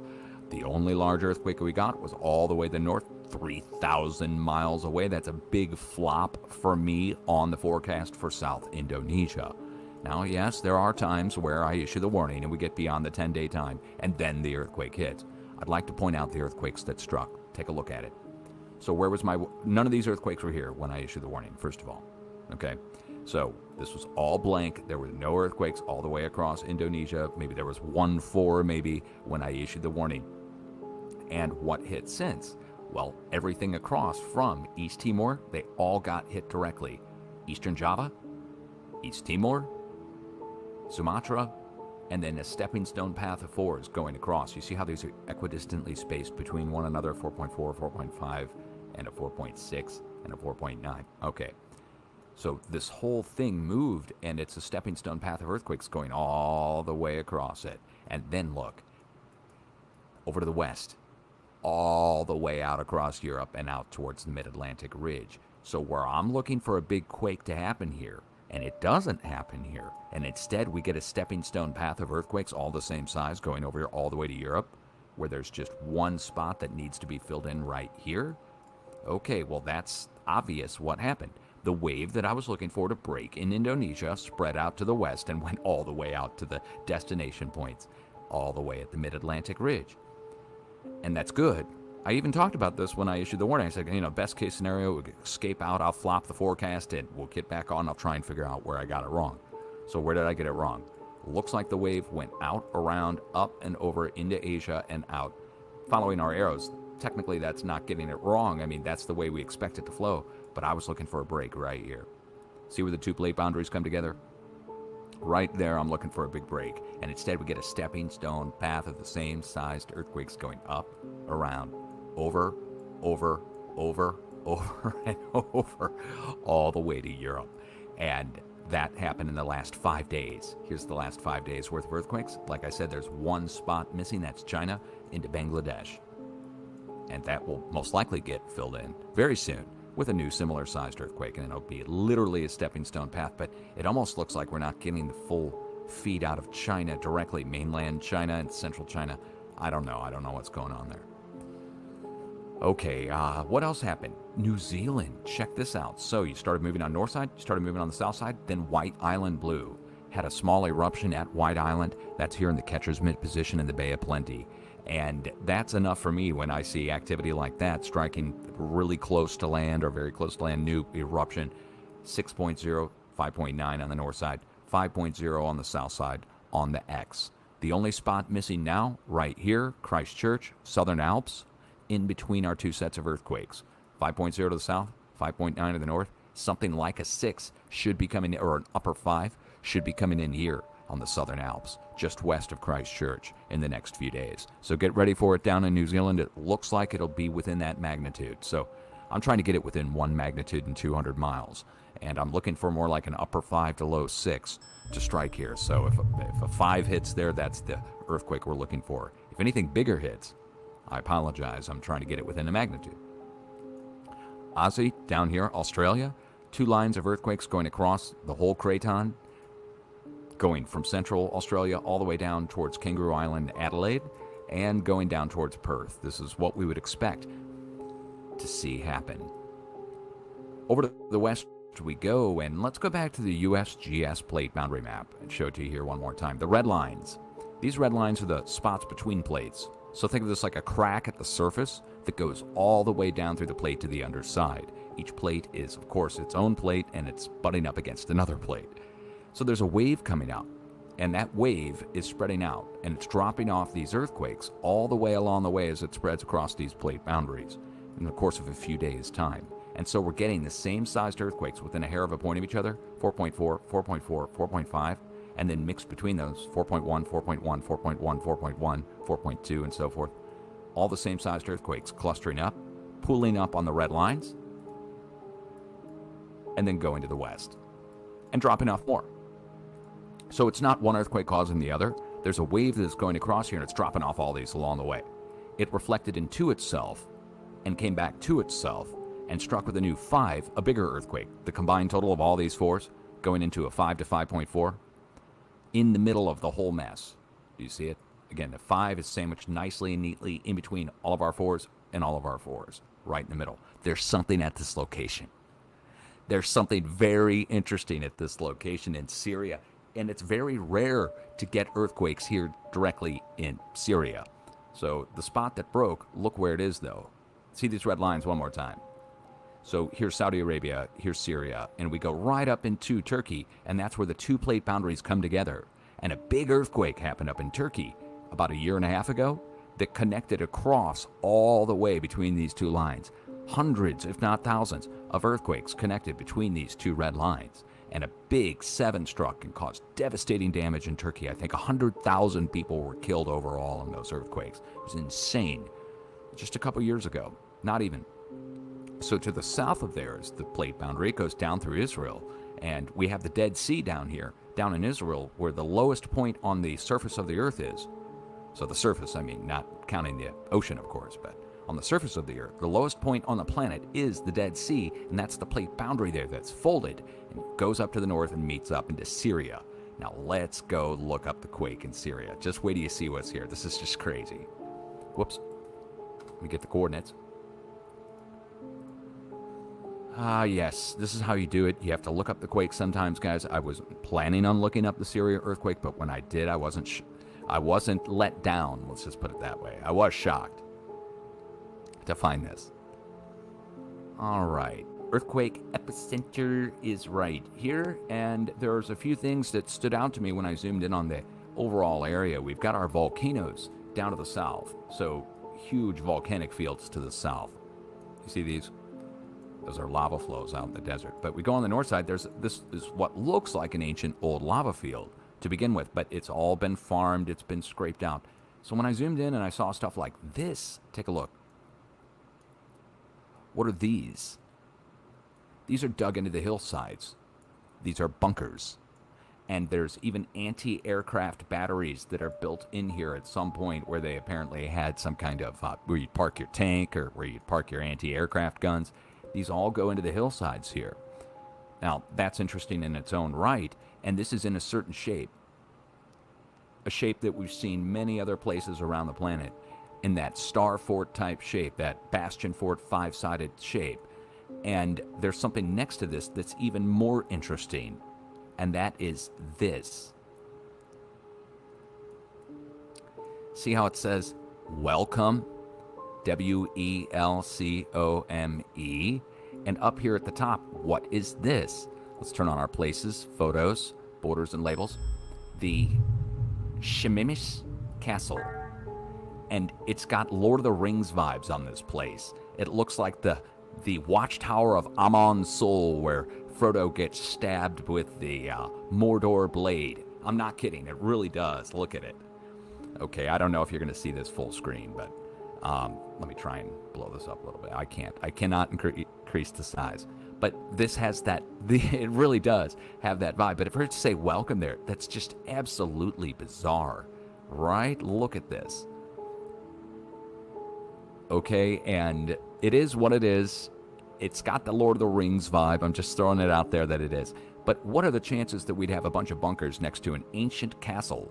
This is an ancient to be weathered this much in the desert like this has to be way older than what he's telling us. Okay, well, now to have bunkers and a star fort shape, the bunkers themselves, next to an ancient, whatever you would call this thing, off in the distance, I'm just going to say it, to get an earthquake next to it. The only reason I'm even finding these star fort shaped type structures and the bunkers next to them is because earthquakes are striking at these places all over the world, not just there. So I was so shocked to see an ancient castle with the word welcome on the hillside, which is just bizarro world, and that because it's Syria, and then to have the bunkers, the castle, the earthquake, it's all a bit much, guys. Oh, and the plate boundary there. Now, I would say the bunkers are, they're going into an underground tunnel structure that's tied to that ancient castle, just like all the other Tartarian forts around the world. Anyway, let's carry on over to the west-northwest. Now, check it out. All the way up here in Central Europe, we started to move. We got a 4.5. I had viewers actually contact me about this. I have viewers in Croatia. They wrote me directly, said, Dutch, we felt this. It felt bigger than what's being reported. That's what they said. They said it felt pretty strong, and see a 4.5 reported on there. I think maybe the USGS might be undershooting it a little. It's probably more like a 5. But there's something here next to this location that I think you need to be made aware of. Let's turn on our Smithsonian place marks for all the volcanoes. So here is a nearby large volcanic field, the Bakony Balaton Highland and the Little Hungarian Plain. And all of these are ancient volcanoes.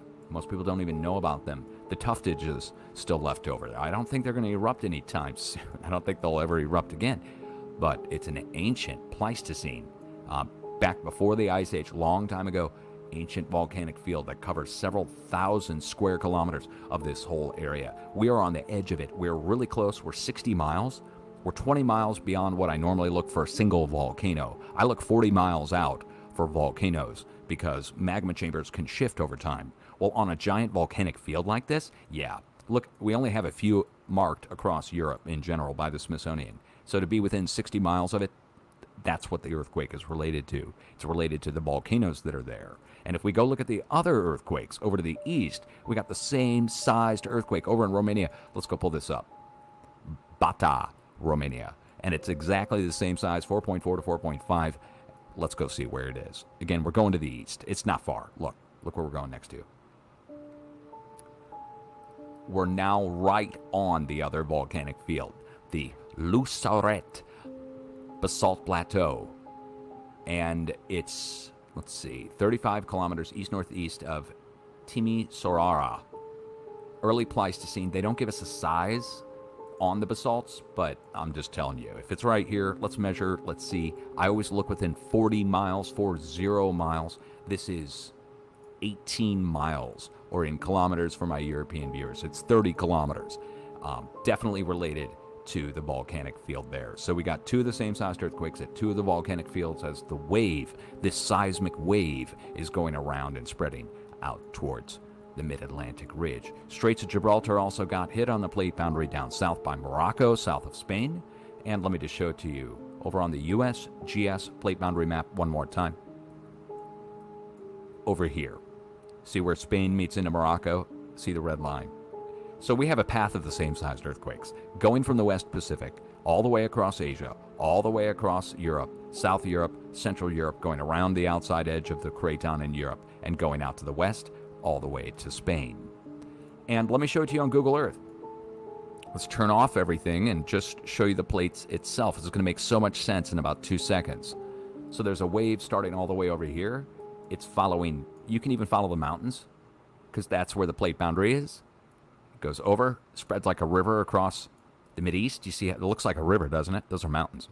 Comes back together over here, goes down through the south and South Turkey, makes a W-shaped bend, goes up into Italy, then makes an S-shaped bend around the outside edge of Europe. That's what we just got done talking about here, the edge of the craton, and goes around the outside edge of Europe. The wave travels that way, and it also goes this way. Final point on this, just show you, just to blow your mind on one final thing about Spain and Portugal, just to get you thinking and taking a look at things outside of the box. Over here is Gibraltar, where the earthquake struck between Morocco and South Spain. And this is the country of Spain and Portugal. Portugal's over here on the right side. I've got it turned upside down, basically, looking south. But now, these are mountains, so it's not from farming. There's like about 2,000-foot rise on either side. You can see a certain shape in here. Okay, anyway, let's go carry on. So let's go over the other direction. Now that we just went all the way across over to Europe, let's go out the other way over to the United States. Talk about what hit us. So coming across Alaska, what do we get? 4.4 to 4.5. That was a day ago. Stepping stone path of 3s going up into Alaska. Canada, leaving out the small quakes. We're not getting them on the USGS feed.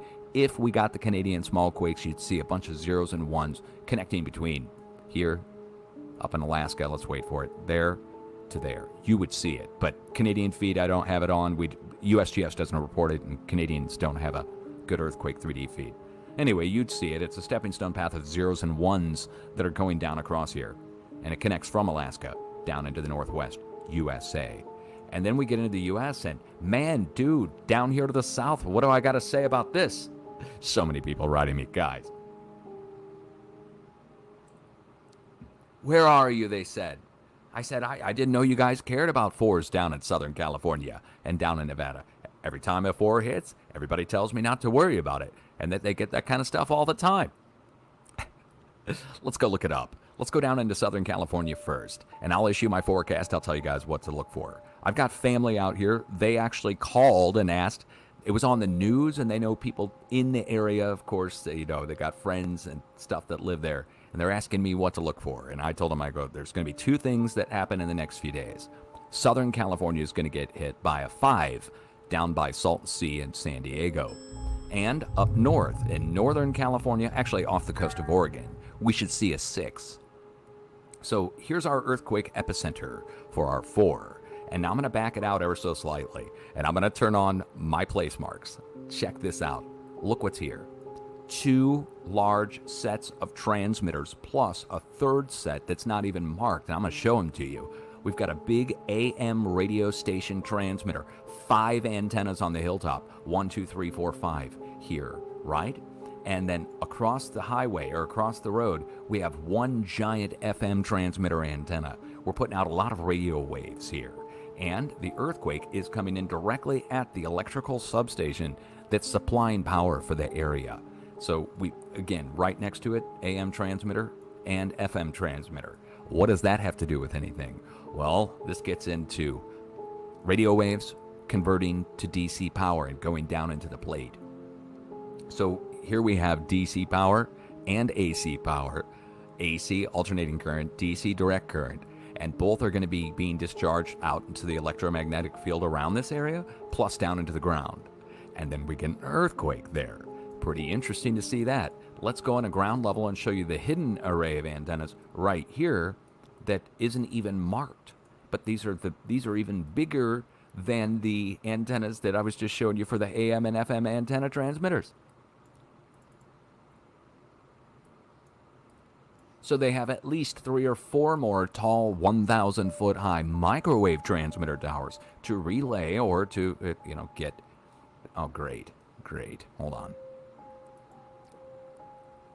Jeez. Okay. Just lost Google Earth almost. So that's what's at this location down in LA. So did the radio wave transmitters cause the earthquake? No. Southern California has a wave that's down in the plate right now. Just a few days back, down in the south tip of the valley, down here at our drill points, oil and gas drill points got hit in the South Valley at the start of the week. And look at the size of the quake, guys. Come on, it's mid-range 4 as well. How big do we go? We went up to 5.3 at this location in the south tip of the valley. Let me show you what's there in the south tip of the valley. See all these? Oil and gas drill points. See the shadow of the jack on the pump? Okay. And they just go on and on and on. We've got a whole bunch of perforation points here in the plate. And the earthquake struck somewhere right out here in the farm fields next to more drill points. The drill points go through the farm fields, by the way. And they go out to the desert. And they go over here next to the San Andreas. This is the San Andreas. And all of these are drill points. All these little black spots on the ground are different oil and gas wells. And they have so many. It's insane how many they've put in here. Right next to the San Andreas. San Andreas, drill points. And earthquake in the valley next to the drill points. That's where we started. Then a new 4.4 struck down here next to the AM and FM transmitters and the electrical substation. Now, what caused the earthquake in the South Valley and what caused the earthquake down here in LA? Both are caused by a very low frequency or ultra low frequency electrical wave that's in the plate that passes through the plate, and it drops off the earthquakes along the way. The earthquakes are electrically induced, basically, if that's what you want to think about it. Radio wave induced, electrically induced. Mother Nature does. So now, today, a new 4.4 same-sized earthquakes as all the others, struck out over to the east in South Nevada. And let's go over and take a look and see what's over in Indian Springs, Nevada. My longtime viewers should already know what's here. New viewers are going to be mind blown. What's going on here? Well, first of all, I'm going to allay a few fears. Okay, we're gonna. Hopefully, you won't get too scared by what I'm about to show you. This is a place called Doom Town, or Frenchman's Flats. And I will turn on the Google Earth community at this point, who's taken a painstaking amount of time to identify all this information here. So this goes back to the nuclear tests that they did back in the 1940s, 50s, 60s, 70s, 80s, and 90s. And they blew the crap out of this place. All these little craters, well, not little, all these big craters are different underground nuke tests, like this one, a random I clicked on, U.S. nuke Operation Keel, K-E-E-L, December 16th, 1974, 20 kilotons. Right next to it is another one. U.S. nuke Operation Purple, purple as in the color, March 18th, 1966, just 7 kilotons, just, right? So they did surface tests here, and of course our earthquake is coming in just down next to Indian Springs. Here's the nearest town, right over the mountains. What else do we got going on out here? UAV shadow over spotted range. What are the... They must have updated that imagery. Now, there is something right next to the nuke sites right here. So here's our nuke sites, and this location right here is very well known. It's called Area 51.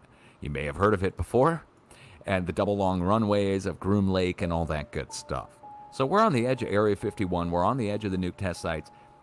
It's not that they're doing nukes there now. The reason there's a 4.4 there now is the same reason there's a 4.3 to 4.4 down in LA next to the radio transmitters, and the same reason there's a 4.4 to 5.3 striking in the South Valley. All three of these earthquakes are caused by a wave that's come down into California, and it's trying to make its way out over to Texas.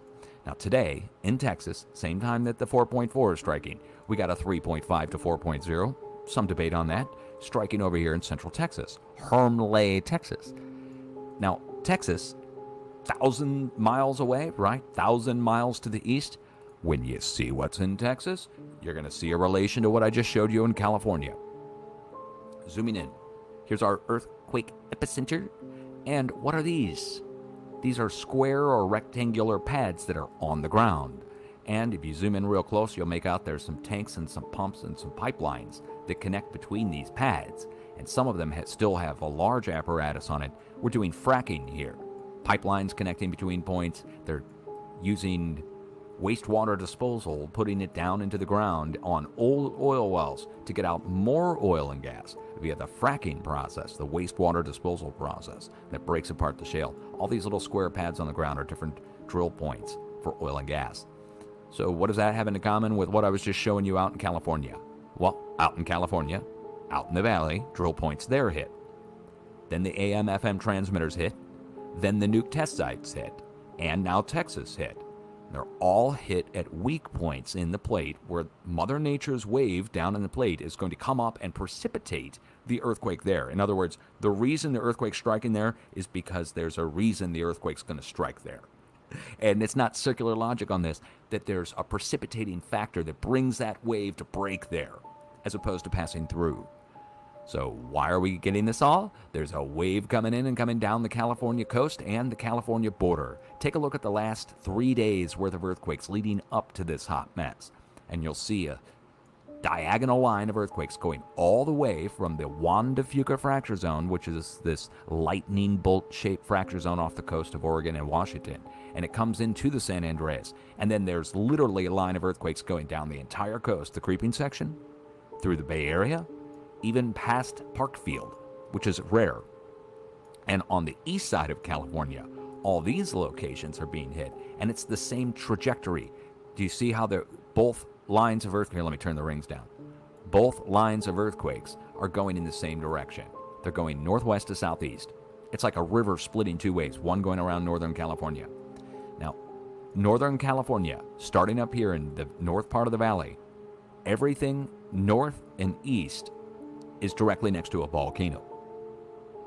Everything along the coast is directly on the San Andreas till we get down to the valley where the drill points are. So all these earthquakes here go right back up. They're following the creeping section of the San Andreas, and every one of these quakes going down along the California-Nevada border is at a volcano. What do the two have in common? They both are carrying a wave. The wave is trying to find weak points in the plate to release tension, if you want to call it that. And I can prove to you that there are volcanoes at these spots. If you need me to show them to you, I can do so. We can pull any one of these and show. So let's go up to Red Bluff, California. There's a bunch of fires that also have taken place up here recently. Huge fires, tens of thousands of acres burning, not just a few hundred acres, tens of thousands of acres, many square miles burning at this location. And what's this spot? Tuscan Buttes, north and south. Here are the Tuscan Buttes, two ancient tuftage. And look what they have on top of the Tuscan Buttes. Two more FM transmitters. They're not even labeled. Don't even know what they are. Let's see if we've got a street level to even give it to us. They don't even have a street level, even though they have a road going up there. I wonder if we could see it from the distance and see the transmitters at the top of the mountains.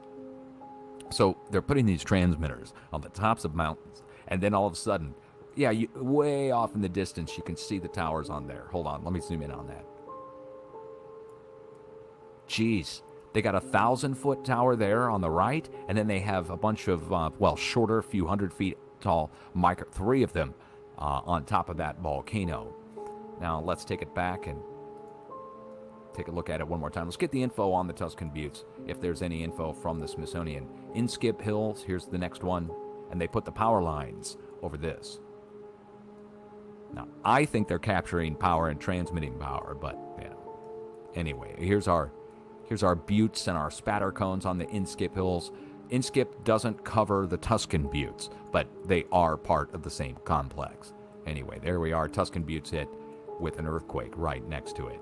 That's not chance or coincidence. We go up to the north tip of the valley up here on the north side. Let's do that. Right up here, Shasta Lake, Mount Shasta, the stratovolcano right here on the north side. And I always look within 40 miles, I've told you guys, and magma chamber for the greater stratovolcano can be down at an angle. We are 60 kilometers or, 40 miles, 42 miles down to the center of the lake. And on the west side, over here, this is where our fires broke out. You see this triangular-like shape that goes up here into Plantina? Let's turn it this way. There we go. All right, now you start to get the picture. So you can start getting some weird stuff going on out here in the triangle. I wonder why. I just don't know why. Let's go up into northwest Nevada and go up here. Now, there was some controversy about this location. Up here in northwest Nevada, Fort Bidwell, California. Wait. It's look where this is. You see we're at the Oregon-Nevada border, well outside of California, right? Now, I just pulled the quake, and it's triangulated and listed out of California. What? 45 kilometers east of Fort Bidwell, California. Why not? There's controversy involved with this location that goes back to Barack Obama years. So like pre-Trump. Up here, there was a big scandal about Russian companies coming up and doing some uranium exploration. You may remember up here to the north, in Oregon, by Diamond Craters, and south of there. And that company was involved. It was a Russian company. Okay, all right. Well, just by chance, that's where we are up here. We're next to Bittner Butte again. And whenever I see earthquakes up here, I have to tell my viewers to watch out off the coast for potential activity. And that's my forecast for this week. A new 6 to strike right on the coast, off the coast of Oregon. And a new 5 to strike all the way down here at San Diego, next to Salton Sea. Now, connecting between them, we can go look up the rest of the quakes. Do I need to do this? I just showed you the North Valley, and I just showed you northwest Nevada. There's a volcano at each. Let's go back and show you Bittner Butte. So I didn't really show that to you. This is northwest Nevada. Here's our ancient lava flows. This most likely came out a long time ago when this was all underwater. Okay, ancient volcanic center. Oh, and Blowout Mountain's right next to it. If you don't know about Blowout Mountain, apparently it sagged. It was a laccolith of some kind of blue, but it didn't do much. Like it didn't make a big crater. Instead, it looks like some kind of lava flow came out of there. The ancient volcanic field that makes it up is the Sheldon Antelope. Down to the south we go to Lake Tahoe. We're just north of Lake Tahoe, and we're also at Pyramid Lake. Pyramid Lake on the north side and Lake Tahoe on the south side right here. I'll highlight them in green, and I will show you it's at both. What's just north of Lake Tahoe and what's inside of Pyramid Lake. Here's Lake Tahoe. Just north of Lake Tahoe, right here, you see Steamboat Springs volcanic field. And Steamboat Springs, they've drilled in to get a whole bunch of steam to these steam turbines. Look at how many they've got. They've got station after station here. They're pulling a boatload of steam out of here to turn those turbines. That's what's at this location here. I'll mark in green. Now on the north side, we're on the north side of Pyramid Lake. North side of Pyramid Lake, which is right here. And these are the famous needles at Pyramid Lake. These are tufa deposits, steam geysers that deposit calcium carbonate. Okay. Anyway, it's unexploited. They haven't drilled in there. This is actually a tribal member access only location for a reservation. On the south side,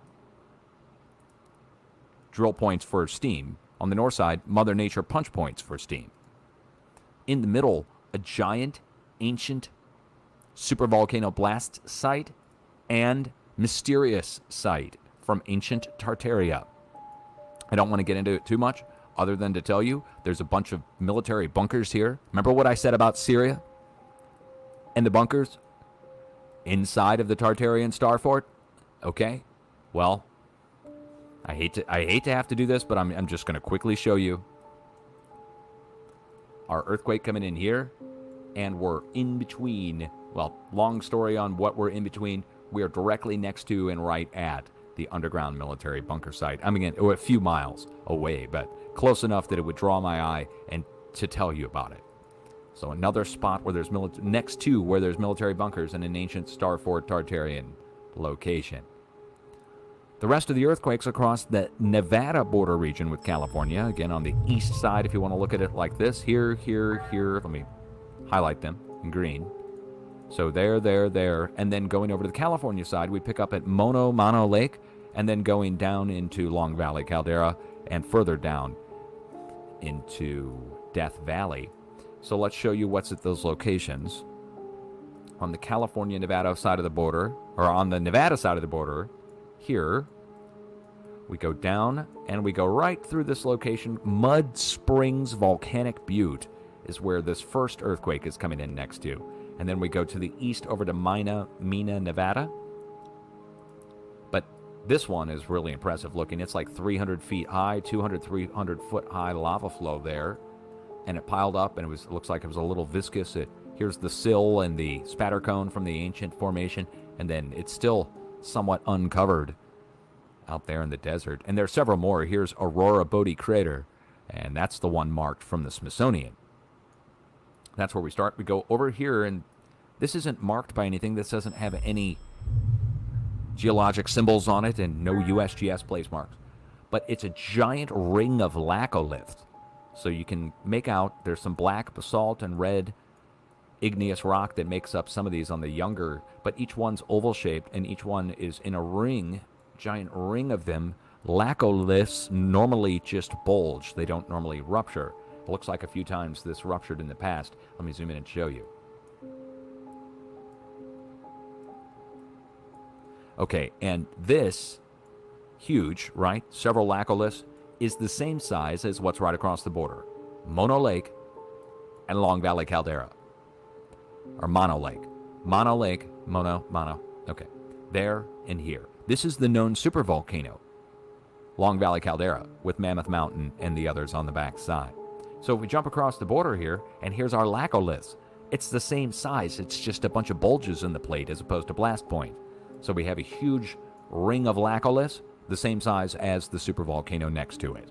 And we're getting earthquakes at both.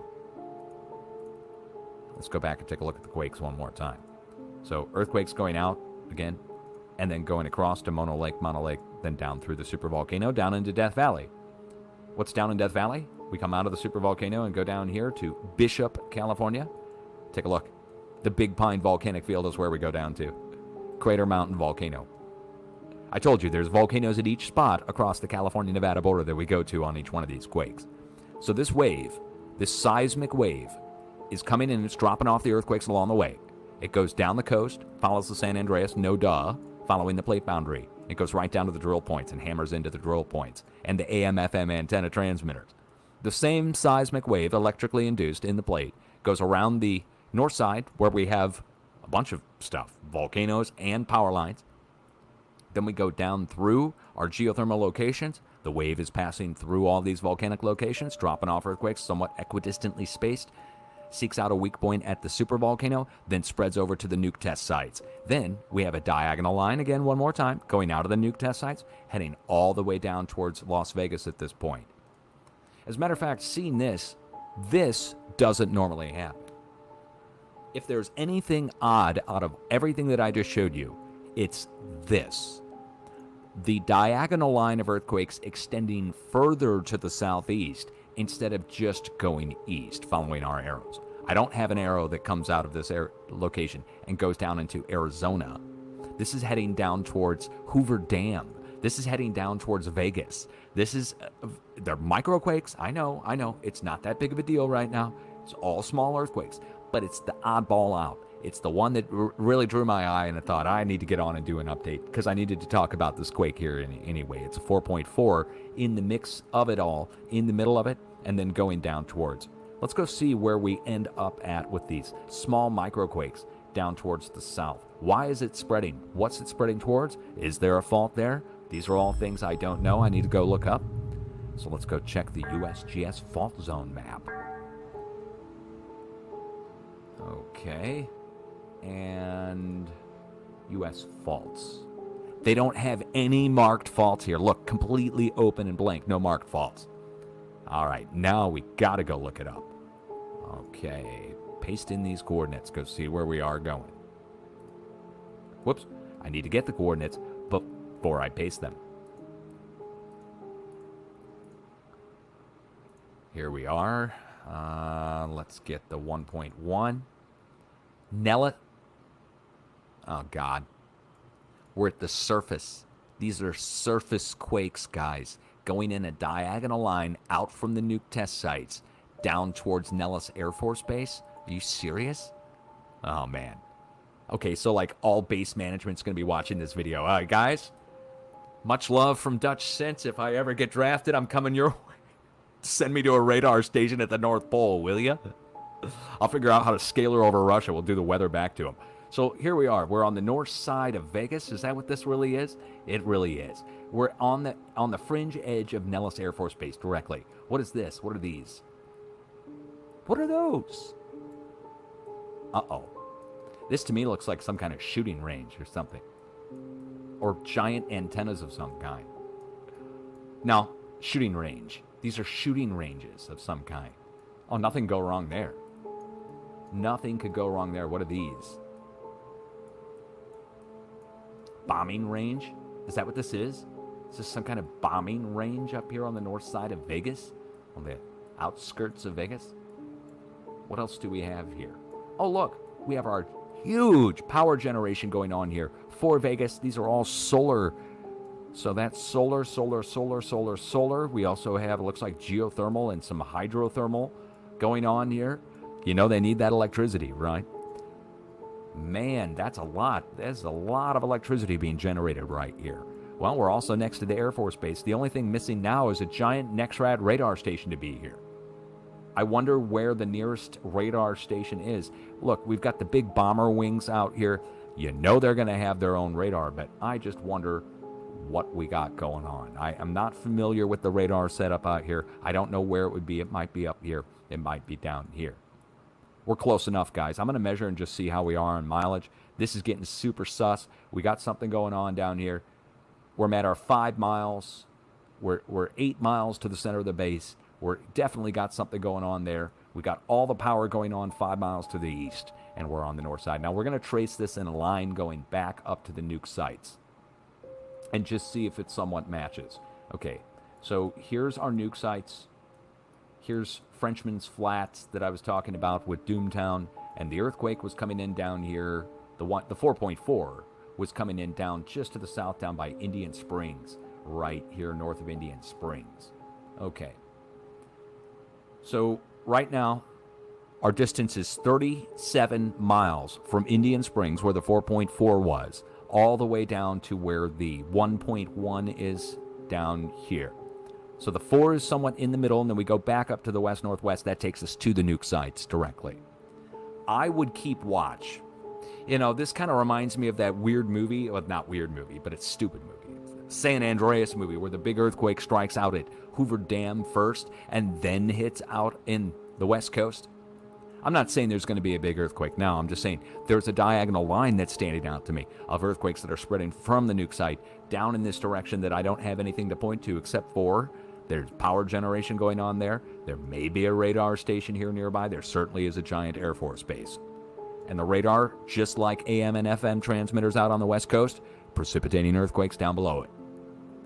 We could even possibly find out where the radar station is. I can go over to College of DuPage and just take a quick gander, see where it shows up, if it'll help at all to identify locations. Okay, so where... All right. Our radar is... Okay, the radar looks like it's south. It does. It looks like the radar is placed south, which is good news. So the radar is actually down here, south of Vegas. Okay, that's good to know. Now, the radar for the Air Force might be entirely different. They wouldn't show that to the public at all. I'm sure they have some at the base, but again, NEXRAD radar is all I can go on for public info. That being said, guys, we got a lot going on here. I'm going to keep watch. I'm already again got the warning going for a 6 to strike up here off the coast. I've warned my family for this. Off the coast of Oregon, new 6. By the way, unless somebody feels it, they won't tell you. So if a 6 strikes out in the ocean, they'll totally hide the quake. I'm not kidding. They've done it several times. As a matter of fact, it's happened a few times where other agencies in other countries even report the 6. And then our agency doesn't report it, and they call it a mistake. It's happened several times. Specifically when I issue warnings for it. So, tell me they're not watching, right? Anyway, we'll get the 6 out off the coast, and we should get a new 5 down south, down by San Diego, where all these earthquakes are pointing. Now, I still have more to talk about. So we just looked at these quakes. It's a diagonal line coming out of the nuke sites. We have a diagonal line of quakes going northwest to southeast, down along the San Andreas, down to the pumping operations in the valley. But then you're going to see there's a spattering of earthquakes going across the Mojave. It's almost like it's like spreading out, if you will. There's like a delta, like 2 rivers that are coming out and then flowing out down here into Southern California. But you can also see they're kind of focused back together down in Southern California with one final diagonal line of earthquakes going along the San Andreas right down to the Salton Sea. On the west side of the Salton Sea, which is technically the San Joaquin Fault. Wait, not San Joaquin. Hold on. San Jacinto. Okay. Anyway, the Elsinore is down here. We've got the San Andreas, the Imperial Fault. Getting my names confused. I don't live there. But I would like to look up the locations out in the Mojave. We can skip this, and this. Those are quarry blasts. And I think the 1.4 and 1.6 might also be listed as quarry blast. Let's go find out and make sure. Yeah. Quarry blast at Boron, California. I wonder what they're doing there. They're mining boron, right? But once we get out into the middle of the Mojave, it's not quarry blast. We're out in the middle of nowhere, right? Well, let's show you what's there. If this update is teaching you anything, it's that all these locations have something in common. They're a spot where this wave is seeking out a spot to break at. In this case, we're at the Lava Mountains volcanic field on the edge of Ridgecrest. Now, these here, once we get on this side, these are all government test facilities where they do rocket tests and they put rockets in, blast them out, and all kinds of stuff. Test their burn. But we're back out in the back hills, if you want to look at it that way. What's this? Hold on. Crossroad there, huh? We drive out there? Ah, we don't have a street level out there, do we? Got a road out in the middle of nowhere. Spengler. Okay, now we're getting into where people live down to the south, but up here to the north, this is all test range. The earthquake is down below, so we can rule out tests from up above. Let's go over to the east, shall we? 2.5 at Ludlow, California. And we had the big rains kick up out here over this volcano that I'm getting ready to show you. Happened a couple days ago. Pisgah Crater happened again. But here's our earthquake epicenter. Here's Pisgah Crater, where I got in big trouble in 2011. Right next to it's our big gold mine. We got a big gold mine. They were pulling in 1 ounce per ton out of the ground here. Did you guys know that? 1 ounce of gold per ton, which is a lot. That's actually a fair amount. So a lot of gold out there in the ground out there next to Pisgah Crater. They're not doing gold mining there now, though. That's small earthquake activity next to the volcano. Let's go down to the far southeast. This gets us down into 29 Palms, California. Now, if you're a Marine or if you're in the military, you may know of 29 Palms. It's the Marine training base on the West Coast. So, got a lot of Marines out here. They got a huge bombing range over here as well. Let's just see how close we are to the base. Oops. Wait, that's town. Where's our landing strip? Well, it's out here somewhere. Okay, anyway, 29 Palms. The bombing ranges go I don't know exactly where they are. Again, they're not marked here. We'd have to go. But we've got old volcanoes. Look at this one. This one's called Amboy Crater right there. And it goes out. Old lava flows. Just one of many. There's so many out here. So many ancient volcanoes. This one's also... Technically, this is also called Amboy. There's 3 Amboys out here. So this is Amboy Crater. That's Amboy Crater. And then this is Amboy Crater. At least from what I understand, these are the place marks. That I didn't make them. So here's the Pleistocene Amboy from a long time ago. Now, how did I get in trouble on this? Back in 2011, when I first had my channel, maybe a few thousand subscribers, on radar, something appeared out of the desert out here.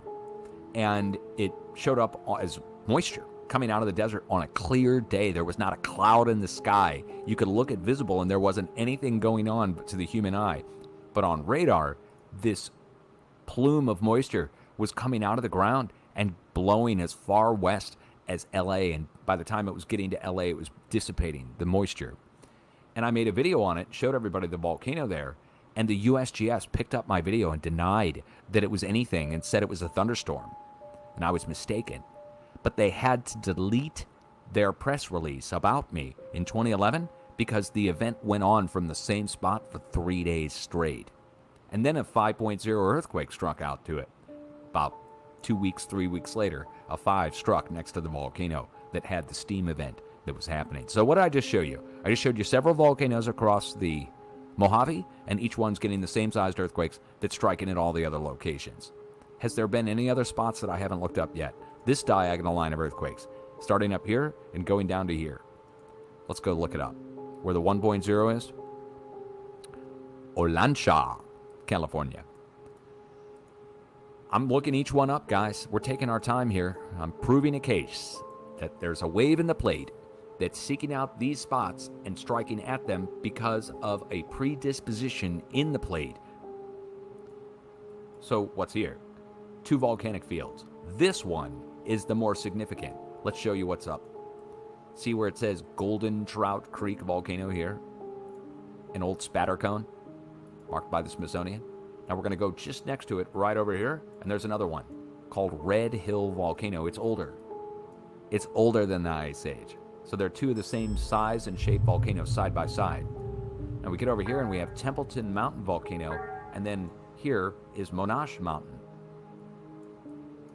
Templeton and Monash are 2 of the same size, and they are flanking Brown Mountain Volcano in the middle. So we have 1, 2, 3, 4, 5 volcanoes making a crescent shape that goes down this way. And connecting across, we have Soda Butte, which to me doesn't even look like a volcano, but it's that old.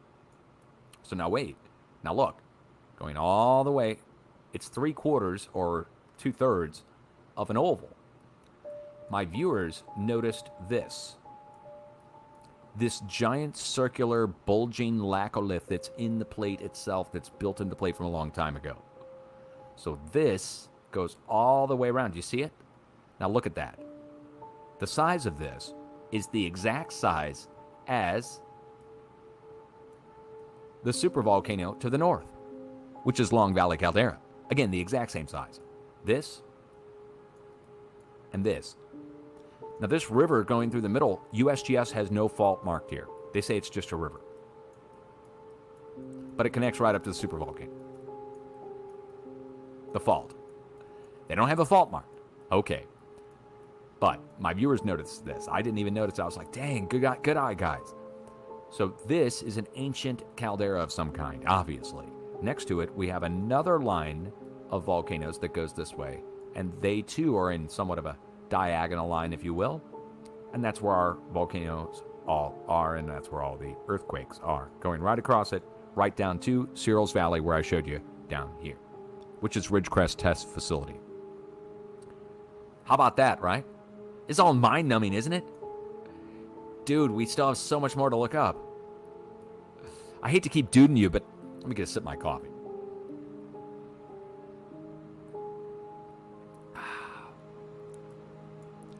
Let's go down to the far south tip of Southern California. So all these earthquakes go right along a well-known fault. We have the Elsinore in here, the San Andreas, and we go down the Imperial Fault on the east side of Salton Sea. And notice how we have no earthquakes on the east side of Salton Sea. Instead, they're all on the west side. Path of least resistance. This wave is coming down, and it's just taking a beeline straight to the south, and we go right down to here to the south tip of Salton Sea. So what's at the south tip of Salton Sea? Brawley, California. Well, just like all the other locations I showed you so far across the California-Nevada border, down at Brawley, there's a reason the wave is going down to the spot. Whoops. Whoa. AI showing up in my thing there. Okay. All right, Brawley. See, there's Brawley. Now, on the north side of Brawley, you have all these little square pads. And the square pads have pipelines that come out of them. And the pipelines actually go back to these turbines. And these turbines are being turned by geothermal heat, steam, that's coming up from the volcano that's here. The volcanic field, the Salton Buttes. And starting at the Salton Buttes directly is where our geothermal turbines are, the steam. And then they're placed somewhat equidistantly all the way down past Brawley, where I just showed you, all the way down to the border, down to here, where we have more geothermal turbines set up. Oh, and solar now. So they're doing, these are solar panels, but here's our geothermal. Okay. Going down to the volcanoes. Then we go across the border over to Mexico. So let's go down into Mexico. Let's go see what's going on down across the border. Progreso, Baja California, Mexico. Well, the Mexicans are doing the same thing the U.S. is doing. So right across the border, right down here. Here we go. Here's the earthquake epicenter.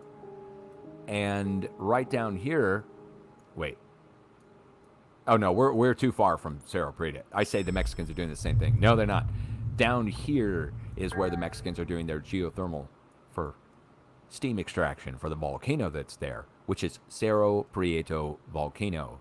And they've got some pretty interesting graffiti up on the inside of here. If I ever see Dutch cents appear across here, we got problems, guys. Somebody's going to get in and stack a bunch of, across from wing to wing, it'll say Dutch cents.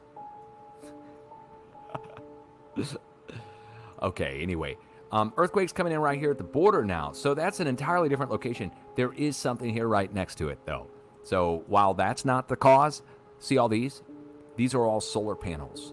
They've replaced the farming that they were doing in Southern California. See, these were all farm fields. And they've now systematically come in and replaced each set of farm fields to the south with huge solar arrays. And let's just see if we've got a street level view on this. See what it can look like off in the distance with all the solar panels. Yeah, look at that. Do you see them? Hold on. There we go. So it just goes on and on and on and on and on and on and on and on and on. All the fields converted to solar. Taking the farmlands and converting them to solar. Yeah, California farming the sun. Now, the amount of electricity that's being generated here, let's just try and fathom this. That's each, let's say each panel is doing a few hundred watts, and you've got millions of panels, and look how many, we just keep going. These are all solar. All this is solar. You see? All these black spots. So there's so much electrical generation going on here right now. I'll just say it.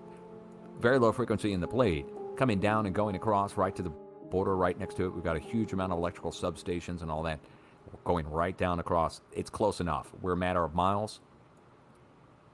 The Mexicans are not doing the solar on this side of the border, it doesn't look like. Oh, no, wait. I stand corrected. Okay.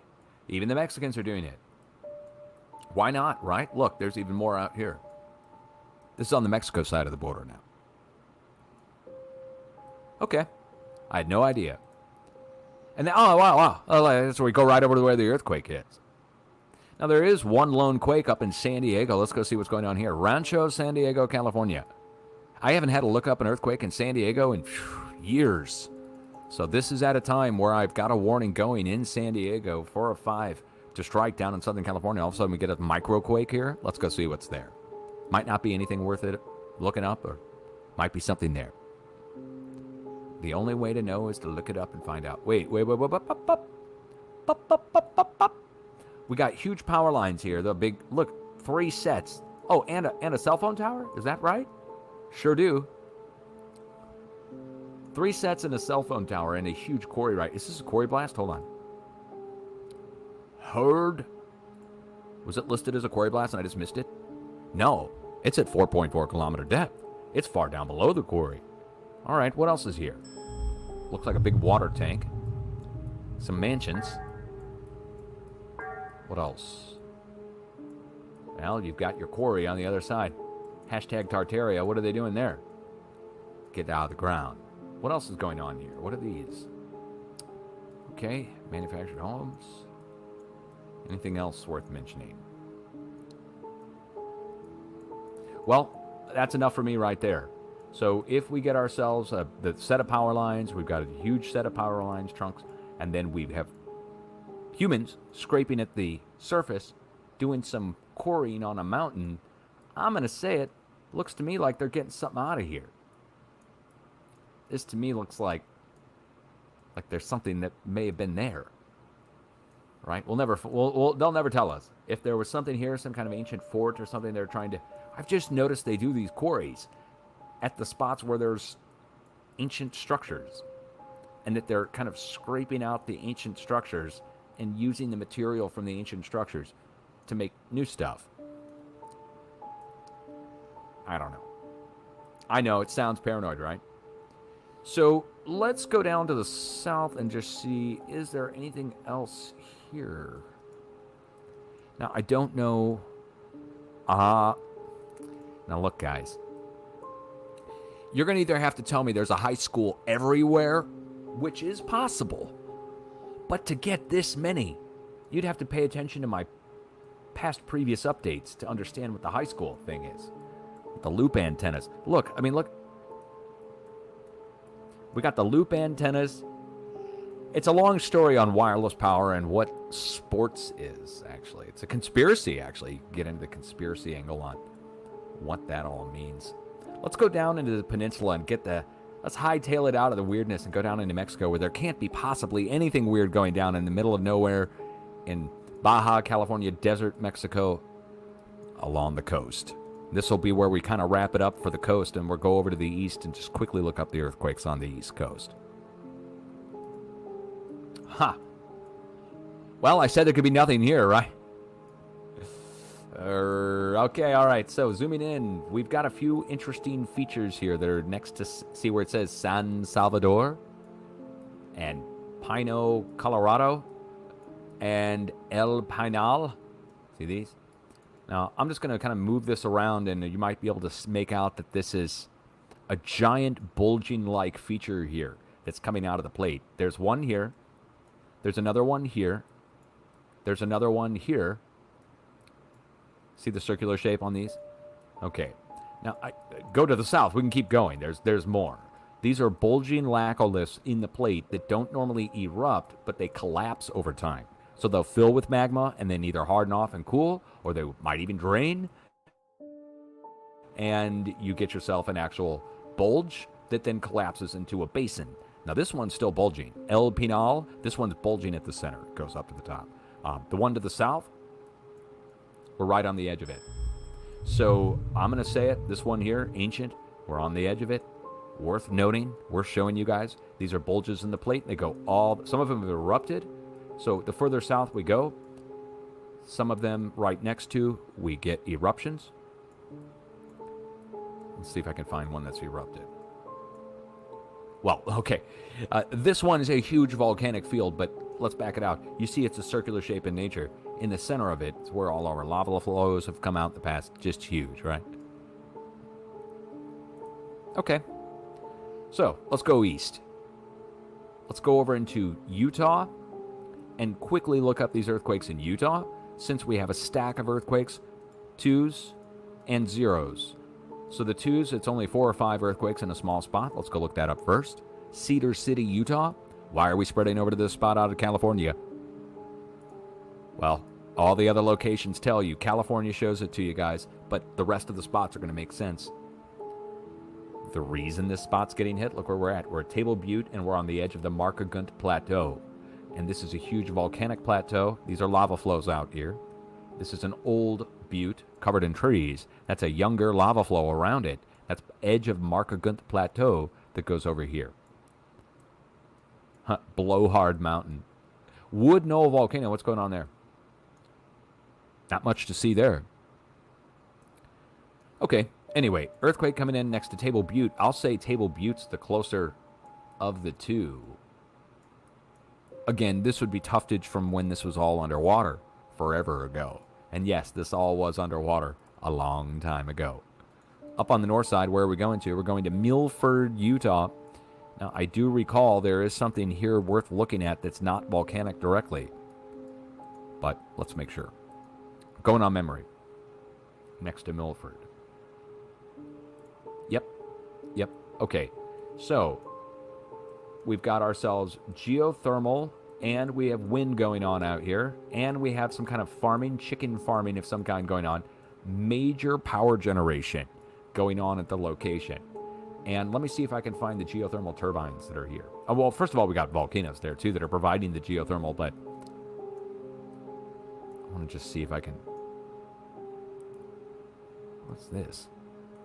Well, somebody took some time to do something there. Rocky Rainbow, quarrying it, gold. Where's the geothermal turbine? I'm 100% positive it's out here. Oh, right here. There it is. So, more geothermal, getting steam out of the ground, major from the volcanoes. We got a Mineral Mountains Cove Fort. It's huge. Lava domes in the Mineral Mountains spread out 100 square kilometers in all directions.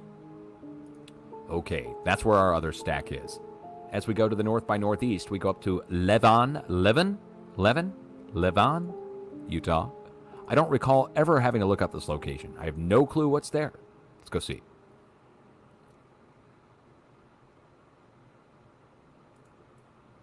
What's this? A road. Okay, that doesn't help much. Levon, Utah. Well, Jericho. We could talk about that all day long, about frequency and destruction of stone. Cymatics. I don't see anything else here worth mentioning. So there's no power generation. There's no drill points. There's no volcanoes. This would strictly be fault zone. I would have to open up the USGS fault zone map to see. Oh, wait. What do we got going on here? Houses. Nothing. Okay. Nothing out of the ordinary as far as I can see. So now that that's been said, let's go take a quick look at the fault zone map and just see if there's anything there worth mentioning, fault-wise.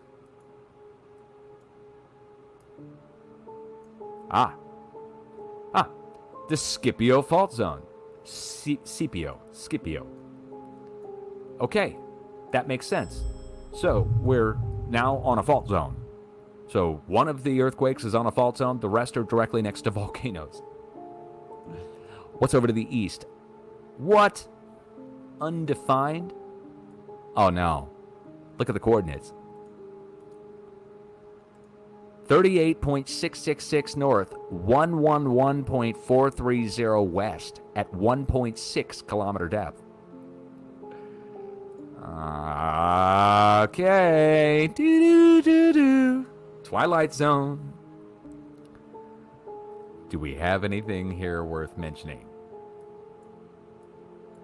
Aside from the coordinates being freaky. Hillgard Mountain, okay, I've never heard of that. Oh, okay. Cedar Mountain, Hebes Mountain, East Cedar Mountain. Let's go look at these. This is getting into Grand Canyon level now.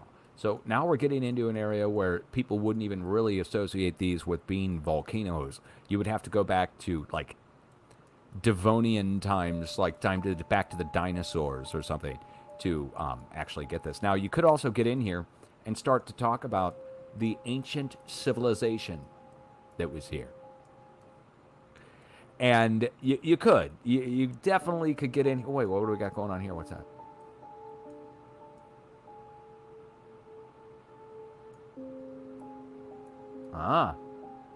Looks like Google Earth Community or somebody in my place marks community is. What are we looking at there? Man, I could spend hours doing that. I love looking this stuff up. So we're on an edge of an ancient volcanic center that goes up to the north, and then our drill points start. Right here is where drill points begin. So let's just show you what the drill points look like. Again, how many times do I have to show you drill points, right? So we have oil and gas that start there, and we get into what are just millions of wells where it looks like a grid on the ground where they've done so many different drill points. It's not even funny. I mean, I'm just randomly clicking on a spot to zoom in on, and you can see all these little pads on the ground. Okay. When I say millions, I probably should just say hundreds of thousands of them, because when you, at this level, they look like little sand dunes. But when you zoom in and you find a oil and gas pump at each one, that really lets you know how many there are. And we just keep going and going and going over the hills and through the woods and back down. So all of this is drilled. We go back down to the valley. We come through Helper. All this is drilled. All those little squares. And then we go down along the west side of the valley, and all that's drilled. And we keep going, and all this is drilled. And we keep going, and we keep going, down to here at least. And our earthquake comes in on the south side, coming up from the south next to the drill points, or to the volcanoes, depending on which one you want to go with. Either way, the wave is seeking out these weak points. Wasatch Fault up to the north. Do I need to show you the Wasatch Fault? It's well known. Same for Yellowstone. Shouldn't need to show you Yellowstone. Everybody knows about Yellowstone. Bunch of the same sized earthquakes across the whole park. But I do have to point out that Yellowstone's been buried. Nobody's talked about Yellowstone. I haven't seen anybody mentioning it since it blew, since we had our big blast up here. So we had a huge blast, not volcanic related directly. It was a blocked geyser. Something shifted at the park and blocked the geyser, leading to it to build up steam, leading to a phreatic steam blast. Now, same time that's going on up here at Yellowstone, within the same 2-week time period, down here, we get the arches that are all collapsing, and they're trying to blame that on just standard time degradation, multiple arches collapsing. Then, further south, if we go down into Mexico, pyramids collapsed, and they try to blame that on rain. This has all happened in the last 2 weeks. So Yellowstone blew, the arches collapsed, the pyramid collapsed, and we're all talking about again, from Mexico all the way up to Yellowstone. What does that have in common? That's the edge of the craton and the edge of the blade. That would be moving. Not counting the fires that have taken place, breaking out across the regions as well, that I'm not even talking about right now. Up to the west-northwest we go, and we have a diagonal line of earthquakes again. Just like all the others I've told you over the last week on the west coast. Diagonal line, northwest to southeast. coming in on the edge of the North American Craton. Look up in Montana in the northwest. Look up in Idaho. See the edge of the Craton? And compare to the earthquake. Let's get the numbers out of there. Last 4 or 5 days. Pretty obvious. It's coming in from the northwest. It's going down to Yellowstone. It's going down through Texas, up the East Coast, and all the way to the East Coast, all the way up into New Jersey at the New York-Pennsylvania border area. Now, we're going to go look those up. We'll go look up the New Jersey earthquakes and the East Coast and all that good stuff. But I want to just drive home the point that this is a pattern. This is a way the wave flows every week this way. Whoops. And it goes the same way every week, goes northwest to southeast. Comes out of the northwest and goes to the southeast. Now, should we take the time to look up the rest of the quakes? Should we? I mean, I've already... God, it's like 2-hour-long update is what it's going to be if I look them all up. I can just quickly tell you, several of the locations in Washington are striking at volcanoes. A few locations are striking not at volcanoes. They're listed as explosions, and there's no quarry there. I would like to look up the largest of the bunch, though, which is a 2 over on the east side of Washington. Oh, never mind. It's an explosion. I just wanted to look it up. I didn't look it up earlier. Never mind. It's another blast. But that's a big one. As a matter of fact, why aren't we getting any explosions reported across the rest of the country? So let's see what's blowing up here. Hopefully it's a quarry or something. How about a set of power lines? How about a huge set of power lines? 1, 2, 3, 4. 4 sets of high voltage power lines. The only trunk going through the whole region. And that's where the earthquake is? Right next to the power lines? And look, it's another set, another juncture of power lines coming in from the south. Or is that a pipeline? That's a pipeline coming in from the south. Hold on. It's barely even visible. All right, power lines, pipelines. Where they cross, you get an earthquake? Yeah. Is there anything else here worth mentioning? Spokane? Oh, we're right next to Fairchild Air Force Base. I guess there's Air Force bases everywhere, right? Right next to the Air Force Base. You kidding me, man? Look, this is definitely, my update is definitely going to be viewed by people in the Air Force and the military now. Man, okay. I'm not trying to cause any problems, but we got an earthquake next to another Air Force base and next to the power lines again. You want to tell me very low frequency is being used without telling me it's being used? Okay, let's go down into Oregon. Government Camp Oregon. I can't escape the government, apparently, man. Dude. Okay, we're going to Government Camp Oregon. This is at the foot of Mount Hood, stratovolcano. Did I say foot? It's halfway up the volcano. It's on the inside. Government Camp is at the base, down here. That's where I should move. I should just move to Government Camp, just be done with it. Then they don't need to put me in a FEMA camp. Let's go down and take a look here. What's this? Oh, an explosion. Never mind.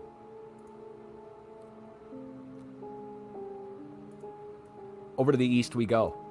We're going to bypass Oklahoma because these are all drill points. I don't need to show you any more drill points. You can go look up Oklahoma. Every single earthquake in Oklahoma, you can pull the coordinates from the USGS directly next to a drill point. Now, up in Kansas, it's 1950s pumping operation. Whoa. Dude. Okay, hold on.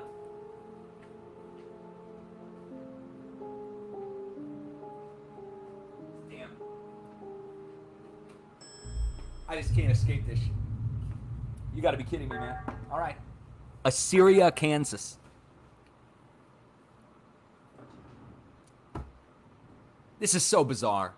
This is just getting too weird, man. Look, Assyria, Kansas? Assyria. But come on. Assyria. Ass area. Assyria. Freaking unbelievable. All right. Starting out my update over in Syria, and then we go to Assyria. Now, you know what's weird is the Assyrians. Hold on. And. Oh, wait. SSY. And. The Assyrian people located in The ancient Near East. Hold on. Let's find out where they're actually from. The Assyrians are an indigenous ethnic group native to Mesopotamia. It's the same. Frickin'. The Syriatic. They're from Syria. Modern day Iraq, Turkey, Iran, and Syria. How often do you hear Syria? You kidding me, man? Okay. Paste and search. Over to Kansas we go. That's where the Antichrist comes from. Oh, no. Oh, no. Oh, dude. No. Please, no. Please. What is this? What do we got going? We got an airport here, but is this a military base? I sure hope it's not a military base. Assyria. Solomon and Assyria? Are you kidding me? Okay, we couldn't get any more mystical now. Mentor, Gypsum, Salem Borg. Okay, I don't think this is a military base. I'm not seeing any kind of, again, we don't have any fight. Oh! Hold on. Why do they got a military chopper parked there? Oh, it's the Kansas National Guard.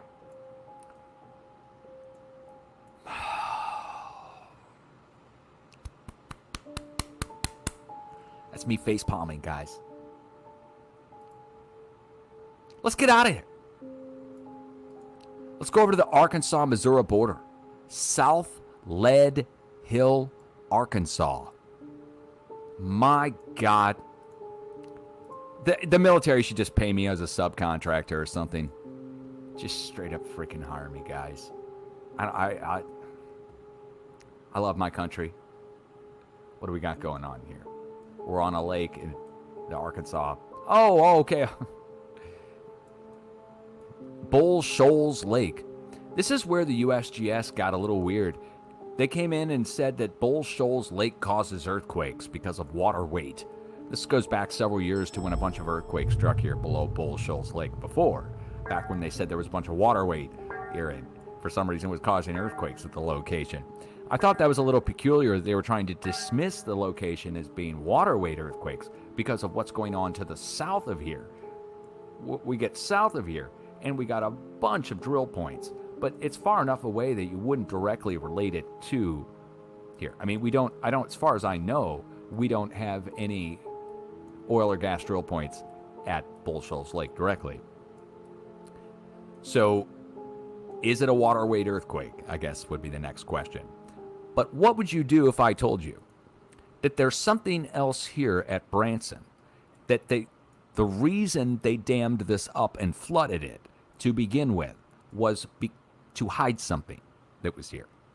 What would you do if I told you that? And that the something that they're trying to hide is ancient civilization stuff. Do you want to see it? What they're trying to hide by flooding all this here? All of this being flooded? Let me show you. This is the Midwest United States. See Florida down here? Just look which way we're oriented, though. And this is St. Louis, Missouri, back here on the right side. Let me make sure you can see this. So this is St. Louis, Missouri, back here. And this is Kansas City, Missouri, here. And this is Tulsa, Oklahoma, here. And over here is Little Rock, Arkansas. And back here is the town of New Madrid, Missouri. Right there. Or right here. Okay, there's town of New Madrid. Here's St. Louis. All right, so 1, 2, 3, 4, 5. State capital, big city, big city, big city. Biggest earthquake in U.S. history. And that's on 5 sides of this 300-mile-long structure that's built into plate from a long time ago. It's 5-sided. It's pentagonal. Now, in the middle is what I just showed you. Branson, right here. They flooded it. They flooded the very middle. And on the back middle here, all of this is the U.S. Army Fort Leonard Wood training area, the military and their stuff. So we got the military in the middle, we got it directly flooded in the very middle, and the military on the back middle. And then out at the front tip is Muskogee, Fort Gibson. Fort Gibson out at the very front of it, at the very tip, very middle tip of it, military base. Now, you might say, that's weird. There's an earthquake associated right back down where it points to. It points right to where all of our earthquakes are happening down in Oklahoma. And then along the side of it, our earthquakes are striking here. Let's turn our borders and labels back on. There we go. And that takes us right back to where the quake is, right in the middle of it. And you might say I'm just seeing shapes. But the military base in the middle, and Branson in the middle, and then we have the ones on the West Coast. This one out here on the West Coast, with our earthquakes at the tip of it, this is the San Andreas in California. And this one points right to where our earthquakes have taken place, at the south tip of the valley, the 5 and all that. Now this one is 300 miles long. It's 5-sided, and it's got the Grand Canyon on the back side. 1, 2, 3, 4, 5. 5-sided pentagonal. And the military base is right in the middle. Edwards Air Force Base is in the middle right there. Middle tip. And the San Andreas is at the very tip. On this side, back right side, is Area 51 and the nuke test sites that I showed you. We blasted out on the right side. Area 51 nuke test sites on this side. And 29 Palms Marine Base and military base and earthquakes over on this side. And in the middle, all the way across it, all those earthquakes that I showed you at the volcanoes, quote unquote. Military base in the middle tip. The second one I showed you, I didn't even want to talk about during this update. And I showed you the military base in the tip of it. Sierra Army Ammo Depot and its bunkers. That's the one in the middle. You can't even barely see it. You can see the one on the left side very easily. But the one in the middle is the hardest to see. It's got Salt Lake City on the back side and the military base in the tip of that one. The third one is much easier to see. It's got Yellowstone on the back side. And it's in the shape, again, right there. It's got a crater on the right side and Yellowstone on the back side. And it goes out to a tip, pinnacle tip right there. And there's a third military base, if you want to call it that, right in the middle of it, here. And this is the Facebook and Apple data centers that are built here. Facebook and Apple. Apple data center, Facebook data center. At the tip of that one.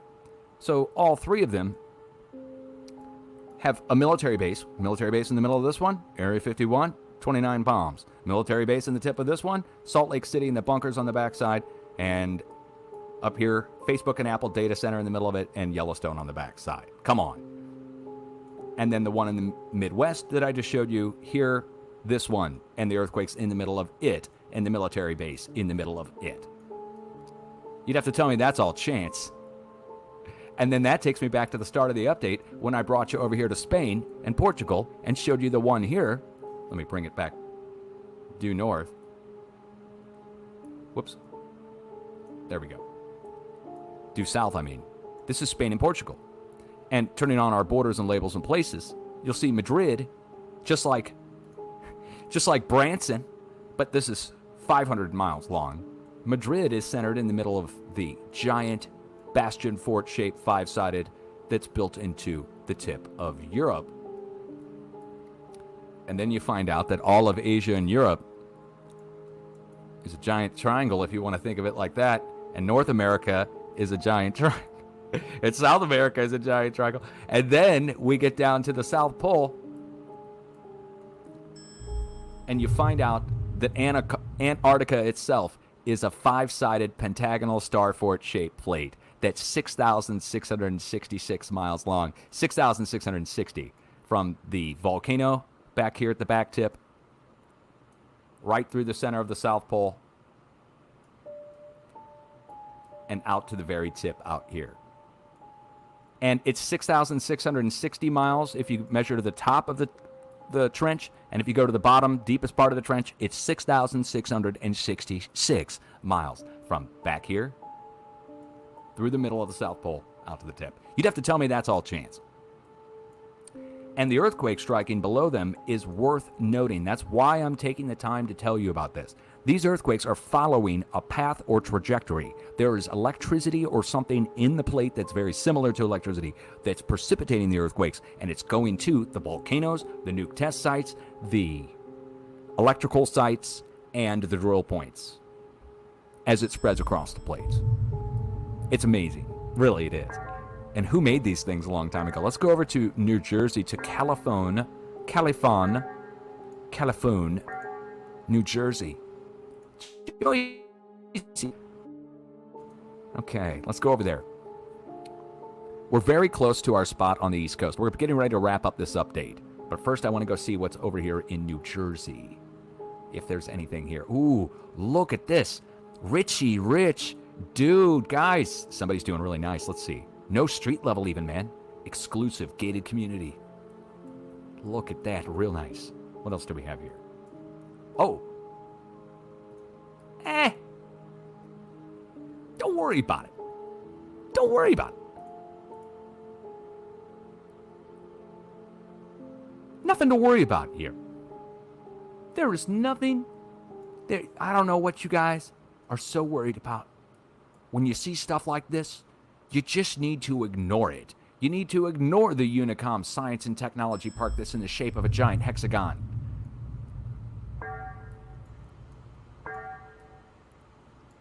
You kidding me, man? All right, what else do we got going on here? Jeez, that's enough right there. That's enough right there. What else do we have? There's got to be something else here, too. If they got that there, they got something else to be weird. Shub is there. Really great. What's this? Oh, yeah. Let's excavate. We're doing excavations there right next to the ballparks. Look, they built 3 ballparks in the same orientation, slightly to catch whatever energy is coming out of there. You guys know about the ballpark thing, don't you? What else do we have here? What's this? Another. We got the school again there. And the high voltage power lines. Look at that. Nothing go wrong there. We got the high voltage power lines directly at the location. They're kind of hard to see. Let me zoom back in and see if I can get a shot on that. There we go. So we're making a hard right angle there, 90-degree bend to the south where the electrical lines are going to come in this way. Yeah, we're along the high voltage trunk lines again. And it's not like they're everywhere. Jeez. I'm probably missing something. There's probably something else here too. Lebanon Township. Really? Lebanon. I'm not kidding. I'm not kidding, guys. The location's called Lebanon. Oh.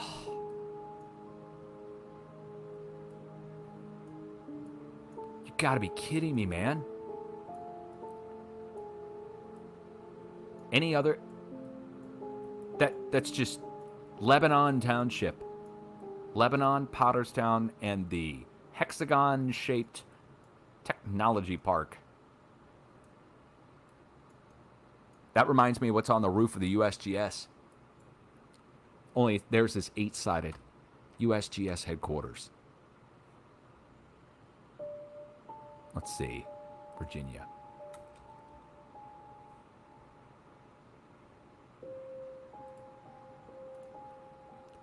Let's go see what's on the roof of the USGS office. Just to drive home the point that the whole world's jacked. So here's the USGS. This is the main USGS headquarters.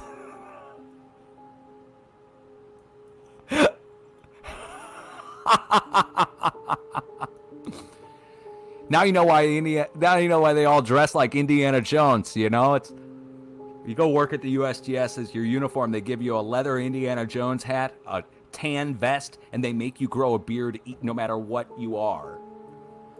And I'm just gonna say it. Bizarro world, Templar crosses and 8-pointed stars, and then we got an inner grotto here with it rebuilt into the center of the thing. We got cubes, we got squares, we got triangles. What else is missing? The only thing missing from this place is a freaking pyramid.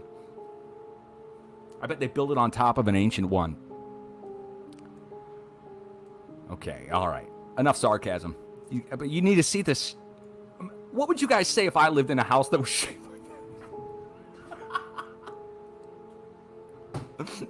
You guys look me up. Ah, Dutch, you got doxxed. Found your house in the shape of a giant hexagon. Your logo. Everybody gives me a hard time for my freaking logo. What do you mean? What if I lived inside of a hexagon? Freaking kidding me, dude. Okay. What a bizarre update this has been. And I didn't even really get to talk about South America. I'll just tell you really quick. Same-sized earthquakes that struck across the rest of the planet spread across and went over to South America over the last week. We'll do an update for South America in another day or something. This update has gone on way, way, way too long. Let's go back to where it started, which is Japan. Their warning technically expires in the next day to two. So they've got their mega quake warning. I have now issued my new warning for Japan. That's going to be on watch at Central Japan for up to 7.5 for 6 days from today. And we're already a day in on maybe the 7 to 10 day watch. So, or a few days in on the 7 to 10 day watch. So the spreads are expected. We're seeing the spreads. If anything bigger happens, I'll jump back on at a moment's notice. Hope you enjoyed this update. I hope you went down the rabbit hole with me, and let's get back to what this all means. It means what I found. There's a wave that travels around the planet. It's down inside of the plates. Comes up from the core of the Earth. Comes up, spreads out, and around the entire planet. Starts usually where our deep earthquakes are. The ones that are raised high off the planet so you can see them easy. So where the deep earthquakes are, that's where the wave comes up. Then it spreads out and drops off same-sized earthquakes all the way around the planet. And the size of the earthquakes to begin with, the size of the deep activity, kind of tells us whether or not there's going to be more or less, depending on how many deep earthquakes there are and how big they are. So Japan's got the warning going. Big commendations to the Japanese officials who went out on a limb and issued that warning. You got like 24 to 36 hours left in their warning. I hope they're wrong.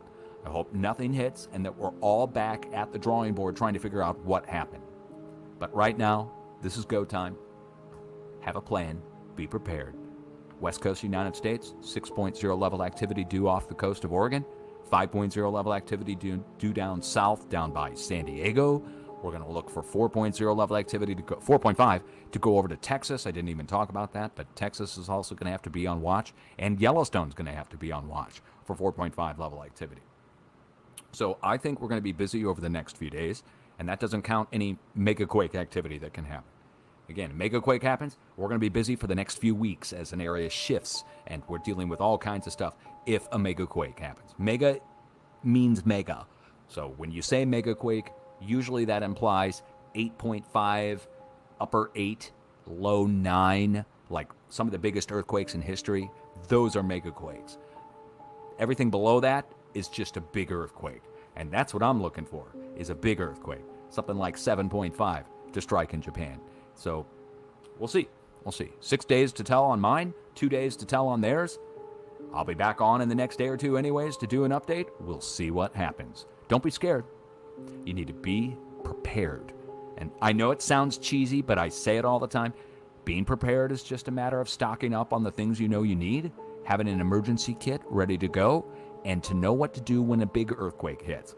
You know, if it's a small earthquake or a moderate earthquake, it might knock some things off shelves, and you just kind of look around and be like, whoa, is that an earthquake, I guess? But with a big earthquake,